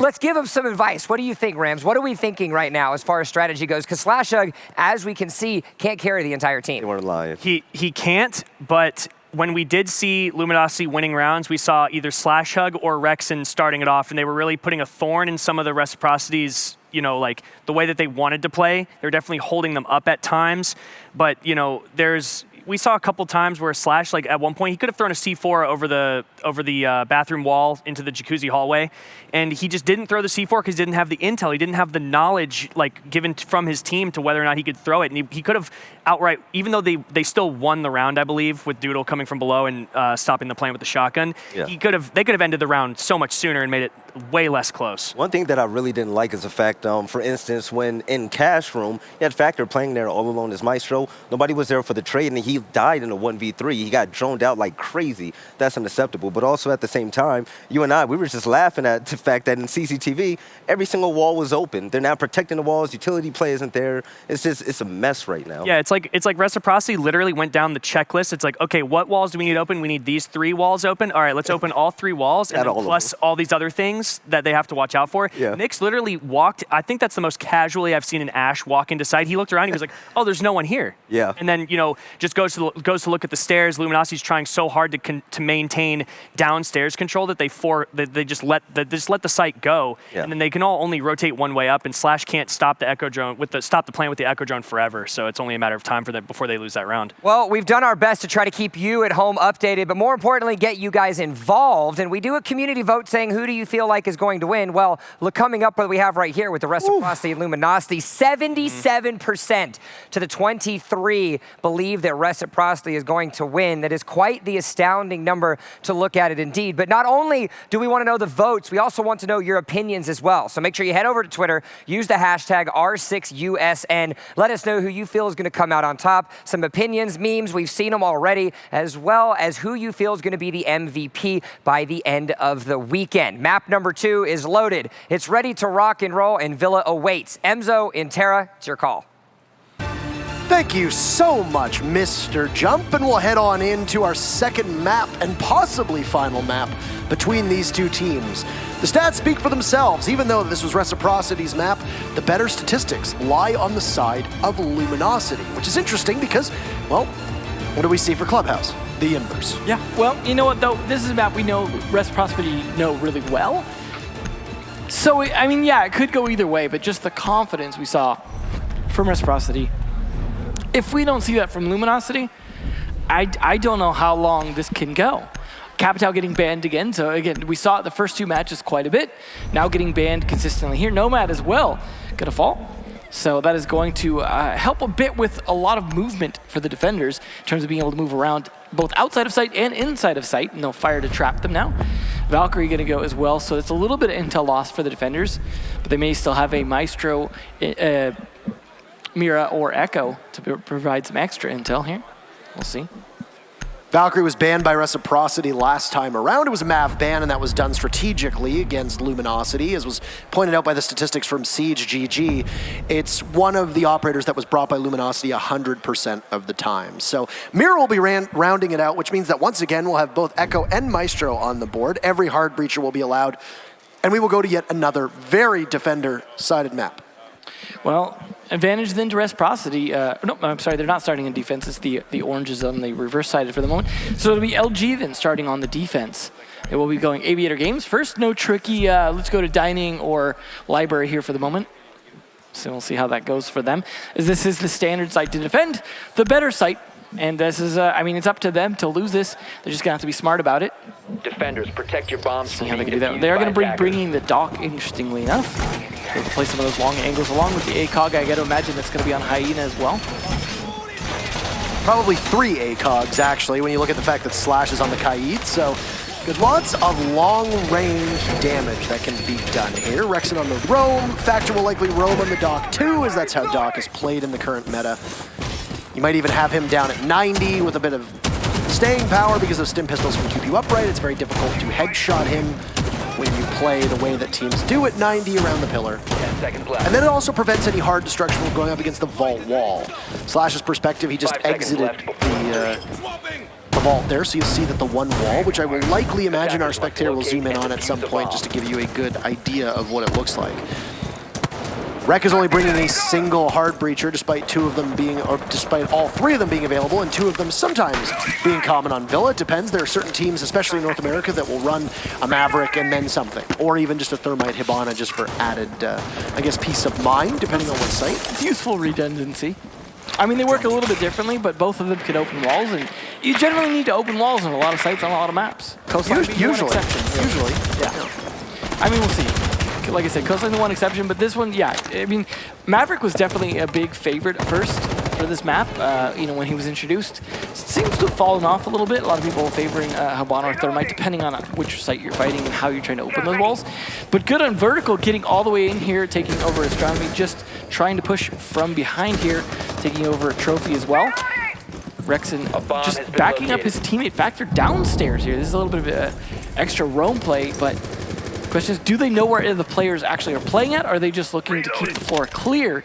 He's not sure how much intel they actually have. Rexon hoping for a free pick and not getting one either. Looking like Reciprocity just getting all the map control they want for free, assuming that the 2 players downstairs don't come up just right behind them. You can't control those main stairs when you're attacking Aviator Games. Things can go south for you very, very quickly. In this instance, it's going to be incumbent upon the 2 players down below, as you mentioned. And if there's no roam clear that's been done from Reciprocity, which I would be surprised with, given the way that Rek's been playing so far, well, that could prove to be quite a problem. Evil Eye taken out at the top of the main stairs, or at least disabled for the time being. The Kaid and Nyx will do some damage, but as you can see, Hyena's knocked the camera looking skyward, so it can't be disabled quite as easily. Also, it looked like Nyx was on 1 HP, but he'll be reset now. Expend the Maestro Cam, why don't you? 1 minute left, and Rek have taken out just an Evil Eye, that's it. Doc's head spotted by Vertical, but for some reason, he doesn't land the shots. He'll let Foxay do it instead, try to stay alive in order for them to be able to open up the vaults.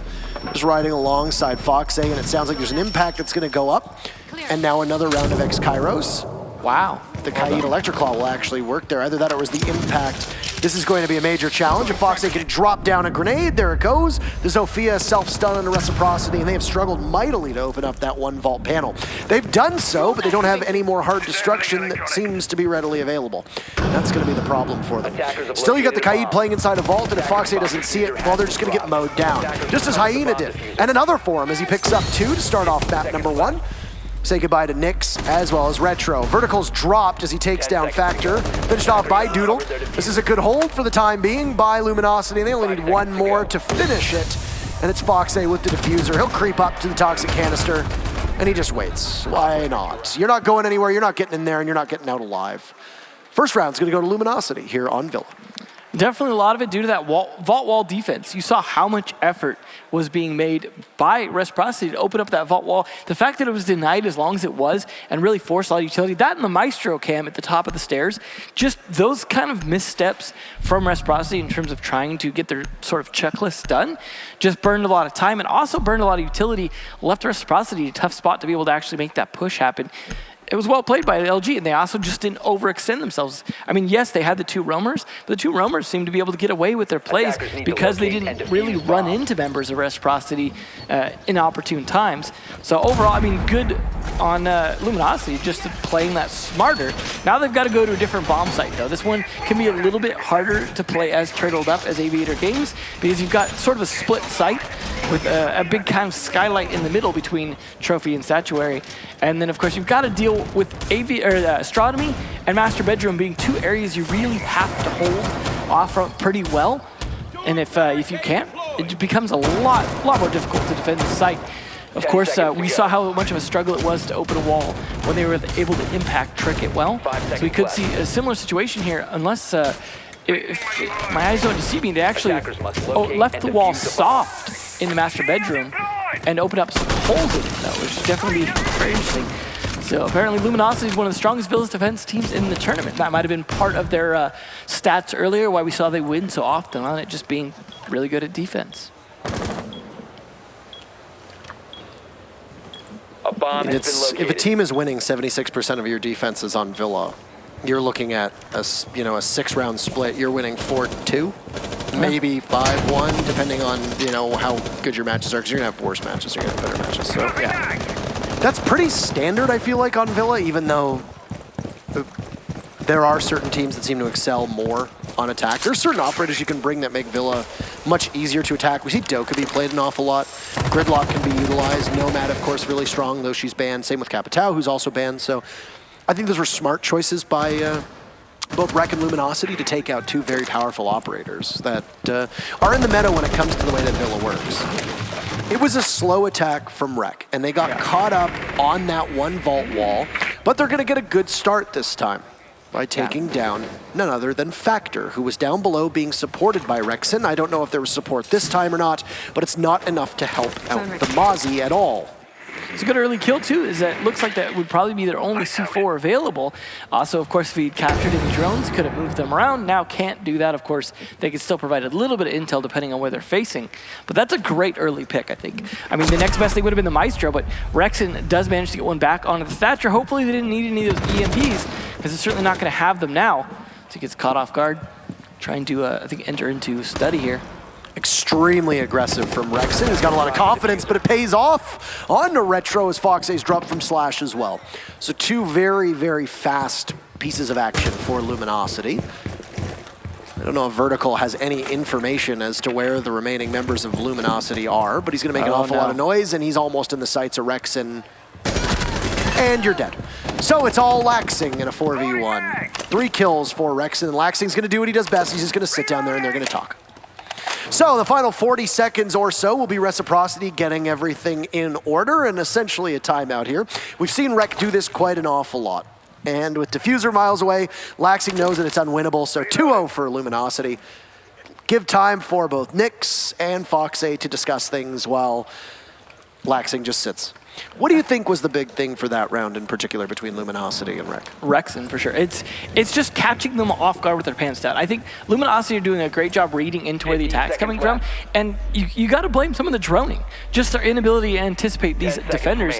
Players like Rex to be able to play positions like that. I think they're taking certain parts of the map for granted. They're thinking, there's not going to be anyone here. I can walk in here. Or, hey, we don't need a drone here. We're droning other parts of the map. And they're not controlling areas. They're not getting in, taking map control, and holding off rotates. Now, obviously, there's a lot of rotates on this map. This is actually a fairly big map in terms of, rotatability. Obviously, you don't get a lot of people down in the very far basement, but it's still a decent map for roamers to be able to play around it. And just the inability for Reciprocity to control that, absolutely backfiring on them. Yeah, they didn't necessarily get caught as bad by it the first round, but they still didn't do really any good roam clear the first round either. I mean, they managed to get 1 kill. Retro got the 1 kill early on, and it looked like they were going to be able to control it, but just no real follow-up to that. I'd like to see just Reciprocity just do a much better job of securing their positions, of making sure they either hunt the roamer or lock the roamers out. So, you're flawless so far, and you can complete the rotation now, as we saw Reciprocity do on Clubhouse. For LG, they can do the same this time around, but on Villa and on Kitchen. Yeah.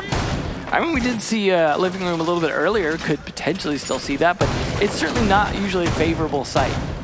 Dining is definitely a good one, and I'd say sometimes better than Trophy, depending on how you're playing it and what the bans are and things like that. But there is a bit of vertical play to be had. So that's going to be an interesting component that we don't see as much on the top 2 bomb sites. So you could see a little bit of play of that. If they're able to take from above, start to open up some angles down. There's a lot of movement room in the dining room area to be able to kind of move around, find different angles, play from there. A lot of potential for smoke plays as well. We saw some of that earlier from SSG come out to be able to try and set up for plants, things like that. There's a lot of possibility here, but they've got to control those roamers. You've got Hyena and Rexon playing a bit off-site, able to just kind of do what they want. Not upstairs. That's the interesting thing is LG's not looking to control the upstairs. That's something Reciprocity can take advantage of, but they need to actually secure their flanks. If you take upstairs and then don't secure your flanks, you're just giving free retake to upstairs. So you've got to pay attention to where these players, maybe just good flank drones at this point. So if they lose someone, that can be that person on flank drone. Looks like you've got 4 members of LG playing on the main floor. Now all 5 as Slash has been recalled, and they're just sitting a little bit off-site as Rexon and Hyena, but Doodle, Factor, and Slash all seem to be decently nearby. Within striking distance, I think you could say, and I think it's very apt as well because LG will likely need to strike when Reciprocity pushes in. That means that barring any information that you might have on Luminosity's side, they don't really have any information gathering operators. There's not a major contest up top at all. I'm honestly surprised we're not seeing like a Jackal. We used to see that so much from Fox. Oh, why? That's why they didn't need to control upstairs from upstairs, I suppose. C4 doing that work for them. That also does open up a hole that can be used against them afterwards, though. Nyx getting off the bed at the last second, and the C4 from Factor putting in work. Good timing. Definitely could have caught him too early while he was on the bed and would have done nothing. The only C4 on the board for Luminosity as well. Kaid still has his impact grenades, if you recall. We've also seen Retro get downed. I'm not certain what happened with Retro, but he's out of the equation for the time being. So he's probably fallen off. Maybe he went for a reset, I'm not sure. Tough situation for him to find himself in. Utility expended from Fox, I think it's almost a free kill on the Factor. It's Doodle who claims Laxing. Retro's been picked back up, 50 seconds to go. And Rec are just not the same team right now. Very good defensive hold for Luminosity. They haven't given up too too much. They've used one C4, but that's been about it. Attackers have located Factor a inside of the bike room. He can get back to the site quickly if need be. The 3 remaining members of REC will have to funnel on in. They're going to be playing Luminosity's game as well. Their utility is mostly all gone. If they can get a pick or 2 here, it'll go very quickly in their favor. But no, almost a flawless round, 4-1, as Vertical going up against Doodle will win the fight. Pistol out, he'll have to engage 25 HP against 4 members of Luminosity. He'll get a drop, but he won't get the kill as he needs it. And 3 in a row for Luminosity. Impressive performance and almost a flawless round for them as well. The cycle is complete, and we're almost certainly going to Aviator Games for round number 4. I mean, I don't think that's going to be the last cycle, given the way things have been going so far. It looks like they're going to continue the tour. Just, I mean, really, really good defenses here. It seems like Reciprocity are fighting pretty much no weaknesses. They're not finding any place they can attack. Really solidly, they're finding a pick here or there, and that's about it. Seems like every time it's either traded back or there's such a large gap before the next kill comes in that it ends up being in LG's favor because they're not really setting up well to, I guess, really point a spearhead into the defense here. I mean, we saw them trying to set up around kitchen and dining room to try and push in from some point. But the fact that they weren't able to really find an opening to do that from, or enough picks to be able to soften up the site to set that up, really speaks to the way LG just seemed pretty much in their stride here in terms of holding these defenses. We saw them do a bit better on defense on Clubhouse than they had on attack as well. So if Reciprocity could just make sure they get just enough rounds on their attack when side switch, I think they could also be in a good position to be able to bring it back, given defense's a favoritism on this particular map. Good time for a tactical timeout here. REC not using it too late. There's that pattern, as you mentioned in the previous map, of teams taking it right at the 11th hour. It's do or die, so let's do it. Yeah. And then they die. Doesn't always work out for them as effectively as they'd like. I like being able to hit the pause button here. There's a theory behind it, right? Because Villa is defender sided, we already know this. You know that you're going to find yourself in a hole, and it was actually Slash who was in an interview a couple months back, maybe longer, where he said, you know, on Villa, if you start on attack and you go down 5-1, you know that the match is nowhere near over with the way that Villa plays, but mentally, it's a challenge to get back in the game, knowing if we slip up once, we're staring down match point. If we slip up twice, it's over. Yeah. It's a mental game at that point. And I think when you look at these two teams, the team that has the mental fortitude, mental dexterity, the sentences or the phrases that we love to use, I am going to have to give some credit to REC for. Yeah. They're a team that's been together longer. They're a team that has seen, I would say, a greater breadth of experience. Slash is somebody who can rein the team in, the leader, the dad of the team on Luminosity, but the rest of the squad has only played a handful of LANs together, which is still impressive given how new that team is. I still have fond memories of back when they were the 92 Dream Team, and a lot of people thought they were just nothing but a meme. The team is coming off a long way now, but still, REC is the team that has that experience in spades. Take a breather if you're REC. Get it together. You got 3 rounds on attack. You know that statistically you're probably not going to do super well on them, but then you're going to swap sides. Yeah.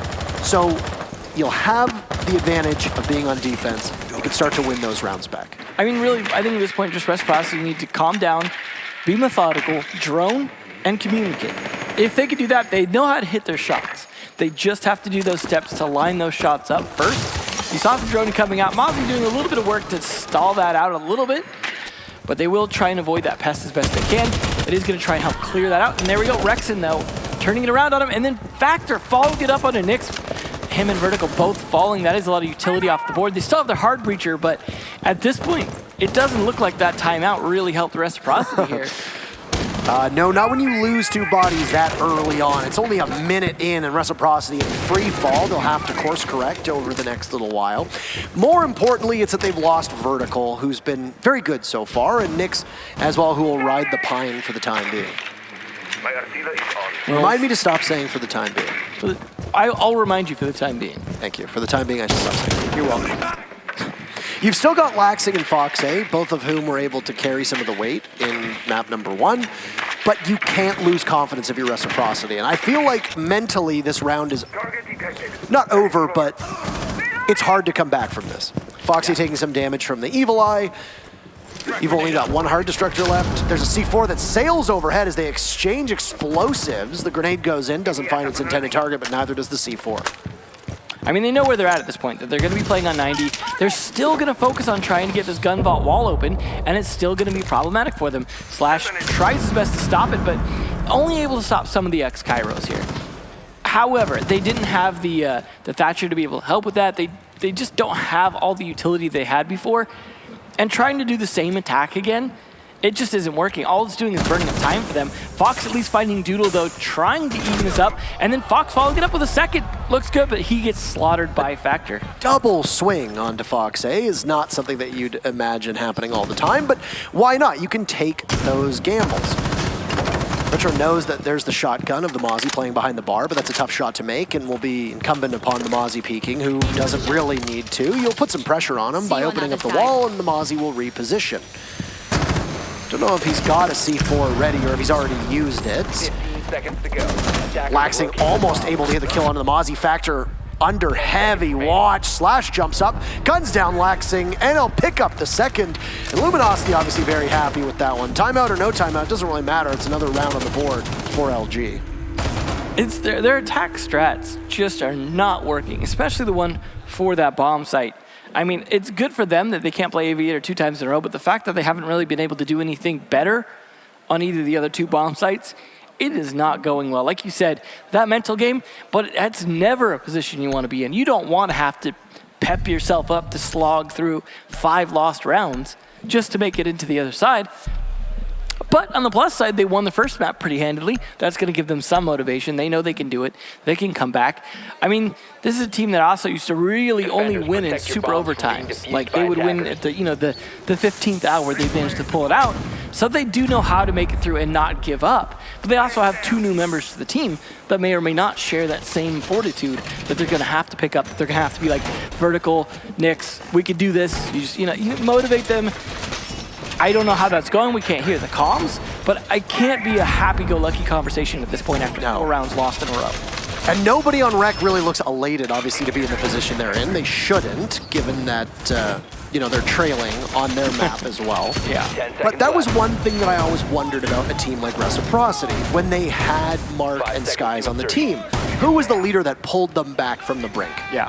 And now, with both Vertical and Nyx on that squad, do you see in either of those a leader who's going to be able to pull them back from the brink? Either. And the question is maybe, but I don't know if that position has been established yet because they're still trying to get used to role swaps. They're trying to get used to new players and obviously a changing in comms and strats, etc. Yeah. So I'm not entirely sure who it's going to be. Nyx doesn't seem like the type of person to lose faith, and if he is one of the people doing the primary calling, then it's going to be his job to ensure that that team doesn't lose focus. At least he does come across as a bit of a calm voice, and that might help here. But he's also got jobs to do, and he dropped out early last round. Yeah, that does give you the opportunity to do a bit more shot calling as you are dead at that point. But that doesn't always get you the win. I mean, you just ask Canadian who often was in that position. Attackers have located a bomb. Hey, he did well that one earlier. hurt. He did well earlier. We're fine. He did well earlier. Yeah, he didn't bottom frag. Nope, golf clap. Doodle cornered inside of the walk-in closet, and he's got 2 separate members of Reciprocity that are nearby, one of whom is on drones. Nick's waiting to see if that Doodle's smoke will peak, but for now, no, he won't. Almost said for the time being, no, stop myself. You're welcome. Don't even need to remind me. But if there's any soft destruction to be had, well, the Buck is going to be there to chew through it.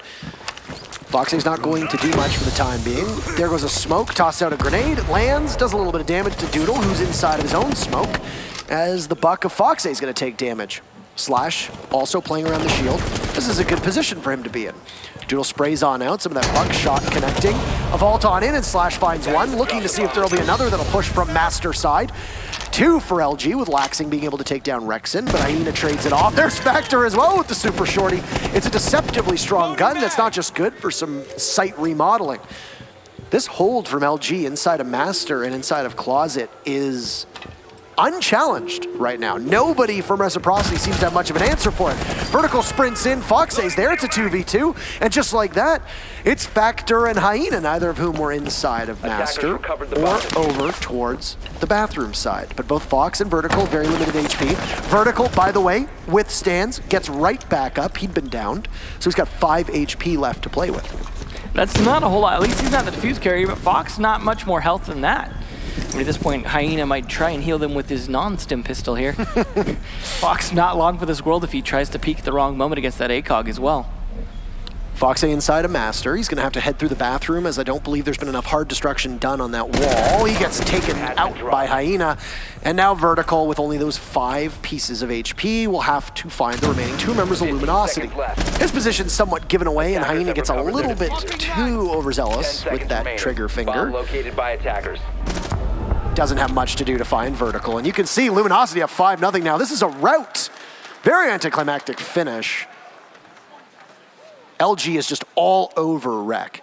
Now, like we said, we know that Villa is typically a defender-sided map, but a 5-0 is something we don't see all that much of, and 6-0s in particular are not very common.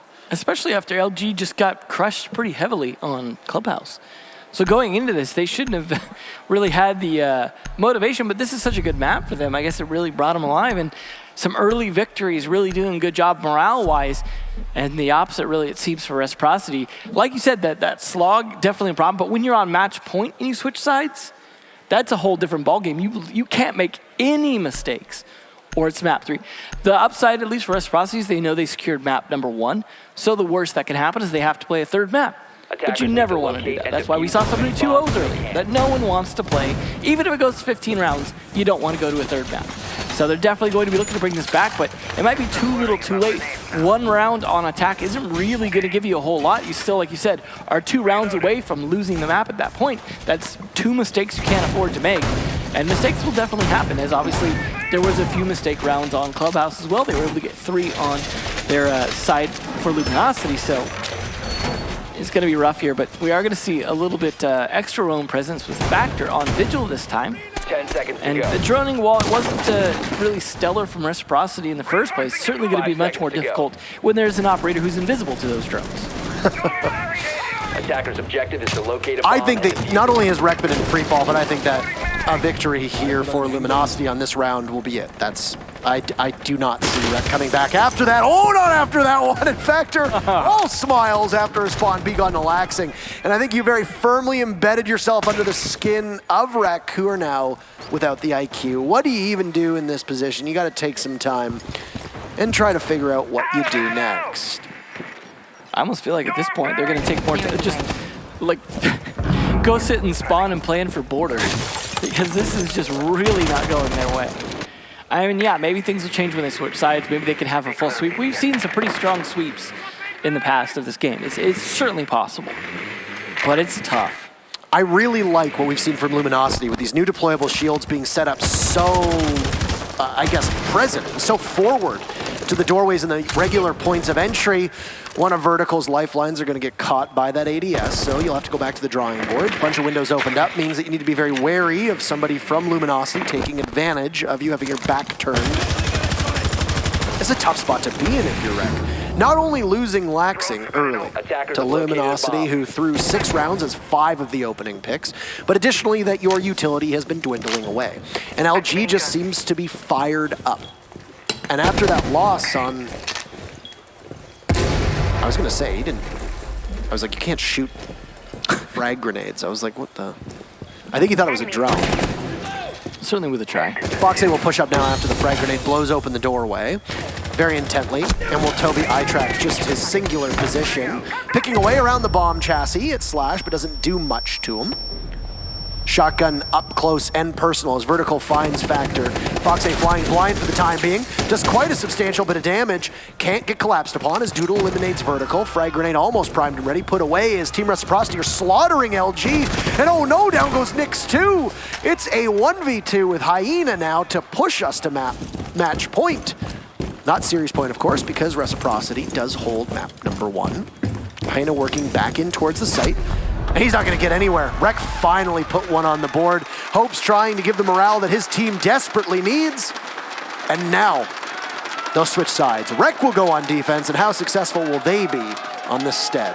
Well, certainly a good time to carry momentum. If you're going to win a round on the attack and it's only 1 round, better to be the one right before you switch sides when you really need to roll that momentum the most.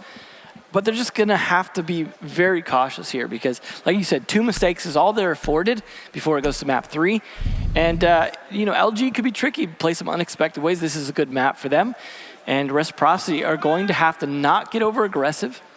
We saw the patience of a lot of LG players paying off. And, they got a bit more aggressive towards the end when that confidence really kind of boosting them into, let's take some risks kind of positions that did somewhat pay off. But they are going to be bringing a Lion and a Jackal, something we did not see from Reciprocity. So that's an interesting twist here in that they're really going to try and lock down those roamers. Obviously, the Nomad being banned, that's not an option to do that. Gridlock is available as well, but Lion and Jackal do a pretty good job of locking this down quite a bit, and roam play should be difficult. I got to imagine we're most likely to see it from Laxing and Fox, just based off the operators they're playing, but Vertical also could be on that roam Jaeger. So you never really know. They're definitely going to have to wipe their feet and watch out for Rexen, try and hunt them down. Laxing at least will be able to stop some droning with the Mozzie pests, but the ability to track feet is not affected by that, so something that will work in their advantage. We'll see how well timed the Lion charges are, though, is those can be wasted pretty easily. They are powerful, but really important to time them well at this high level of play. We're going to waste no time with it at all as Rexen sprints on in and edges his way up very closely to the barricaded walls. Now, this is a defense on the first floor, but the bomb site itself is actually up top. So waste as much time as you can. I believe they call this the Yo Boy Roy strategy, which is where you reinforce the opposite bomb site and you just simply bamboozle your opponents. It's a bold strategy. Very, very bold strategy here. What I will say about the Jackal Lion pick, though, as you touched upon, is this is just, it's nasty. It's not fun to play against. It's not easy to play against. And Luminosity are looking for the knockout punch. Get them mad, get under their skin. You've already been doing that. Maybe sideline them mentally and then just abuse the fact that you got Lion and Jackal on them. Yeah. We saw how effective Dokkaebi was for Bosco earlier. Dokkaebi is particularly effective on this map. First kill is going to go to Laxing, guns down Factor, but he trades it off as Rexing manages to find the kill needed. The buck is down, you trade it for a Mozzie. I like that from Rec. I think they win that first encounter. Yeah, the Jackal still being alive, though, is still managing to ping Legion. And so that's Fox going to have to worry about this. And that will only last a limited amount of time. And then, of course, the R2E1D's left as well to try and lock him down. He's just got to be in a smart position that really forces them to waste time when they go to hunt him down. Looks like he has gone downstairs a bit as well. So I think Rex is just giving up and going to cut off the stairs, potentially instead of hunting him down further. See how well that works out. But Fox is a tricky devil, so he could come up at just the right time here to make that work. But there's still a fair bit of time here left for Luminosity, whole minute 10. EMP incoming. So it appeared to be maybe some counter play onto the hard breach as Lion and Jackal work together, and down goes Vertical, who was rushing, and then the E1D hit at the same time that you were being trackled by the Jackal. Not a fun spot to be in if you're Vertical, and I think any player worth their salt know how unenjoyable that is to have to deal with. 2 rounds of X-Kairos opening up enough of an entryway in towards the second bomb site. Rexen has possible control of 90, but he doesn't want to go with it at all. Finally, E1D will go. Nobody will take the bait whatsoever. There's no mute from Reciprocity, so they will just need to stand still. Slash on the stairs, dawdling for the time being, absorbing some damage as Rexen is in the smoke, and he's trying to persevere as he hits the deck and just crawls his way through it. Slash takes out Fox A pre-fire from Rexen onto the vault, and Hyena finds Retro, Nyx is last up, and he gets taken out by Hyena, and it's match point for Luminosity. They're very happy about that one. Well played. I mean, like you said, getting under their skin a bit with that Lion-Jackal combo, it did come down to a lot of trades at the end in terms of Luminosity coming a little bit ahead, and some of that was due to some of those early kills, but also just, that's what I mean about really securing your flanks and things like that. They were able to do that and just bring it down to site fights at the end because they had the Lion-Jackal to really seal the deal in terms of getting map control, getting to that point where they could fight it out, and they won. And that's definitely the place to be because now it's 6-1. If you thought Reciprocity won strong on map 1, if this goes now to LG, that is a much, much better defeat on Reciprocity's map. And that puts LG in a pretty good spot going into border. We'll see, though, how their trophy defense goes here. They're going to switch off from Aviator. Just did not work. They could play it again, but they're just going to go to trophy here. This is a tricky site. I do like the way that LG defended it, the way they would open up the master wall, play a bit in there as well as bathroom, things like that. Just a bit more of a aggressive perimeter in terms of guarding to make sure that Statuary didn't really get swarmed with attackers. And there wasn't actually a lot of pressure a lot of times on Astronomy as well, and they were able to hold from there. I wonder if we'll see something similar. We certainly aren't going to see the same defense in terms of they are reinforcing the wall in the master bedroom. So we'll see if they can play it well. They do have the Kaid to be able to help with that wall, to be able to try and stop them from entering, as well as laxing on the Bandit. But it looks like he's actually going to be playing over in Aviator games potentially. It's a little bit different strategy, using the batteries on the wall to kind of block into study. We'll see if he's actually going to play it, but he has set that up at least. Rexon going to be on that Jackal again. The Jackal line combo coming out for what could be the last round. They want to see if they can just snap it shut here. Snap it shut. I don't want to see it. Not even in my peripherals. Few people will get that reference. Stokes will get it. I'm going to pull a Kicks here and not get your reference. That's fine. Kicks does. I'm very accustomed to people not getting my references. I don't think Kicks has ever seen any type of media in his life. So that's fine. Still going with what worked last time around, Luminosity, Reciprocity running with something very similar as well. So neither of these teams really giving an inch in terms of actual composition. Ooh. Fox does find Rexon, so I don't know if he was baited in or not, but Rexon giving the nice shot and Fox A saying, thank you. You don't get to see the chat, but we can. Yeah. Apologies. We relay it to you. Yeah, we'll try to... That way it's censored. We'll try to transcribe it. Safety first. Well, that was a really good initial kill, though. We saw how effective Jackal was last round. This grenade attempt here, unfortunately not doing anything. Not even the Jackal, but also smokes. If you want to pull off and execute on Trophy Statuary and you want to try to maybe cut off Astro or cut off any part of the actual Statuary side of things and make them have to fight you from Trophy or vice versa, then those smokes are crucial. You're now going to have to work with just the paralysis that comes from an EE1D. And I mean, you've got frag grenades on the board, or at least you did, as Laxing comes alive and takes out Factor. Laxing has been very quiet through most of this map. If he wakes up, that could be a difference maker, even as dire as it seems for Rec right now. Well, Laxing, ever the roamer in terms of just kind of doing his own thing and bringing it back when time is needed. If we see a second pick from him, I could really see this round going pretty easily to Reciprocity. And with Laxing having the freedom to do so, it's just on the other players on the site to really hold down the site as tight as they can. The E1D coming out to try and help with that. It does help take down Vertical. Just the kills are 5-2. So over inside of Astro, though, is Retro. So Slash already responsible for 2 kills. He's got an EE1D left. I don't know if he expects a push from the stairs. Both of the members of Team Reciprocity are playing inside of Astro right now. The diffuser is a mile away, and one of them will surely be watching. This is going to be very challenging. Slash could pull off the clutch of his life, or it'll be a deflating end, and that'll be it. He'll go for a plant. I don't know if he's getting marked. It certainly seems like he's being marked over and over again. He'll pop off instead, and yeah, he's getting spam marked at this point. There's an Evil Eye still up, but he knows he's powerless against it. So he just goes for broke. But no, you don't have the information. You got nothing in your pocket. There's really no way out for Slash. And Rec will win yet another. That's 2 rounds for them over the last 3, but they're going to need a lot more in order to keep this one close. Still match point for LG. I got to credit some of that to Fox. Getting the early pick there on the Jackal gave Laxing the freedom to roam around.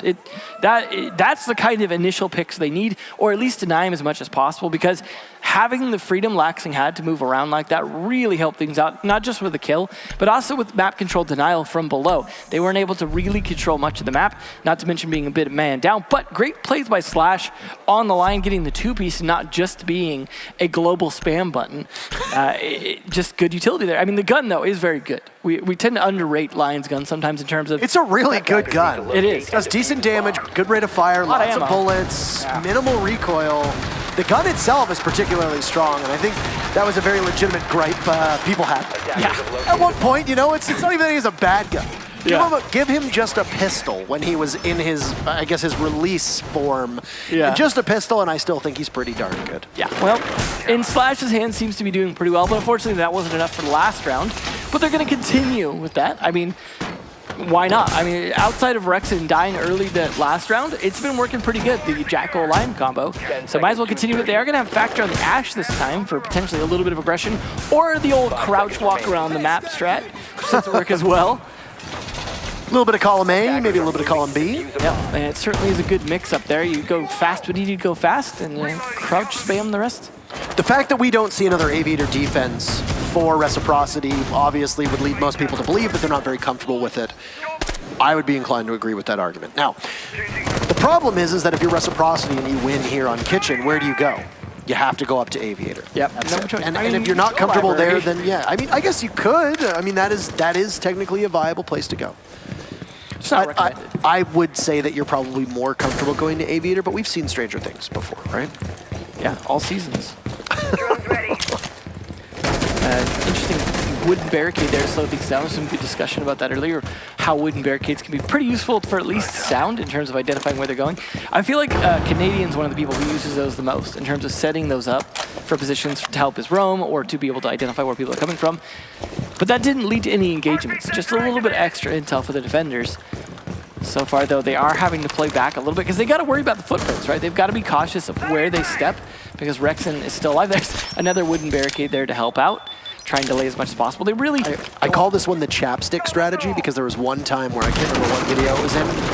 He said that the real strat to winning is to barricade every single door. It certainly slows things down. Yeah. Throw a castle in there as well. We call it the chapstick strat.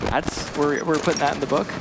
It's been a long time, and it's definitely going to date us. 2 for Vertical on both Hyena and Doodle, both headshots as well. Can't really do much to try and combat that. EOD gets burned, I suspect, as an answer, and that's Diffuser surrendered as well. Vertical will be the gatekeeper. Inside of the barbed wire, giving some noise, but Factor still hears it, whether he hears it or not. He's good enough to get the shot. Dragging across from the top of Astro stairs to the bathroom, but there's nobody from Luminosity, or rather Reciprocity, to re-peek.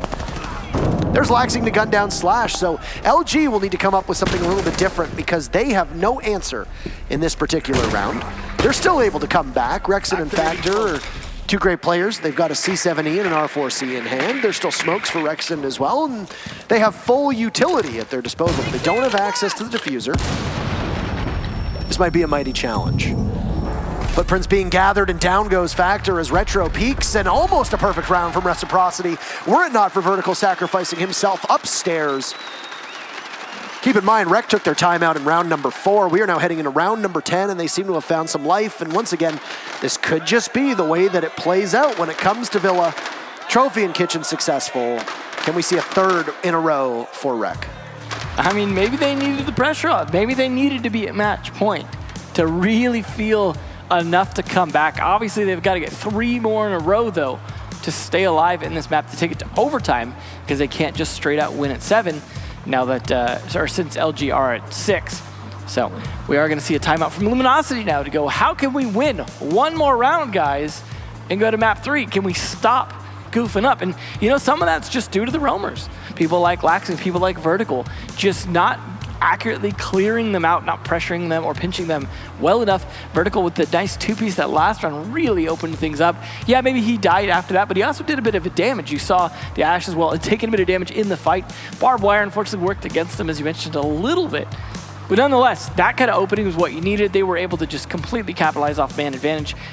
I feel like if Reciprocity can get the first pick, they can take these rounds, but they've got to get that first pick. If they get a man deficit, they're really not doing so hot in these rounds, especially having Aviator games now where they've got to go, as you said. We're not going to see them go to library or living room. It's just not a great sight. I mean, like I said, we saw it earlier, but it's not a great sight. Do you possibly gamble on that library living room downstairs, a site that a lot of teams aren't prepped for, either on attack or on defense, and then you lose it? Because remember, there's no room for error here if you're Reciprocity. You don't have the luxury of going down there and saying, you know, we blew it, whatever, we're fine. Yeah. You cannot fudge it up. You can't. So you have to go somewhere where you have a bit more experience. That's obviously going to be Aviator Games, which holds the title of being the most familiar and most favored site when it comes to... Otherwise known as bestest, but it certainly wasn't for them the first time around. The bestest ever around. Yeah, absolutely. It is a really great site. And I mean, new operators and things like that haven't changed that too much. it's all down to how you execute on it. And we saw a Lion Jackal combo really good helping with that. And we saw Reciprocity also had a lot of trouble attacking it. They really struggled on trying to open the vault and things like that. Slash this time foregoing the Lion instead of 6-picking over to the Dokkaebi. So still just trying to be as annoying as possible to Reciprocity. He's certainly going to try. Says, I got your number. Let me check here on my phone. Certainly going to try. At least Rexon's still on the Jackal as well. Is it a banana phone? It certainly might be. I apologize to all the people that now have that song. I do now. Yeah, it's tragic, really. Yeah, bring. I think if the players might have been able to hear you, they would not be able to focus any longer. No, I feel like Twitch chat is probably not happy either for the people that are watching. So, oh well, you're gonna have to deal. At least it's not Country Road. Why would you do that? All right. Well, 30 seconds eclipsed on what is still going to be match point and will be until we hit overtime. Should we require it? And it's going to be a second Aviator defense for Reciprocity. They have little room for error. Rather, no room for error. I guess little is underselling it just a little bit. LG were successful here last time. And looks like they have a problem. I believe there is a button to fix this, and it is F. Yeah, this is the tension maker here. This is really gonna make it so everyone on the edge of their seats at this point, as I don't know if we're gonna be able to resume. Looks like headsets coming off here. We might have a need for a rehost potentially, depending on how this goes down here. Do you see the clock still ticking away though? The clock always runs. Yeah, it certainly does. The clock always runs. So we'll see. Unfortunate set of circumstances, things that we don't really have an answer to, but just in case we need to, there will be some people to dive on in and discuss it. Now, this is effectively a tactical timeout. LG took one, and was the previous round, and both teams are going to have a couple moments to just discuss what they want to do, and you can already see Rec is extremely vocal, and they need to be. They absolutely need to be, given the fact that they're sitting on match point. Staring down match point. They are technically sitting on it. Both teams are. Yeah. But they're not the team that's going to do all that well. Anyway, while we get everything sorted out, you got to see Luminosity earlier. Well, how about Reciprocity? Get familiarized with one of the other teams that are playing in this tournament.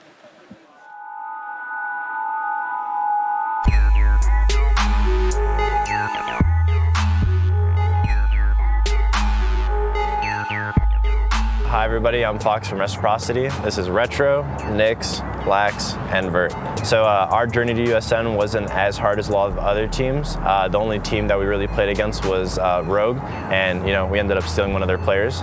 So it's been pretty straightforward, and now we have a lot of time to practice for the other teams, and hopefully we're just gonna go out there and do our best.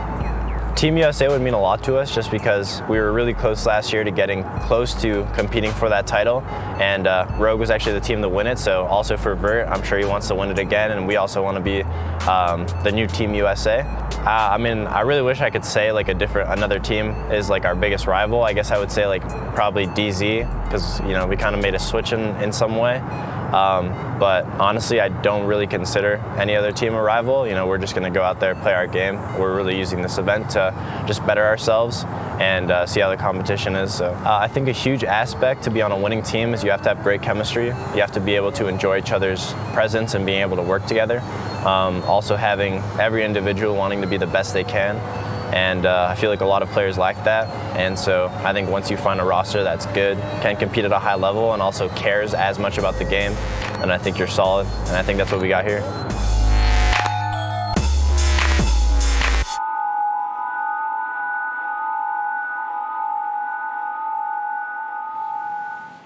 Reciprocity found themselves success in map number 1 and had a rocky start in map number 2, but with the tactical timeout, they've got an opportunity to regroup because they have found themselves a little bit of momentum, but will that momentum allow them to walk away with the map dub? Of course, I'm Jump. I'm joined here for the Mountain Dew AMP Game Fuel Analyst Corner with Rams and Veli. Gentlemen, it is so close of a chance for Luminosity to send it to a map number 3, but Reciprocity is certainly saying, nobody, not just yet. Well, it's still looking pretty close because of the fact that we're starting to see Dokkaebi, Lion, and Jackal.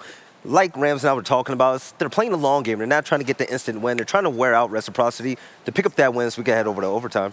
Yeah, they're biding their time, waiting for the perfect opportunity just to win that one more round, because all the pressure is on Reciprocity right now.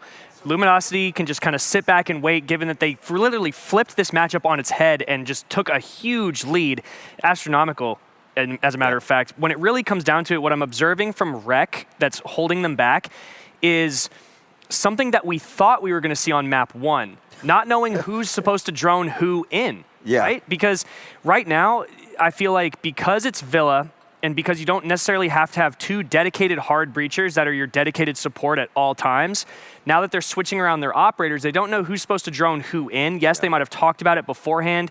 Yes, they might have scrimmed this map and tried to practice a few things on it.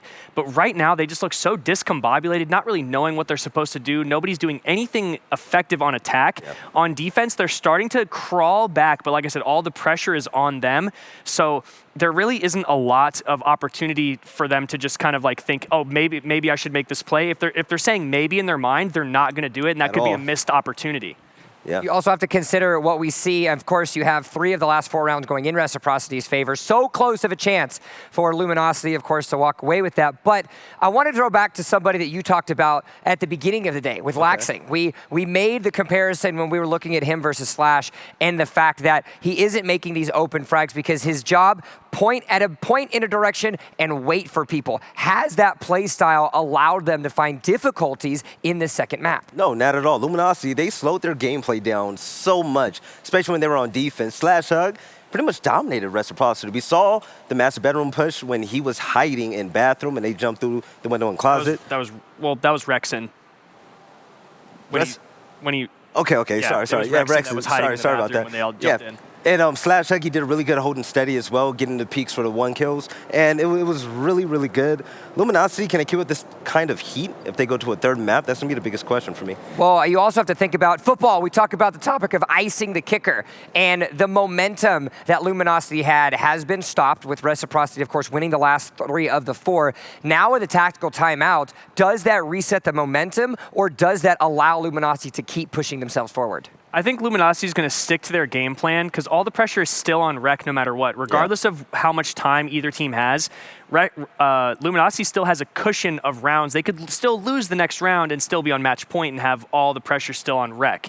So also, I think the icing is really happening to Rec. Yeah, that's a really scary position to be in, though. If you're on match point, you're not able to secure that win. Every loss you get, and they start to get closer to taking it overtime 6-6. I mean, each loss is going to hit that much harder. You don't want to get to that point. But if you're Luminosity and you have 1 round left to go, now that you find yourselves having this large chunk of time where you don't have to worry about anything, what do you come into with this next round? How do you ensure that sometime between now and the next 3 rounds, you walk away and you get the one that you need? I say just keep playing the way you are. Play patient. Let them come to you and wait for them to make a mistake. Right. Read into their play style of what they've been doing in the last few defensive rounds and just try to either counter it directly or just play more patiently and just stick to the basics. We talked about Luminosity not sticking to the basics on the first map. In this map, they've been sticking to the basics and they've also been doing a lot of shield play. You know, like their deployable shield placements have been, impeccable. Yeah. Always in very I don't want to call it obscure locations, but definitely in locations that they're not typically seen, and they eat up attacker utility and delay the Reciprocity attack. But now that they're on attack themselves, they just need to try to get into Reciprocity's head, and I think that's why they're picking ops like Jackal, Lion, Dokkaebi.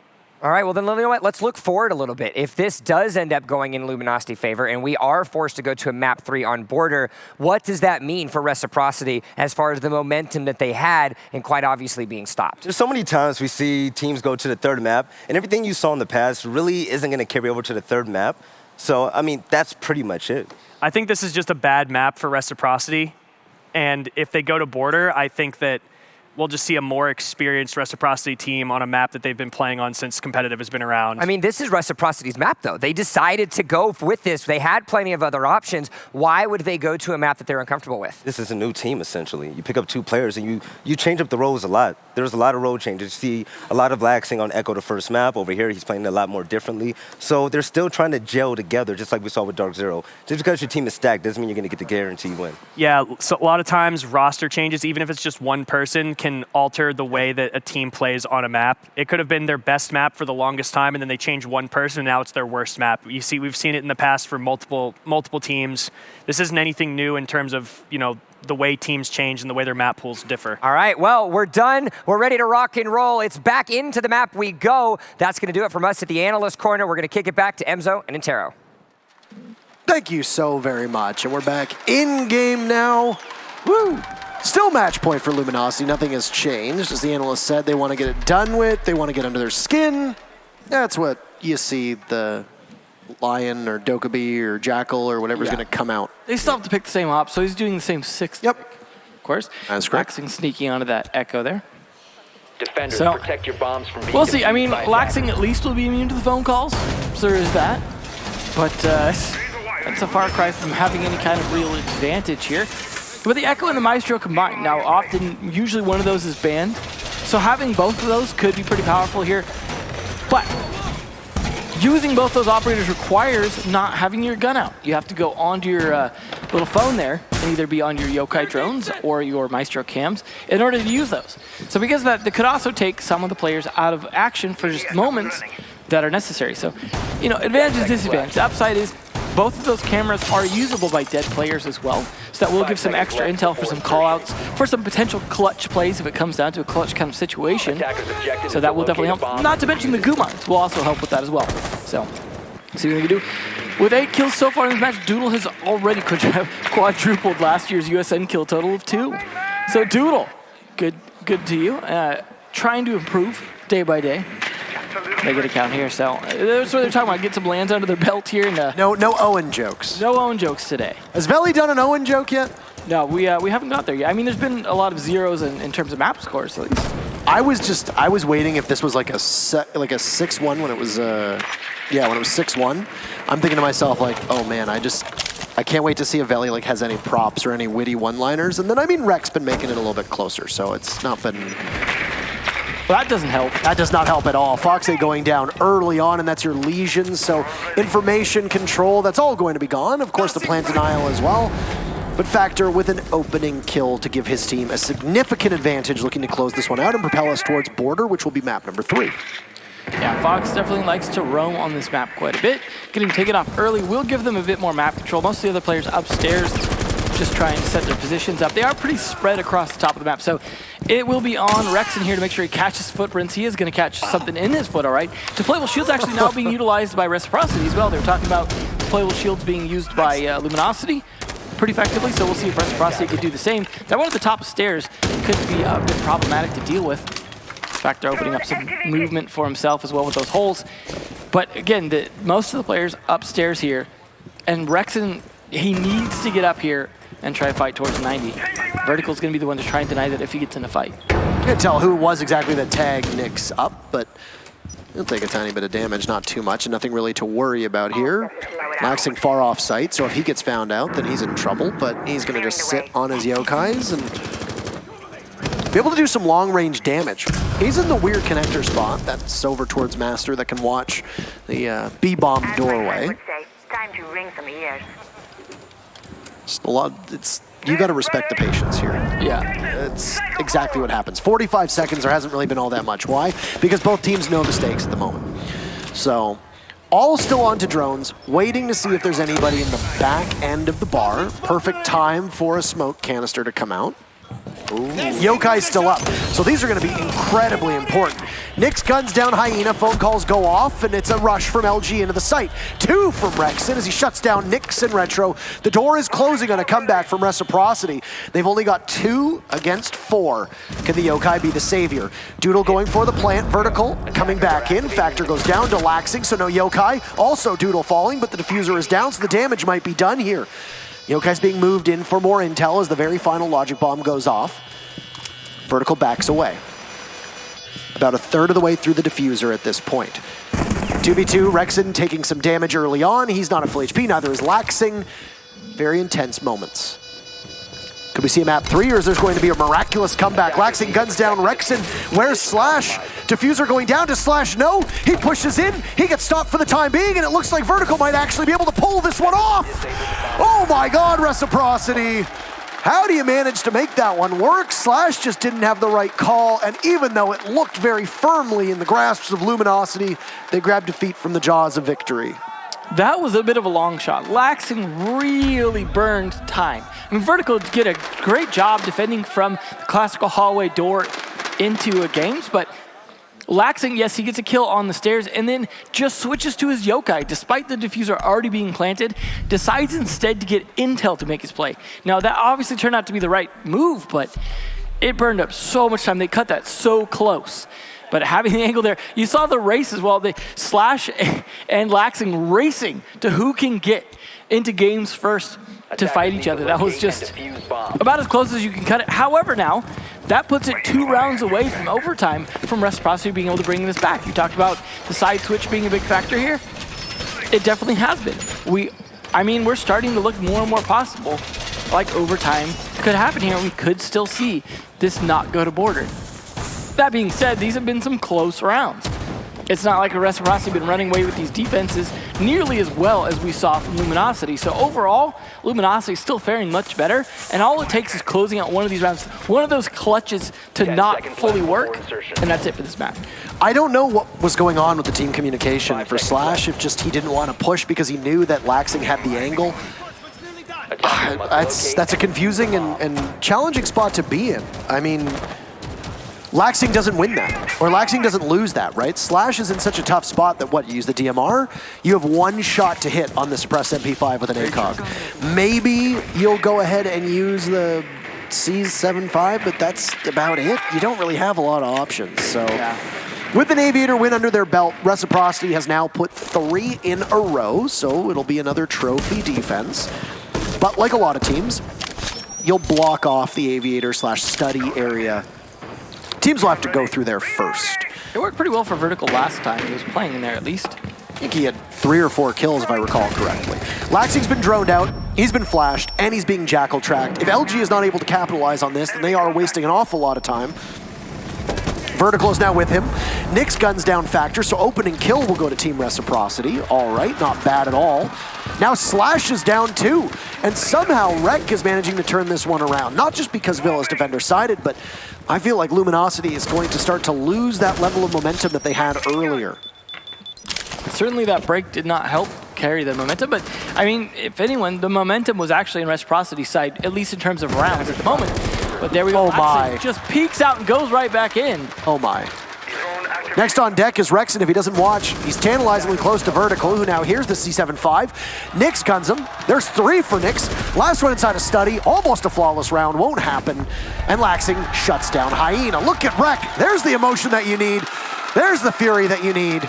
They're 1 away from tying it up and sending us to overtime. 4 in a row from Reciprocity. I got to imagine if Reciprocity can close that gap and get that 1 round, just the sheer excitement and momentum might be enough to carry them through overtime. Just the comeback at that point. You're going to feel unstoppable. Now, of course, that could backfire on you, don't get me wrong, but a team with such heavy fraggers and some really strong confidence players like Reciprocity has, that will really help.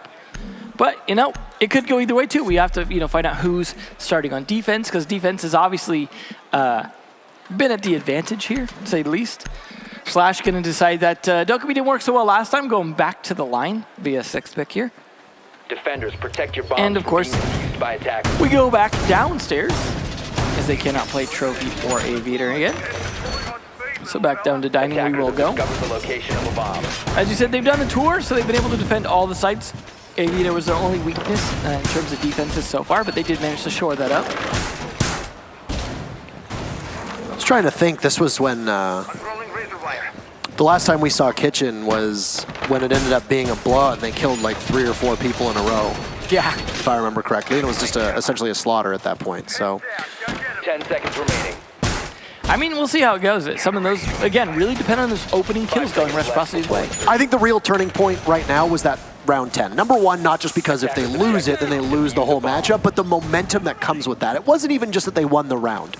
It's the way they did it. You're in a post plant. It was what? It was a 2v3, and you don't even need to take Slash out. You could just go for the diffuser, retake the site, and there's nothing that they can do on attack. Yeah. That's a deflating moment for LG when they were basically seconds away from sending us to border. Now, with how defender-sided this would be, if that we go to overtime, remember that teams do get to pick which side they start in OT. Gee, I wonder which they would pick.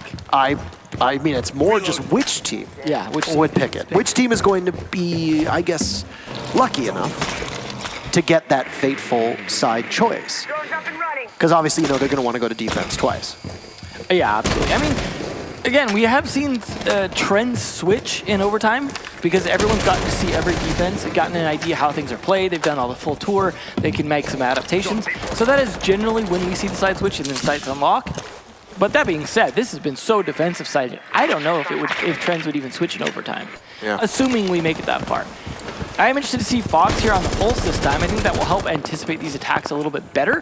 Hopefully his C4 lands where he intends it to land, though, because that will be very impactful if he can manage to do a bit of damage from below. But he could also just bide his time here, making his callouts. The Lion going to slow him down, but he doesn't have to move to use this. I think the Hibana who is being spotted there of Doodle is actually outside, so a C4 wouldn't be able to do all that much.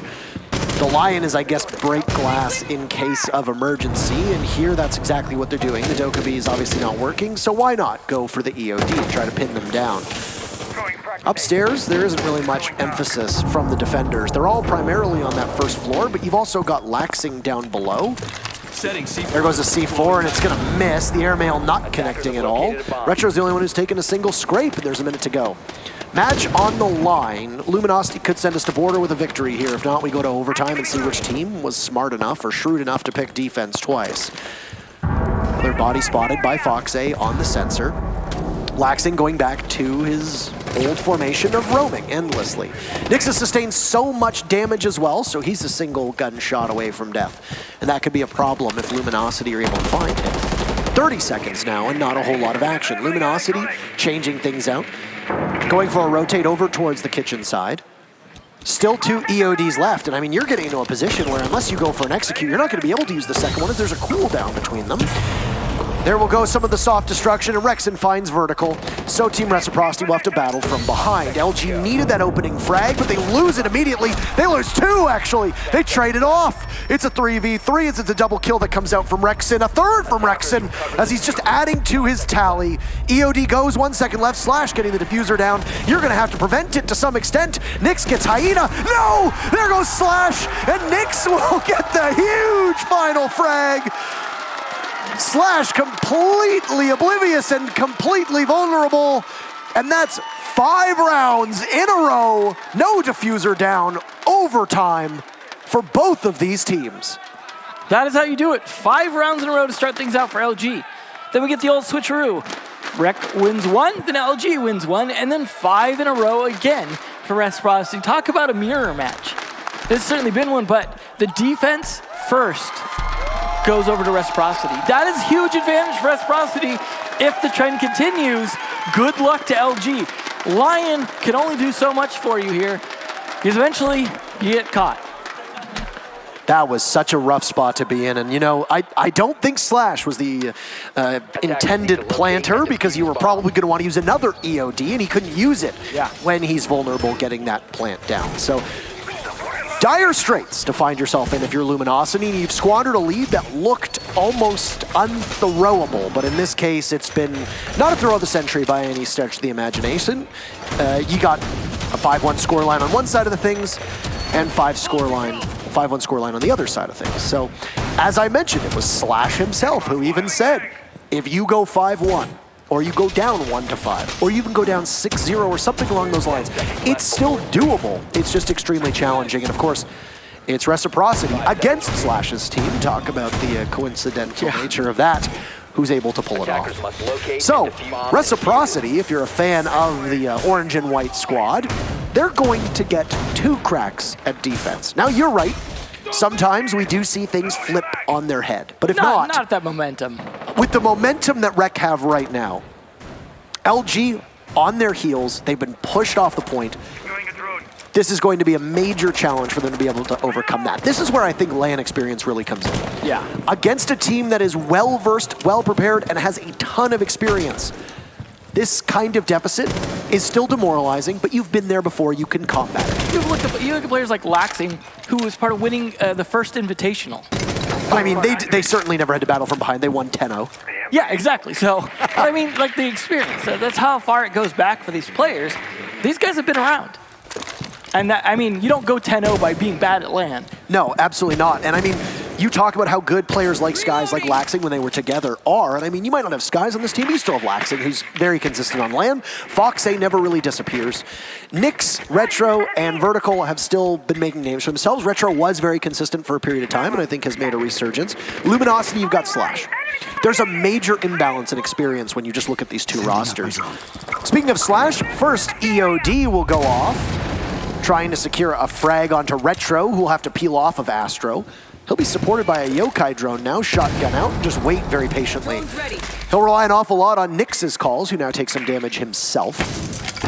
Drone comes up, and Retro will do some, I guess you could say, full court press. A little bit of offensive, defensive maneuvers, throwing the smoke down on the bottom of those Astro stairs, and then we'll have to head on back up. I like the idea of denying the bottom of these stairs as much as possible. We know how good Smoke Shotgun can be on stairs from when we see it on Consulate. This is a good angle for him to be playing. And just denying Ash the ability to run up those stairs, keeping Astronomy secure, you need that at backing on Trophy here. Nyx is, doing a great job supporting that with that drone.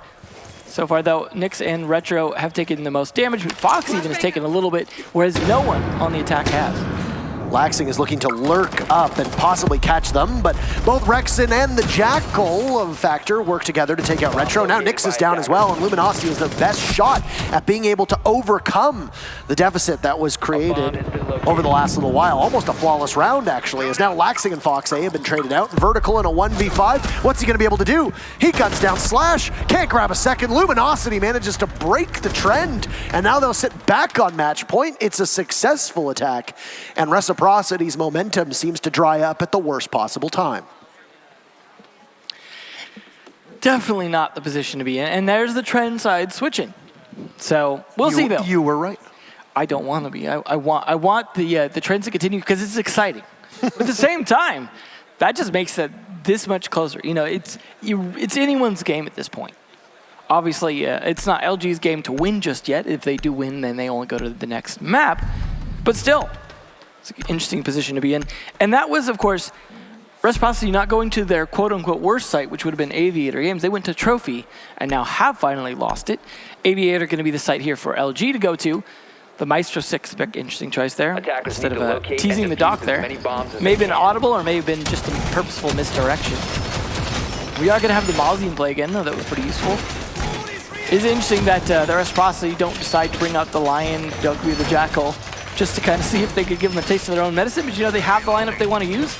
They're going to use it. Nyx has played a pretty good Ashe in the past, and definitely something to work with here. See if he can make it happen, though. It's definitely going to be a lot of pressure to try and bring 2 rounds in a row here if they can. Because, of course, you worked so hard to get to overtime. You brought 5 rounds in a row. Last thing you want to do is lose this map now. 5 seconds left. If we need it, Border is up as our 3rd map, and what do we have in store for it? Well, it was banned 13 times by Team Reciprocity, and they have a 2-0-3 record on it, versus Luminosity, who banned it 7 times, and have a 1-0-3 record on it. So neither team, as of late, quite proficient on Border, so who knows what chaos will unfold. I don't think we expected this to go as deep into 14 rounds. We've now casted what? We casted 15 rounds. We're getting all the long ones. 14. We do. Maybe I feel like wasn't, Flynn. Maybe it wasn't his curse. Maybe it was yours. Ooh. So you ever consider that? On the last page of the novel. Oh, Nyx was so close to the kill, but he doesn't see Doodle. We could tell from the eye tracker that he knew somebody was up there, but where exactly, that was the question. Opening pick goes to Luminosity yet again. If you're a fan of Reciprocity, you don't really want any of that. Yeah, the opening pick has been pretty important. We talked about it earlier, but especially in this match, I feel like for Reciprocity, getting the open pick is a huge deal. And losing it, of course, really going to put you down. It's a little bit of utility loss. Ashe isn't the most utility-heavy operator necessarily. That means a barbed wire that'll be harder to deal with, for example. And that could be a bit of a problem when you need to hit the barbed wire. And that's going to take some time, expose yourself a little bit. It's not the worst, but definitely not going to help you. Obviously, losing something like Buck, for example, would have been a bit more of a loss. See them trying to work on this. At least they're not trying to push in gun vault this time. Very close to being able to spot the smoke, who's playing behind the deployable shield, but he can't really do too much with it. Slash has been down and gets finished off. He's not going to be able to combat the play from Foxay or Retro working together. Still have the deployable shield in the way. It'll be a nuisance that's going to need to be removed at some point. 90 control will be tough to establish for Rec because there's an Evil Eye playing at the end of it. And Factor is babysitting it as well. So even if you manage to take the Evil Eye out, you still have somebody that can swing on you. It'll be staring very intently at Vertical, as you still have a bit of the study being opened up. Still hard destruction left. A minute to go and you're not going to have clear passage because of the metal wire in between. I don't know if the Evil Eye was able to get taken out or not, as Factor decided to be very aggressive on the Vertical, takes 25% of his HP away. Rec, for the time being, stuck inside of study. They'll wait. I don't think they know what the next move is. Rexon is playing on main stairs. You'll have to have somebody creep up on him, and it's going to be Laxing. Can he possibly do some damage here? He sees him, guns him down, waiting for somebody on 90. Laxing can't re-engage, so Laxing's just going to sprint right in. Does he have sight control? He takes one down, but it's Factor to retake. 3 for Rec, and Laxing will get it. We're going to go to 15 rounds. Reciprocity capturing the emotion and the intensity again. And the attackers now with the upper hand here in overtime. Those trends switching. It's certainly switching around here, but anyone's game for this last round. Now really coming down to the end. Do we go to a map 3, or do we move forward with Reciprocity and send LG home? What's your guess? Honestly, take a stab at it. Given the history of Reciprocity, they either win here or they win border. I don't see LG coming back from just so much just dominance early on, and then the comeback here from Reciprocity. They know in their hearts they can win, and that's something that LG don't have the experience of. Maybe Reciprocity haven't won a ton of lands, but they've done fantastic at the ones they've played at, and that bodes well. But that being said, there's mistakes being made from both sides. There's mistakes being capitalized on from both sides. That last round absolutely could have gone the other way. And Laxing has been the hero a couple times now, something we've really come to expect from Laxing at this point. That unpredictable play style that we've referred to so many times. This is where you take your shot of Mountain Dew, by the way. Get in. Okay, there you go. Get into it. As we sell out for the sponsors, of course. No, this is where we once again reference his somewhat unorthodox lurking style of gameplay, and it works very effectively if the team can support it. And so far, Luminosity over the last 2 rounds haven't been able to contain, or many rounds actually, given how many defenses Rec ran roughshod over top of LG. Attackers are heading out. One final kick at the can for Luminosity to send us to border. They sat on match point for so far 6 rounds. They have not been able to send it back yet. I find it interesting that they've just given up on the Jackal. They're still going to go with the Lion. Where Rexon instead going to play a bit more aggressive on the Ashe. I mean, we'll see if that pays off or not, but I feel like the Jackal's going to give you a bit more utility. Seeing those footprints pretty helpful on a roam-heavy map sometimes. It's good. He's, like you say, he's got a good gun. He's got secondary utility in the shotgun as well as the smokes as well. And, I mean, we haven't really been seeing a lot of diffusers going down. By my count, there's only been 1, maybe 2 planted so far. 3 planted in this entire matchup, if I'm correct. It's kind of the opposite of the SSG match. Absolutely. Retro in trouble here at Classical Hallway. This is a strategy that we saw the Sonics use against Rogue previously, and he's going to lose his shelter and have to scamper off. This is an Aviator defense for the very final round here of Villa. There could be a longer road ahead of us. If not, well, Western Conference Playoff number 1 will go in favor of Reciprocity, and then they await the winner of Evil Geniuses versus TSM. Pressure from both 90 as well as the top of Classical Hall. Rec is slowly getting pushed off of their positions of strength. Drones being denied left and right, and down goes Retro from Rexon. Oh my, on an Ashe charge, well placed. That's an opening pick for LG that could be quite effective. The C4 just narrowly missing as LG goes back on drones. They have half of the round to play with. It's not looking good here. Like you said, that half of the round to play with, that's the important part. They've killed the smoke already. It's really going to be down to Laxing in terms of delaying at this point. Yes, they've got a Maestro. He only creates so much delay. It's those Yokais they've got to worry about. They do have an IQ to spot them, though, and the line to help lock down his ability to rotate manually. I haven't really seen anything towards 90 that would give me cause for concern if I were vertical.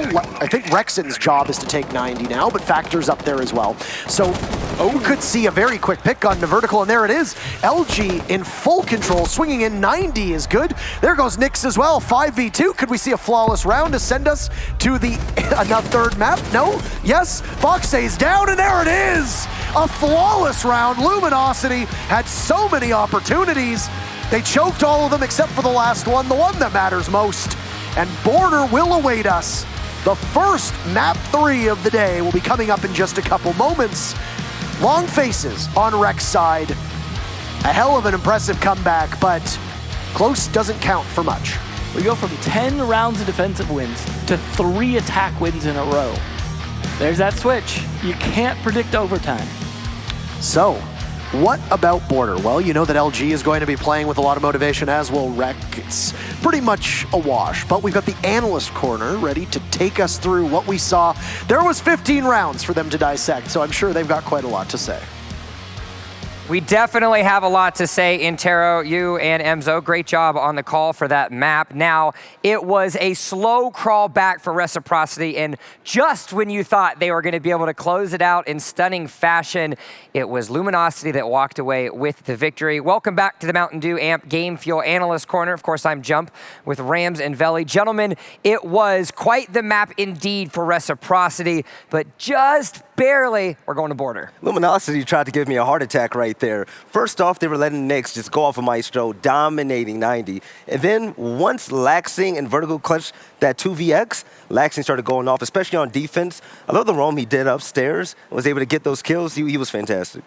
Yeah, there were some very interesting adaptations that LG made towards the end of the match that have to be highlighted. Like when they attacked before, and, Reciprocity won so many defensive rounds in a row, pretty much doing the exact same thing on the roam, Laxing hiding with the Echo, coming in clutch at the end. All they did was figure out exactly and read into what Reciprocity was doing, and then, put a player in a direct location to try to challenge that opposition, and Reciprocity wasn't prepared for that kind of adaptation on the fly, mainly still working out some kinks. Luminosity, however, still looked great on this map, much better than I anticipated them to look on this map, but what you really have to think about is how many big plays did Reciprocity have to make just to keep themselves in this game, and then finally, the final round, Luminosity just said, okay, I think we're just going to win this now. But that just shows how much individual skill they have, but also at the same time, how many operators did Laxing play? How many operators did Nyx play? These guys are changing things up all the time, and they were unable to get comfortable. Luminosity just took control of that. But see, I kind of want to contest that a little bit, because they were uncomfortable at the beginning, but then as you were able to get later into the map, despite the fact that they're still swapping operators, they were getting comfortable. And I think that a huge piece of that is the answer to a question you asked at the beginning of the match, which was, how are they going to be going for intel? How are they going to be able to get that knowledge? It didn't matter what operators they were playing, because the rounds that they started winning, they were droning out appropriately, their communications levels were high, and that allowed them to pull themselves back towards the end of that map, despite the fact that they lost in round 15. As the game went on and Slash continuously picked Dokkaebi and Lion, those kinds of operators, to try to, not to necessarily with the purpose of getting a Reciprocity set, but play that style of, use the global ability, you can play sort of further back. I kind of felt like he was being removed from the Luminosity attack, and I felt like it was hurting them because he was so influential on Luminosity's attack before. Yeah. In the OGA pit and in Croatia and stuff, like, he gets lots of frags. So like to put him in a role like that, he's probably more comfortable in that position on Villa in particular, but that put people like Factor in position to play different operators to step into a role that needs to be filled. And he did a good job. Once, if you noticed, overtime came around and Rexon started playing Ashe instead of Jackal, getting lots of frags, Factor filled in with the Jackal to help Rexon, finish out some of those frags. And it was, exactly what they needed right at that moment. So even though I felt like Slash being removed hurt them initially, they were still able to figure it out and make a correct operator composition to close it out. Now, map number 3 does have us going over onto border. Rams, you said that you felt like it was still going to be a reciprocity win. Emzo believes it's going to be something of the same thing. Belly, what about you? Do you feel like reciprocity still has the advantage here coming into border, or has Luminosity's win allowed them to gain enough momentum to win map 3? I don't think momentum's a thing when you go against reciprocity, and we all saw that in the second half of that map. Just because Luminosity started having their way with reciprocity, when they started firing off on all cylinders, they of course came back, and they were one round away from winning everything. So, no, momentum isn't a thing. I think that when it comes to reciprocity and going into a map 3, it all depends on how the last map, that demoralizing loss on the last map in particular, really affects them. We've seen some of their players in the past have issues tilting, and it's all just going to be like, hey, clean slate, it's 0-0. Effectively, like for the correct mentality for them to bring into the next map, they need to say, forget about the last map. Obviously, we need to work on it. Let's just focus on the map we know. Let's focus on the map we've been playing on since competitive has pretty much been around. And I feel that there's a large opportunity for reciprocity because when they found themselves down as much as they were expecting to lose that map already. But then they clawed back, then positivity started to strike, and even though they lost, they're getting extra rounds of experience, they're getting extra rounds of clutch situations, and when you think about those clutch situations, you have to think about one player that I want to make sure we highlight before we kick over to border, and that's Laxing. How is that play style difference that he's had near the end of those rounds going to affect him in border? It's all about putting Laxing into action. Just let him roam around. When he was sitting back the first map, yeah, he did fantastic. But the second map, that time around, it really wasn't working. Put Laxing on his feet, make him run around, make plays. The one thing is, I'm not worried about them on border. Villa, there's a little bit more of an X factor in regards to strategy. You could change things up. On border, it's pretty straightforward. It's textbook gameplay. Yeah, Laxing seemed kind of invisible to me on Villa attacks for reciprocity. He didn't really have much of an impact except for the one, overtime round where he ran in and just killed 3 people. That's the kind of Laxing that I was expecting to see a little bit, those late round pushes with the proper game sense and communication behind the rest of his team to follow it up.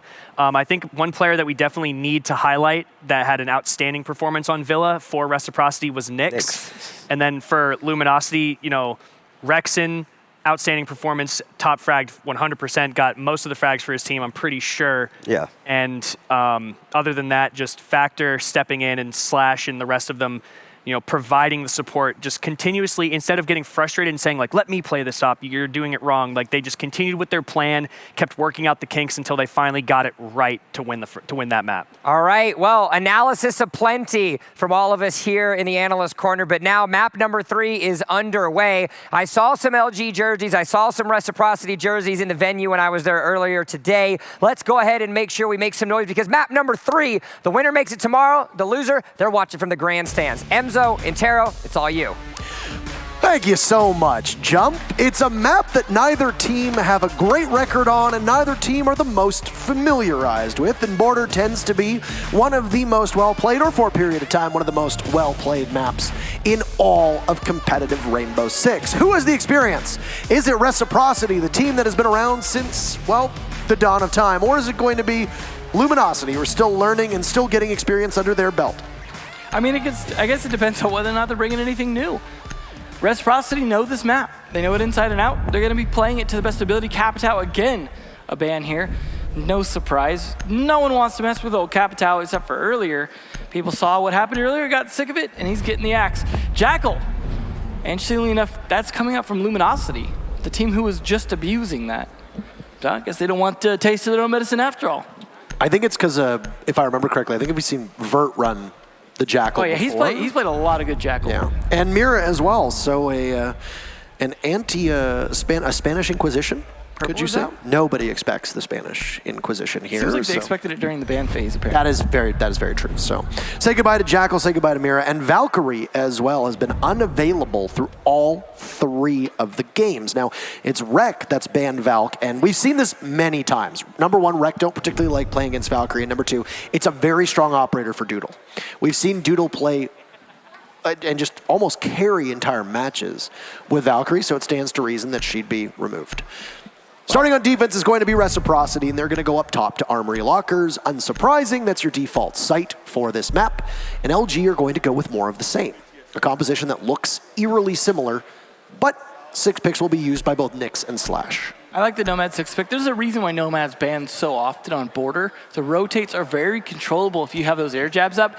And retakes are very common. You have to try and retake the site if you lose control of it. There's so many spots you could stand on the site itself. Once you lose those, you end up having to go for retake situations. Having the cutoff on those rotations absolutely works out. So I gotta say, I think that's much better than playing the Lion. So we'll see if Slash's play works out, but I think that was the right idea.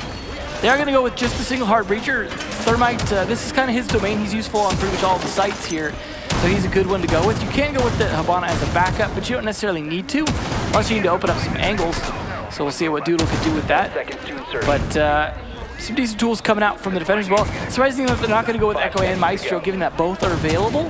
Maestro very strong on armory lockers especially, but we'll see what he can do with the Echo. We have seen it alternate a little bit who's playing it. Nyx used to play it quite a bit on Dark Zero. I remember criticizing him a little bit about his over-aggressive Echo play. But he has been doing fairly well with it on Reciprocity when he's played it. Laxing also doing a good job with it. So nice little fact there about Luminosity. So not a great attacking map for them. Or neither is it for Reciprocity. So we shouldn't expect to see a lot of attack wins, according to the fact at least. We'll see how it goes. They are joining out CCTV. Going to take control of that as soon as possible, lock that down. And that's where the Nomad's going to come into play in terms of making sure no one can retake through there. Lock it down to just the 90-degree hallway as a rotation point, as well as the metal stairs. There is at least a deployable shield top of metal that can help out with that, but it's going to be rough if they're able to lock down properly. They're going to have to be a little bit aggressive, I think, to try and deny this air jabs from doing their thing. But soft wall, something we saw earlier being played quite a bit, was a soft wall to try and fight back through the armory wall. And it's always an odd choice. I understand it when it happens, but usually you open up part of it as part of that to be able to fight off. The fact that they let the attackers open it is odd. Did you make mention of the Siege GG stat that was put up on the Yeah, right-hand that was side? what we were talking about, the attacking stats. Yeah, that dreadfully bad stats. It is. 13 and 20%. Attacking not so great for them. Not so great. Not good defending stats either. Yeah. It was only 20%, wasn't it? So that's tough. Now, whether you go for the exothermic charge on the wall that Doodle just did, but Doodle did now. No, absolutely not. Losing a critical piece of utility as the Electro Claw from Fox gets tossed out. Legion spotted down below and right into the waiting arms of Rexon. That's a routine roam clear down on the first floor. And the opening pick comes 2 minutes into the round, roughly in favor of Luminosity. The problem, of course, is that Laxing only has so many places he can be. We talk about just roaming free. They were talking about on the analyst desk as well. But hey, if they do a good job with the roam clear, there's very few places to hide. You almost need to go for the roam late into the round to do it safely, or just play like a pulse or something that can spot them coming. But the push is starting to come here. They're starting to at least creep into the wall, trying to make sure that any angles they tap are going to work out for them. But Vertical is in that position where he was trying to hit. They're at least getting some progress into the site and actually pushed into lockers. Doodle just soldiers on through, and the Yokai gets picked away from Factor. Slash covers, as it looks like we're going to see a successful diffuser go down. But it gets stopped at the last second. Oh, Retro, by the skin of his teeth, will get Doodle with the smoke. Pulls out the SMG-11 and does the rest of the work himself. Team Reciprocity bouncing back admirably, and Slash will have no choice but to swing in. Meets his fate at the hands of Retro, and Rexon will confront a deployable shield. Manages to gun one down, but does he know that there's somebody playing behind the shield? Vertical's just lying prone. You don't need to give him anything. Reciprocity take round number 1. A sneaky rat angle, you could say, from Vertical. Well played by them.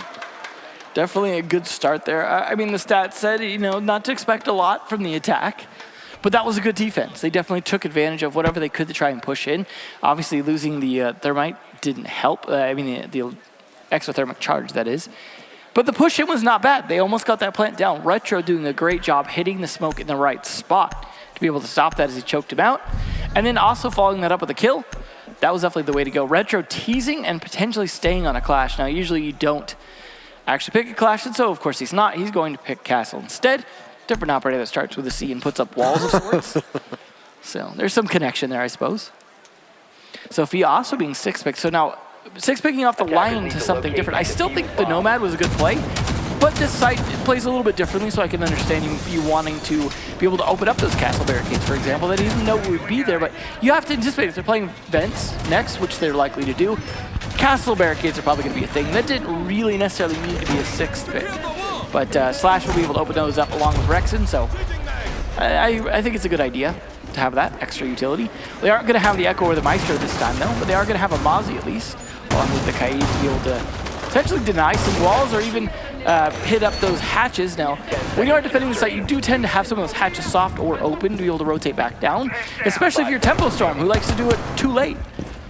But maybe some hatches left for the trip. It looked like they were reinforcing jail as well, so a large portion of the eastern side of the map that is currently being held. Or there you have it. Yes, it's Electric Clawed too, so Customs is going to be the play. This is very similar to what we saw in our very first matchup of the day on the Eastern Conference playoffs. So once again, it's just about wasting and burning utility. I am very confused as to what is going on here. And it looked like it was Laxing prone at the soft wall, gets spotted immediately. The wall will blow open. Laxing has switched on over towards the window. He'll be completely blind, and they can pounce on him if they want to. If he pulls out the super shorty, he might be able to get an insta-kill, taking so much damage. He's at almost 1 HP, and he is under just heavy watch right now from Luminosity. Think about it. They just took 30 seconds to do all of that. They still haven't secured the kill. Can somebody come to his rescue? Well, Vertical, the answer is yes. He's there supporting on the soft wall. It's been opened up. I like this. You've got someone standing up there as well. Fox can have the C4 also potentially be able to climb up. There's a nice attempt that you can't ADS while running. Slash gets the kill, and unfortunately not traded by the C4. No, and now you've lost control of Office completely. And do you head for the hills? Usually the answer is yes, you do head for the hills. You can't really do all that much. Fox A has moved back to the armory desk, and he'll watch from metal with Vertical's back up against that armory wall. So you haven't dropped down. A lot of teams would just simply fall off. But you still have to control that second floor for about the next 90 seconds. Don't cede that ground to Luminosity at all. You haven't done a lick of damage to them. To be fair, they only lost one player, though, and there is almost just a minute left. So they aren't in the worst position, assuming they can rotate at the right time or play vertically as needed. Vertical himself rotating around, opening up a hole, and he's going to rotate around CCTV. Just getting into positions at this point. There are castle barricades potentially up as well to delay things. But Vertical is getting a nice kill there onto the Ash, so no Ash breach charges to be able to open those up. And that's Rexen too, who got off to a hot start and could possibly continue to see the success that he'd had on Villa translate on over. He wasn't in the best shape on Clubhouse, but that happens from time to time, doesn't it? Yep. Hyena now heading on towards the bathroom. He's joined by Factor, not too far off inside of Passport. You have to get the wall open with the exothermic charge, but Retro is there and waiting. The wall's already been opened up, so you're not going to see much of that hard breach do anything at all. Retro missing his shots. That's not ideal. Vertical drops. He guns down Hyena. And what are you going to do, Slash? The answer is nothing. 2-0 for Reciprocity. Definitely a good bait by there. I like how Retro basically was used as bait. He got down, and they went to finish the kill, and that just baited out the kills they needed. Retro obviously making a good call out to his team. Then he got down and that they were going to push him, took full advantage of it, and that is 2 up already. For Reciprocity, who struggled in the last map, but not on defense. So far defense is the thing, although we did see 3 attack rounds in a row last map. That being said, though, this has been pretty good, but we come to the third site. This is where we were talking about last time. It is a bit of a struggle on the third bomb site on this map, and this is where they might have a little bit more trouble, but the way they were playing last round, and the way that Luminosity seemed to be stalling out a lot of times after their initial pick and their ability to get a little bit of map control, I still have some faith that Reciprocity could hold this, but this one depends even more on top floor control in certain ways than did Ventilation, because you can't fight it as well downstairs in Customs itself. Could also see them try and make a good hold on jail or potentially onto the A bomb site. If they can hold it from there, there are some interesting ways to play it with the wall open as well. If they want to play from inside Customs. But they have the tools they need if they want to just go straight for a passport plant. And they also have the Thatcher to be able to open up jail as well if they want to. So plenty of utility on both sides to make this work. Just depends on what they're going to go for. Attackers are moving out. This is usually where a mirror would be super handy, but was obviously banned by LG, and I don't know. Obviously, LG's not looking this far ahead. Mira is a great operator on this map in particular. She's useful on basically every single site. can set her up top and then guard over customs.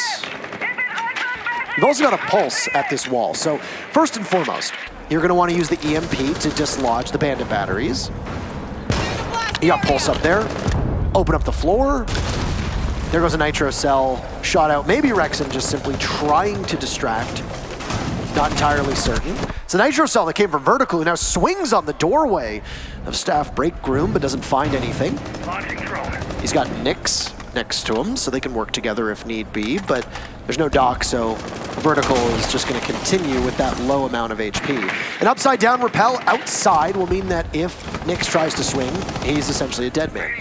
3 of the Sharks from Luminosity now circling in the waters around Rek, and it's 2 from Nyx, but hey, Vertical will take out Rexen. Nyx has been downed. As I said, there were 2 on him. Doodle trying to maybe just kick his feet in the sand, get Vertical somewhere. But no, Nyx will get finished off. Let him bleed out. Doodle collects the kill that he needs, and we're back to a 4v4. Well, Vertical likely next to be the one to go. Oh, great C4 by Fox. Very well played, and I think that's all the C4s off the board now for Reciprocity. It should be, yeah, because the bandits used his. Well, important thing is Fox has killed his nemesis there, IQ. That is true. Exothermic charge going off as you hear the very wonderful but semi-crude line from the Thermite. And now soft destruction up top. Not uncommon to see a breaching charge brought by Azofia. Yes, her 2 impacts on the lifeline will be incredibly important, but you're not always using them for that level of soft destruction. Just below Slash appeared to be Fox A playing. Last breach charge will go down. This is where things get troubling for the defense. You lose all the protection that you have from that roof or ceiling above you. LG will pressure from the main doorway, 45 seconds to go. Doodle finds Vertical, it's his 2nd kill. Fox on a flank, Laxing inside of the back of Workshop. So they're far removed on Reciprocity from where LG is going to play. You've still got that hatch opened up. 3v3, plank going down. Doodle might be able to pull this one off. Finished off is Zofia, she can pick up, oh, right into the waiting arms of Retro. Hyena downs Retro though. Not enough damage. Slash will withstand. He'll get back up. Hyena is really the only one that's going to be able to do much here. Diffuser is down. It will need to be picked up. Laxing and Fox are still alive. Fox coming in closer towards the diffuser. He knows there's somebody there, and he'll pick away. The UMP is not a formidable gun, but it's very steady. Time ticking past the 0. But you can't exactly spot where that diffuser's going down. There you go. Fox gets it. It's all Slash with 1 HP. Where are you? You're above? Can you do anything, Slash? Yes, you can. Take Foxay out. It's Laxing versus Slash. Diffuser's still down. This is going to be very challenging for Laxing to be able to take Slash out from above. He withstood and was able to get back up top. He'll wait for the time being. Laxing can't get there just yet. Slash biding his time, waiting for the call if there's a drone on it, or at least if he can hear it. Laxing is above. Bailiff out. He'll get it. Does he have time, though? He's got a quarter of the way left. Laxing's a 3 armor, but it's going to come down to the wire. He's got plenty of time, and Reciprocity should have no problem at all going up 3-0. What a play! Oh, my God, Laxing. So close. You look left, Laxing. You don't win that round. You called it right. Take a deep breath. You earned that one. That was a tough spot to be in. Going with the Bailiff. That is generally more so for opening walls. Instead, opening skulls at the very end there. Luckily for him, so little health left on Slash. He barely needed to hit anything. I'm honestly surprised he didn't try spraying through the floor, but it's possible he didn't know how low a health Slash was at. In which case, he had to make the decision. But man, did that come down to time. He absolutely just barely under the wire made that, just trying to run as fast as he could with his pistol. We'll see if they can delay a little bit longer, though, this time with the 6 picks to the Clash. But Reciprocity off to a really good start. That momentum, despite losing that last map, the fact that they managed to come back on it, looking pretty good for them. I don't know if we'll see quite the side switch on this map as we saw on Villa in terms of, going all defense and then switching sides and going all defense. I don't know if this map is really that map, the way Villa is. But having said, still could come back here. That was a pretty close round that we definitely could have seen LG win. Laxing's been a hero for many rounds now. He is definitely coming in on clutch many times, and that's to his ability a lot of times to survive the round. And I think that's very important for his ability to last as long as possible and come out of nowhere in the last second. He even got a kill with his Maestro cannon. Did he? Yeah, the finish onto the planter. Was it the finish? Yeah, he got the finish kill because he was already down. Oh. I can't remember who it was, but whoever played. So, you know, he got something, a little extra juice. Yeah. I believe it was Hyena. I think that's about right. I think it was Hyena. He generally plays the thermite. So, Doodle's actually been. Doodle's been on secondary breach, so it was Hibana a lot, but they're only running a single hard shooter, so they've swapped roles. Interesting. Some flexibility, sir. It's nice to see. It is nice to see. Very limber. They must have done some morning yoga. Maybe got a massage here at the Rio. Who knows? So, completing the cycle. We saw a completed cycle in map number 1 as Doodle punishes vertical. The dock falls. Not necessarily the best play. That's a run out from Nyx and a half. He gets Rexed at the last moment as the Ash vaults on over. Nyx knows that there might be somebody pushing on up. Nobody finds their way into his crosshair for the time being. Foxe is out with the clash. They've blown the wall open, and this is something that we've seen a team in Europe that was known as G2. I believe they were once known as the best team in the world, but, well, not anymore. So they used to do something similar to this where they'd open up the wall and push out and then have somebody play around behind it. I don't know if that's how Vertical got punished or not, but having an ACOG situated behind the clash tends to be something that we do see from time to time. I was going to say, completed cycles. We saw Reciprocity complete the cycle on Clubhouse. We saw it on Villa twice from both LG and Rec, and now we've seen Rec do it yet again. For those that are wondering, what is completing the cycle? It's when you complete the map rotation cycle and you win 3 sites in a row until that first site unlocks again. Completing the cycle. Completing the cycle. It's a very special thing. Fox did a great job, though, in just holding his own on this clash. Obviously, it's very important you stay alive for as long as possible on this and provide good intel. But at the same time, being the last person alive as a clash is not great. So if he had doing some great work, though, studying him and then taking him down to very low HP, now he's not quite as useful as he was, but Laxton sure is. Go find one there, just taking advantage of them focused on the clash. Now they know he's there, though. They're going to try and take him out there. This is where he's glad that Capita was banned, though. Both Foxe and Nyx so low on HP. Man, wouldn't a dock be nice right about now? Oh, Slash? I don't know what you were trying to do, Slash, but I mean, I imagine it was wrong target prioritization on that one, playing deep in monitors. Laxing getting hit by what appeared to be a Zofia. He'll hit the deck and wait very patiently. He was under the effects of that concussive blast. Foxe, if he can't get pushed, is going to be in such a very strong position.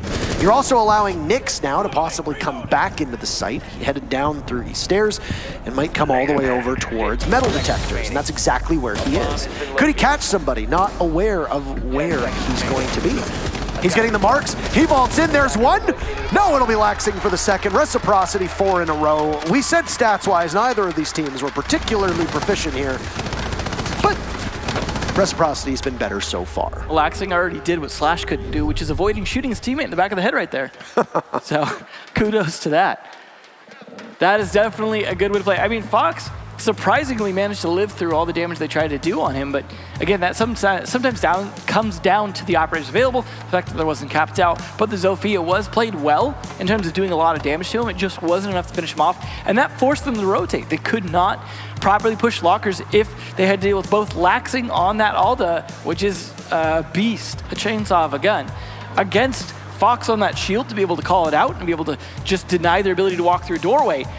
It looked pretty good there. That was definitely not a good situation for LG, and the team kill only exacerbated it. So I wouldn't blame Slash for the loss there, but it certainly didn't help.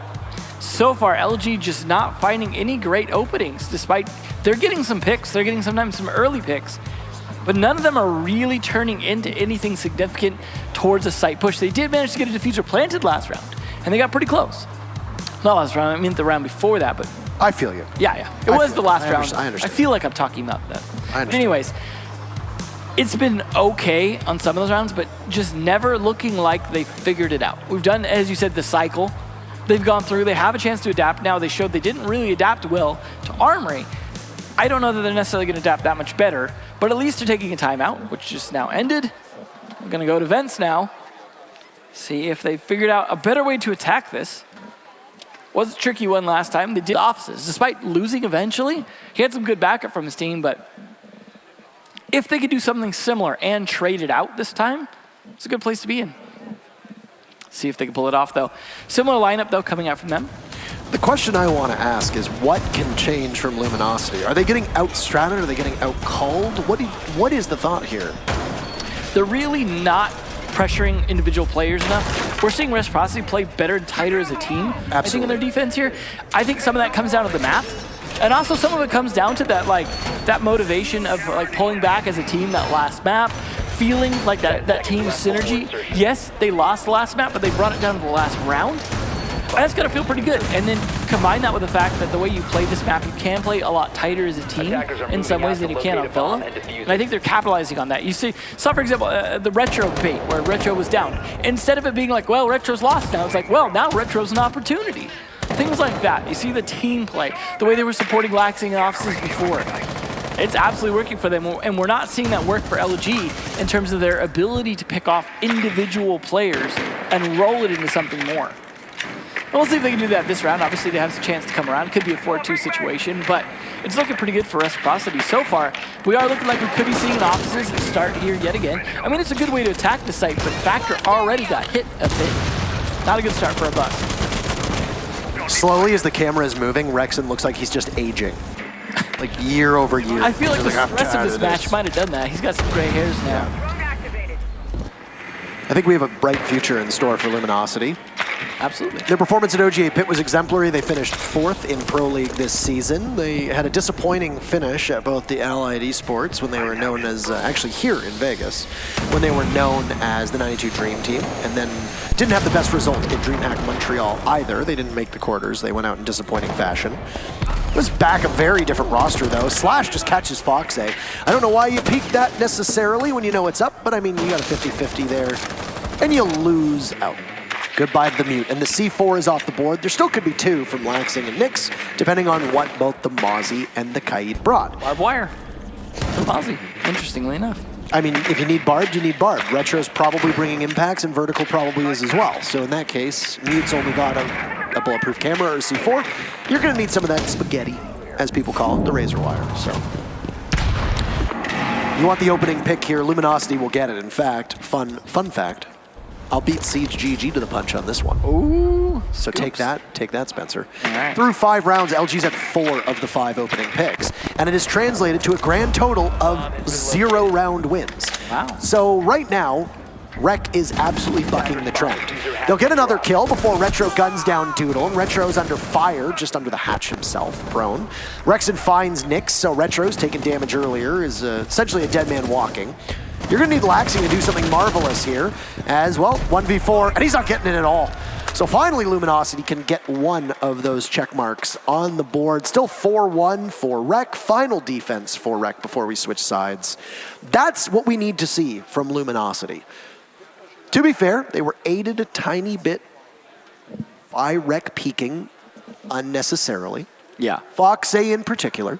But being able to capitalize on those mistakes are the sign of a good team. Exactly. They hadn't been able to the previous round. So I don't think Fox's play was that big of a misplay given what they'd been up against before. Yeah. It's just that Luminosity did a much better job capitalizing on it that time and turning it into quite a few more kills. They also got their map control a lot faster that time. They took control of offices quickly without an issue dealing with Laxing that time because they didn't have him playing the window in that kind of sandwich position there. Attackers need to locate much better job and just defuse as taking many bombs as and they can. the ability to kill Fox there was a big part of that. So that did really work out in their favor as it wasn't just a kill. It was a kill they needed to take a lot of the map that they need to be able to start their assault so they're not just fighting from outside. I can't imagine they'll necessarily get as lucky this round as we're going back to vents again, of course, because they don't want to have to go to customs if they don't have to. If you lose a site, just an opportunity to correct your mistakes and play it again and return to the cycle.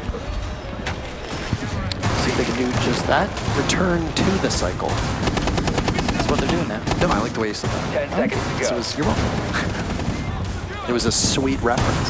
So sweet. 5 seconds left. All right.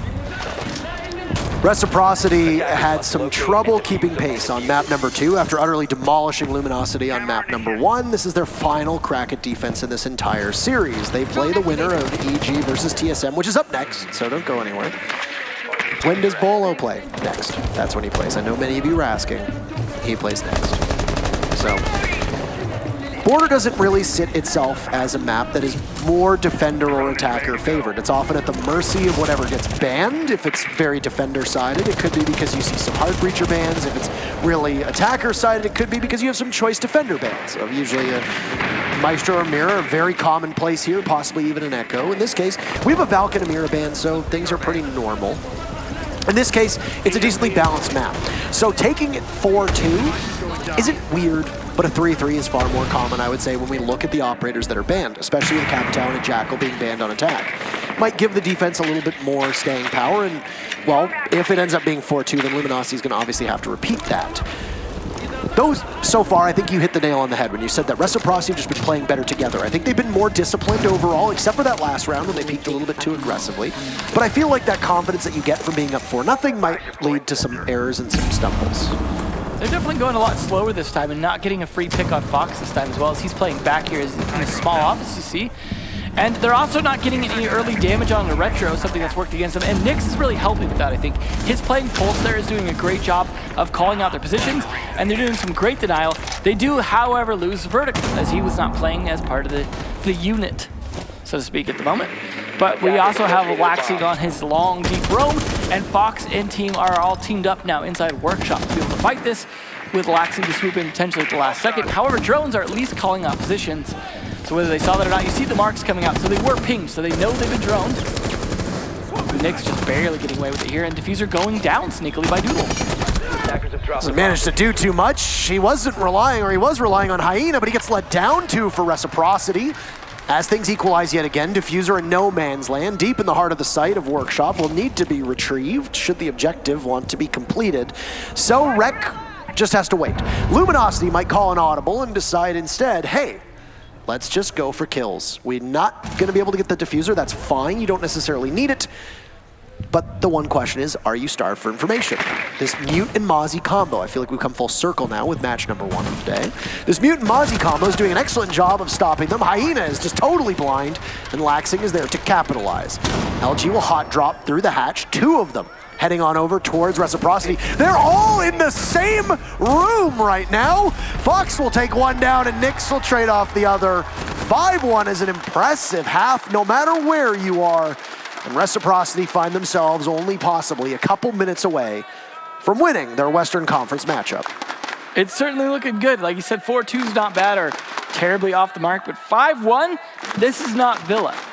This is definitely something that it's going to be difficult to see the comeback that we saw from Reciprocity on Villa come here from Luminosity. Certainly could happen, don't get me wrong. Could see some overconfidence in the attack. They could push in too deep, too fast, with too little intel, get slaughtered, and not really be very effective at stopping the defense. But you never know. It really could go either way. But it's interesting to me that LG are more willing to abuse the Maestro and Echo still being available than we saw from the guys on Reciprocity. We saw a little bit of, that, but not so much. I mean, we had the one clutch with Maestro from Laxing, for example, but they're just not really playing it to the extent you'd expect when it's available, being that those 2 operators are strong in this map. But that being said, it's 5 rounds, so they didn't need them. No. And once again, Luminosity got the opening pick. And what did it mean? Diddly squat. Diddly squat. That's a scientific term, by the way. Yeah. Has to mean 0. Yeah, they've got 1 here, so I'll give them that. The breadstick will have to nourish them through all these rounds here as they try and bring it back. I appreciate a good carb joke. Especially now. Yeah, especially now. They've become only coming from me. They've become much more personal. Oh, Reciprocity's Valkyrie ban may not be very effective, as Valkyrie is LG's lowest win rate defender on Border. I mean, yes and no, but I also wanted to note here. I mean, yes, the stat is correct. I apologize for stealing your stat earlier about opening kills, Spencer. But we also know that Rec bans Valkyrie a ton. A ton. Well, they did the other 2 maps, so that does make a lot of sense. Echo is their most banned operator 14 times. Mira 9. Those are very strong bans that are usually in relation to whatever map you're playing on. But then Valkyrie is at 3rd with 7 bans. And I remember, I think it was the qualifiers for the Raleigh Major, or it might have been, I'm trying to remember what exact event it was.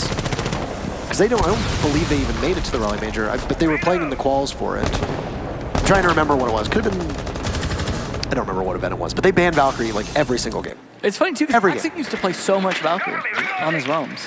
I mean, Doodle is very effective, or was for a period of time very effective on Valkyrie. We mentioned that at the onset of this map when they banned her for the 3rd time, and we said, okay, well, Doodle's not bad on her at all. It's also just information. I mean, you ban a Valkyrie, okay, you can get the cams outside. You can't really get the Evil Eyes or the Yokais outside, right? So if you're going to run out, which I'd imagine that Luminosity would do, why not take Valkyrie out? Well, the alternative to that was Fox on the shield. But Slash, nice job there. He lost all his health in the process, but he's still maybe recoverable. He is. Thankfully, they have the dock.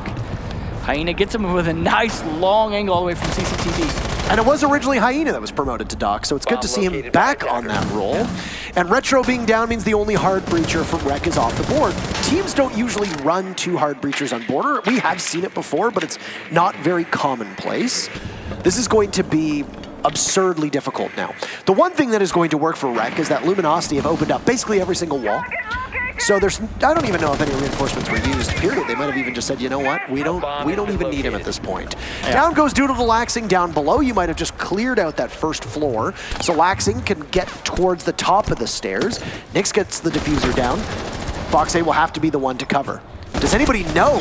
Factor's down, finished off. Rexon's gone as well. Diffuser goes down, and Rec in full control now with Hyena in a 1v4. Like we said, he got promoted to Doc. What's he going to be able to do here? Diffuser down, tons of trouble ahead.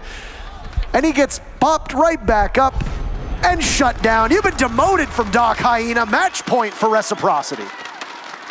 Looking so good. Again, I don't see this being the reverse sweep of swords that we saw on Vil, but you know how that turned out anyways? Luminosity still won it, so even if they could, it does not guarantee a victory. That just guarantees overtime. It is looking for so good for Reciprocity here. They didn't want to have to go to map 3, and they certainly don't want to have to go to overtime. They're just going to try and shut it down here. Could get a little overconfident. That round actually didn't look that great for Reciprocity at first. It was a bit slow. They lost a hard breacher. But you know, the sneaky plant definitely made it happen. The fact that Nyx was just able to walk on into archives and be like, I guess I could just set this down here, check my email over in this corner, and no one's going to do anything about it. And as soon as they started to, that was just bait for the other flankers. And great job on that. And like you said, that puts it on match point. This is a lot of tension here for Luminosity. You see Laxing even biting his nails at this point. You might want to save those nails to tap the keyboard. You know what? Hey, you do you. It's working, okay? I'm going to sound like a broken record here, but now of 7 rounds played, 6 opening picks for LG. They have translated to 1 round victory. Maybe they should just kill one of their teammates at the beginning of the round. Maybe that'll help. We sacrifice you to the blood altar. Right? Just go in the fountain. That looks like it could be a Super Bowl altar. Hyena, please stand in the corner. Doc will bring you back. It's fine. Don't worry. Trust us. I'm shooting stim pistols at the corpse. What's swear. What's happening? It's not, he's not, hello? Right, I mean it in a serious sense there, where it's like, they're doing extremely well at getting the opening pick, but the mid-round to the execute, LG is falling apart. You know, and that I think is on IGLing. I think that falls on your IGLing at that point. Yeah. And it's hard for us to, I don't know, it's hard for us to say that because a lot of people are going to throw all of it onto being Doodle's fault. It's not, and I don't want the intelligent folk to go after Doodle for it. But there is clearly something that is going wrong with the mid-round, and there is something seriously going wrong when the attackers go for the execute. And then inversely, when Rec was on defense, LG was having major problems with the execute. They kept getting the picks, and then they couldn't snowball it from there. And Border can be a very snowball-heavy map. It's not like you get an early pick, and then it's a 4v5, but all 4 of them are going to be sitting on site, like a bank, for example. Yeah. Where it's, you know, even if you're up a 5v3, but you have to push in the final seconds, your chances are very low. Border, you can very easily make a 4v5 or a 5v4 a victory. In this case, Luminosity is going to have a lot to go back and look on no matter what happens, because whether they get an opening pick or not, they're in trouble, and they haven't been able to capitalize off of the numerous opportunities that they have right now. Well, we'll see. They're at least stalling things out a little bit. It's almost a minute-and-a-half point here, and they have really yet to get inside the map.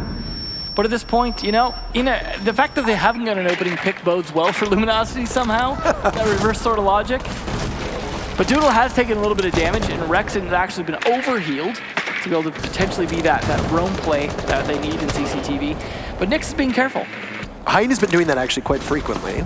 So he's been giving them all, I believe the doc calls it the juice, and healing them all up past whatever HP they're at. Hyena's been using some of them on himself.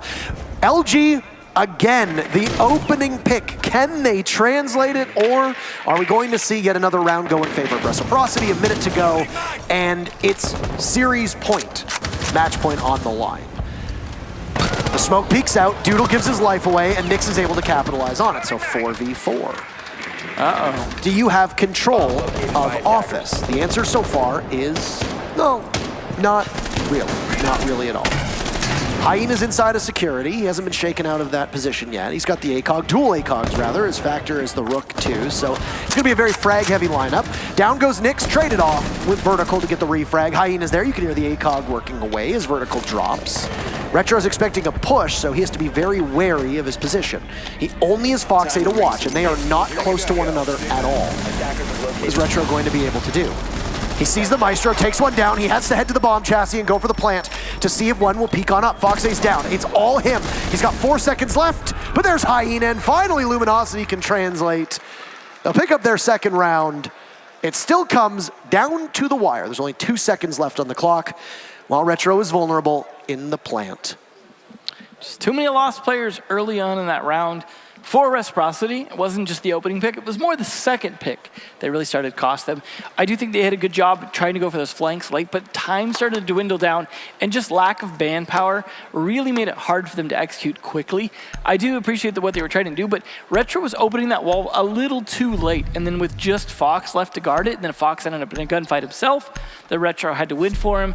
It just was not a good situation. As I said before, when you're the last player left alive on attack, you're essentially not, because you have to plant if the time is that low. You cannot really fight at the same time. And if you get down to the 0-0 and you're sticking the plant, if you come off, you instantly lose. Yep. So for anyone who didn't already know that, that's a tough spot to be in for Retro. As you said, very little time was left on that round. He was in a tough spot. He was hoping they would feed him 2 kills, but they didn't. So overall, great plays, but it was still close. Definitely could go either way this round. We will have Flash on the Vigil this time, which should be interesting twist of things. I always like the combo. We talk about Mute Mozzie, but I like the the Mozzie and Vigil as well, because your ability to deny drones from 2 different ways is always interesting. The Vigil is kind of like a mute in a way, but like a walking mute. It's sort of just similar signal jam in a way, but a little less disruptive. So, I mean, anything you can do to stop Reciprocity from getting an idea where you're playing will help you. Attackers are moving out to locate a bomb. What a beautiful kill hole angle, and these are so hard to fight against. It's big brain time now. This is me. Oh, and he gets almost falls off as he and Vertical will exchange a war of words. And Verticals were just a tiny bit nastier. Slash losing about 10 more HP in that exchange. Ironically, no doc for them this round either. Nobody to get Slash back up. And keep in mind, the reset function has not been in this game for so long that there's nothing they can really do. Yeah, I always miss that. I don't. I just miss the time trading aspect of the strategy of it, but at the same time, so hard to describe what was happening. It certainly is very unintuitive. I can totally understand. Right call to get rid of it. Thank you very much. No, I'm with you. I just miss it sometimes. You know? That's great. Been here long enough. Yeah, we both have now at this point. Actually, I mean, you make me look like a boomer. I definitely. I make you look like a boomer, I suppose. I don't know. But anyway, they're pushing for that soft part of the wall at least here. Got it opened up a bit of the wall from CCTV as well, which they have control of. They've got some angles to work with, but this is where they've got to start to do a bit more than just work with. They've got to make some picks. They've got to get some pressure on. They also could try and pressure Metal if they want to, but they're not really bothering. They're all a bit stacked up at CC here. You see 2 silhouettes from Luminosity playing where the bomb chassis would be. We're at an armory defense, so they're playing over by the small office doorway. 90 seconds off, and Doodle peeks on out. That could have been a fatal mistake. That's one where you look back on and you don't understand what's happening. But he re-peeks again. He takes down Nyx. Goodbye to the Ash that was at the front door. Reciprocity will now have 1 less prong that's looking in towards the sights. Still got quite a bit of dedication from Rec up top, looking to lock this one out. Opening pick yet again for Luminosity. They've been so good at it every single round except for one. That has not changed just yet. Still match point for Rec. Well, in the meantime, downstairs, they're trying to make their impact known. The Doodle did try and make a peek outside the B window. It got punished for it by Retro, who's sitting there with the diffuser ready to potentially plant B. But Doodle is there to deny it, and this is where they get stalled out. They need to do something with some vertical control to give him an opening. Vertical himself is actually going with it. Meantime, Fox needs to find a kill there. Factor just sitting in that sandwich waiting to play as Retro gets smoked out of his defuse attempt.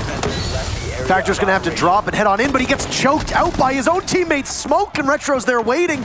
They'll trade blows with Rec trailing. Down goes Retro. Fox A will need to win this for his team. Will he be able to do it? No!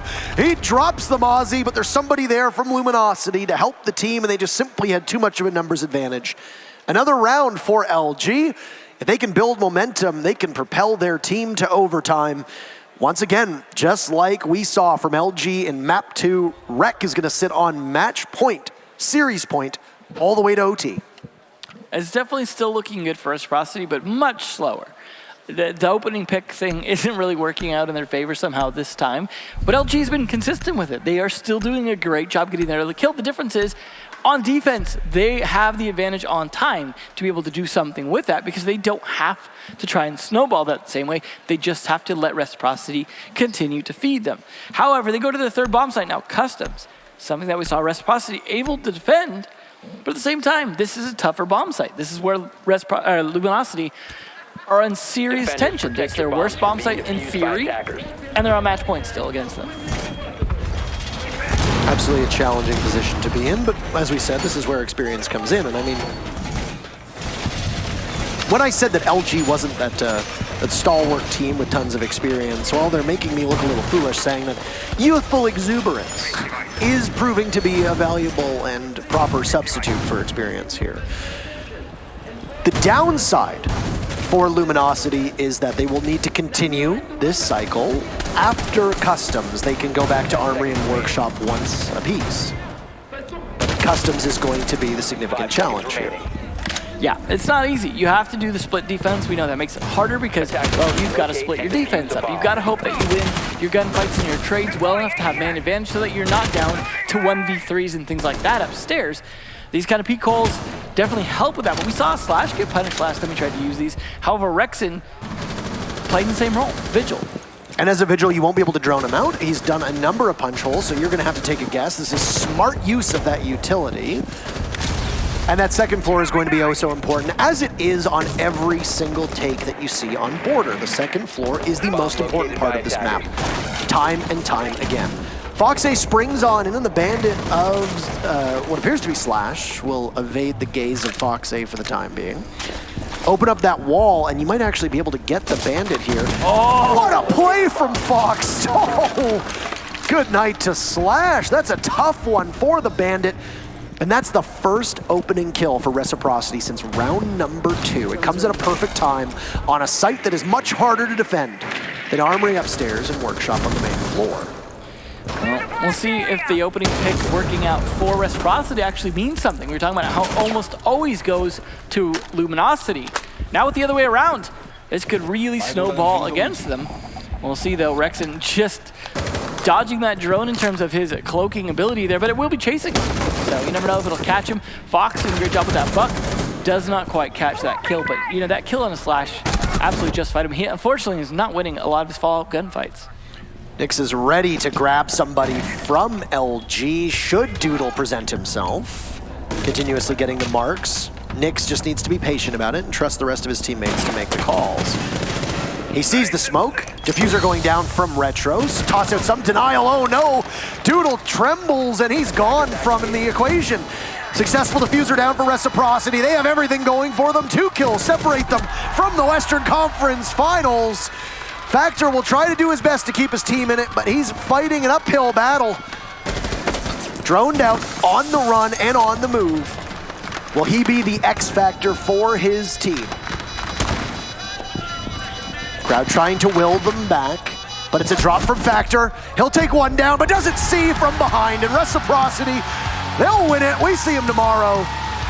Good game to Reciprocity. They made it. It was a tough one, but they made it, and they'll be in the Western Conference Finals tomorrow against the winner of Evil Geniuses versus TSM. Hell of a showing from Luminosity, but just not close enough. You guys can't see it, but you got Luminosity actually cheering for Reciprocity then to win the finals. You know, if we can't beat you, we want to see you go all the way. And crowd sounds like they're feeling the same way. Fox with his poses, of course, but what a overall, what an adorable. He's here to make sure that there's at least one photogenic player at all times. Hey, what are you saying? You're not a player, you're fine. Foxay is marketable. Marketable, absolutely. Foxay is marketable. The two teams will do the customary line handshake, fist bump, etc. And good spirits on both sides. These are both two Las Vegas-based teams. Team houses not too far off of one another. Luminosity's really grown and really impressed me as a squad over the last couple months. Rec looking in fine form with their two newest additions, but they have a challenge tomorrow for Luminosity. Well, they're going to be watching from the stands just as all of us are. They'll be joining the defeated teams of Tempo Storm and Dark Zero. And credit to Luminosity as well, first team today to take it to a third map. So definitely showing that even though they didn't make it, they've got what it takes to continue to be a pro-level team. 7-3 for Reciprocity on Clubhouse, 8-7 for Luminosity on Villa, and then 7-3 on Border for Rec is good enough to get them in tomorrow. We'll send it down to the stage, though, to hear from your winners. Thanks so much, you guys. Oh my goodness. That was a roller coaster ride. You played really well. I had heard you'd been taking some lessons from Fuya, right? Yeah. I'm just teasing, but we gotta talk about this series. I mean, first map, you guys go out there, kill it. Second map, a little bit slower. Third map, you guys were like, we're all business. Tell me, what was going through your head that whole series? We were really confident going in with the map picks that we got. We had no info on what their team was on Villa with Slash. We knew he was going to be aggressive. So we just tried to, I guess, salvage some attacks, but we couldn't really do it. So we were trying to bring it back on defense, which we knew if we got on defense, we could have a better chance. But, you know, just didn't go our way. But we knew the other two maps pretty well and what they would do. And we were really confident in those. So it was just straightforward from there. So you guys have made some roster changes, some role changes. Do you feel confident, a little bit shaky still? How are you guys adjusting? Of course, yeah, this event, like we said, it's definitely an event for us to practice together as a team on LAN, and a lot of other teams too are doing the same. So we don't, expect to be the best team here, but we're definitely, putting up a show and showing everyone that, even though we don't have a support player, we're somehow winning, so. Okay, so we gotta talk about that. Laxon flexing a little bit, right? We see him playing Echo, he's working the map. Can you talk about why he was in that role? Is that map dependent? No. We just figured since it was up, it would be a good operator to take, especially on certain maps. They were countering what our normal strats were, so that was just the call that he made, and it worked out pretty well. He's able to play support operators in really tough positions, so it was really good for him to pick that up. That could get us a lot of intel on what we needed. You guys were totally behind him, got it. Okay, so you guys make it to finals, let's just say that. Who do you see there, and why? SSG, probably. Why do you say that? They were looking sharp today. I don't think that's a bad choice. SSG's a good team, so. Oh, he ain't giving away any secrets, right? Okay. Well, thank you so much. You played fantastic. I'm gonna send it back to you guys. So much, everybody. It was a solid effort by Reciprocity to ensure that they got themselves a win. And at the back end of Fuya's coaching, Foxay and the rest of the team ensured that they got themselves the victory. Welcome back to the Mountain Dew Amp Game Fuel Analyst Corner. I'm Jump. I've got Rams and Veli. Gentlemen, it was a little bit of a rocky situation for Reciprocity in map number 2. But when I asked you, Rams, what was happening in map number 3, you said they're just a better team. Yeah, they wrecked them. I'm done. Bye, guys. Talk to y'all later.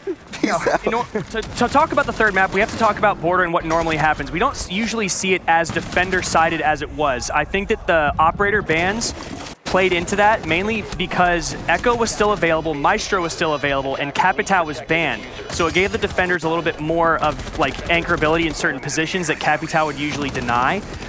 When it comes to just the way that Reciprocity was playing, they just seemed to be the better team all around.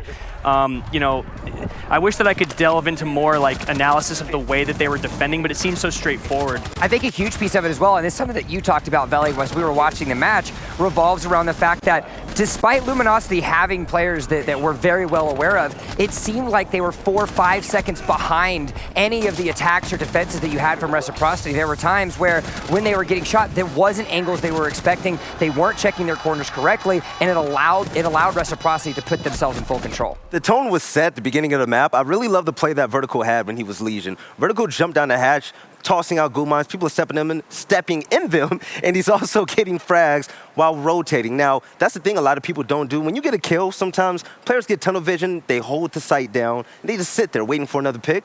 But Vertical made plays on his own, and that was important. And not only was it Vertical, but all of the members decided to step up. If we actually go and take a look at the player stats at the end of this game, it was a beautiful set of ratings. Everyone above the 1.0 mark, except for Retro, coming out of that for Reciprocity. So the 2-1, certainly everybody carrying their weight. That's expected, seeing as he plays mostly support. But one thing I want to point out is we haven't seen the Vertical that we're used to seeing. He's playing more of a IGL role. He's playing much more reserved and letting Nyx kind of take that fragging role, that direct fragging role on attack most of the time. And I think that, you know, that's a attribution to how good of a player Vertical really is. Like, people have talked about his aim, people have talked about how he just frags out, but now we're seeing a different side of him on a new team, and it seems like everything is fitting in appropriately, even though, like Fox said, they don't have another support player. And I think that's a huge benefit to Reciprocity, because something that we've seen from Vertical in the past, even in his performances when he was playing on Rogue last year, it was when they were having difficult moments, it was because he was having to fill this specific role and be that guy for his team. Now allowing himself to kind of take the back foot and be more of the commander on the back lines and then allow someone else to take that alleviates pressure on him, but more importantly, it allows him to increase his consistency because he doesn't have to be that hard entry fragger, and I think that's a huge component of why they found success today. And it's really important if you think about the fact that when Rogue broke up with Team USA last year, you know, the team, they were playing really bad, to be quite honest. People thought that, you know, they weren't playing for real. But Vertical, with much more confident teammates he can believe in, he's able to just lay back and do what he has to do. He doesn't have to run all willy-nilly and try to get all the kills, you know? Yeah, it's well said. I don't have much more to add after that. All right, well, we already got to see what happened in all 3 of those maps, but we do also want to make sure that we give an opportunity to highlight some of the in-depth aspects of it. You guys heard Emzo's voice talking a little bit earlier. Well, now we're going to head on back over to the telestration monitor. Emzo, it was a great set of matches. It was a beautiful map 3 domination by Reciprocity, but walk me through a couple of these more in-depth moments that allowed them to get these successes. For me, it was the Laxing plays out of nowhere. I mean, it wasn't every round, but it was on the rounds that counted. He was there as a clutch player, but he always came out of nowhere. And I think that was really what caught LG off guard. Take a look at this round, for example, here. This is one where he ends up with a 4K. You see a situation where you've got 4 alive on both sides, yet somehow it ends up being with Laxing. It starts here, with Laxing taking the stairs. Rexon just doesn't see it coming. Laxing comes around from behind him, and that was when we saw from first person spectating to just creeping up at the right time. Overdrive. Absolutely, he was ready for it, but he goes right into high gear. Gets a little help from his friends here, but you see still plenty of players left here on LG, starting to get thinned out a little bit. But Laxing's in a position now, he's still in gun vault, but there's 3 players he's got to deal with. Absolutely a tough situation because Fox here is planting inside Aviator. There's just not a lot he could do. So Laxing gets 1 kill here inside the bar. Now he's got to deal with 2 more pushing around from either side of him. Yet somehow he wins that fight out, gets the 1 kill, and then wins off of time. Just fantastic play. It continued on border as well. We had this play here. He'd gotten a kill inside jail over here first from there, and then he moves on over. He knows Hyena is here in the bathroom doorway. He's waiting for the right moment when his teammates are ready. They'd already taken down the defuse player, so now he knows they have to make the move with 43 seconds left. But he bides his time. He needs to come out of nowhere. He waits for just the right moment when Hyena is just not expecting it, when they're going to make a play, and then comes around this corner. You'll see in just a second here, just waiting for the exact right moment. This is what I love about Laxing's plays. This is why he comes out of nowhere, is you just don't see it coming. Right when Hyena isn't ready for it, we see him come out right here and just peek out into the exact right moment, knowing with the calls from his team, And then that helps secure it because now that was the one play that they had to be able to try and do this. They're forced to drop down. You see Slash drop down over here. Then the other teammates, Fox and Nix, are waiting in their positions inside Workshop, and Laxing just comes around as backup from the side. Now he's covering from outside in the hallway to be able to cover the angle. Opens up the wall to help do that as well, just puts pressure on, and he's there to make sure his teammates have the pinch that they need. It's just these flanks out of nowhere, and that is what Laxing has always been good at, and it is a huge reason in my mind why they were able to win, especially on the third map, but we saw it across all 3 maps. And I think it's a term that we love using when you think about the play style that Laxing was able to create. Calculated aggression, knowing when to press that go button, and despite the fact that Laxing had that, I think a lot of other members on Reciprocity were able to rally behind that. Do you agree? Absolutely, and it's that communication I was talking about in that last map. Essentially, that map, the example I just gave, that was down to communication. They know how to talk to each other. Laxing probably is just listening for that right key moment. All right, well, 3 of our 4 teams have now been decided that are going to make it into tomorrow, but 1 match remains. Evil Geniuses versus TSM is coming up next for the Western Conference playoffs. Don't go anywhere, ladies and gentlemen. The Rainbow Six U.S. Nationals returns right after this.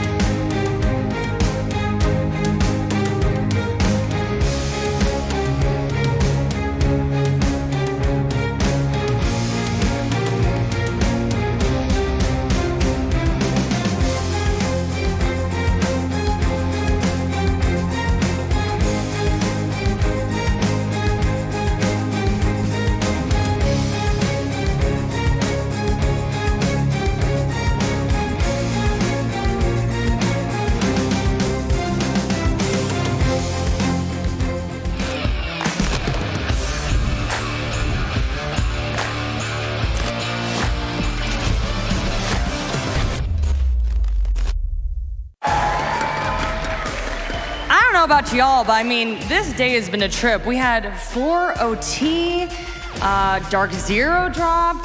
That last series, I was sweaty. Y'all with me on that? Okay. Do you guys want to get to this next one, though? Do you guys want some more action?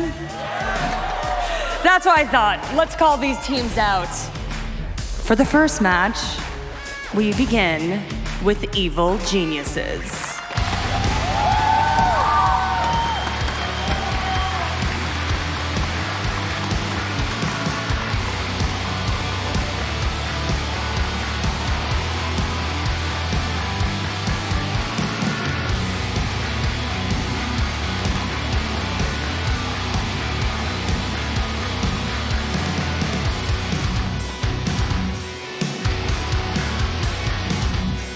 Their opponent, TSM.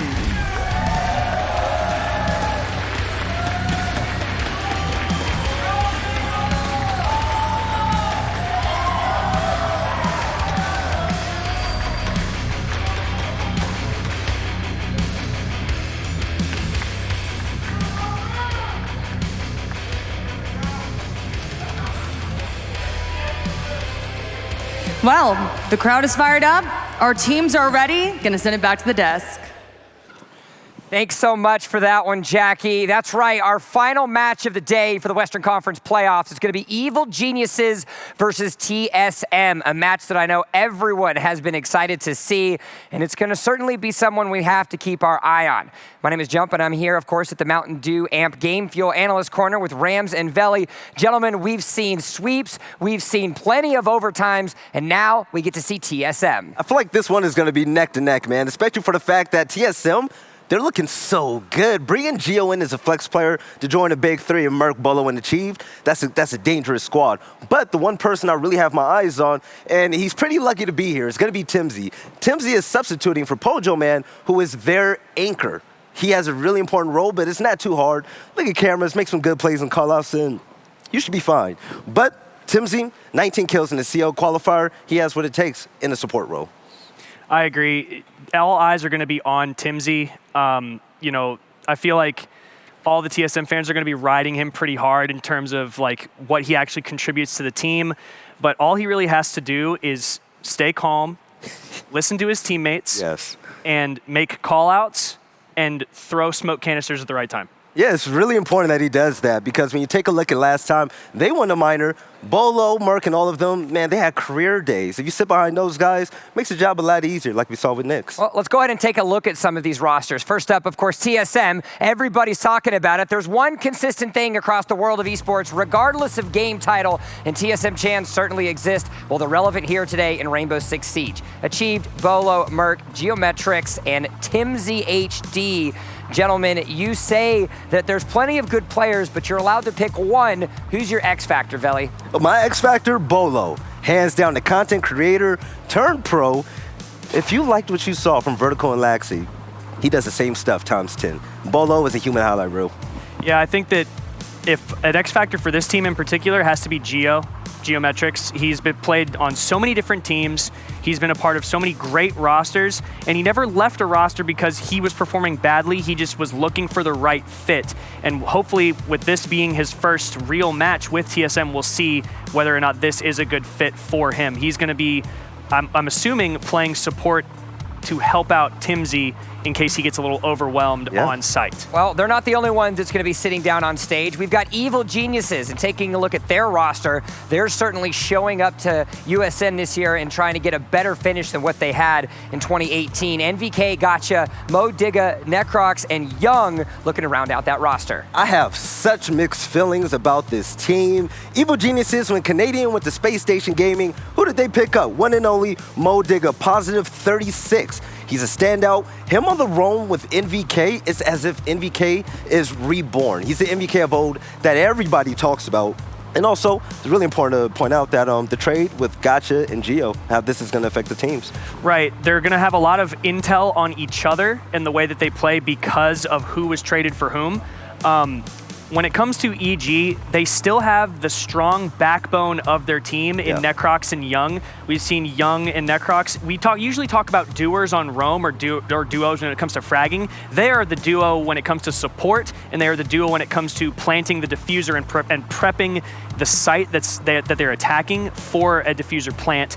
It's all going to depend on how well Mo and NVK play off of each other and how long they can stay alive to help support Young and Necrox. Well, Mo's certainly one we're going to have to be able to watch, because if we take a look at our player comparisons, the stats, of course, supplied by Siege GG, it will be Mo versus Achieve that we want to take a look at. Those are names that we have been saying, of course, plus 36 for Modiga and plus 20 for Achieved, but does the stats say it all? I think that when it comes to the statistics, it says it all for Mo. But it doesn't say it all for Achieved, because Achieved has so many other gunners right behind him picking up those frags that Achieved would have to do if it was all on his own. Also, Achieved gets a lot of C4 frags when he's on defense, and I swear that his C4s have double range and double damage, because he just gets so many of them, it's ridiculous. Yeah. He just has impeccable timing, and I think that he's actually going to be calling the shots for TSM, since Pojo Man is usually IGL, but is going to be coaching instead. Now, we also have to take a look at the fact of time. This is coming up at 6:58 local time here in Las Vegas now. Okay. And there has been plenty of maps and plenty of waiting around for both of these teams. Do you feel that him having to been waiting around to get themselves on stage has affected either one of these teams? At this point in time, if you're a professional player, there's no excuses. You wait around, you get ready, you watch the VOD, and you get ready to win that game. If I'm playing the last match of the day, you know what I'm doing all day? I'm sleeping. Sleeping. I'm in bed. Who cares about the other matches? I only care about my matchup. And that's the way they should be going into it. The very last thing I wanted to point out about Gotcha now being back on EG as a player. They played very well with him before in the past. He had, good performances with them in the first half of, I think it was Season 10 Pro League, if I'm remembering correctly. But that was a different EG. They played a completely different style when he was on the roster, and now that he's back, we're going to see if he can still bring that flair to the team. And the one thing about Gotcha, no one really knew too much about his play style once he started to sub in for Geo on EG. But now we have a large sample size of his play style and his habits, not only from EG, but also TSM. All right, well, we've had the conversation, and we need to see the flair, but where are these shots going to be going at? The map veto has been completed, and we get to see where we'll be playing in our last best of 3 of the day. EG and TSM ban away Cafe and Border respectively, which means we're heading over to Bank, followed up by a Consulate. Then Clubhouse gets taken away, so no more Clubhouse for today. Villa gets taken away as well, which means where do we end? It's going to be Coastline. Ooh, yeah, this is good. These are going to be good maps. They're not like fully banned maps all the time. The only a map ban that really stands out to me is Consulate when it comes to TSM. However, the last time that TSM, I think that the most memorable match, at least from a lot of people, is from the Raleigh Major playing against G2 on Consulate. Don't remind me of that. Yes, they lost, but at the same time, it was still a good showing from them, and they showed a lot of potential on that map to get better on it. And I think with players like Geo, joining the roster, they're going to be playing better on that map. When it comes to Bank, it's going to be all about organization. You know what? Taking a look at these maps, Bank, Consulate, and Coastline, those are all fragging maps. A lot of windows you could jump out of. And when you have players like Mo, Digga, Achieved, and Bolo, anything is possible. So this is probably going to be one of the most exciting matchups of the day. It's only right that it's the last one. Well, gentlemen, we, of course, find ourselves getting near. We're working through a couple technical things, making sure that, of course, the game state is perfect before we're there. But TSM, of course, an organization that we've known for quite a while, finds themselves here today, a newer organization in the world of Rainbow Six. And, we had an opportunity, much like the rest of the teams, to have a conversation with them and see how they are feeling coming into the U.S. Nationals. Let's take a look.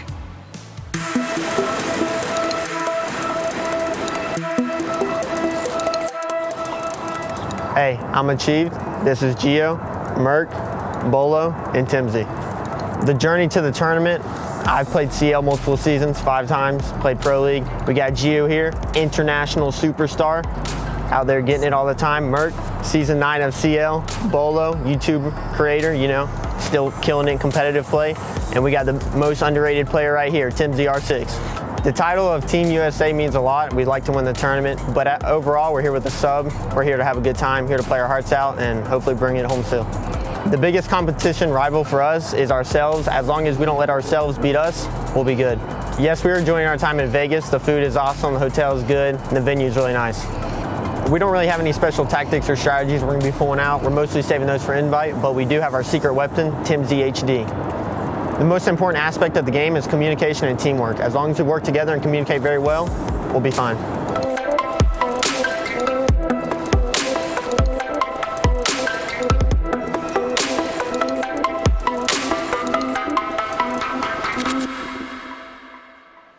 The black and white of TSM ready to rock and roll today, and it's always great to hear some of the opinions of what these guys have to say. I don't want to hear it, man.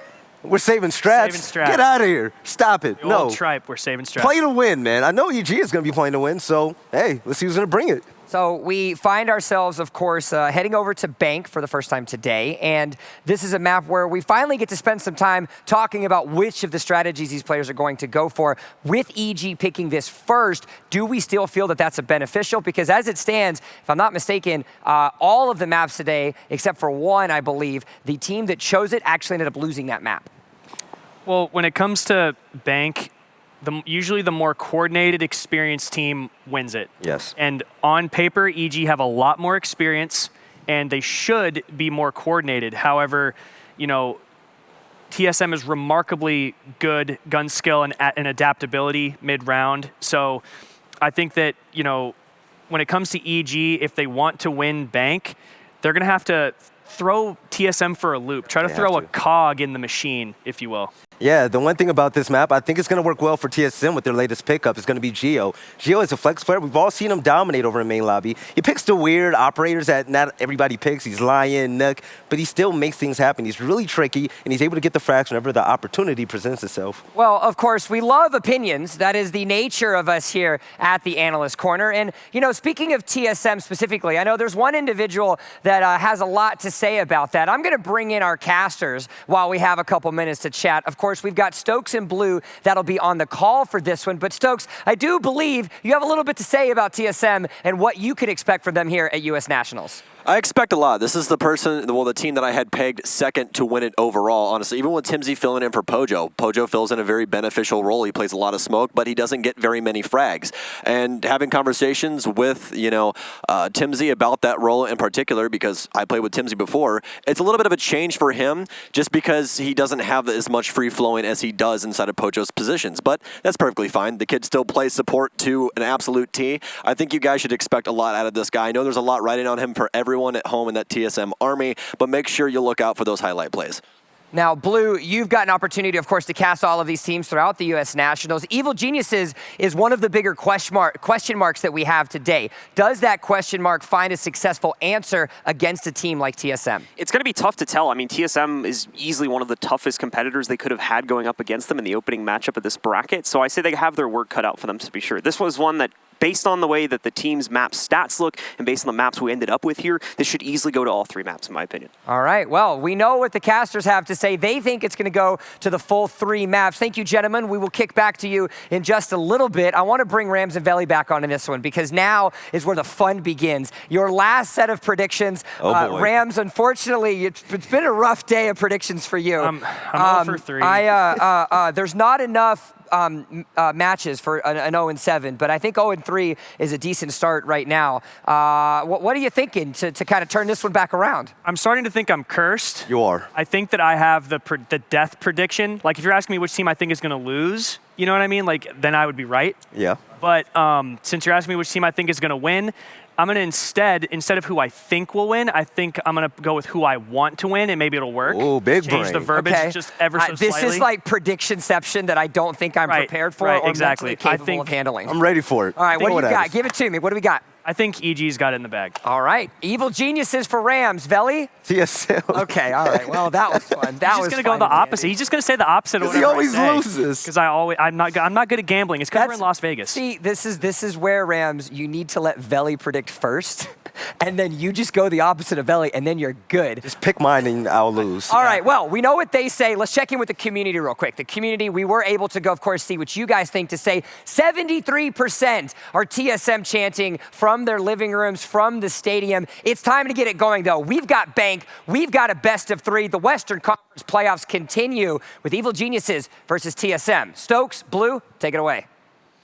Thank you very much, Jump. And it is time, ladies and gentlemen, for our final matchup of the day. Evil Genius is going up against TSM in what's bound to be an epic best of 3 here to see who moves on into their conference final. Oh, I'm so very excited for this one. EG, the tag that everyone's known for so long inside of this game. A couple of players missing from that original roster. Now we have Gotcha stepping up to the plate once again. Former coach, now player for Evil Geniuses. There's a lot riding on both ends of the spectrum here. Timsy filling in for Poge. Gotcha just coming into EG. Which roster will prevail? Honestly, I feel like it's going to be neck and neck, and I think that your 3-map prediction is going to ring true, Blue. Yeah, we ended up on Consulate, Bank, and Cafe. Bank being the first one that we're going to be jumping into, right? Or excuse me, Consulate, Bank, and Coastline as our final map. They're not Cafe. Got it. So apologies for that. Either way, though, all 3 of those maps sit as some of the most played maps for both teams, and that's going to make this series really dangerous for both teams, considering there's a lot of experience coming into the picture on that one, and especially when you consider Gio's recent move as well. There's a lot of information I think that can be gleaned from him going into this matchup. Exactly. And especially with Bank, this is one of those maps where when you say Bank, you think Evil Geniuses. It's one of their, bread and butter maps that we've seen in almost every single LAN they've ever participated in. And it rings true once again. We're going to be on Bank for the very first map, and Evil Geniuses is playing. So the most notable one for them would be all the way back at that G2 game, all the way back in SI18 on Bank. So it's been a very long-standing map for them. Habana and Jackal going to be off the board, and so far pretty rudimentary. Mira going to follow suit as well. And we'll see what our final ban is here in just a second, as nothing out of the ordinary really coming out here from the ban phase. It's pretty much as we expect, with the one hard breach being removed just to make things a bit more difficult for the attackers. Maestro will be our final operator to be eliminated. You basically take your pick there between knocking out Maestro and Echo, and it seems this time Maestro draws the unlucky card.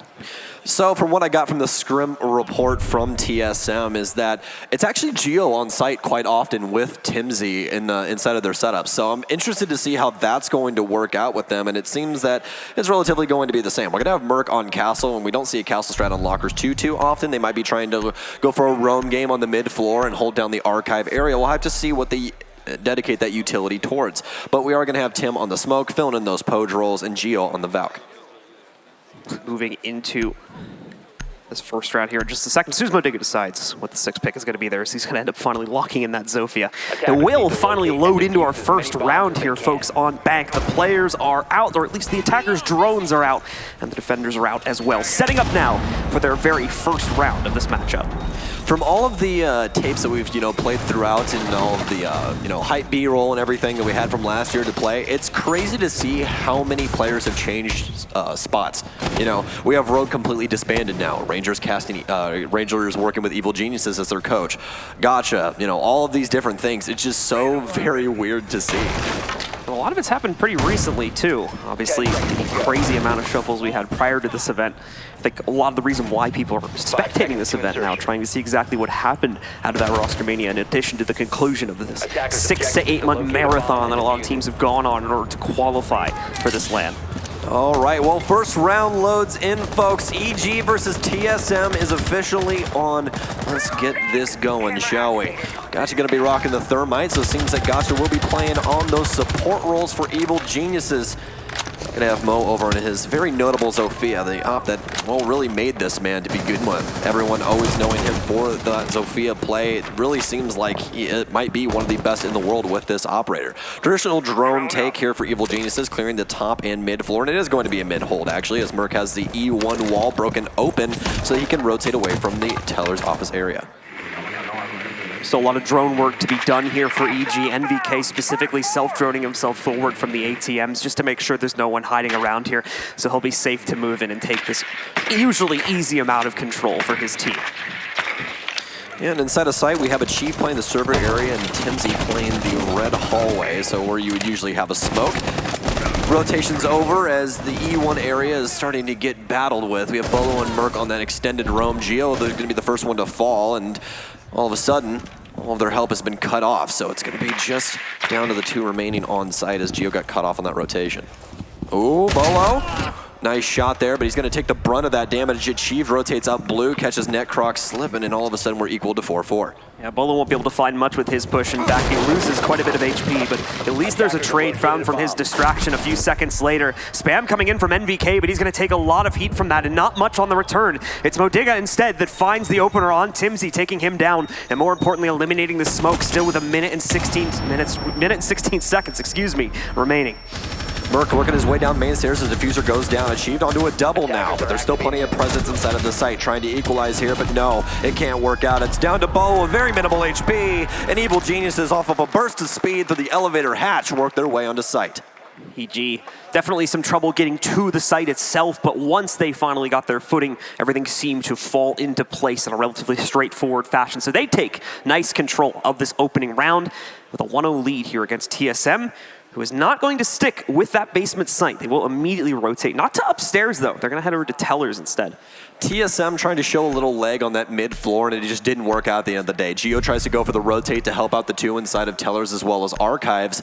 He gets immediately shot, and then Evil Geniuses has control of E1, which is that elevator hallway. You have E1, which is the first elevator hallway, and then E2, which is second floor elevator hallway, for those at home that are wondering what I'm talking about. But they get control of that hallway, break the hatch immediately, and all of a sudden there's just 3 people on site. And when you have one SMG-11 with very minimal bullets, it's not very fun when multiple people are peeking at you. All of a sudden they have control of sight, get a diffuser down, and it's Evil Geniuses first round. So we'll see what TSM is going to set up towards here as they go to Tellers instead of the second floor following the initial loss in their basement site. Usual reinforcements are still going to be deployed, probably to play slightly into the upstairs sites, though, given the importance of holding those rooms to avoid any sort of soft destruction plays from the attackers. So as you can see, players like Timsy and Achieved still battening down the hatches right now to prepare to defend this for pretty much the entire round, if their play will allow that. Well, this is a setup that we don't talk about too often, but Vigil as well as Mozzie actually work really well in tandem, especially when you throw the mute in there, but we don't have him on TSM right now. But when you take away drone game and then you have someone that can't be seen by drones, makes for a very fun time, especially for someone like the likes of Bolo, who loves to take those aggressive gunfights and win them quite often. We are going to have Timsy playing that Mozzie, Gio shifting over to Legion instead, and it really seems like TSM is not scared to flip the script.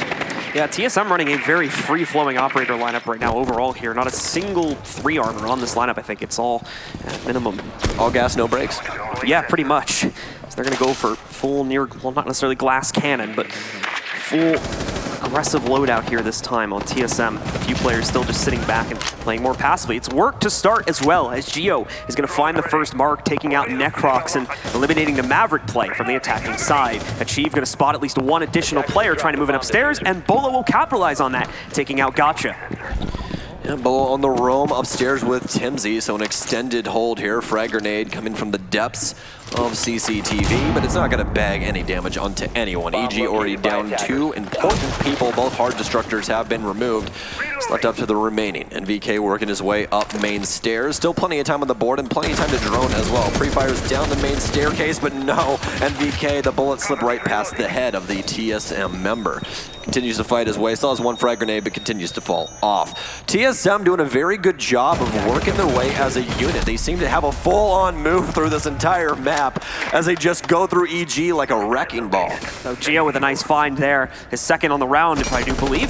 That's going to bring EG down to, well, not much, unfortunately, at this point. Young with a nice find, however, catches Timsy, but will immediately see that traded back out by Gio. And now Young, so far the man who's gotten the only kill for EG on this round, now has to do it all. Bring out an ace in a 1v5. He does have a minute remaining, which is quite a bit of time, but he doesn't have the diffuser, he doesn't have a good position to play off of, and he doesn't really have great intel either. So this would be a near miracle if Young were somehow able to pull it off. Well, I can tell you one thing he's got plenty of, and that's going to be bullets. 100 bullets per magazine inside of that M249. He can effectively take 4 gunfights if you want to put 25, obviously 4 times over, which should be, relatively speaking, the same amount of mag capacity that the F2 has on the offense in Twitch's hands. So Young can definitely do this. It's just going to require a lot, and a lot more time as well. Only 30 seconds remain, but this is more than likely just going to be a timeout type of round for Evil Geniuses. Let's sit here, let's talk about it going into the next round, exactly how we want to take. Might beg a couple for his leisure, but it's not even going to be that. It's going to be Gio with a 4K here in round 2.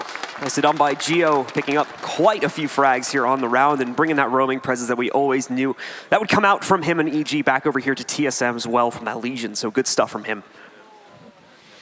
TSM overall right now has been, again, running things kind of like a one pack. They, whatever floor they're on, there's 2 to 3 people there, and whenever somebody shows any face from the offense, they all flock to that area in order to take multiple gunfights to deal with their target. It seems to work out really well for their playstyle. As you said, free-flowing. They don't play very many heavy operators. They're going to change that up, but it's going to be Doc. We all know that's a fragging operator who just happens to be 3 armor, and they're going to immediately switch off of it as soon as I start talking about it. Going to shift it over to the castle. They're going upstairs. They're more than likely going to be flying out a couple of windows. There is still going to be some site presence, though, in the fact that the Echo is now being brought in here for Bolo at least, so more than likely he'll be sticking relatively close, if not directly on top of the site, so we're not going to see that very, very branched out pathing that we saw from TSM in the previous round back on the first floor. It's a little bit more traditional here now that we go to the second floor site. And overall, Evil Geniuses isn't moving that slow either. I thought that might be something that plagues them moving on, but it really seems like they've been able to keep that same amount of speed that they had after Canadian left. Gotcha not having too much of an effect over that. Back in those support roles as we usually see him playing. The last time that he filled in quite often, he would play that Thatcher role. Now he's moved on over to Hard Destruction, picking up the Thermite and the Diffuse as well. So he's more than likely just going to be on the drone, call, and plant duty for the team of EG. Last couple castle barricades going up here now as the timer does expire. Nothing crazy seeming like it's going to happen here from TSM, despite still bringing a pretty light lineup to the table. Everybody's holding pretty standard positions. All right, well, it's time for the drone game, folks. We need to clear out that mid-floor, make sure there's no pesky person with a nitro cell there as they start to work towards square. In order to take over this site, you're going to want control of the stock room as well as square to get those walls open. More than likely going to want somebody on those north windows as well, just so no one can bandit, trick, or do anything of that sort. But as you guys can see at the middle right of your screen, well, top right of your screen, they don't have anybody to do that, so you don't have to worry about it too much. You can just isolate the bottom square, have somebody get to the top with Hard Destruction, and blow those walls open. Just going to move up there real quick to take care of the castle barricade. No actual attempt to throw pressure onto it just yet. That's going to be Young's job more than likely when he moves up here in a moment. Q's still working on clearing out some of the default cams and possibly finding an entry avenue over towards stocks. But it's going to be quite some time before we see anyone really jump onto that. Merc as well, trying to play around the now busted window, sitting on the inside of CEO here. A little more like Drone Hunter at this moment, anyway. No, that's Mozzie. You got it wrong there, folks. But plenty of time by Evil Geniuses wasted here as more drones pour in the windows. More than likely going to be shot again. Merc trying to peek and hold the angle. Oh, is the impact going to hit? It's not, and they're going to get a panel open. Merc paying attention to what he needed. Just paying attention to the person that might be trying to rappel up to kill him instead. But still plenty of occupancy here for TSM. Gotcha with a quick move, going to get the right-hand side panels now, but no, he's actually abandoning ship, hopping outside to get on rappel.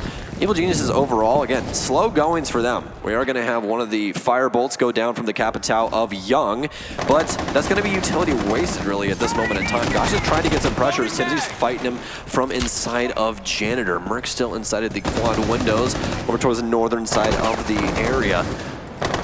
The secondary arrow has finally went down for the Capitao there. Switching a couple of megs around. Finally, the smoke's going in. Oh, right on the tailcoats as Gotcha works his way in. They know where he is now. Plenty of pre-fire coming through. Geo tags one. That's going to be Gotcha and Diffuser down. 40 seconds remain. A quick shot, but it's going to be Mo to win it out as Timsy was holding the right-hand side of the door. They know where he is, though. Merc gets an immediate trade. Using Timsy as an effective drone with a little bit of damage, but it's going to get taken down by NVK as he rotates up main stairs. It's going to be onto Achieved. Still plenty of pressure though as Bolo's holding down E2. A quick flick, but it's going to be right on the tailcoats. Gio throws himself from the window, and TSM, what else would you expect? Great hold from TSM on the upstairs site right there. Specifically, you got to give callouts to Merc for the great play on Castle and falling back into this hallway when the going got rough. He had pressure from at least 2 different players coming onto him, possibly more at some of the more intense moments of that round, and he was still able to keep himself alive, and I'm pretty sure he multi-fried with 2 to 3 kills on just that round. Actually, his kill on the Thermite got taken, so I believe he got one. Yeah. One or two. Yeah. One or two. But still, TSM with an extremely solid hold. Evil Genius is just not moving the meter at all, man. They got the top square pressure, but they didn't put any pressure on the janitor until extremely late when Mo eventually got Timsy out after they identified him, after the guy had already died with Diffuser. Gotcha goes down. They're like, oh, hey, somebody's playing inside of here. We'll probably want to get rid of him. Finally frag him, but very, very low time on the clock and just not enough pressure overall to get a Diffuser down. Yeah, EG definitely has a plan going into these rounds so far. They haven't necessarily looked lost or, like kind of like just getting themselves stuck and looking for entry kills or anything. The problem is almost that they're too stubborn with their own strategy, that they're running into the setups from TSM in the last 2 rounds here. Well, I mean, look at him in the top right picture. Do you want to gunfight any of them? I mean, honestly, I don't. I mean, Timsy literally looks like Russell Wilson, man. You want him throwing stuff at you? Like, no? Absolutely not. Absolutely not. I had to get it in once, I promise. I had to. But overall, TSM having a pretty good show so far. Honestly, the setups have been extremely effective. I really like this hybrid hold that they do, where they, set up an entire bunker offsite instead of like a couple of reinforcements and hey, you kind of just sit in here and kill people. They dedicate everything. Like, yeah, we got 3 people on Rome. We really don't care about the site. We just want to shoot you in your face. So they are going to have quite a bit of that extended presence once again going into the 4th round. The site has gone back to its original destination, and this has been the only round that EG has won so far. It's been that basement attack. So it's time to see once again if they're going to be able to bring this strength to the table, or if TSM has figured out what went wrong in the last time and is now executing upon that. Well, drone game coming in now, and as you guys know, Bank is a freaking huge map, man. It's a very, very large map. So they're going to be droning for quite a while. This is going to be dedicated to a lot of the supports and well as the flexes. You see MBK also dedicating his drone game over to it as well. So trying to find some roamers and see exactly what this TSM setup is. As you guys have seen so far, the TSM lineup has been very prone to playing off-site. So they want to identify that out early on so they can try and deal with it or rotate their efforts towards the actual site. A very nice shot from MBK. Reads out the head of Merc, but Bolo out of nowhere with the trade. Bet you didn't expect that to happen because I sure as heck did not. And another shot from Necrox all the way from Copy inside of an open area. Oh my God. Got to be just a little bit careful there. Unfortunately, Bolo thought he was going to be able to set himself up for another fight. He wasn't necessarily wrong, just a bit misguided about where that fight might have come from. So ends up losing the man advantage once again. And now EG has a +1 going in at 4v3 with 1.5 minutes left. Still need to get to the basement though. Like you've been mentioning, there's a lot of offsite play going on here. Like you can see Necrox gonna have to waste a little bit of the torch in order to get this castle barricade open as well. So there's definitely still issues that EG are dealing with here, despite having a general advantage right now. Well, the beauty of the Rome game is they've wasted so much time. They're just now getting the small office hatch inside of open area, and there's only 1 minute and 10 seconds remaining. Timsy still has all 3 of his smokes and 2 nitro cells over on the side of TSM. That's a lot of utility still to burn. Let's see here as well. Necrox just trying to get this hatch open as quickly as he possibly can. Bomb has been located. He's got to be a little bit careful on that though, as he will still give away his face if he's not cautious enough about the way that he's opening these hatches. Second hatch now going to be opened up for these guys with about 45 seconds left on the clock. Whatever they are planning, it needs to be fast and it needs to be clean. If anything goes wrong here, TSM might be looking at pretty much an immediate pickup on the win. Maverick will use what he has left of the torch in order to open up the back panel, and now they'll move in CCTV and try to get this plant onto the ground. First attempt coming in, there is a nitro cell going back. Achiev's going to take some heat from it, but he succeeds in going out what he accomplished here. Is able to stop the first attempt at planting the diffuser. Pressure's coming in from above though, so they're not out of the clear just yet. Here's the second plant attempt now. Second nitro cell, that should be way too deep. It is not going to find its mark, but the plant was canceled regardless. So EG still need to find their mark here. Geo actually just runs right at Young, gives the kill away from him. Smoke going out, does it stop Modiga from planting? I'm not entirely sure, not under these circumstances it doesn't. We're down to a 2v2 with Timsy's pickup though, but the plant is now on the ground. They need to move quick in order to take this back. Achieved, looking to quickly whip himself over there to the corner. We're also going to bring out the Toby eye tracker here now and see exactly how Timsy's going to try to play into this with Achieve. They don't have a great angle to work off of here. Last gas grenade goes out. It shouldn't really put enough pressure onto these guys, but Timsy tries his best. It's not going to work out though. EG holds in the post plant, and they pick up their second round on the basement. I wish I could understand that call a little bit more by TSM. They rotate Timsy over to main stairs to hold down anyone trying to come down the staircase, obviously. Has a shotgun out waiting with open arms for anyone, but no one comes. They expend both nitro cells, and they still don't have anyone rotate back. So Just a little bit of a missed call, I feel like, on that situation. Should have had somebody hold down the main stairs. Yeah, he's got a shotgun, but he also has the most important utility to try and deny that plant. Overall, though, it's going to be a tie game here. As we know, Bank kind of tends to be a teeter-totter as well, but it leans a little bit more defensive-sided just because the offense, if you mess up one step, you kind of lose the round. That one was cut very close by Evil Geniuses. But overall, I'd say that the roam game's still very, very good from TSM. I mean, they're wasting a lot of time. That was still a very, very close round for TSM. Just could not thwart off that plant, sadly. Roam game overall has to be kind of limited, it seems, when it comes to defending the basement site, is you have a very finite time where you need to bring the defenses back or they're going to be locked upstairs, usually when the attackers take a certain amount of map control. So you can't fault them that much for not having the same amount of effective play on the roam game as we'd seen in some of the previous rounds. That should be coming back now, however, since 2 rounds have passed, we do have the Teller site unlocked for play. This is by far the most one-sided round that TSM has had in this matchup at this point, so we'll have to see if they can bring a similar result to the table to give them back their lead, as EG has tied us up once again. And funny enough, it's a site that we don't see that often anymore. Obviously, we still see it, but we've even had teams avoid it altogether and go open area instead. It really seems like no one really takes a kind of liking to this site anymore, but TSM, especially on that last round, as you said, was just the absolute wrecking ball. It was a very impressive showing by them. Gotcha's going to get one of his cameras stolen from one of Timsy's pests, so that's going to be another one for his drone army. And that's obviously going to be a very important potential camera placement that TSM can have, since there is no real aggression coming out here from EG. I highly doubt any of them are going to spot that camera. So he has plenty of time, Timsy this is, in order to position that wherever he wants to. We'll get a drone out Merc inside of Janitors. Plenty of time, obviously, on the board. Seems to be that Evil Geniuses wants to try and handle the top hold first before allocating themselves towards the site. They definitely have plenty of utility to do so. 2 hard destructors, as well as Modiga on the Thatcher. Gotcha looking for anything he might be able to find upstairs here, but not a whole lot revealing itself at this point. Got quite a few of the members of TSM also waiting patiently for this push to come in from EG. EG now is not going to know what to expect. They're not going to be slouches here. Timsy, a nice find, but can't find the mark, unfortunately. And Modiga ends up getting the better of him. Bolo at the same time trying to find one of the players on rappel. He can't get it done. Gio has to do it instead, and NVK now moves in to pick up Bolo. Very low HP on the Thatcher, but he still remains with those EMP grenades. So definitely going to be able to help out Evil Geniuses get onto site and get a little bit more pressure. But the roam game has already been killed off. Merc's rotated back to site because what's better than a dead Jaeger and a live Jaeger, especially with that 416C. Achieve takes down Mo, and all of a sudden we're on equal footing here. Diffuser in the hands of Gotcha. Mo, very, very low on HP, so definitely does not shock you at all that he has eventually died.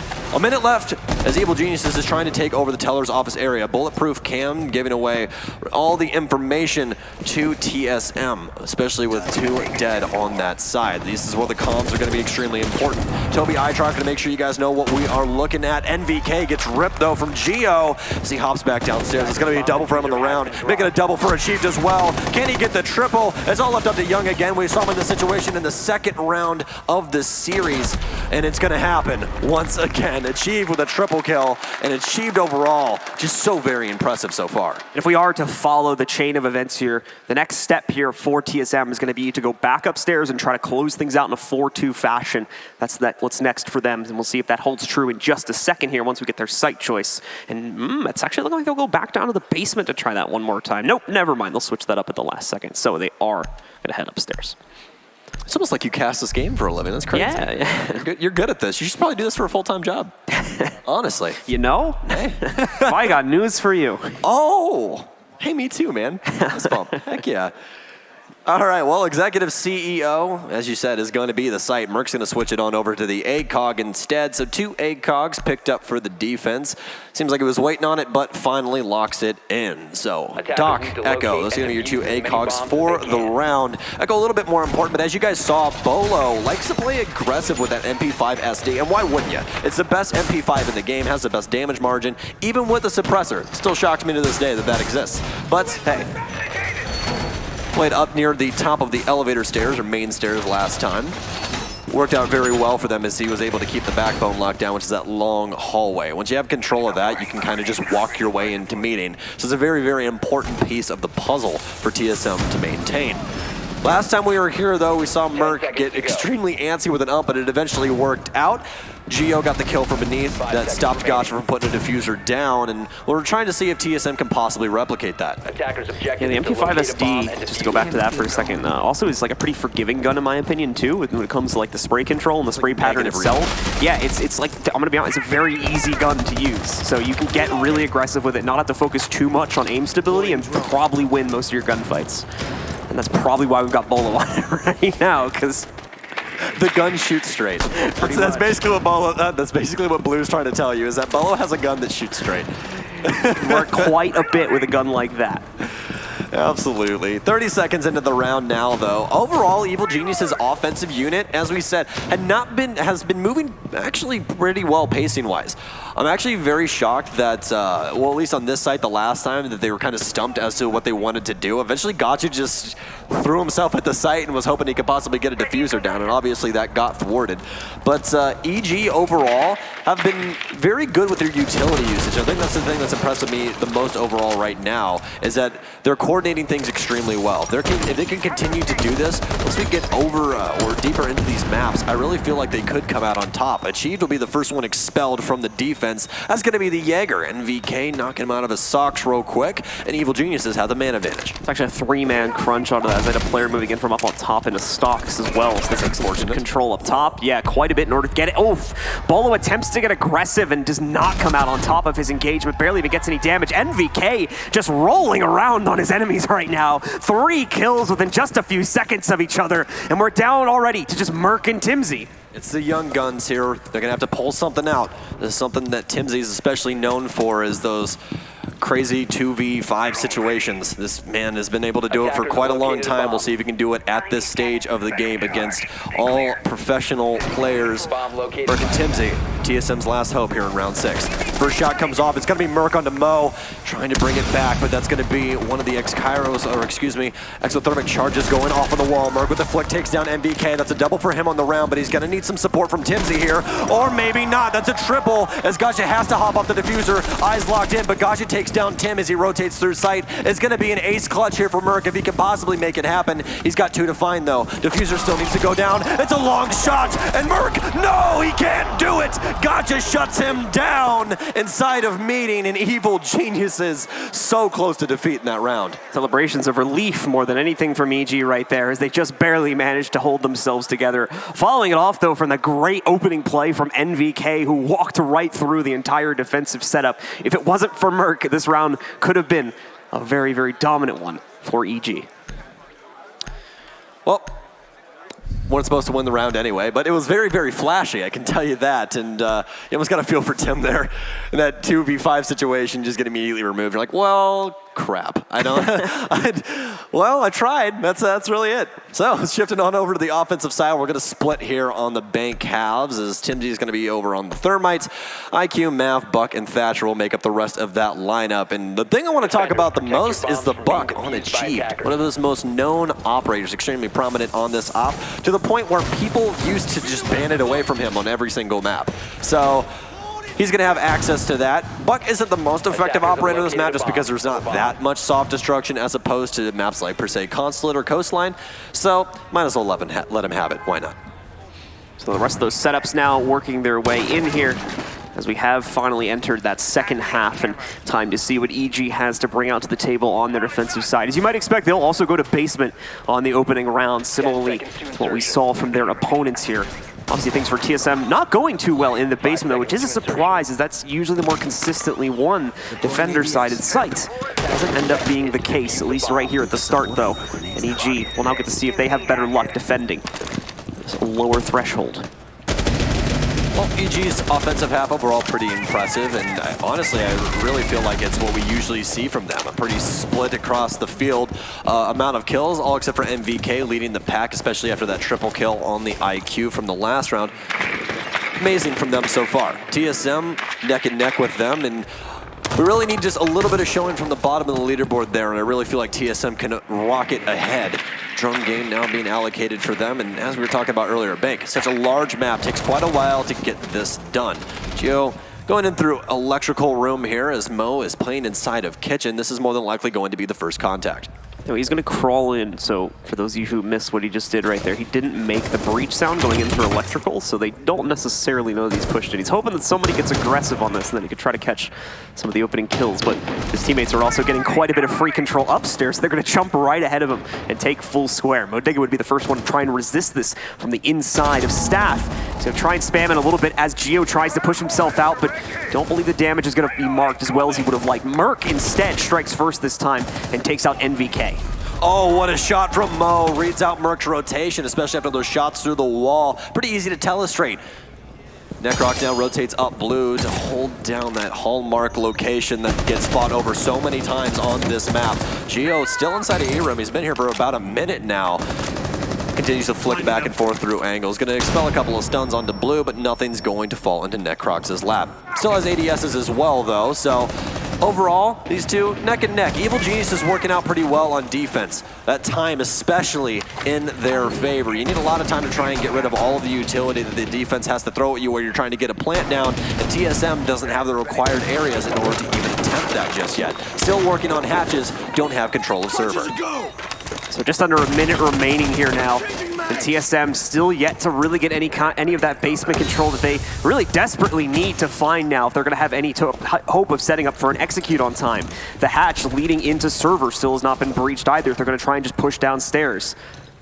Oh, no. Like he's actually going to just take direct challenge on this possibly. Barbed wire is gone, so he's got to be careful. You can see also has lost the first ADS. The second one looks like it can still absorb some grenades though. So this is still a safe position for Necrox. And as you might have expected, TSM have basically had to abandon ship here and put all of their hopes on a main stairs push along with these drops. You're kidding. Are they all gonna do? Oh my God, here we go, folks. Young gets one. He has him down in the garage though. Achieve trades it out. It's still a 2v3 in favor of TSM. They need to get this plant down though as Timsy's finally jumping on that. It's a 2v2. Mo with a double on the round as they try to rotate back in, but that plant's about to be secured. Timsy back up and the gun is live. You can't believe that worked, but it did. It's gonna be from a long range and Achieve gets them both. TSM, what in the hell was that?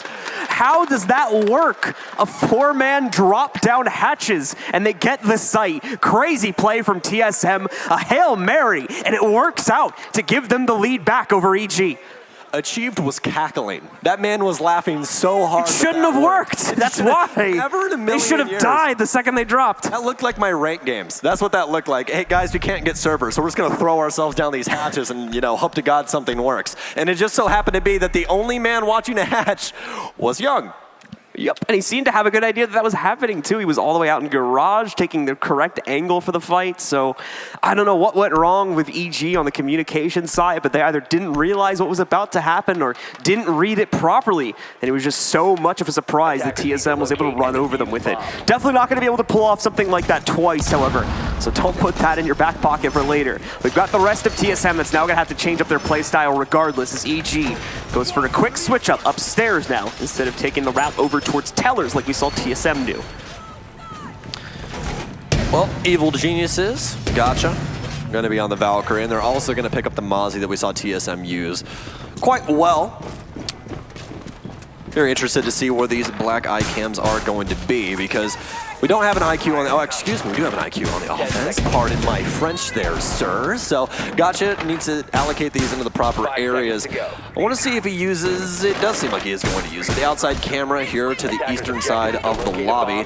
This is one that's used quite often, but since it is used quite often, Bolo's probably going to find it immediately. Bolo's been rocking the IQ quite often in recent history, and again, I always say this, it really feels like TSM did such a good job on bringing Bolo up to speed inside of competitive at this level. They had him on support roles at first, slowly weaning him into playing in these more aggressive roles, and he has shown just how good he is with those ACOGs because his IQ play is breathtaking.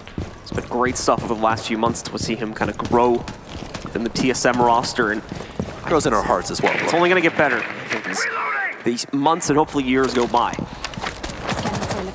Always got to hope on the years. long careers here inside of Rainbow Six Siege. eSports, you know? Yeah, hopefully. Yeah, it is eSports. Stuff happens. Things do indeed happen. Stun grenades pour in from Geo as he gets one of the windows open on the northern side of things. And this is going to be an area that you want to hold down. It's pretty easy to cut off rotations inside of sight and what have you from this location. But there's a little bit of a worry on the other side. We do have a clash that could probably end up killing someone here, but it doesn't seem like it's going to happen. Merc gets a kill into Gotcha. Nitro Cell doesn't go off, so Timsy's actually going to be able to remain safe. Still has 2 stuns though, not rocking the Claymore, so won't be using those. Seems to be a little bit more of an aggressive setup for him. Texan Dynamite still has one of those. Those are going to be the exothermic charges, but since he has the elite skin on, well, it's Texan Dynamite this time around. Merc working his way into stock. They already have a wall open and plenty of time to try and get a plant down now. They just need a couple extra picks, specifically Young. If they were able to get the Clash off the board, this would make things a whole hell of a lot easier for them, just because she's an immovable force. Got a minute remaining, a little over that actually. Again, TSM taking their time on this, not wanting to give away any additional players. They've got the man advantage, there's no reason for them to risk it. They've got to figure out how to deal with this clash that you were just mentioning. That's going to be their biggest obstacle on moving into the site, and Geo is hoping they might be able to pick up a few players from that window repel. Flashing in, I guess they maybe don't know the clash is there, but it won't matter. Achieved. The clash steps out of the way, and he's able to steal a kill against Mo. And Tim is planting right now, and the diffuser's down. He takes a little bit of damage, but Achieve gets a kill for it. Timsy almost gets out, but Necrox is dead. Double to add it on. Clash is dead, but Necrox goes for 3. Still has 2 to find to try and shut this down, but it's post-plant, especially upstairs on CEO. Somebody's got to hop out and kill the man, especially after Bolo. Oh my! He almost gets it, folks. You almost saw it, but he shuts it down. Necrox and Geo, the only 2 remaining inside of the server, but it should be Geo's round. He's got to try and hop or somehow kill this man.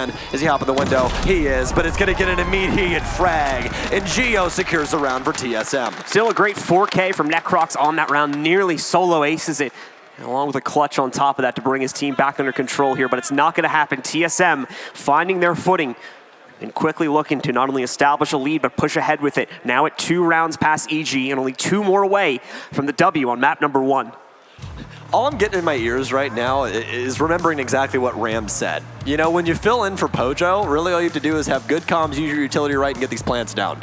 Because Timsy only has 1 kill, but they're winning rounds over and over again just because of how skilled the rest of the roster is. If you really do your job, then you're going to have success. Yeah, I mean, like, to be completely honest, Timsy's having a pretty terrible game right now. Oh, yeah, when it comes to, like, it's not a good time. Most of his 1v1s have been lost. I mean, you mentioned he's only got one actual kill. Utility-wise, though, he's been able to accomplish pretty much what he's been brought in here to do. The thermite roll and attack, the smoke roll, which, to be fair, he did have some difficulties with that on, especially like one of the basement rounds back in the first half. This is a weird way to set that up. I really don't know why they dedicated the 2 nitro cells over there, but continue. But yeah, besides that, like, utility-wise, he's been fulfilling his role, and for the moment, that seems like it's all that's needed. That's not necessarily going to continue to be the case, though, as this series goes on. So we'll have to hope that at least the fragging performance still is going to improve at least a little bit. Can we call it the USN shakes now?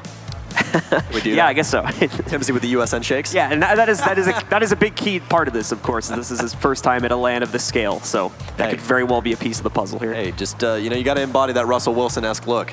You know, you got to pretend that you've been there before, you know? Just act like you belong, right? Act like you belong, exactly.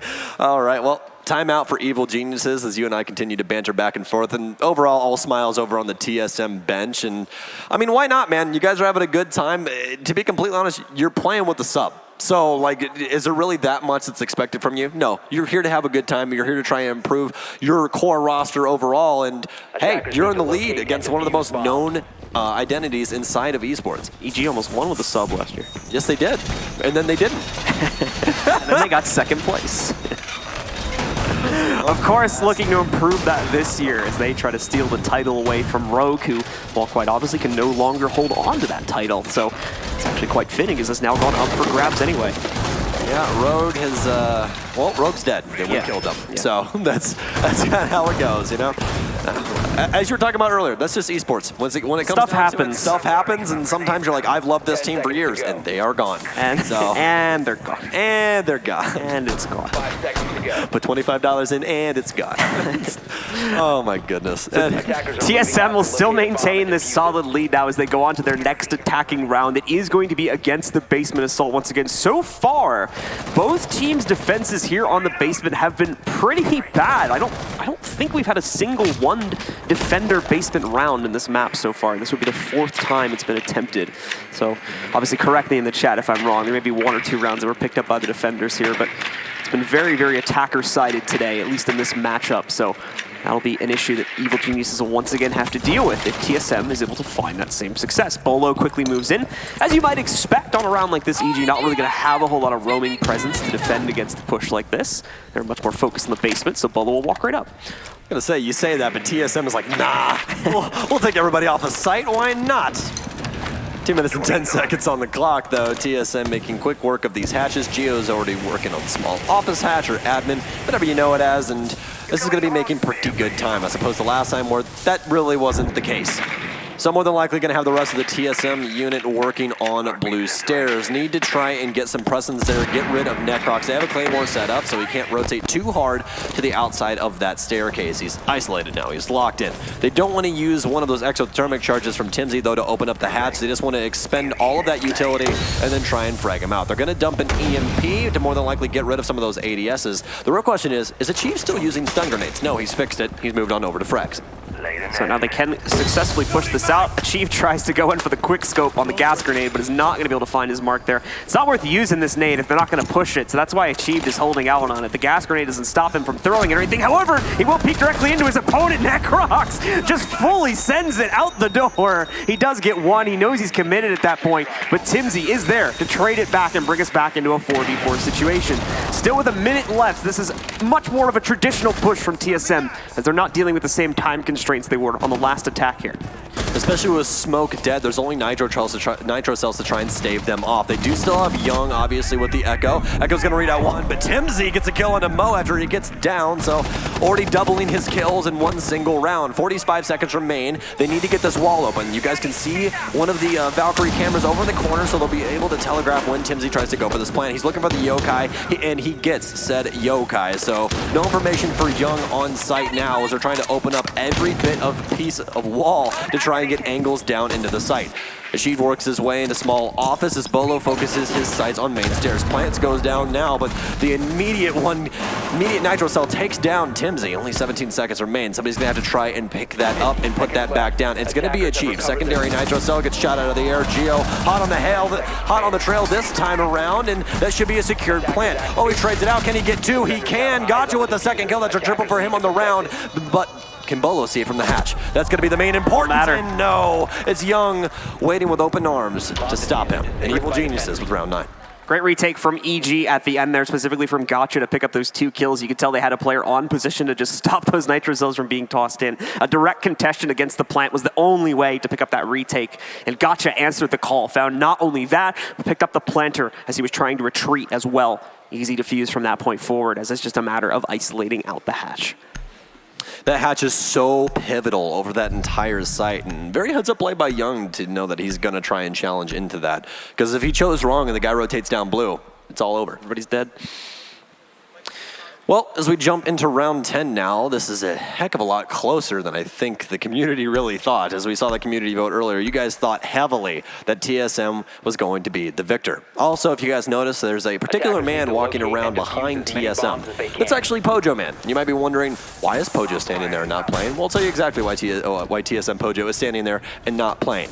His visa didn't come through in time, and it's not in the rulebook that you can't coach without a visa. So that's exactly why he's standing there. You have to have the visa to play. You don't have to have that visa to coach. So he will be helping them out throughout the weekend, and so far so good, I'd have to say. They're up on round count, and I mean, what else do you really have to say about that? Exactly what they need in this point in time. EG, though, hot on their tails. They may not have that advantage for much longer if things continue as they are now. It's always been that basement site, though, where we've been seeing teams have a lot of issues, and EG finding a win there is possibly a sign of change. If we don't end up seeing more success come from TSM on this next Teller's attack, where previously, again, they've done some pretty good work here. All right, well, MBK readying himself for a gunfight towards the car parking lot. Not going to find much as no one will actually rotate up there. Bolo instead has other matters to attend to, specifically ATMs. 2 drones roll in, and more than likely 2 people will as well. Since there's a castle barricade, they're going to use Achieve's big breaching hammer to break that open. And now Bolo has free reign all over a lobby. is going to be the Archives Teller's hold here. We saw TSM favorite this on their defensive side. We'll see if Evil Geniuses is like-minded. Still just trying to knock out some of the windows to deal with the upstairs defenders that are going to be in position near CEO and some of their surrounding rooms. TSM and specifically GL will be droning this out over the next, I would say, 30 seconds or so before we finally start to see them commit. And there's that presence being exercised. We've got Bolo kind of spamming in right now over towards the elbow to see if anything is going to be picked out from there. But again, nothing revealing itself this early on in the round. It's still very, very early days here for EG to be trying anything aggressive like that. It's a bit too late, a bit too past the expected point that we would have seen that being tried in the early round. Easy goings for TSM. They already have a wall open as well. As you guys heard the exothermic charge go off from Timsy, and he's also got the diffuser, so make sure you guys are paying attention to where he is on the map, because that's going to tell you when things start to pop off. MVK gets the first kill on the Bolo. That was the man who rotated in through ATMs. Achieves is literally inside of the building already. He's got the vertical pressure. Timsy with one. He catches Gotcha on rotate. I'm going to assume up square stairs. No, he rotated up E2, actually, near Janitor. Chief catches someone on Banana, but it's going to be right on the tailcoats. Mo finally taking quite a bit of damage. Achieved confirms the kill, and they have the opening frags that are needed. But now they actually need to get to the actual site. Achieves first sledge break through the floor. Shows a little bit of the A site as Geo just starts pre-firing through to see if he can possibly get anything. Merc once again looking for any opportunities that might be presenting itself as he pops open that main doorway. The rest of TSM not necessarily looking like they're in position to start anything just yet, as Achieve goes looking for pretty much anything up here. But again, EG not lining up into those positions, so no additional kills being found just yet. TSM can't really hold this off for too much longer. We need to see a commitment, and we need to see it soon. Otherwise, EG's man disadvantage may not really be much of a factor here. If TSM leaves themselves only a couple of seconds to move in, that's going to change now, and it seems like they were focusing on a bit of drone presence, which may explain the cause of delay. Finally, they're able to pick up that third kill on the round, bringing EG down to only 2 players here now, one of which is in the basement. They might have to rotate. Yeah, this is a very, very large gamble. MVK switching over to the pistol to try and get a little bit more movement speed. Young shuts down the first one, but Timsy's the one with the diffuser. Make sure you guys are watching where he's at. They do have all control of the site now. Nitro Cell comes in, but it's not going to be marking. No! Young takes down Timsy behind the table. They didn't have complete site control, and that's exactly what's going to happen. He finds the right angles and ends up clicking the head of the Thermite, and that's going to be an easy round for Evil Geniuses. And there's the issue for TSM on holding off that play for so long and trying, hoping that their sledge would have picked something up from upstairs, and that doesn't happen. They didn't have the time necessary in order to get into the site, and it didn't seem like they got the appropriate amount of intel for the post plan, as they never caught that rotate back into the site. That would have eventually led to the loss at the end of it. So 5-5, we are tied up once again between these two teams, still on the first map as well. Both teams now need to run a flawless 2 rounds in a row if they want to end it in regulation. Otherwise, if they trade the next 2, we will be going to overtime to decide the first map. Defenders, protect your bombs from being defused by attackers. All right, well, matchup at 5-5 through 10 rounds. We're at 11, so somebody's got to take the lead here. Can TSM possibly stave off Evil Geniuses, or will EG finally bring this back to the top? Again, the Evil Geniuses, this is their map choice, so 5-5 is not something that you'd exactly expect on that, but especially when, you know, Evil Geniuses is kind of the bank team. That's what everyone regularly talks about. Obviously, lots of roster changes since then, but still, I feel like that fact is known.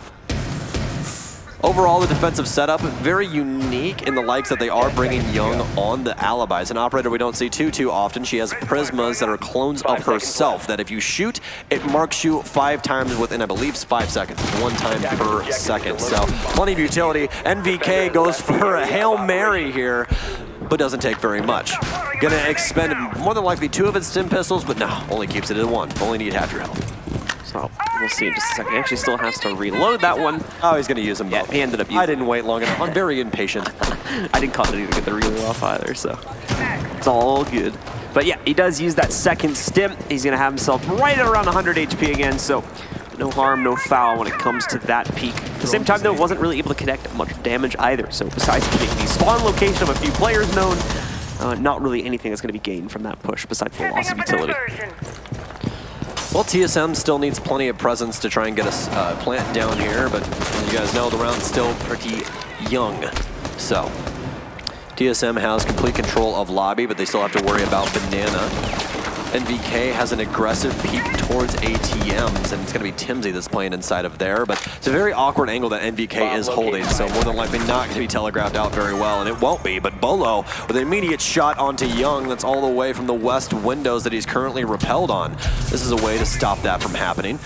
Merc beats some barb at the top of the main stairs. Here's one coming E2, Nitro Cell, but he backs off immediately, so it's not going to deal too much damage. Some flames burning inside of the front office from more than likely Geo's crossbows is the only one that could possibly have that effect over the map.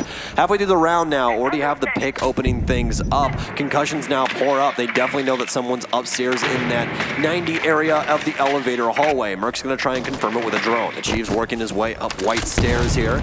Merc to challenge, but he might get challenged in from the front office. It's going to be NVK on a prone angle. G almost gets his head torn off as someone pre-fires through the windows towards the western side now. This take needs to happen. TSM expending so much utility, so much time on trying to make this work. Mo reps one, it's going to be Butlow. It seems like Evil Geniuses is really starting to take the lead here. Achieve though, sees an elbow. It's going to be the elbow of the Valkyrie. That's Gotcha playing inside of Meeting. Still do have two other remaining members of TSM, but as long as they have this elevator hall locked down, it's going to be very hard for TSM to gain any footing. Gotcha takes down, or excuse me, Geo takes down one, Achieve takes down another. Mo with a quick move takes down Timsy. Geo to fall as well. It's all left up to Achieved. He shoots a Prisma, but now they've got markings on him. 37 seconds remain. It's all foot right there. Should have seen a foot to his right side. He's not going to be able to find the damage he needs onto it, however. Goes hunting, peeks into conference room once again, but fails to notice Necrox beneath the meeting table, and that's going to lead to his death. EG's resurrection here into the lead as well, as they put themselves on map point at 6-5. They win this one. They've got control of the map, but it's only this round they have to close it out. Otherwise, we reset and go into OT. Oh, so that's why Gotcha's playing so well. He's got RGB on his mouse pad. You gotta have that RGB mouse pad, Dino. Does he actually have that here? Yes, he does. Yeah. Got to RGB your RGB, folks. I feel like that's how you're a real gamer. I feel like that would be like a pain to travel with. Like, it probably is. I mean, it's a soft mat. It's not a hard. Oh, so it actually rolls and stuff. I would assume so. That's what it looks like, at least if I know my products. I've never actually used one of those. I've had one and it was abysmal, and I got rid of it immediately. So But overall, a great showing from both sides of the coin so far. Specifically, Evil Geniuses. I'd say that Gotcha is filling the roles out very, very nicely. And a well-timed timeout from TSM as well, as Poach has got some thoughts on things. Seems that the coordination from the defense really hasn't translated too well to the offense and how they were really handling things. Their defensive unit, they were just wrecking ball through the entire offensive unit. That was the plan. It's like, okay, we're literally just blitzing. That's kind of the plan, you know what I mean? On their offense, though, a little bit more slow going, and EG has been able to capitalize on that by playing passively, but with these aggressive angles, like what we saw from the top of the grand staircase, where they held down from inside of the front office as well as the elevator hallway, just kind of pinched the top of the staircase. It's very difficult to fight two angles at once, as everybody knows. So while they're playing extremely passively and only trying to go for one piece of land at a time, it's very easy for them to handle that. Well, guys, pause has concluded, so we are going back into game here in just a moment. And once again, for those of you who may just be joining us, EG currently sits on map point in a best-of-3 series, going up against TSM. They must win on this round, however. Otherwise, if their opponents, TSM, pick it up, they go to overtime. And that potentially opens up a possibility for TSM to steal this map as well. All right, well, EG goes downstairs for our last round of regulation here on Bank. We're gonna have plenty of denial utility this time. We got nitro cells galore, as well as two of our hallmark operators in denial. Young on the Echo and Necrox on the Smoke. Those toxic babes especially. Fantastic utility in order to stave off an offense. They can deny 45 seconds if played absolutely perfectly. They each deny 10 seconds, but with dancing back and forth with the diffuser and what have you, you can deny just a little bit more. Attacker's objective is to locate so Prep Faye's going to finish off here. We've got the Attackers TSM spawn out. We've got a fact as well. In EG's last 5 games on Bank, they've won their basement defenses 83% of the time. At the moment, however, they're only 1-1 with a 50% win rate. Well, that's a stat. Important to know, like I mentioned this earlier too, defenders on that basement site have been a pretty mixed bag, so this might be the opportunity that TSM needs. Mind you though, the only round TSM won was on that crazy last second drop play that probably kind of caught Evil Geniuses with their pants down a little bit, so. Yeah, I don't feel like that's gonna happen again, unless NVK somehow dies while sitting inside of Gold Vault. But I don't see that happening either. So a lot of this comes down to, your more traditional methods of execution, which we saw that. TSM still came close to winning that round as well, but ultimately faltered on the retake from EG. Well, they know Young's inside of Garage, as you guys saw. Bolo's little wrist scanner is able to read anyone on their phones, and since Echo is going to be doing a lot of that, you can see him through walls, as well as that cardiac sensor in the hand of NVK. Young trying his best to wait for any opportunity. I don't think he's going to catch any aggression from TSM in the Garage itself. We do see Merc once again trying to knock out those toxic gas grenades before they can be deployed, but so far no luck on that, so Necrox is going to continue to have his capability to throw aggression at these stairs. The drone does move in and should have caught the fact that there's no more ADSs sitting in the stairway here. There is still a Yokai drone though, and that could cause some problems, but apparently not enough. Merc gets a clean kill on Necrox, and they now have the stair control. That was so well orchestrated. Dump the frag grenade down as well as peek, because you know it's not going to be in range enough to do any damage to you. A little bit of a surprise for Necrox sitting at the bottom of blue as well. The hatch is now open. This is the time for TSM to take over the site. Need to get the wall open and start burning through this utility as fast as possible though. 2 nitro cells to expend as well as getting rid of some yokai, but we do still have 2 EMP grenades as well as Bolo alive with that IQ.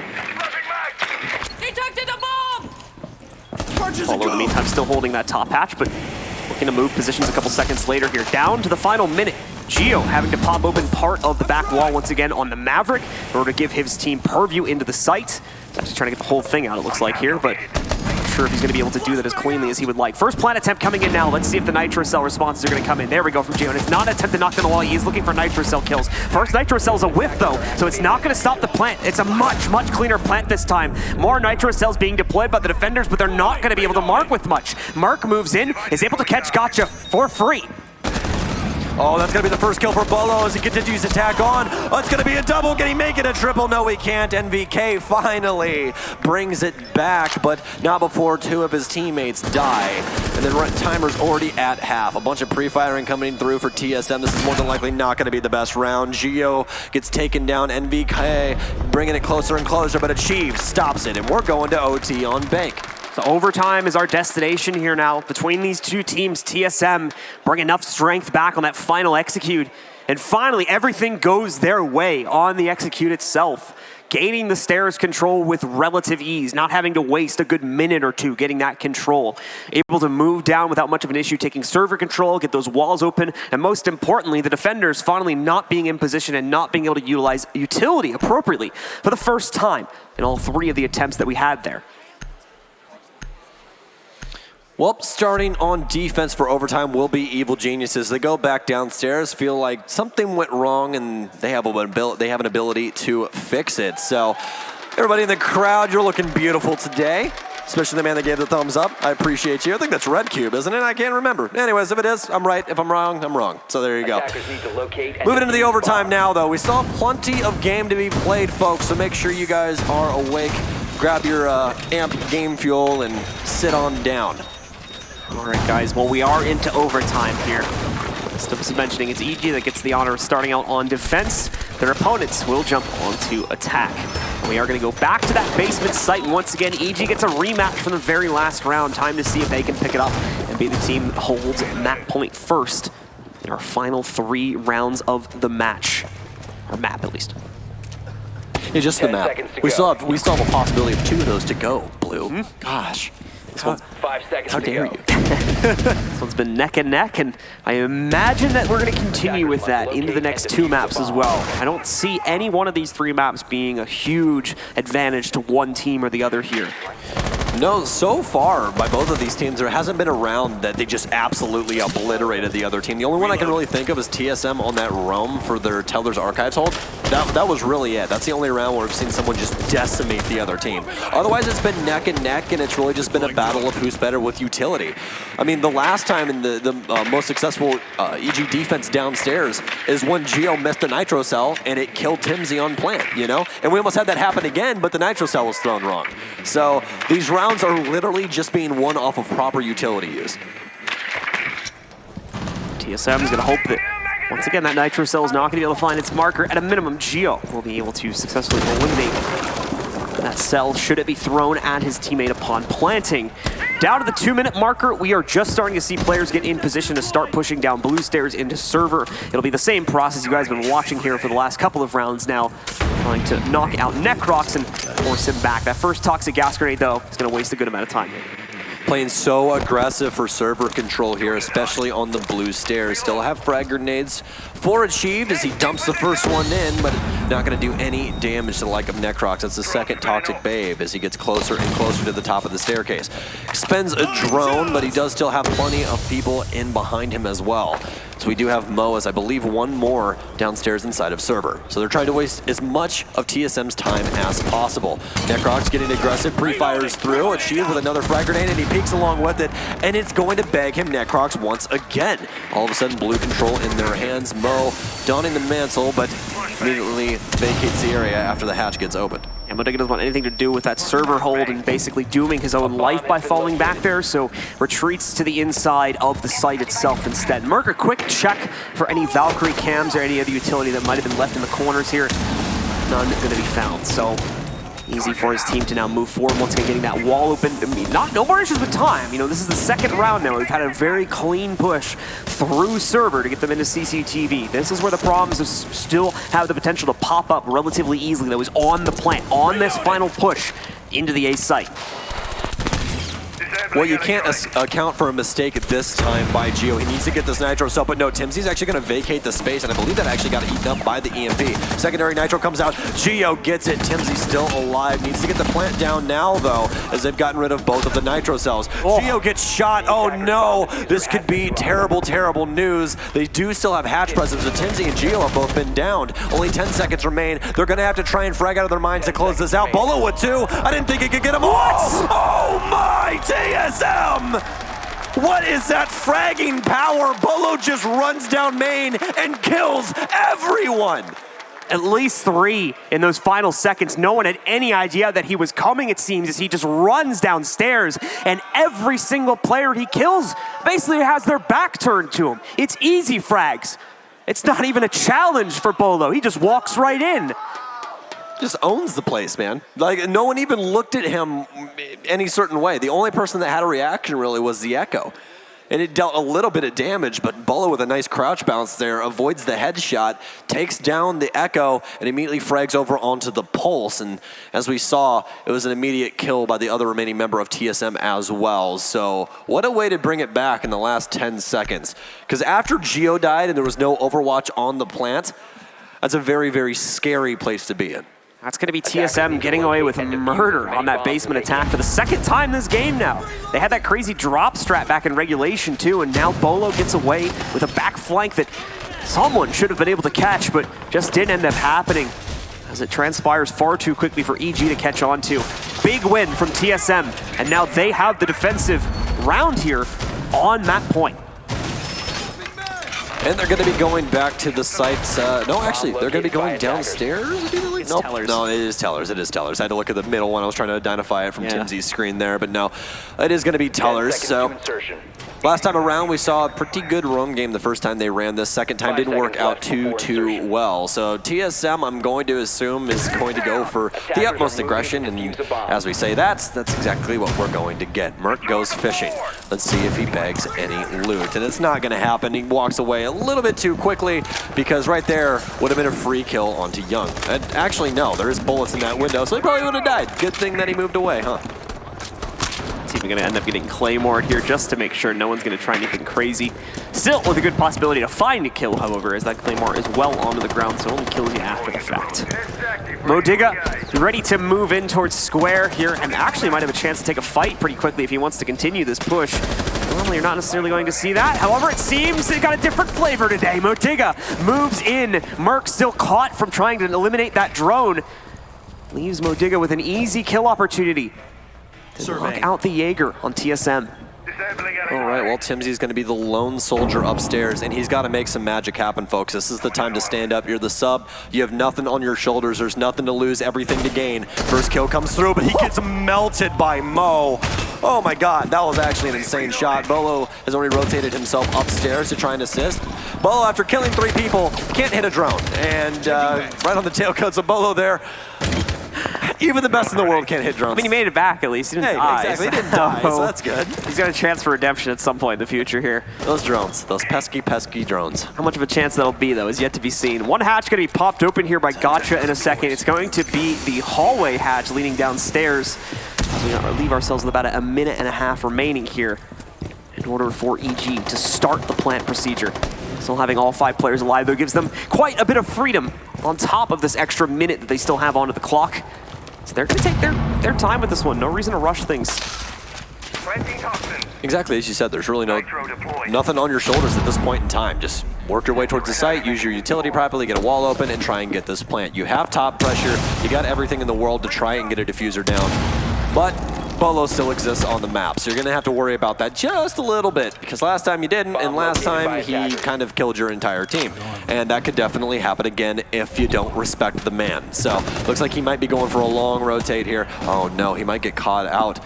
Holding a tight angle outside. Mo finds one. Can Bolo possibly read into this? It's a triple for Mo in the round as well. Goes for the shots, but he didn't see him. Necrox wins it out. It's going to be all left up to achieve in a 1 versus 5. Oh, he takes down the man with the diffuser. Only 27 seconds remain. Can achieve stave them off. He doesn't have a nitro cell anymore. He goes for 2. He hears the mag, gets flipped open once again. Is somebody rotating in from behind him? No, they aren't. He might get it, but no. Evil Geniuses pushes it to the limit, and we're in the max round inside of overtime. We're digging just a little bit too on point right now to be able to be stopped in that final fight. But it nearly happens. We nearly see the clutch attempt come out from TSM once again. EG wins it this time, though. Great intel and smart play wins them that round, putting them at the 7-7 map point here at the beginning of this series. They go on to defense for it. They're going to move upstairs as the site they just won before is going to be locked away. Well, do or die time now in map 1. Somebody's got to take it, and somebody's got to go into map 2 down 1. So either we do have what you say, Blue, and someone's going to win this in 2-1 fashion, or can Evil Geniuses possibly take their map and try and swing things through to the second? It is going to be Evil Geniuses on defense. They're going in Executive CEO. This is actually a site where we saw a successful plant go down the last time we were here in pretty impressive fashion. It kind of just came out of nowhere. They got some pressure over inside of the janitor area, and then immediately had Timsy put down a diffuser behind the desk. So overall, pretty successful, especially when it came down to the 1v1 situation when the last man alive for TSM was Geo on those northern windows. That's a power position. You're going to have an extremely difficult time trying to get him off of there without hopping the window. Props to that cosplay, by the way. I saw that on the left side of the crowd there. That was awesome. So we'll continue to move into this next round here. What was the cosplay? I think it was the pulse skin. Oh, I was looking at you while I was talking. Yeah, I think it was, yeah. Is it the pulse skin? Yeah, with the mohawk. Oh! Yeah. Mohawk pulse skin, man. Yeah, I think that's what it was. He did the animation too. There's one of those guys in Japan as well. Oh, was there? Yeah, he like that. He got there. He slicked it back and everything when he beautiful. He did the whole animations. Whoever you are, I love you. Props to you. Yeah. All right, guys. Well, back into this ultimate round of the matchup here now. She's going to decide the opening map of it at least. Both teams have been fighting neck and neck this entire map. And it's come down to this. The winner of this one takes it all, at least on this map, and moves on to the second with the series advantage. TSM on the attack once again. We've been seeing great stuff from them on this attack, but also quite a few mistakes. The same thing, however, can basically be said for EG going into this matchup. Oh, Achieve going to get rid of a little bit of utility down there, trying to find the goo mine. Finally does. It's Young that's rocking the Legion this time around. Only one ACOG picked up. It's going to be NVK. Last time we were on this site, we saw him challenging towards those western windows to see if anybody would repel. We've seen Bolo playing that quite often throughout this map so far, and he's going to be doing the exact same thing, but this time from the front of Bank instead. Timsy put an exothermic charge on. It's going to be the right-hand panel so they can watch it from the window. Now they just need to try and get a plant down here. Still plenty of time on the board as Timsy is well aware of someone trying to rotate through janitors, if they so do. Timsy trying his best to try to keep an eye on for that push, but again, EG for the most part hasn't been getting super aggressive towards square. It's been on other parts of the map we've seen that aggression ring out from them. TSM in the meanwhile, again, still taking their time with the lead up into the execute itself. It's been good and bad depending on the round, so I don't want to judge that too much right now. Merc on hunting, trying to find the player hiding out in Janitor, and he nearly finds his mark. Just a couple inches off there. The crosshair positioning. Second wall going to be attempted to be popped here by Timsy as well. see if that's going to work out. We'll also bring the Tobii eye tracking in here for Merc. Get into the mind of the player and see what exactly they're thinking about in these rounds. That orange bubble you're seeing, that's his eyes. That's exactly where he's looking.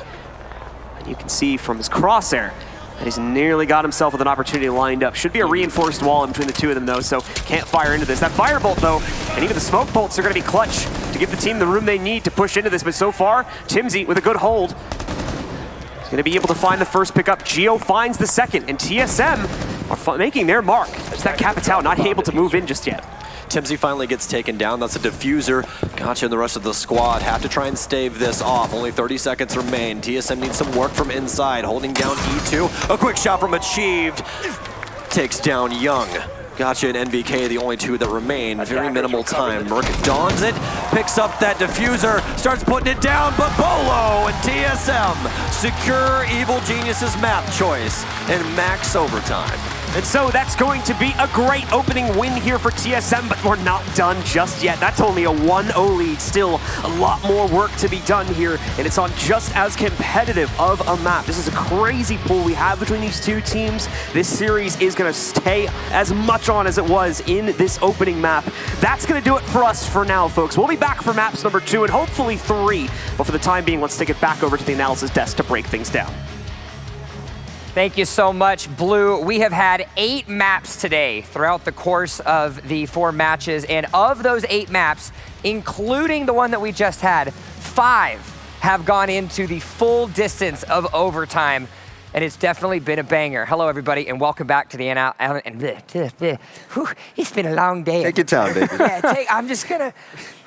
Welcome back to the Analyst Desk, guys. What's good? It's the Mountain Dew Amp Game Fuel Analyst Corner. My name is Jump. I got a Rams and a Valley. Gentlemen, it's safe to say that we have had a long, grueling day for all of these teams, and TSM certainly went in off the mark. They fought in the trenches, and they came out in the round 15. The game's long, but I'm not complaining. To watch Achieve go off like that, I believe he almost had 20 kills or around that mark. He did have 20 kills. Yes. Achieved has been lights out, but also Timsy. Timsy is starting to fit in a little bit. You see him starting to play a little bit slower, going for the plant, and I really love the strategy that TSM brought in, especially downstairs, CCTV. Yeah, TSM is definitely putting Timsy in a role to fill, and he's doing a great job filling it. You see the rest of TSM playing off of him and getting tons and tons of frags. I'm pretty sure everybody on TSM, the main TSM roster, had double-digit kills, and then Achieved had, 20 during that map, which is ridiculous. We saw some crazy plays. One thing to point out about both of these teams is that they match up very well together. Yes. We're not really seeing a lot of non-challenges or running away from engagements. Everybody is engaging each other constantly, and they're holding each other up and just playing, I would almost say, picture perfect Siege. I haven't seen any blaring, ridiculous mistakes. Nobody's screwed up royally, you know? And it's showing why a map goes into overtime like that. And I think something that we have to take in consideration to piggyback off of that point exactly is we've seen instances in some of the previous matches where teams get a little scared. They have a little piece of hesitation. There's not a single player of any of them on either one of these teams that are afraid to go around a corner when they need to, and that's why we're seeing some of the highlight-worthy plays that we're seeing today. If someone thinks that anybody plays scared, let's go ahead and rewind back to Bolo running down main stairs and getting all those kills to help his team win. It was phenomenal. Everybody was peeking each other. Everyone was clutch, from Gotcha, Net Crocs, everyone else. It was fantastic. Yeah, that was the ace in the hole play, the Hail Mary play for that round. They were literally hopeless, and Bolo running down those main stairs and getting all those frags while everybody was looking in opposite directions. Who else do you want running down the stairs behind everybody with a 3-speed? You definitely want it to be Bolo. Yes. And then on top of that, EG playing so smart, really playing to their strengths. Young won a round for his team that seemed practically unwinnable. Yeah. I think it was a 4v1, and he just one-tapped Timsy through the wall while he was planting with 0 seconds left. And it's plays like that really make you go, wow, they really know what they're doing. TSM edged out the members of Evil Geniuses 8-7, of course, going the full distance. But Evil Geniuses are not done just yet. We're heading over Consulate in just a second to have that. But before we do that, let's check in with EG coming into R6 USN. I'm MVK, Young, Gotcha, Necrox. and Modiga. Our journey to get to USN was just the third qualifier. That we just decided to play in it kind of late because of other things going on. We had some pretty good teams. I think we bit LG in our run, and kind of it.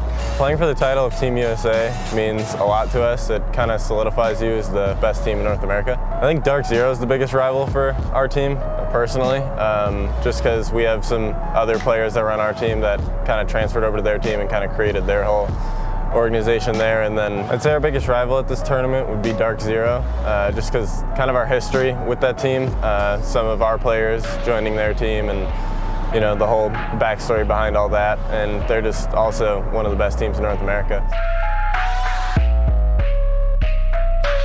Yeah, we're enjoying our time in Vegas. It's our second time here, so we're kind of just exploring either the places we didn't get to go the first time or revisiting old spots that we enjoyed last year. Yeah, we have some special strategies and tactics for this tournament, but can't share any of them because they're all, you know, behind closed doors. We got to use them. The most important aspect of the game to be successful, I think personally, is your teamwork. I think no matter the strategies you guys have or the aim, nothing will work or come together unless you have the teamwork and you guys click together. Evil Geniuses giving an inside look, and I do want to say, whoever was babysitting them during that definitely didn't get up with the same upbringing that I did, because if I ever slid down the railing on the stairs like that, my mom would have had me in a timeout corner faster than anything. Oh, it would have been over. Good. It wasn't. Faster than I could lose $50 at the casino? Probably not. That's definitely no. You lost That's that one. extreme. That is faster. That's like Sonic fast in that one. All right, let's go ahead and take a look, though, at what we have for the statistics coming out of that map number 1. I know it's something we want to take a look at because the fragging was all about it. Achieved 20-9, gentlemen. 20-9. Yeah, Achieve was lights out. Yeah, of course we could talk about the prettiest stats on the list, but Evil Geniuses gave him a really good run for their money, and there's one player I really want to highlight. Even though his stats aren't the best, Necrox. Every time you see him on blue stairs, the fact that he was holding back 2 to 3 people every single time, wasting a lot of time as well, 30 seconds, a minute at a time. Yeah, you might not have popped off and got 2-3 Ks here or there, but he was essential in a lot of these strategies, and he tried to help him win. Some of those rounds that TSM lost was due to, I don't want to call it poor time management, but they were falling victim to the clock, and that plays a lot into what you were just saying about how much time Necrox was wasting on this, you know, in different locations across the map. Just the way that EG was playing, like I said, they matched up so well, and a lot of those rounds, I want to highlight this one more time, a lot of those rounds came down to such minute things, like Geo shooting one C4 out of the air, but not shooting the next C4 out of there. Then another C4 that he would not have been able to hit, but it was misthrown. You know, like things like that are what were the defining factor into who won that game. Gentlemen, the chapter of map 1 is now closed. We get to move on to Consulate and get to see if Evil Geniuses can turn it around. Knowing what we know about Consulate as a map, what do we need to see from Evil Geniuses to make sure that they send us to a map 3? Evil Geniuses, they're actually pretty solid on that map. I still want to see the MVK Modiga roam as well, because there's going to be a lot of freedom for them. A big challenge for TSM, or whoever starts on attack, they're going to have to look for those roamers. Consulate is such a big map to go around, hide in little weird places and get a lot of kills after the team win. Yeah, specifically trying to clear out, you know, roamers. You think if you're defending upstairs or in the middle floor, you want to get rid of the C4s that are available to the defenders. You want to get rid of those operators as a priority if you want to clear roamers and not just attack the site and take control of specific locations on Consulate that are well known by the community because it's been such a long-standing map. Yeah. And everybody pretty much knows it. They added that extra bomb site, however, you know, not too long ago. That doesn't see a lot of play, but I wouldn't be surprised if we saw that defensive site picked regularly by both of these teams. They're both teams have the ability in terms of like just being able to adapt to the way a new map is played and catch weaker teams off guard by that. But I think that both these teams, like I said, match up so well together that I feel like it's just going to be another close game. All right. You've got to pick an X factor on each team for this. Evil Geniuses as an X factor to make it to map 3. An X factor, of course, on the opposite side to make sure that it gets closed out. Who's it going to be? I think that Timsy, once again, you have to commend him for how well he played his role. Yes, he didn't show up on the scoreboard, but he planted the diffuser multiple times, and he did pick up frags in specific rounds that were impactful. So it's not the amount of frags that he gets, but it's his positioning and his ability to follow instructions for his team. I think if he continues to do that, TSM will continue to be successful. His run was pretty vanilla because more than times than often we saw Timsy just stationary, waiting to get a pick, and he was mostly by himself, not making a lot of plays to help out his team. But I still think the X Factor is going to be Achieved. Achieved is just way too good to overlook him at this point. All right. Well, of course, we're hearing constantly throughout the course of the day, and even more so the course of the weekend, about what the analysts, the casters, everybody likes to think. But we want to know what you guys think about it as well. Make sure you head over to Twitter and use the hashtag R6USN to get involved in the conversation. As you can see on the ticker below, we've been making sure to bring some of those tweets to life, and we want to consistently be able to do so. I fully am also well aware that Jackie at one point stole your tie, and good. Unfortunately, she didn't burn it. She actually just gave it back to you. Map number 2, though, it's ready to rock and roll. Consulate is loaded, and we've got 2 beautiful casters that are ready to bring you the action. Stokes, Blue, let's make it happen. Thanks very much, Jump. It's time, ladies and gentlemen, for map number 2 between TSM and Evil Geniuses. TSM takes the lead for the time being, but now we move over to Consulate. A new map and a new day. Time to see if TSM can bring us another 2-0 or if Evil Geniuses still has something to say. That music in the background just made that perfect. I'm just gonna say that. But Evil Geniuses versus TSM, it's map 2, as you said. If you look at the top of your screen or just join us, there's a little white bar next to TSM's name. They picked up the first map. It was Bank Max Overtime, but don't go back and watch it just yet. We still have plenty of Siege action right here for your beautiful faces at home. It's gonna be Consulate, Capital order removed, Jackal going to follow suit, more than likely going to see a Valkyrie ban as well. Capital still making sense, though. We saw quite a bit of play from that in the last map, and there's quite a bit of room to use it here specifically to open up a lot of execute opportunities that otherwise might not exist. So knocking him out here is going to be pretty essential considering the play coming off the last map. Maestro is going to be the next choice. We've already talked about that. It's basically pick your poison between him and Echo right now in the meta. So he'll be chosen to be removed once again. And then there you go. Stokes the Valkyrie as the final ban, with EG's pick being the last. She's just too damn strong on this map, man. There's so many places to put Valkyrie cameras throughout Consulate. Trees, palm trees, pots, plants, everything. It's truly incredible how much, presence she can have on Consulate overall. So getting her off of the field is going to make your job a lot easier instead of having Bolo walk around the entire map and look for all of those. But they're not even the ones who removed it. It's going to be Evil Geniuses taking that away, which on the defensive side, yeah, sure, why not? It's going to leave Mira on the board, which is something we don't see too often, but on Consulate, she's not the hardest thing to deal with. Yes, there is a couple of setups where she can be put to a very effective role, but Consulate overall is not one of her best maps. So we'll see what Mira is going to be able to line up exactly once we get into the round itself. Here is looking like EG is going to start with a basement hold since they get defensive start. Most useful spots we're going to see her used will be here on the basement and probably the first floor, the lobby site as well. Maybe some usefulness to come in on the second floor as well. All right, well, Evil Geniuses, again, going to start off on the defense. I'm very interested to see how they're going to set up this Mira, because downstairs there's really only 2 ways you do it. Either you put one inside of the security office as well as one inside of the kitchen, or you put them both inside of the security office. That's really all that we've seen. Seems to be that Young is going to be popping open quite a few hatches with a secondary shotgun. Is everything okay? Just making sure. All right, I think we're all good. All right, it's going to be a mid-hold here, actually, with Young, so they're going to definitely pop that hatch so that they can abandon ship when needed. I'm going to assume he's just checking a couple of settings there for just yeah, no, we didn't have any chat messages or anything, so. Yeah, I looked over as well. I had to make sure just to check. Everything should be A-okay, but like you said, I'm pretty sure he was just checking a notebook or something like that. Yeah, dig deep there. Maybe he just ulted. I was supposed to put it to the pixel to the right or the pixel to the left. I gotta make sure of that. Maybe he just accidentally ulted. Who knows? We've got Merc that's going to be actually very quickly swinging into the inside of admin here, and because the wall was left soft, spamming just to try and clear out anyone that might have been waiting in that position. Well, he is going to have NVK as well as Modiga all the way upstairs, so a little bit of a front shown here by EG that TSM's going to have to deal with. Tim Z's all the way on the western side of things because he is Thermite. He has to get that wall open eventually because they need to try and put a diffuser down, but they want to go for this roam clear first. Bolo has some presence over towards the balcony area of Projector, but hasn't found anything just yet. They actually did a pretty dang good job so far of clearing everything out, getting rid of all of the cameras, and now they have the top floor in under a minute.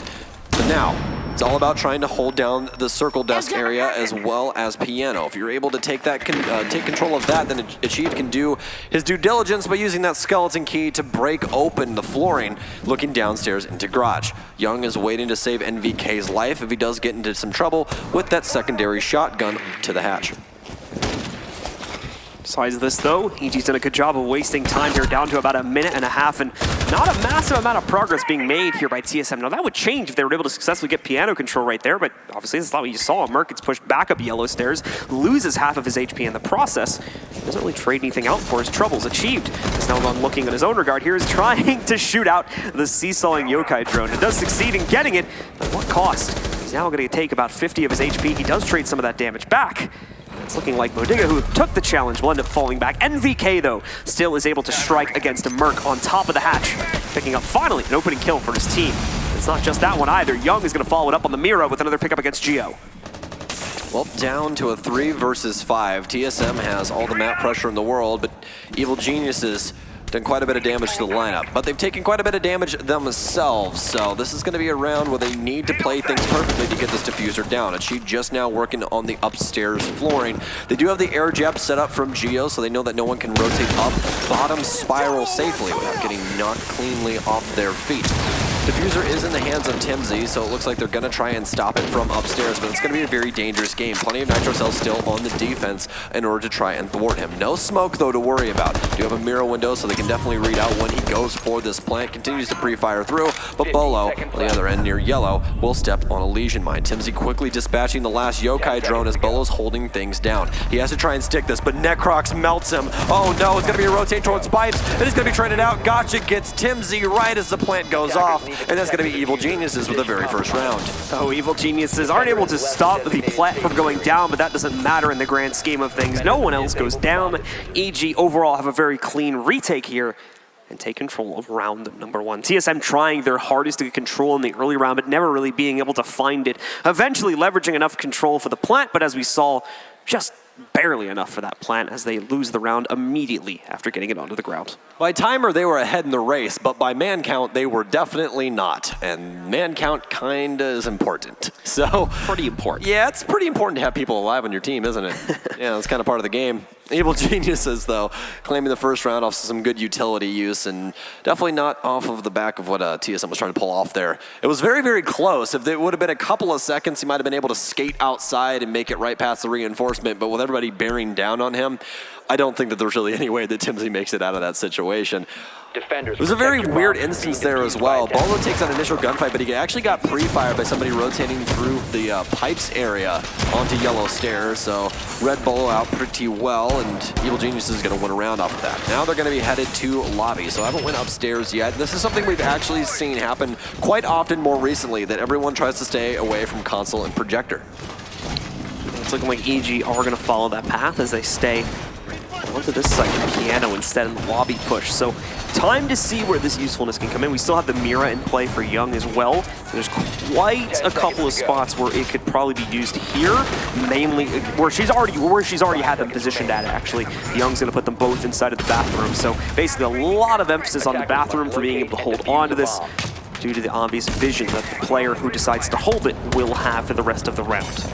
Attackers have located a bomb. All right, well, second round here, and same setup for TSM. More than likely just going to try and keep some more bodies alive. I specifically like what they've been doing with the Nomad so far, trying to lock down and isolate out these Evil Geniuses players. Last time it almost worked as nobody could possibly rotate upstairs, but eventually you have to work your way into sight. And when there's 5 people still alive, it's not going to work out in your favor too well. 30 seconds already expended as it seems to be a west to east clear here. As we've got some upstairs pressure. Merc challenging back and forth on the antechamber window. Has some concussions as well as an impact, and I believe that's going to break the Mira if he hit that correctly, as no ADS could possibly eat it up. Nope, it just impacted the front of it. Oh yeah, it looks like he actually impacted the bottom there. Oh no, it's on a reinforcement. I apologize. Yep, so not going to be able to be knocked out. They'll keep it alive for now. We'll bring in the Toby eye tracking for now on Merc as well here. In the meantime, though, Bolo is able to pick up a kill against Gotcha from the front door. Merc does find success, though, in eliminating Necroc, so he's going to be able to take him down. Looking for more. All eyes on the aim right now, as he is trying to, again, focus on that kill. Eventually, though, Gio is going to fall next, as Modiga is able to find the pick on him. First kill for EG in this round, so they are just barely holding on, but that's a start for them to try and force their way back into it. So never cancel yourself because sometimes you're wrong. He impacts it, but it doesn't get it. He works his way up towards the mirror that is on a soft wall. Merc doesn't deal too much damage to Young, but Timsy takes down Mo on rotation. All of a sudden, it's up to Young and NBK, and that's a kill you don't see happen too often. Secondary shotgun for Mira, bags himself a bolo. Merc trying to work things through, but Achieve takes down NBK. It's all left up to Young, who's stuck inside of bathroom. Shifts over to the Vector, pre-firing on through. Can he possibly get him? No, he can't. Merc gonna take quite a bit of damage, but Timsy's already successfully put down a plant here. Pre-fires through once again, and eventually gets taken down, but it's gonna be a trade on yellow. So Young finally getting eliminated there towards the end of the round as TSM is able to successfully harass their way into the site, essentially, which is immediate pressure coming out from the windows against the Mira, on top of pressure coming in from the additional side windows onto some of the other players. It seemed to be just a little bit too much for EG to deal with. I think EG was expecting something a bit more complex there that they would have been able to stop with roaming presence. As a result of that, TSM does get away with their push in, primarily just through the front door. MBK going to be picking up the alibi, and it's going to be, oh wait, cancel that. A little bit ahead of myself there. Now we're into the 6-pick phase. We'll see if he does get himself off of that or if he's going to stick it. It is one of those operators you kind of want to 6-pick into, but you really don't have to. People will still shoot your Prismas. It's not that big of a deal, as MBK will get locked into alibi. So, that being said, going to have to deal with a couple of those Prismas, a couple clones, but nothing that you haven't seen before. Going upstairs now as they immediately abandon lobby, feel like that was not working out too well for them, and probably a good idea. 2 for 2 on plants as TSM, so the objective control has been working out pretty damn well for them, but still, the rounds are at 1-1. More a matter of being able to close out right now for TSM. Early round, roam clear, things of that nature haven't seemed to have been issues. But that could still change with only 2 rounds being played out here. AG has yet to been really tested, in my opinion. The setup is going to work its way over here towards Projector, though. Necrox will be set up, as you might expect on the smoke, to be the player holding on the inside here. They still have Young on the Echo as well. So quite a bit of stopping power, minimum delay power being brought in here for EG. This is on top of pretty roam-heavy presence besides that, though. Well, we're going to have Gotcha all the way downstairs. It's a perfect place for the pulse.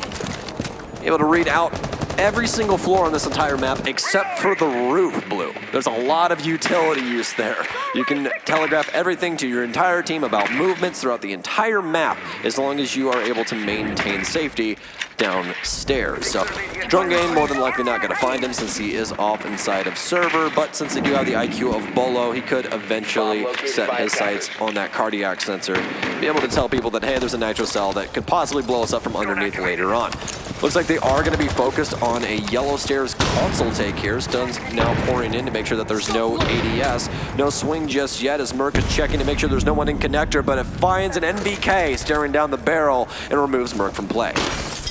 Chief still holding on to the yellow stairs skylight, waiting to see if anyone from EG might be found out. Just in a bad position down there. Very rarely do we see that actually happen, though, so more than likely just going to continue to hold it until later on here now, where we see him relocate to some window positions.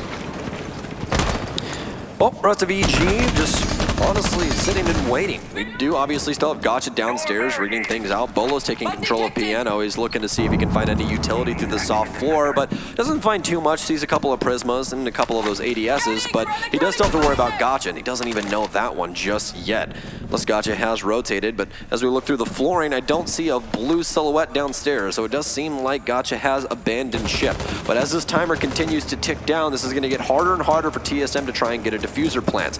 They have shifted their sights over to the eastern side of things. They still have plenty of time as well to try and go for a projector take and plenty of utility to do so as well. The only issue is now, though, they don't have a Habana. Habana is a lot better at trying to get the back wall inside of the long hallway to projector, so they're going to have to try and go face-to-face inside of these gunfights. Time getting low for TSM. It's been a problem in the past. It has often led to some sloppy plants. Got to be careful, leave themselves enough to execute. A lot of utility being expended now, specifically by TSM.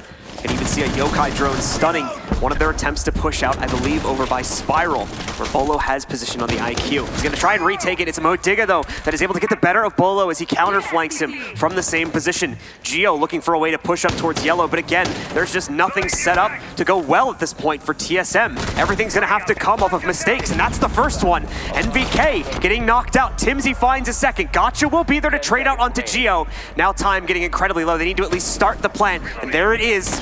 They need to hold it here, though, and make sure they get the confirmation on it. It will not happen. Gotcha and Modiga shut down the last 2 kills, and EG picks up their second.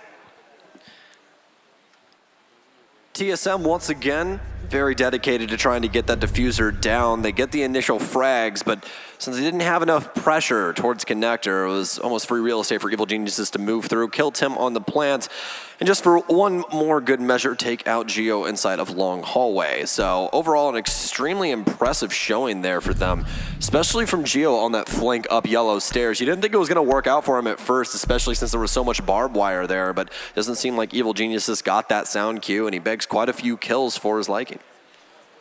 Just not enough in order to leverage the win at the end of the day. So EG remain in control on defense. Only by 1 round, though.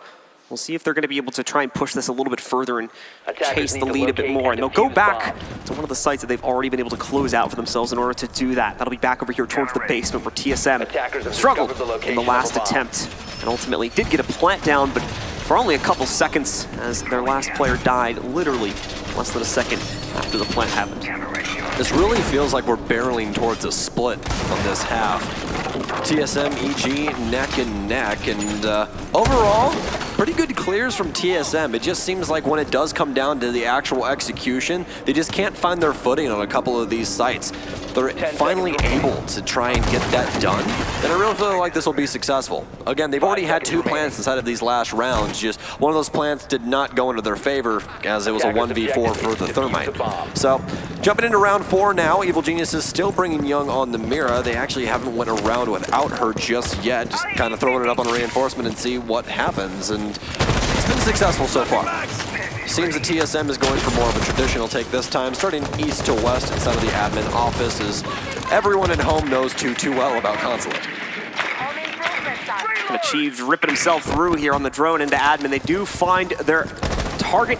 It'll be sitting a little bit deeper on the inside of this room, further towards Copier. So keep their eyes on that and now look to either eliminate or force that player out of position in order to get the access they need. It's going to be the latter of that, though, as they are allowed in with relatively scot-free. Even better, Bolo finds the pick as he's able to take out NVK. It looks like he was retreating towards yellow right before he got caught there. Well, the rest of the team focused on the mid floor as TSM's main offensive unit and the likes of Merc and Bolo as well as Achieved is upstairs. So drone games now for the 2 supportive players and the likes of Tim and Geo as they work their way through the mid floor. But Mo's gonna apparently bag 1 drone, as you guys heard Mozzie say his usual lines. Drone comes down yellow as we do have 1 remaining member of EG inside of Piano. I don't know exactly who it is, but it seems like they might have jumped down. No, it's going to be inside of Bathroom, actually. Chief still upstairs inside of Long. Reload! Takes down the camera, begins to rotate. Still plenty of time on the board for TSM in order to get a plant off here. Have the air jab set up already. Again, do still have 1 to worry about inside of Bathroom. That's more than likely going to be read out just because of the reinforcements on the walls towards the northern side of this. And that mirror. So you're definitely going to know someone is occupying that space. I've got a pretty good idea that the position is there, and it's going to waste, again, a good probably 20 to 30 seconds of their time trying to deal with that or force the player back. Pretty sure the hatch is open, so that option is there for our defender that wants to eventually move back. And I think that's more than likely what the folks from TSM are going to force here rather than trying to actually go for the frag. Young, however, is able to find a Nitro Cell on point here against Bolo, taking him out of the picture, and most importantly, trading out for the earlier loss of NVK. We're back down to even footing in a 4v4. Achieved, though, coming in, finally catches Gotcha, as he'd been hiding in that bathroom for some time. 45 seconds now, though. This is starting to become an issue for TSM. Again, the timing of it, they're going to try to force the problem in the last few seconds. Only 35 seconds remain. They need to try and get a diffuser down. They've done such a good job of it so far. This will be 3 rounds on their offensive set that they've got a plant down, and a 50% margin is pretty damn good when it comes to trying to get those diffusers set. Necrox and the rest of the squad sitting inside of the depths of kitchen as well as security. Already dropped off. Timsy pre-firing everything. They do still have Necrox to worry about with Yokai, so it's more than likely going to stop him a couple of times. Pre-fire's coming through, but it is going to be the Mira of Young to lay down next to Pipes. They've already got the plant down. Merc and Young going to trade on headshots. It had to be a tap each way, and overall, it's going to be TSM that still has the player lead. They have all of the vertical pressure as well as Timsy's abandoned ship all the way out to the truck. Doesn't have to worry about too much here. Just have to try and stave off anyone trying to defuse. A quick shot from the Chief takes down Necrox. It's all left up to Mo as he takes down 1 through the flooring. 1 versus 2, but Geo shuts him down on yellow stairs, and TSM with 3 plants so far. Most importantly, getting their revenge from the earlier lost round on this site. Much better for TSM as they bring things back under their control and try to put the lead back into their court as well. Now at 2-2, it's going to send the site choice kind of into limbo here when it comes to EG. They've got to make a decision. Do we, try that again? It, wasn't really as close as it was the first time. We did kind of get run over there, or do we, start to rotate to the other sites that have started to unlock? It does look like they eventually decide on going back down to the basement, so they'll make their 3rd attempt at this. I am still shocked that this number is actually a thing right now. If they don't plant again, they've planted in 50% of the rounds they've played so far on their offensive side. That's crazy. And through the rounds so far, they've planted 75% of the time. That just doesn't happen. We don't see teams do that very often. TSM's making it happen, though. That's map pressure. That's objective priority. That's everything that you want from a Rainbow Six Siege team, and TSM is knocking it out of the park right now. Evil Geniuses, though, in the defensive half, have done a pretty damn good job of retaking once it comes to that. The one round that they do have, though, as obviously it is a split here, 2-2. One of those rounds is when they did stave off a plant, and one of them is when they killed Timsy immediately after he planted. So both of the rounds that TSM have won, they have planted. And it's almost like if you plant the objective, you win, rounds. It's crazy. He's not necessarily playing too passively here either. It's not a situation where TSM just have too much utility pressure and they're forcing the players out of the site and getting plants that way. It is, still a normal play from EG where TSM has to knock out multiple roamers upstairs before they even come close to the site. So this is EG just unfortunately giving over a bit too much control to TSM on the sites themselves. It really seems to be very untraditional for this matchup that we have utility burnt in the mid game instead of the late game and that execution time. We haven't seen too much where it's just a utility dump for the execution. It's been a lot of, okay, we're going to stop them here. Okay, we're going to counter that with this. And then once they get to the late game, it's like, okay, we have a couple of bullets and a stun grenade. Let's make this happen, So the only real utility they've had going into the late game has been achieved with that Skeleton King. And so TSM once again are going to look to try and take the lead for the first time in this map anyway against EG. Steal it away from them and push ahead at what would be a 3-2 half going into the final round of the opening half itself. Gotcha still sits around, will be patiently waiting for the push to work its way in. In the meantime, Modiga struck first, able to find Merc on a Nitro Cell. So that's the Zofia gone much earlier this time from TSM and the utility that goes along with it. That's a huge pick as well, Merc. An amazing fragger for TSM. One of the 3-headed snake that we know, but Geo can definitely fill those shoes. We've seen him do it a million different ways on a million different teams, and more than likely not going to be any different for TSM. Still plenty of utility to try and handle this side and get a diffuser down, though, but this is going to be Evil Genius's most recent time with an opening kill.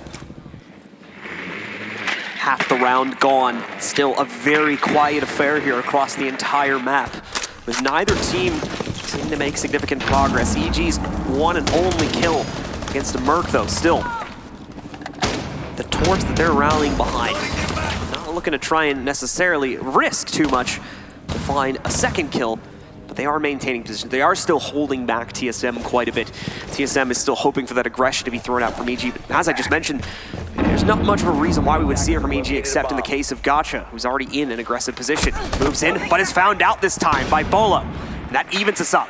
It was very scary there for just a second. Gotcha got out of dodge inside of bathroom. Wall already open for Timsy now, though. They just need the vertical pressure from the Buck. And as we said, it's been kind of a utility dump throughout for the teams in the mid game. But this time, it seems that everything's been kind of close to the chest. Necrox still has Toxic Babes. Young still has a Nitro Cell, so they don't have to try and do the dash in order to stop Timsy.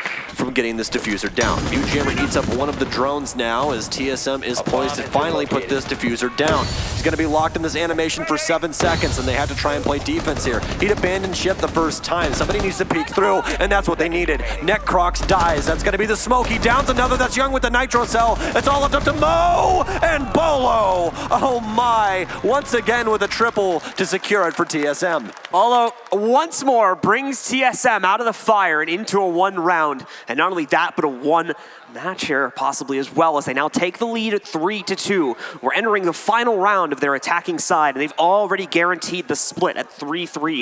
If they can push this a little bit further and win this next site, potentially on console, and make it a 4-2, again, that'll be a massive stat advantage going into the second half when they jump on defense for the first time. You're almost envious of the support unit for TSM, because you really don't have to do that much. You drone, you make a couple calls, you hold an angle for a little while, you open a wall, you get a plant down. That's really it, man. That's really it. Because eventually Bolo's just like, I'm big bad Bolo and I shoot everything. And the hammer achieved. Yeah, like, and we haven't even seen the Merc train start yet. That's the thing. That's why this team is so very dangerous. And even though Poge isn't playing, a lot of people have them as their front runner. This is why I was kind of most interested in following TSM after the roster shakeups. Timsy's at the top of the leaderboard and he has 2 kills. You want to talk about support play? Come on, another important part of it too. Yeah, like, you know, when they decided to bring Gio on, Gio was always known as kind of this guy that can do relatively crazy things for EG as well. You know, be the player that pulls off a crazy flank, rotates around, brings something like that to the round, and oftentimes clutches it for his team.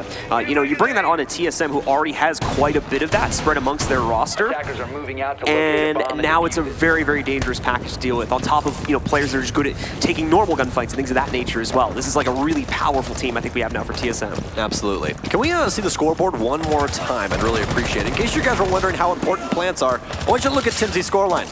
He's got the least kills on his team, tied with Merc, but has the most points. That's how much plants are worth, and that is why you plant the diffuser. It's the most important piece, and that is why the man's got the most points right now. So there you go. So TSM going into the split at least equal here. They can go for 4-2, which might be the case. Evil Genius is picking up the alibi once again, and they seem to be favoring that on console. It is a map that is pretty pre-fire heavy. There's a lot of regular angles you can put those prismas in, especially playing them towards the windows, which makes things a little bit more difficult for members to try and get aggressive on those. Oh, frag grenade falls right into Necrox's lap. You almost have to feel for him as that frag goes off. Bolo to get traded out, though, by Gotcha's Nitro Cell. I'm going to be found out real quick here by Mo as he's still holding on the inside of Yellow Stairs. As far as player damage is concerned, we just see those even utility trades come out there. 1 found on a frag, 1 found on a nitro, and besides that, no other damage connecting. Mert pulling a lateral here is going to start rotating over towards a different rappel point. Lee working himself up to the main windows now as the team is moving in to go for a plant. It's the start of it now. Timsy putting it onto the ground. Interrupted this time by a Yokai drone, and most importantly, Modiga able to confirm the kill onto the planter, eliminating Timsy and stopping that plant for the time being. Merc is able to take out Gotcha on a run out, but the problem is Gotcha also just took out Merc himself a few seconds prior. Gio, one of the last 2 standing, does spam into a Prisma, so he's going to have to hold back for a second. Can recommit in a second, as Achieved is now going to join him on the same rappel. More than likely do still have Yokai drones up as well, and since Bolo died extremely early on, you have nobody to read into those. You're just going to have to use your eyes and start looking for it like the Predator, because that's exactly what they look like. They shimmer on the outside, and you have to try and find those. Bo still holding down yellows. The rest of Evil Geniuses lies in wait inside of sight. A little bit of Barb beating by Achieved as he works his way up, has a skeleton key added, and that's something that this man is so good at with Buck, is knowing when to use which weapon in the proper instances. Working your way up yellow, definitely going to want that skeleton key for those closer ranges. You can get an almost instant kill. Achieved going to find one of those pesky Yokai drones at the top of yellow. I was reading all of that info back to the team, but not any longer. Quick shot, but it's going to be a nice little move by Modiga. Fantastic cut for a double kill, and it's going to be Gio, the last remaining member of TSM. Yeah, for the most part, that has killed the win potential here now for TSM. Gio's going to try this 1v3, but yeah, Mo shuts it down one more time. Modiga with a great hold at Yellow Stairs. Great duel in the that second to last 1v1 that we had for him as well. Really smart moves in outwitting the Buck and making sure he doesn't have a chance to lose that duel. EG come right back into it, and we are at the split at halftime, 3-3. So with recent history, Consulate has been more of a defensive-sided map. So for TSM, tip of the cap to that, as you're kind of poised to set things up and win this now because of that. We've seen a lot of teams play super aggro on console on their defensive side. Evil Geniuses didn't do that. They didn't fight a lot to the outside of the building, but it's TSM, folks. We kind of know what TSM's about, and they're definitely about taking gunfights, so you're more than likely going to see a lot of aggressive play towards those windows. Merc going to pick the Mira, which everyone would expect, but immediately 6 picks off over to a more important operator. So going to try and hide that Pulse until later on into the round. You had already mentioned this a couple times, but Pulse is incredibly strong on this map with the capability to see all 3 floors of play if you're scanning from the basement. So quintessential. Bring him in, and if you can hide him, definitely want to do that too. And that's basically free intel going your way if they don't know that you're being scanned. All right, well, this will be TSM's first defensive round overall. The split went pretty well. Evil Geniuses obviously going to be on their first offensive set as well. Young going to be picking up Gridlock, which is something we did not see TSM use. They used just Nomad, which we will see Necrox on, but these two in tandem are extremely dangerous. Have fun trying to have a roam game, basically, as you're going to have to deal with track stingers as well as air jabs. It's a lot of utility you have to use to try and get through this, and the issue is now, though, TSM doesn't have a single roamer that's going to have impact grenades. They have Geo, who's going to have a nitro cell, Merc will have a nitro cell, and then Achieved, who obviously is only going to have barbed wire or a bulletproof camera. Got our Toby eye tracking up once again. This thing is so cool, isn't it? Getting into the mind of these players and trying to see exactly what they're looking at. That's what that blue bubble is moving all over the screen. This is exactly where NVK is looking on his screen right now. Yeah, don't ask us how they do it. It's just by magic. So MVK working his way through the front door as they're looking to see where they can possibly roam clear at. Plenty of drones cutting through as apparently Achieved is deaf because he didn't hear the drone that is currently turmoiling inside of the barbed wire there. But Mo, as well as the rest of the Evil Geniuses squad, take over admin. Seems to be a regular day in the office for EG. Track Singer's now going down at the bottom of the staircase as Pulse finally gets found, and that will be Merc, who runs off into the depths of the basement. Gotcha looking to push himself through with the rest of the team here too. May choose to pop open that sidewall, but in the meantime, NVK is going to strike first here for EG as he catches Geo on a rotate, back down by Circle Desk at the front. See NVK actually try to continue his rampage here a little bit, moving back upstairs now. Merc also taking a look at quite a bit of the roster, choosing to rotate around right now. Actually, with EG, after that first kill in prime position to start doing some damage here, just need to get a few more players in position themselves, I think, before they're really ready to commit to that. TSM has a heavy emphasis on defending towards yellow right now, but they may want to start pulling that back a little bit, as EG already has the control they need to go for and execute. Whether TSM's actually going to be able to defend it or not is now kind of what's the question. Well, this could be super dangerous as NVK doesn't get it.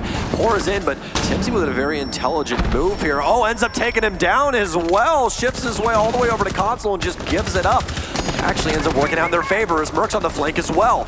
It's going to be full TSM on deck as they have all the pivotal points to be able to shut down this take. NVK's been down as well, so it's an effective 4 versus 3. 40 seconds remain as Merc hops back down Spiral, picks up NVK, who eventually crawled into the hatch. Still waiting on one as Necrox still thinks that he's there. He would be correct. He eventually sees him scurry off back upstairs. But now they have to regain pressure. They have all of this utility dedicated to stopping a roam game, but TSM didn't even attempt for it. Merc sticks around, gets a triple, looking for more as Gotch is trying to put this diffuser down. Challenges back in, Young pre-fires, can't find one, dances back and forth, and Merc with a quad, excuse me. Gotcha takes down one Timsy, but it's gonna be Merc with the ace as he actually ended up getting that kill onto the Ash that Timsy had downed earlier on. Crazy round from Merc right there as he does indeed get the ace. The real play is that 3 to 4K that he manages to get from the inside of Spiral, just mind gaming the players from EG and escaping fate more than one time in that round. Beautiful play from Merc. We were just talking a few rounds ago actually about how we hadn't seen a whole lot of flashy play from Merc. Well, there we go, it's back. He just pulls on a full wrestling move and just jumps off Spirals. Like, all right, well, I'm here. How you guys doing? All right. Begs a free kill off of that, and just overall a very impressive round from him. I think the thing that surprised me the most there is that adjustment from Timsy to come out of Projector worked. I was very surprised by that because NVK was holding his exit and he just walks through it. It just happened to be timing that NVK was not able to kill him. So overall, a great showing there from TSM on just how malleable they are on defense. That's great stuff. And that's only the first round, too. Things looking great for them on the second floor defense. Now they'll shift it down to the basement, and we'll see if things are going to remain just as strong there. EG, of course, going to have to be a little bit worried now due to the versatility of play we saw from TSM on that last round, but I'm sure they're not shaking too much just yet. Only one round away from tying it back up after all. Got to get those jaw exercises in, you know? Got to make sure to expand and contrast. Talk correctly. Anyways, jumping into round 8 now. Seems to be that it's going to be all roam game again for TSM, but obviously Evil Geniuses, it's not going to stop the train of utility.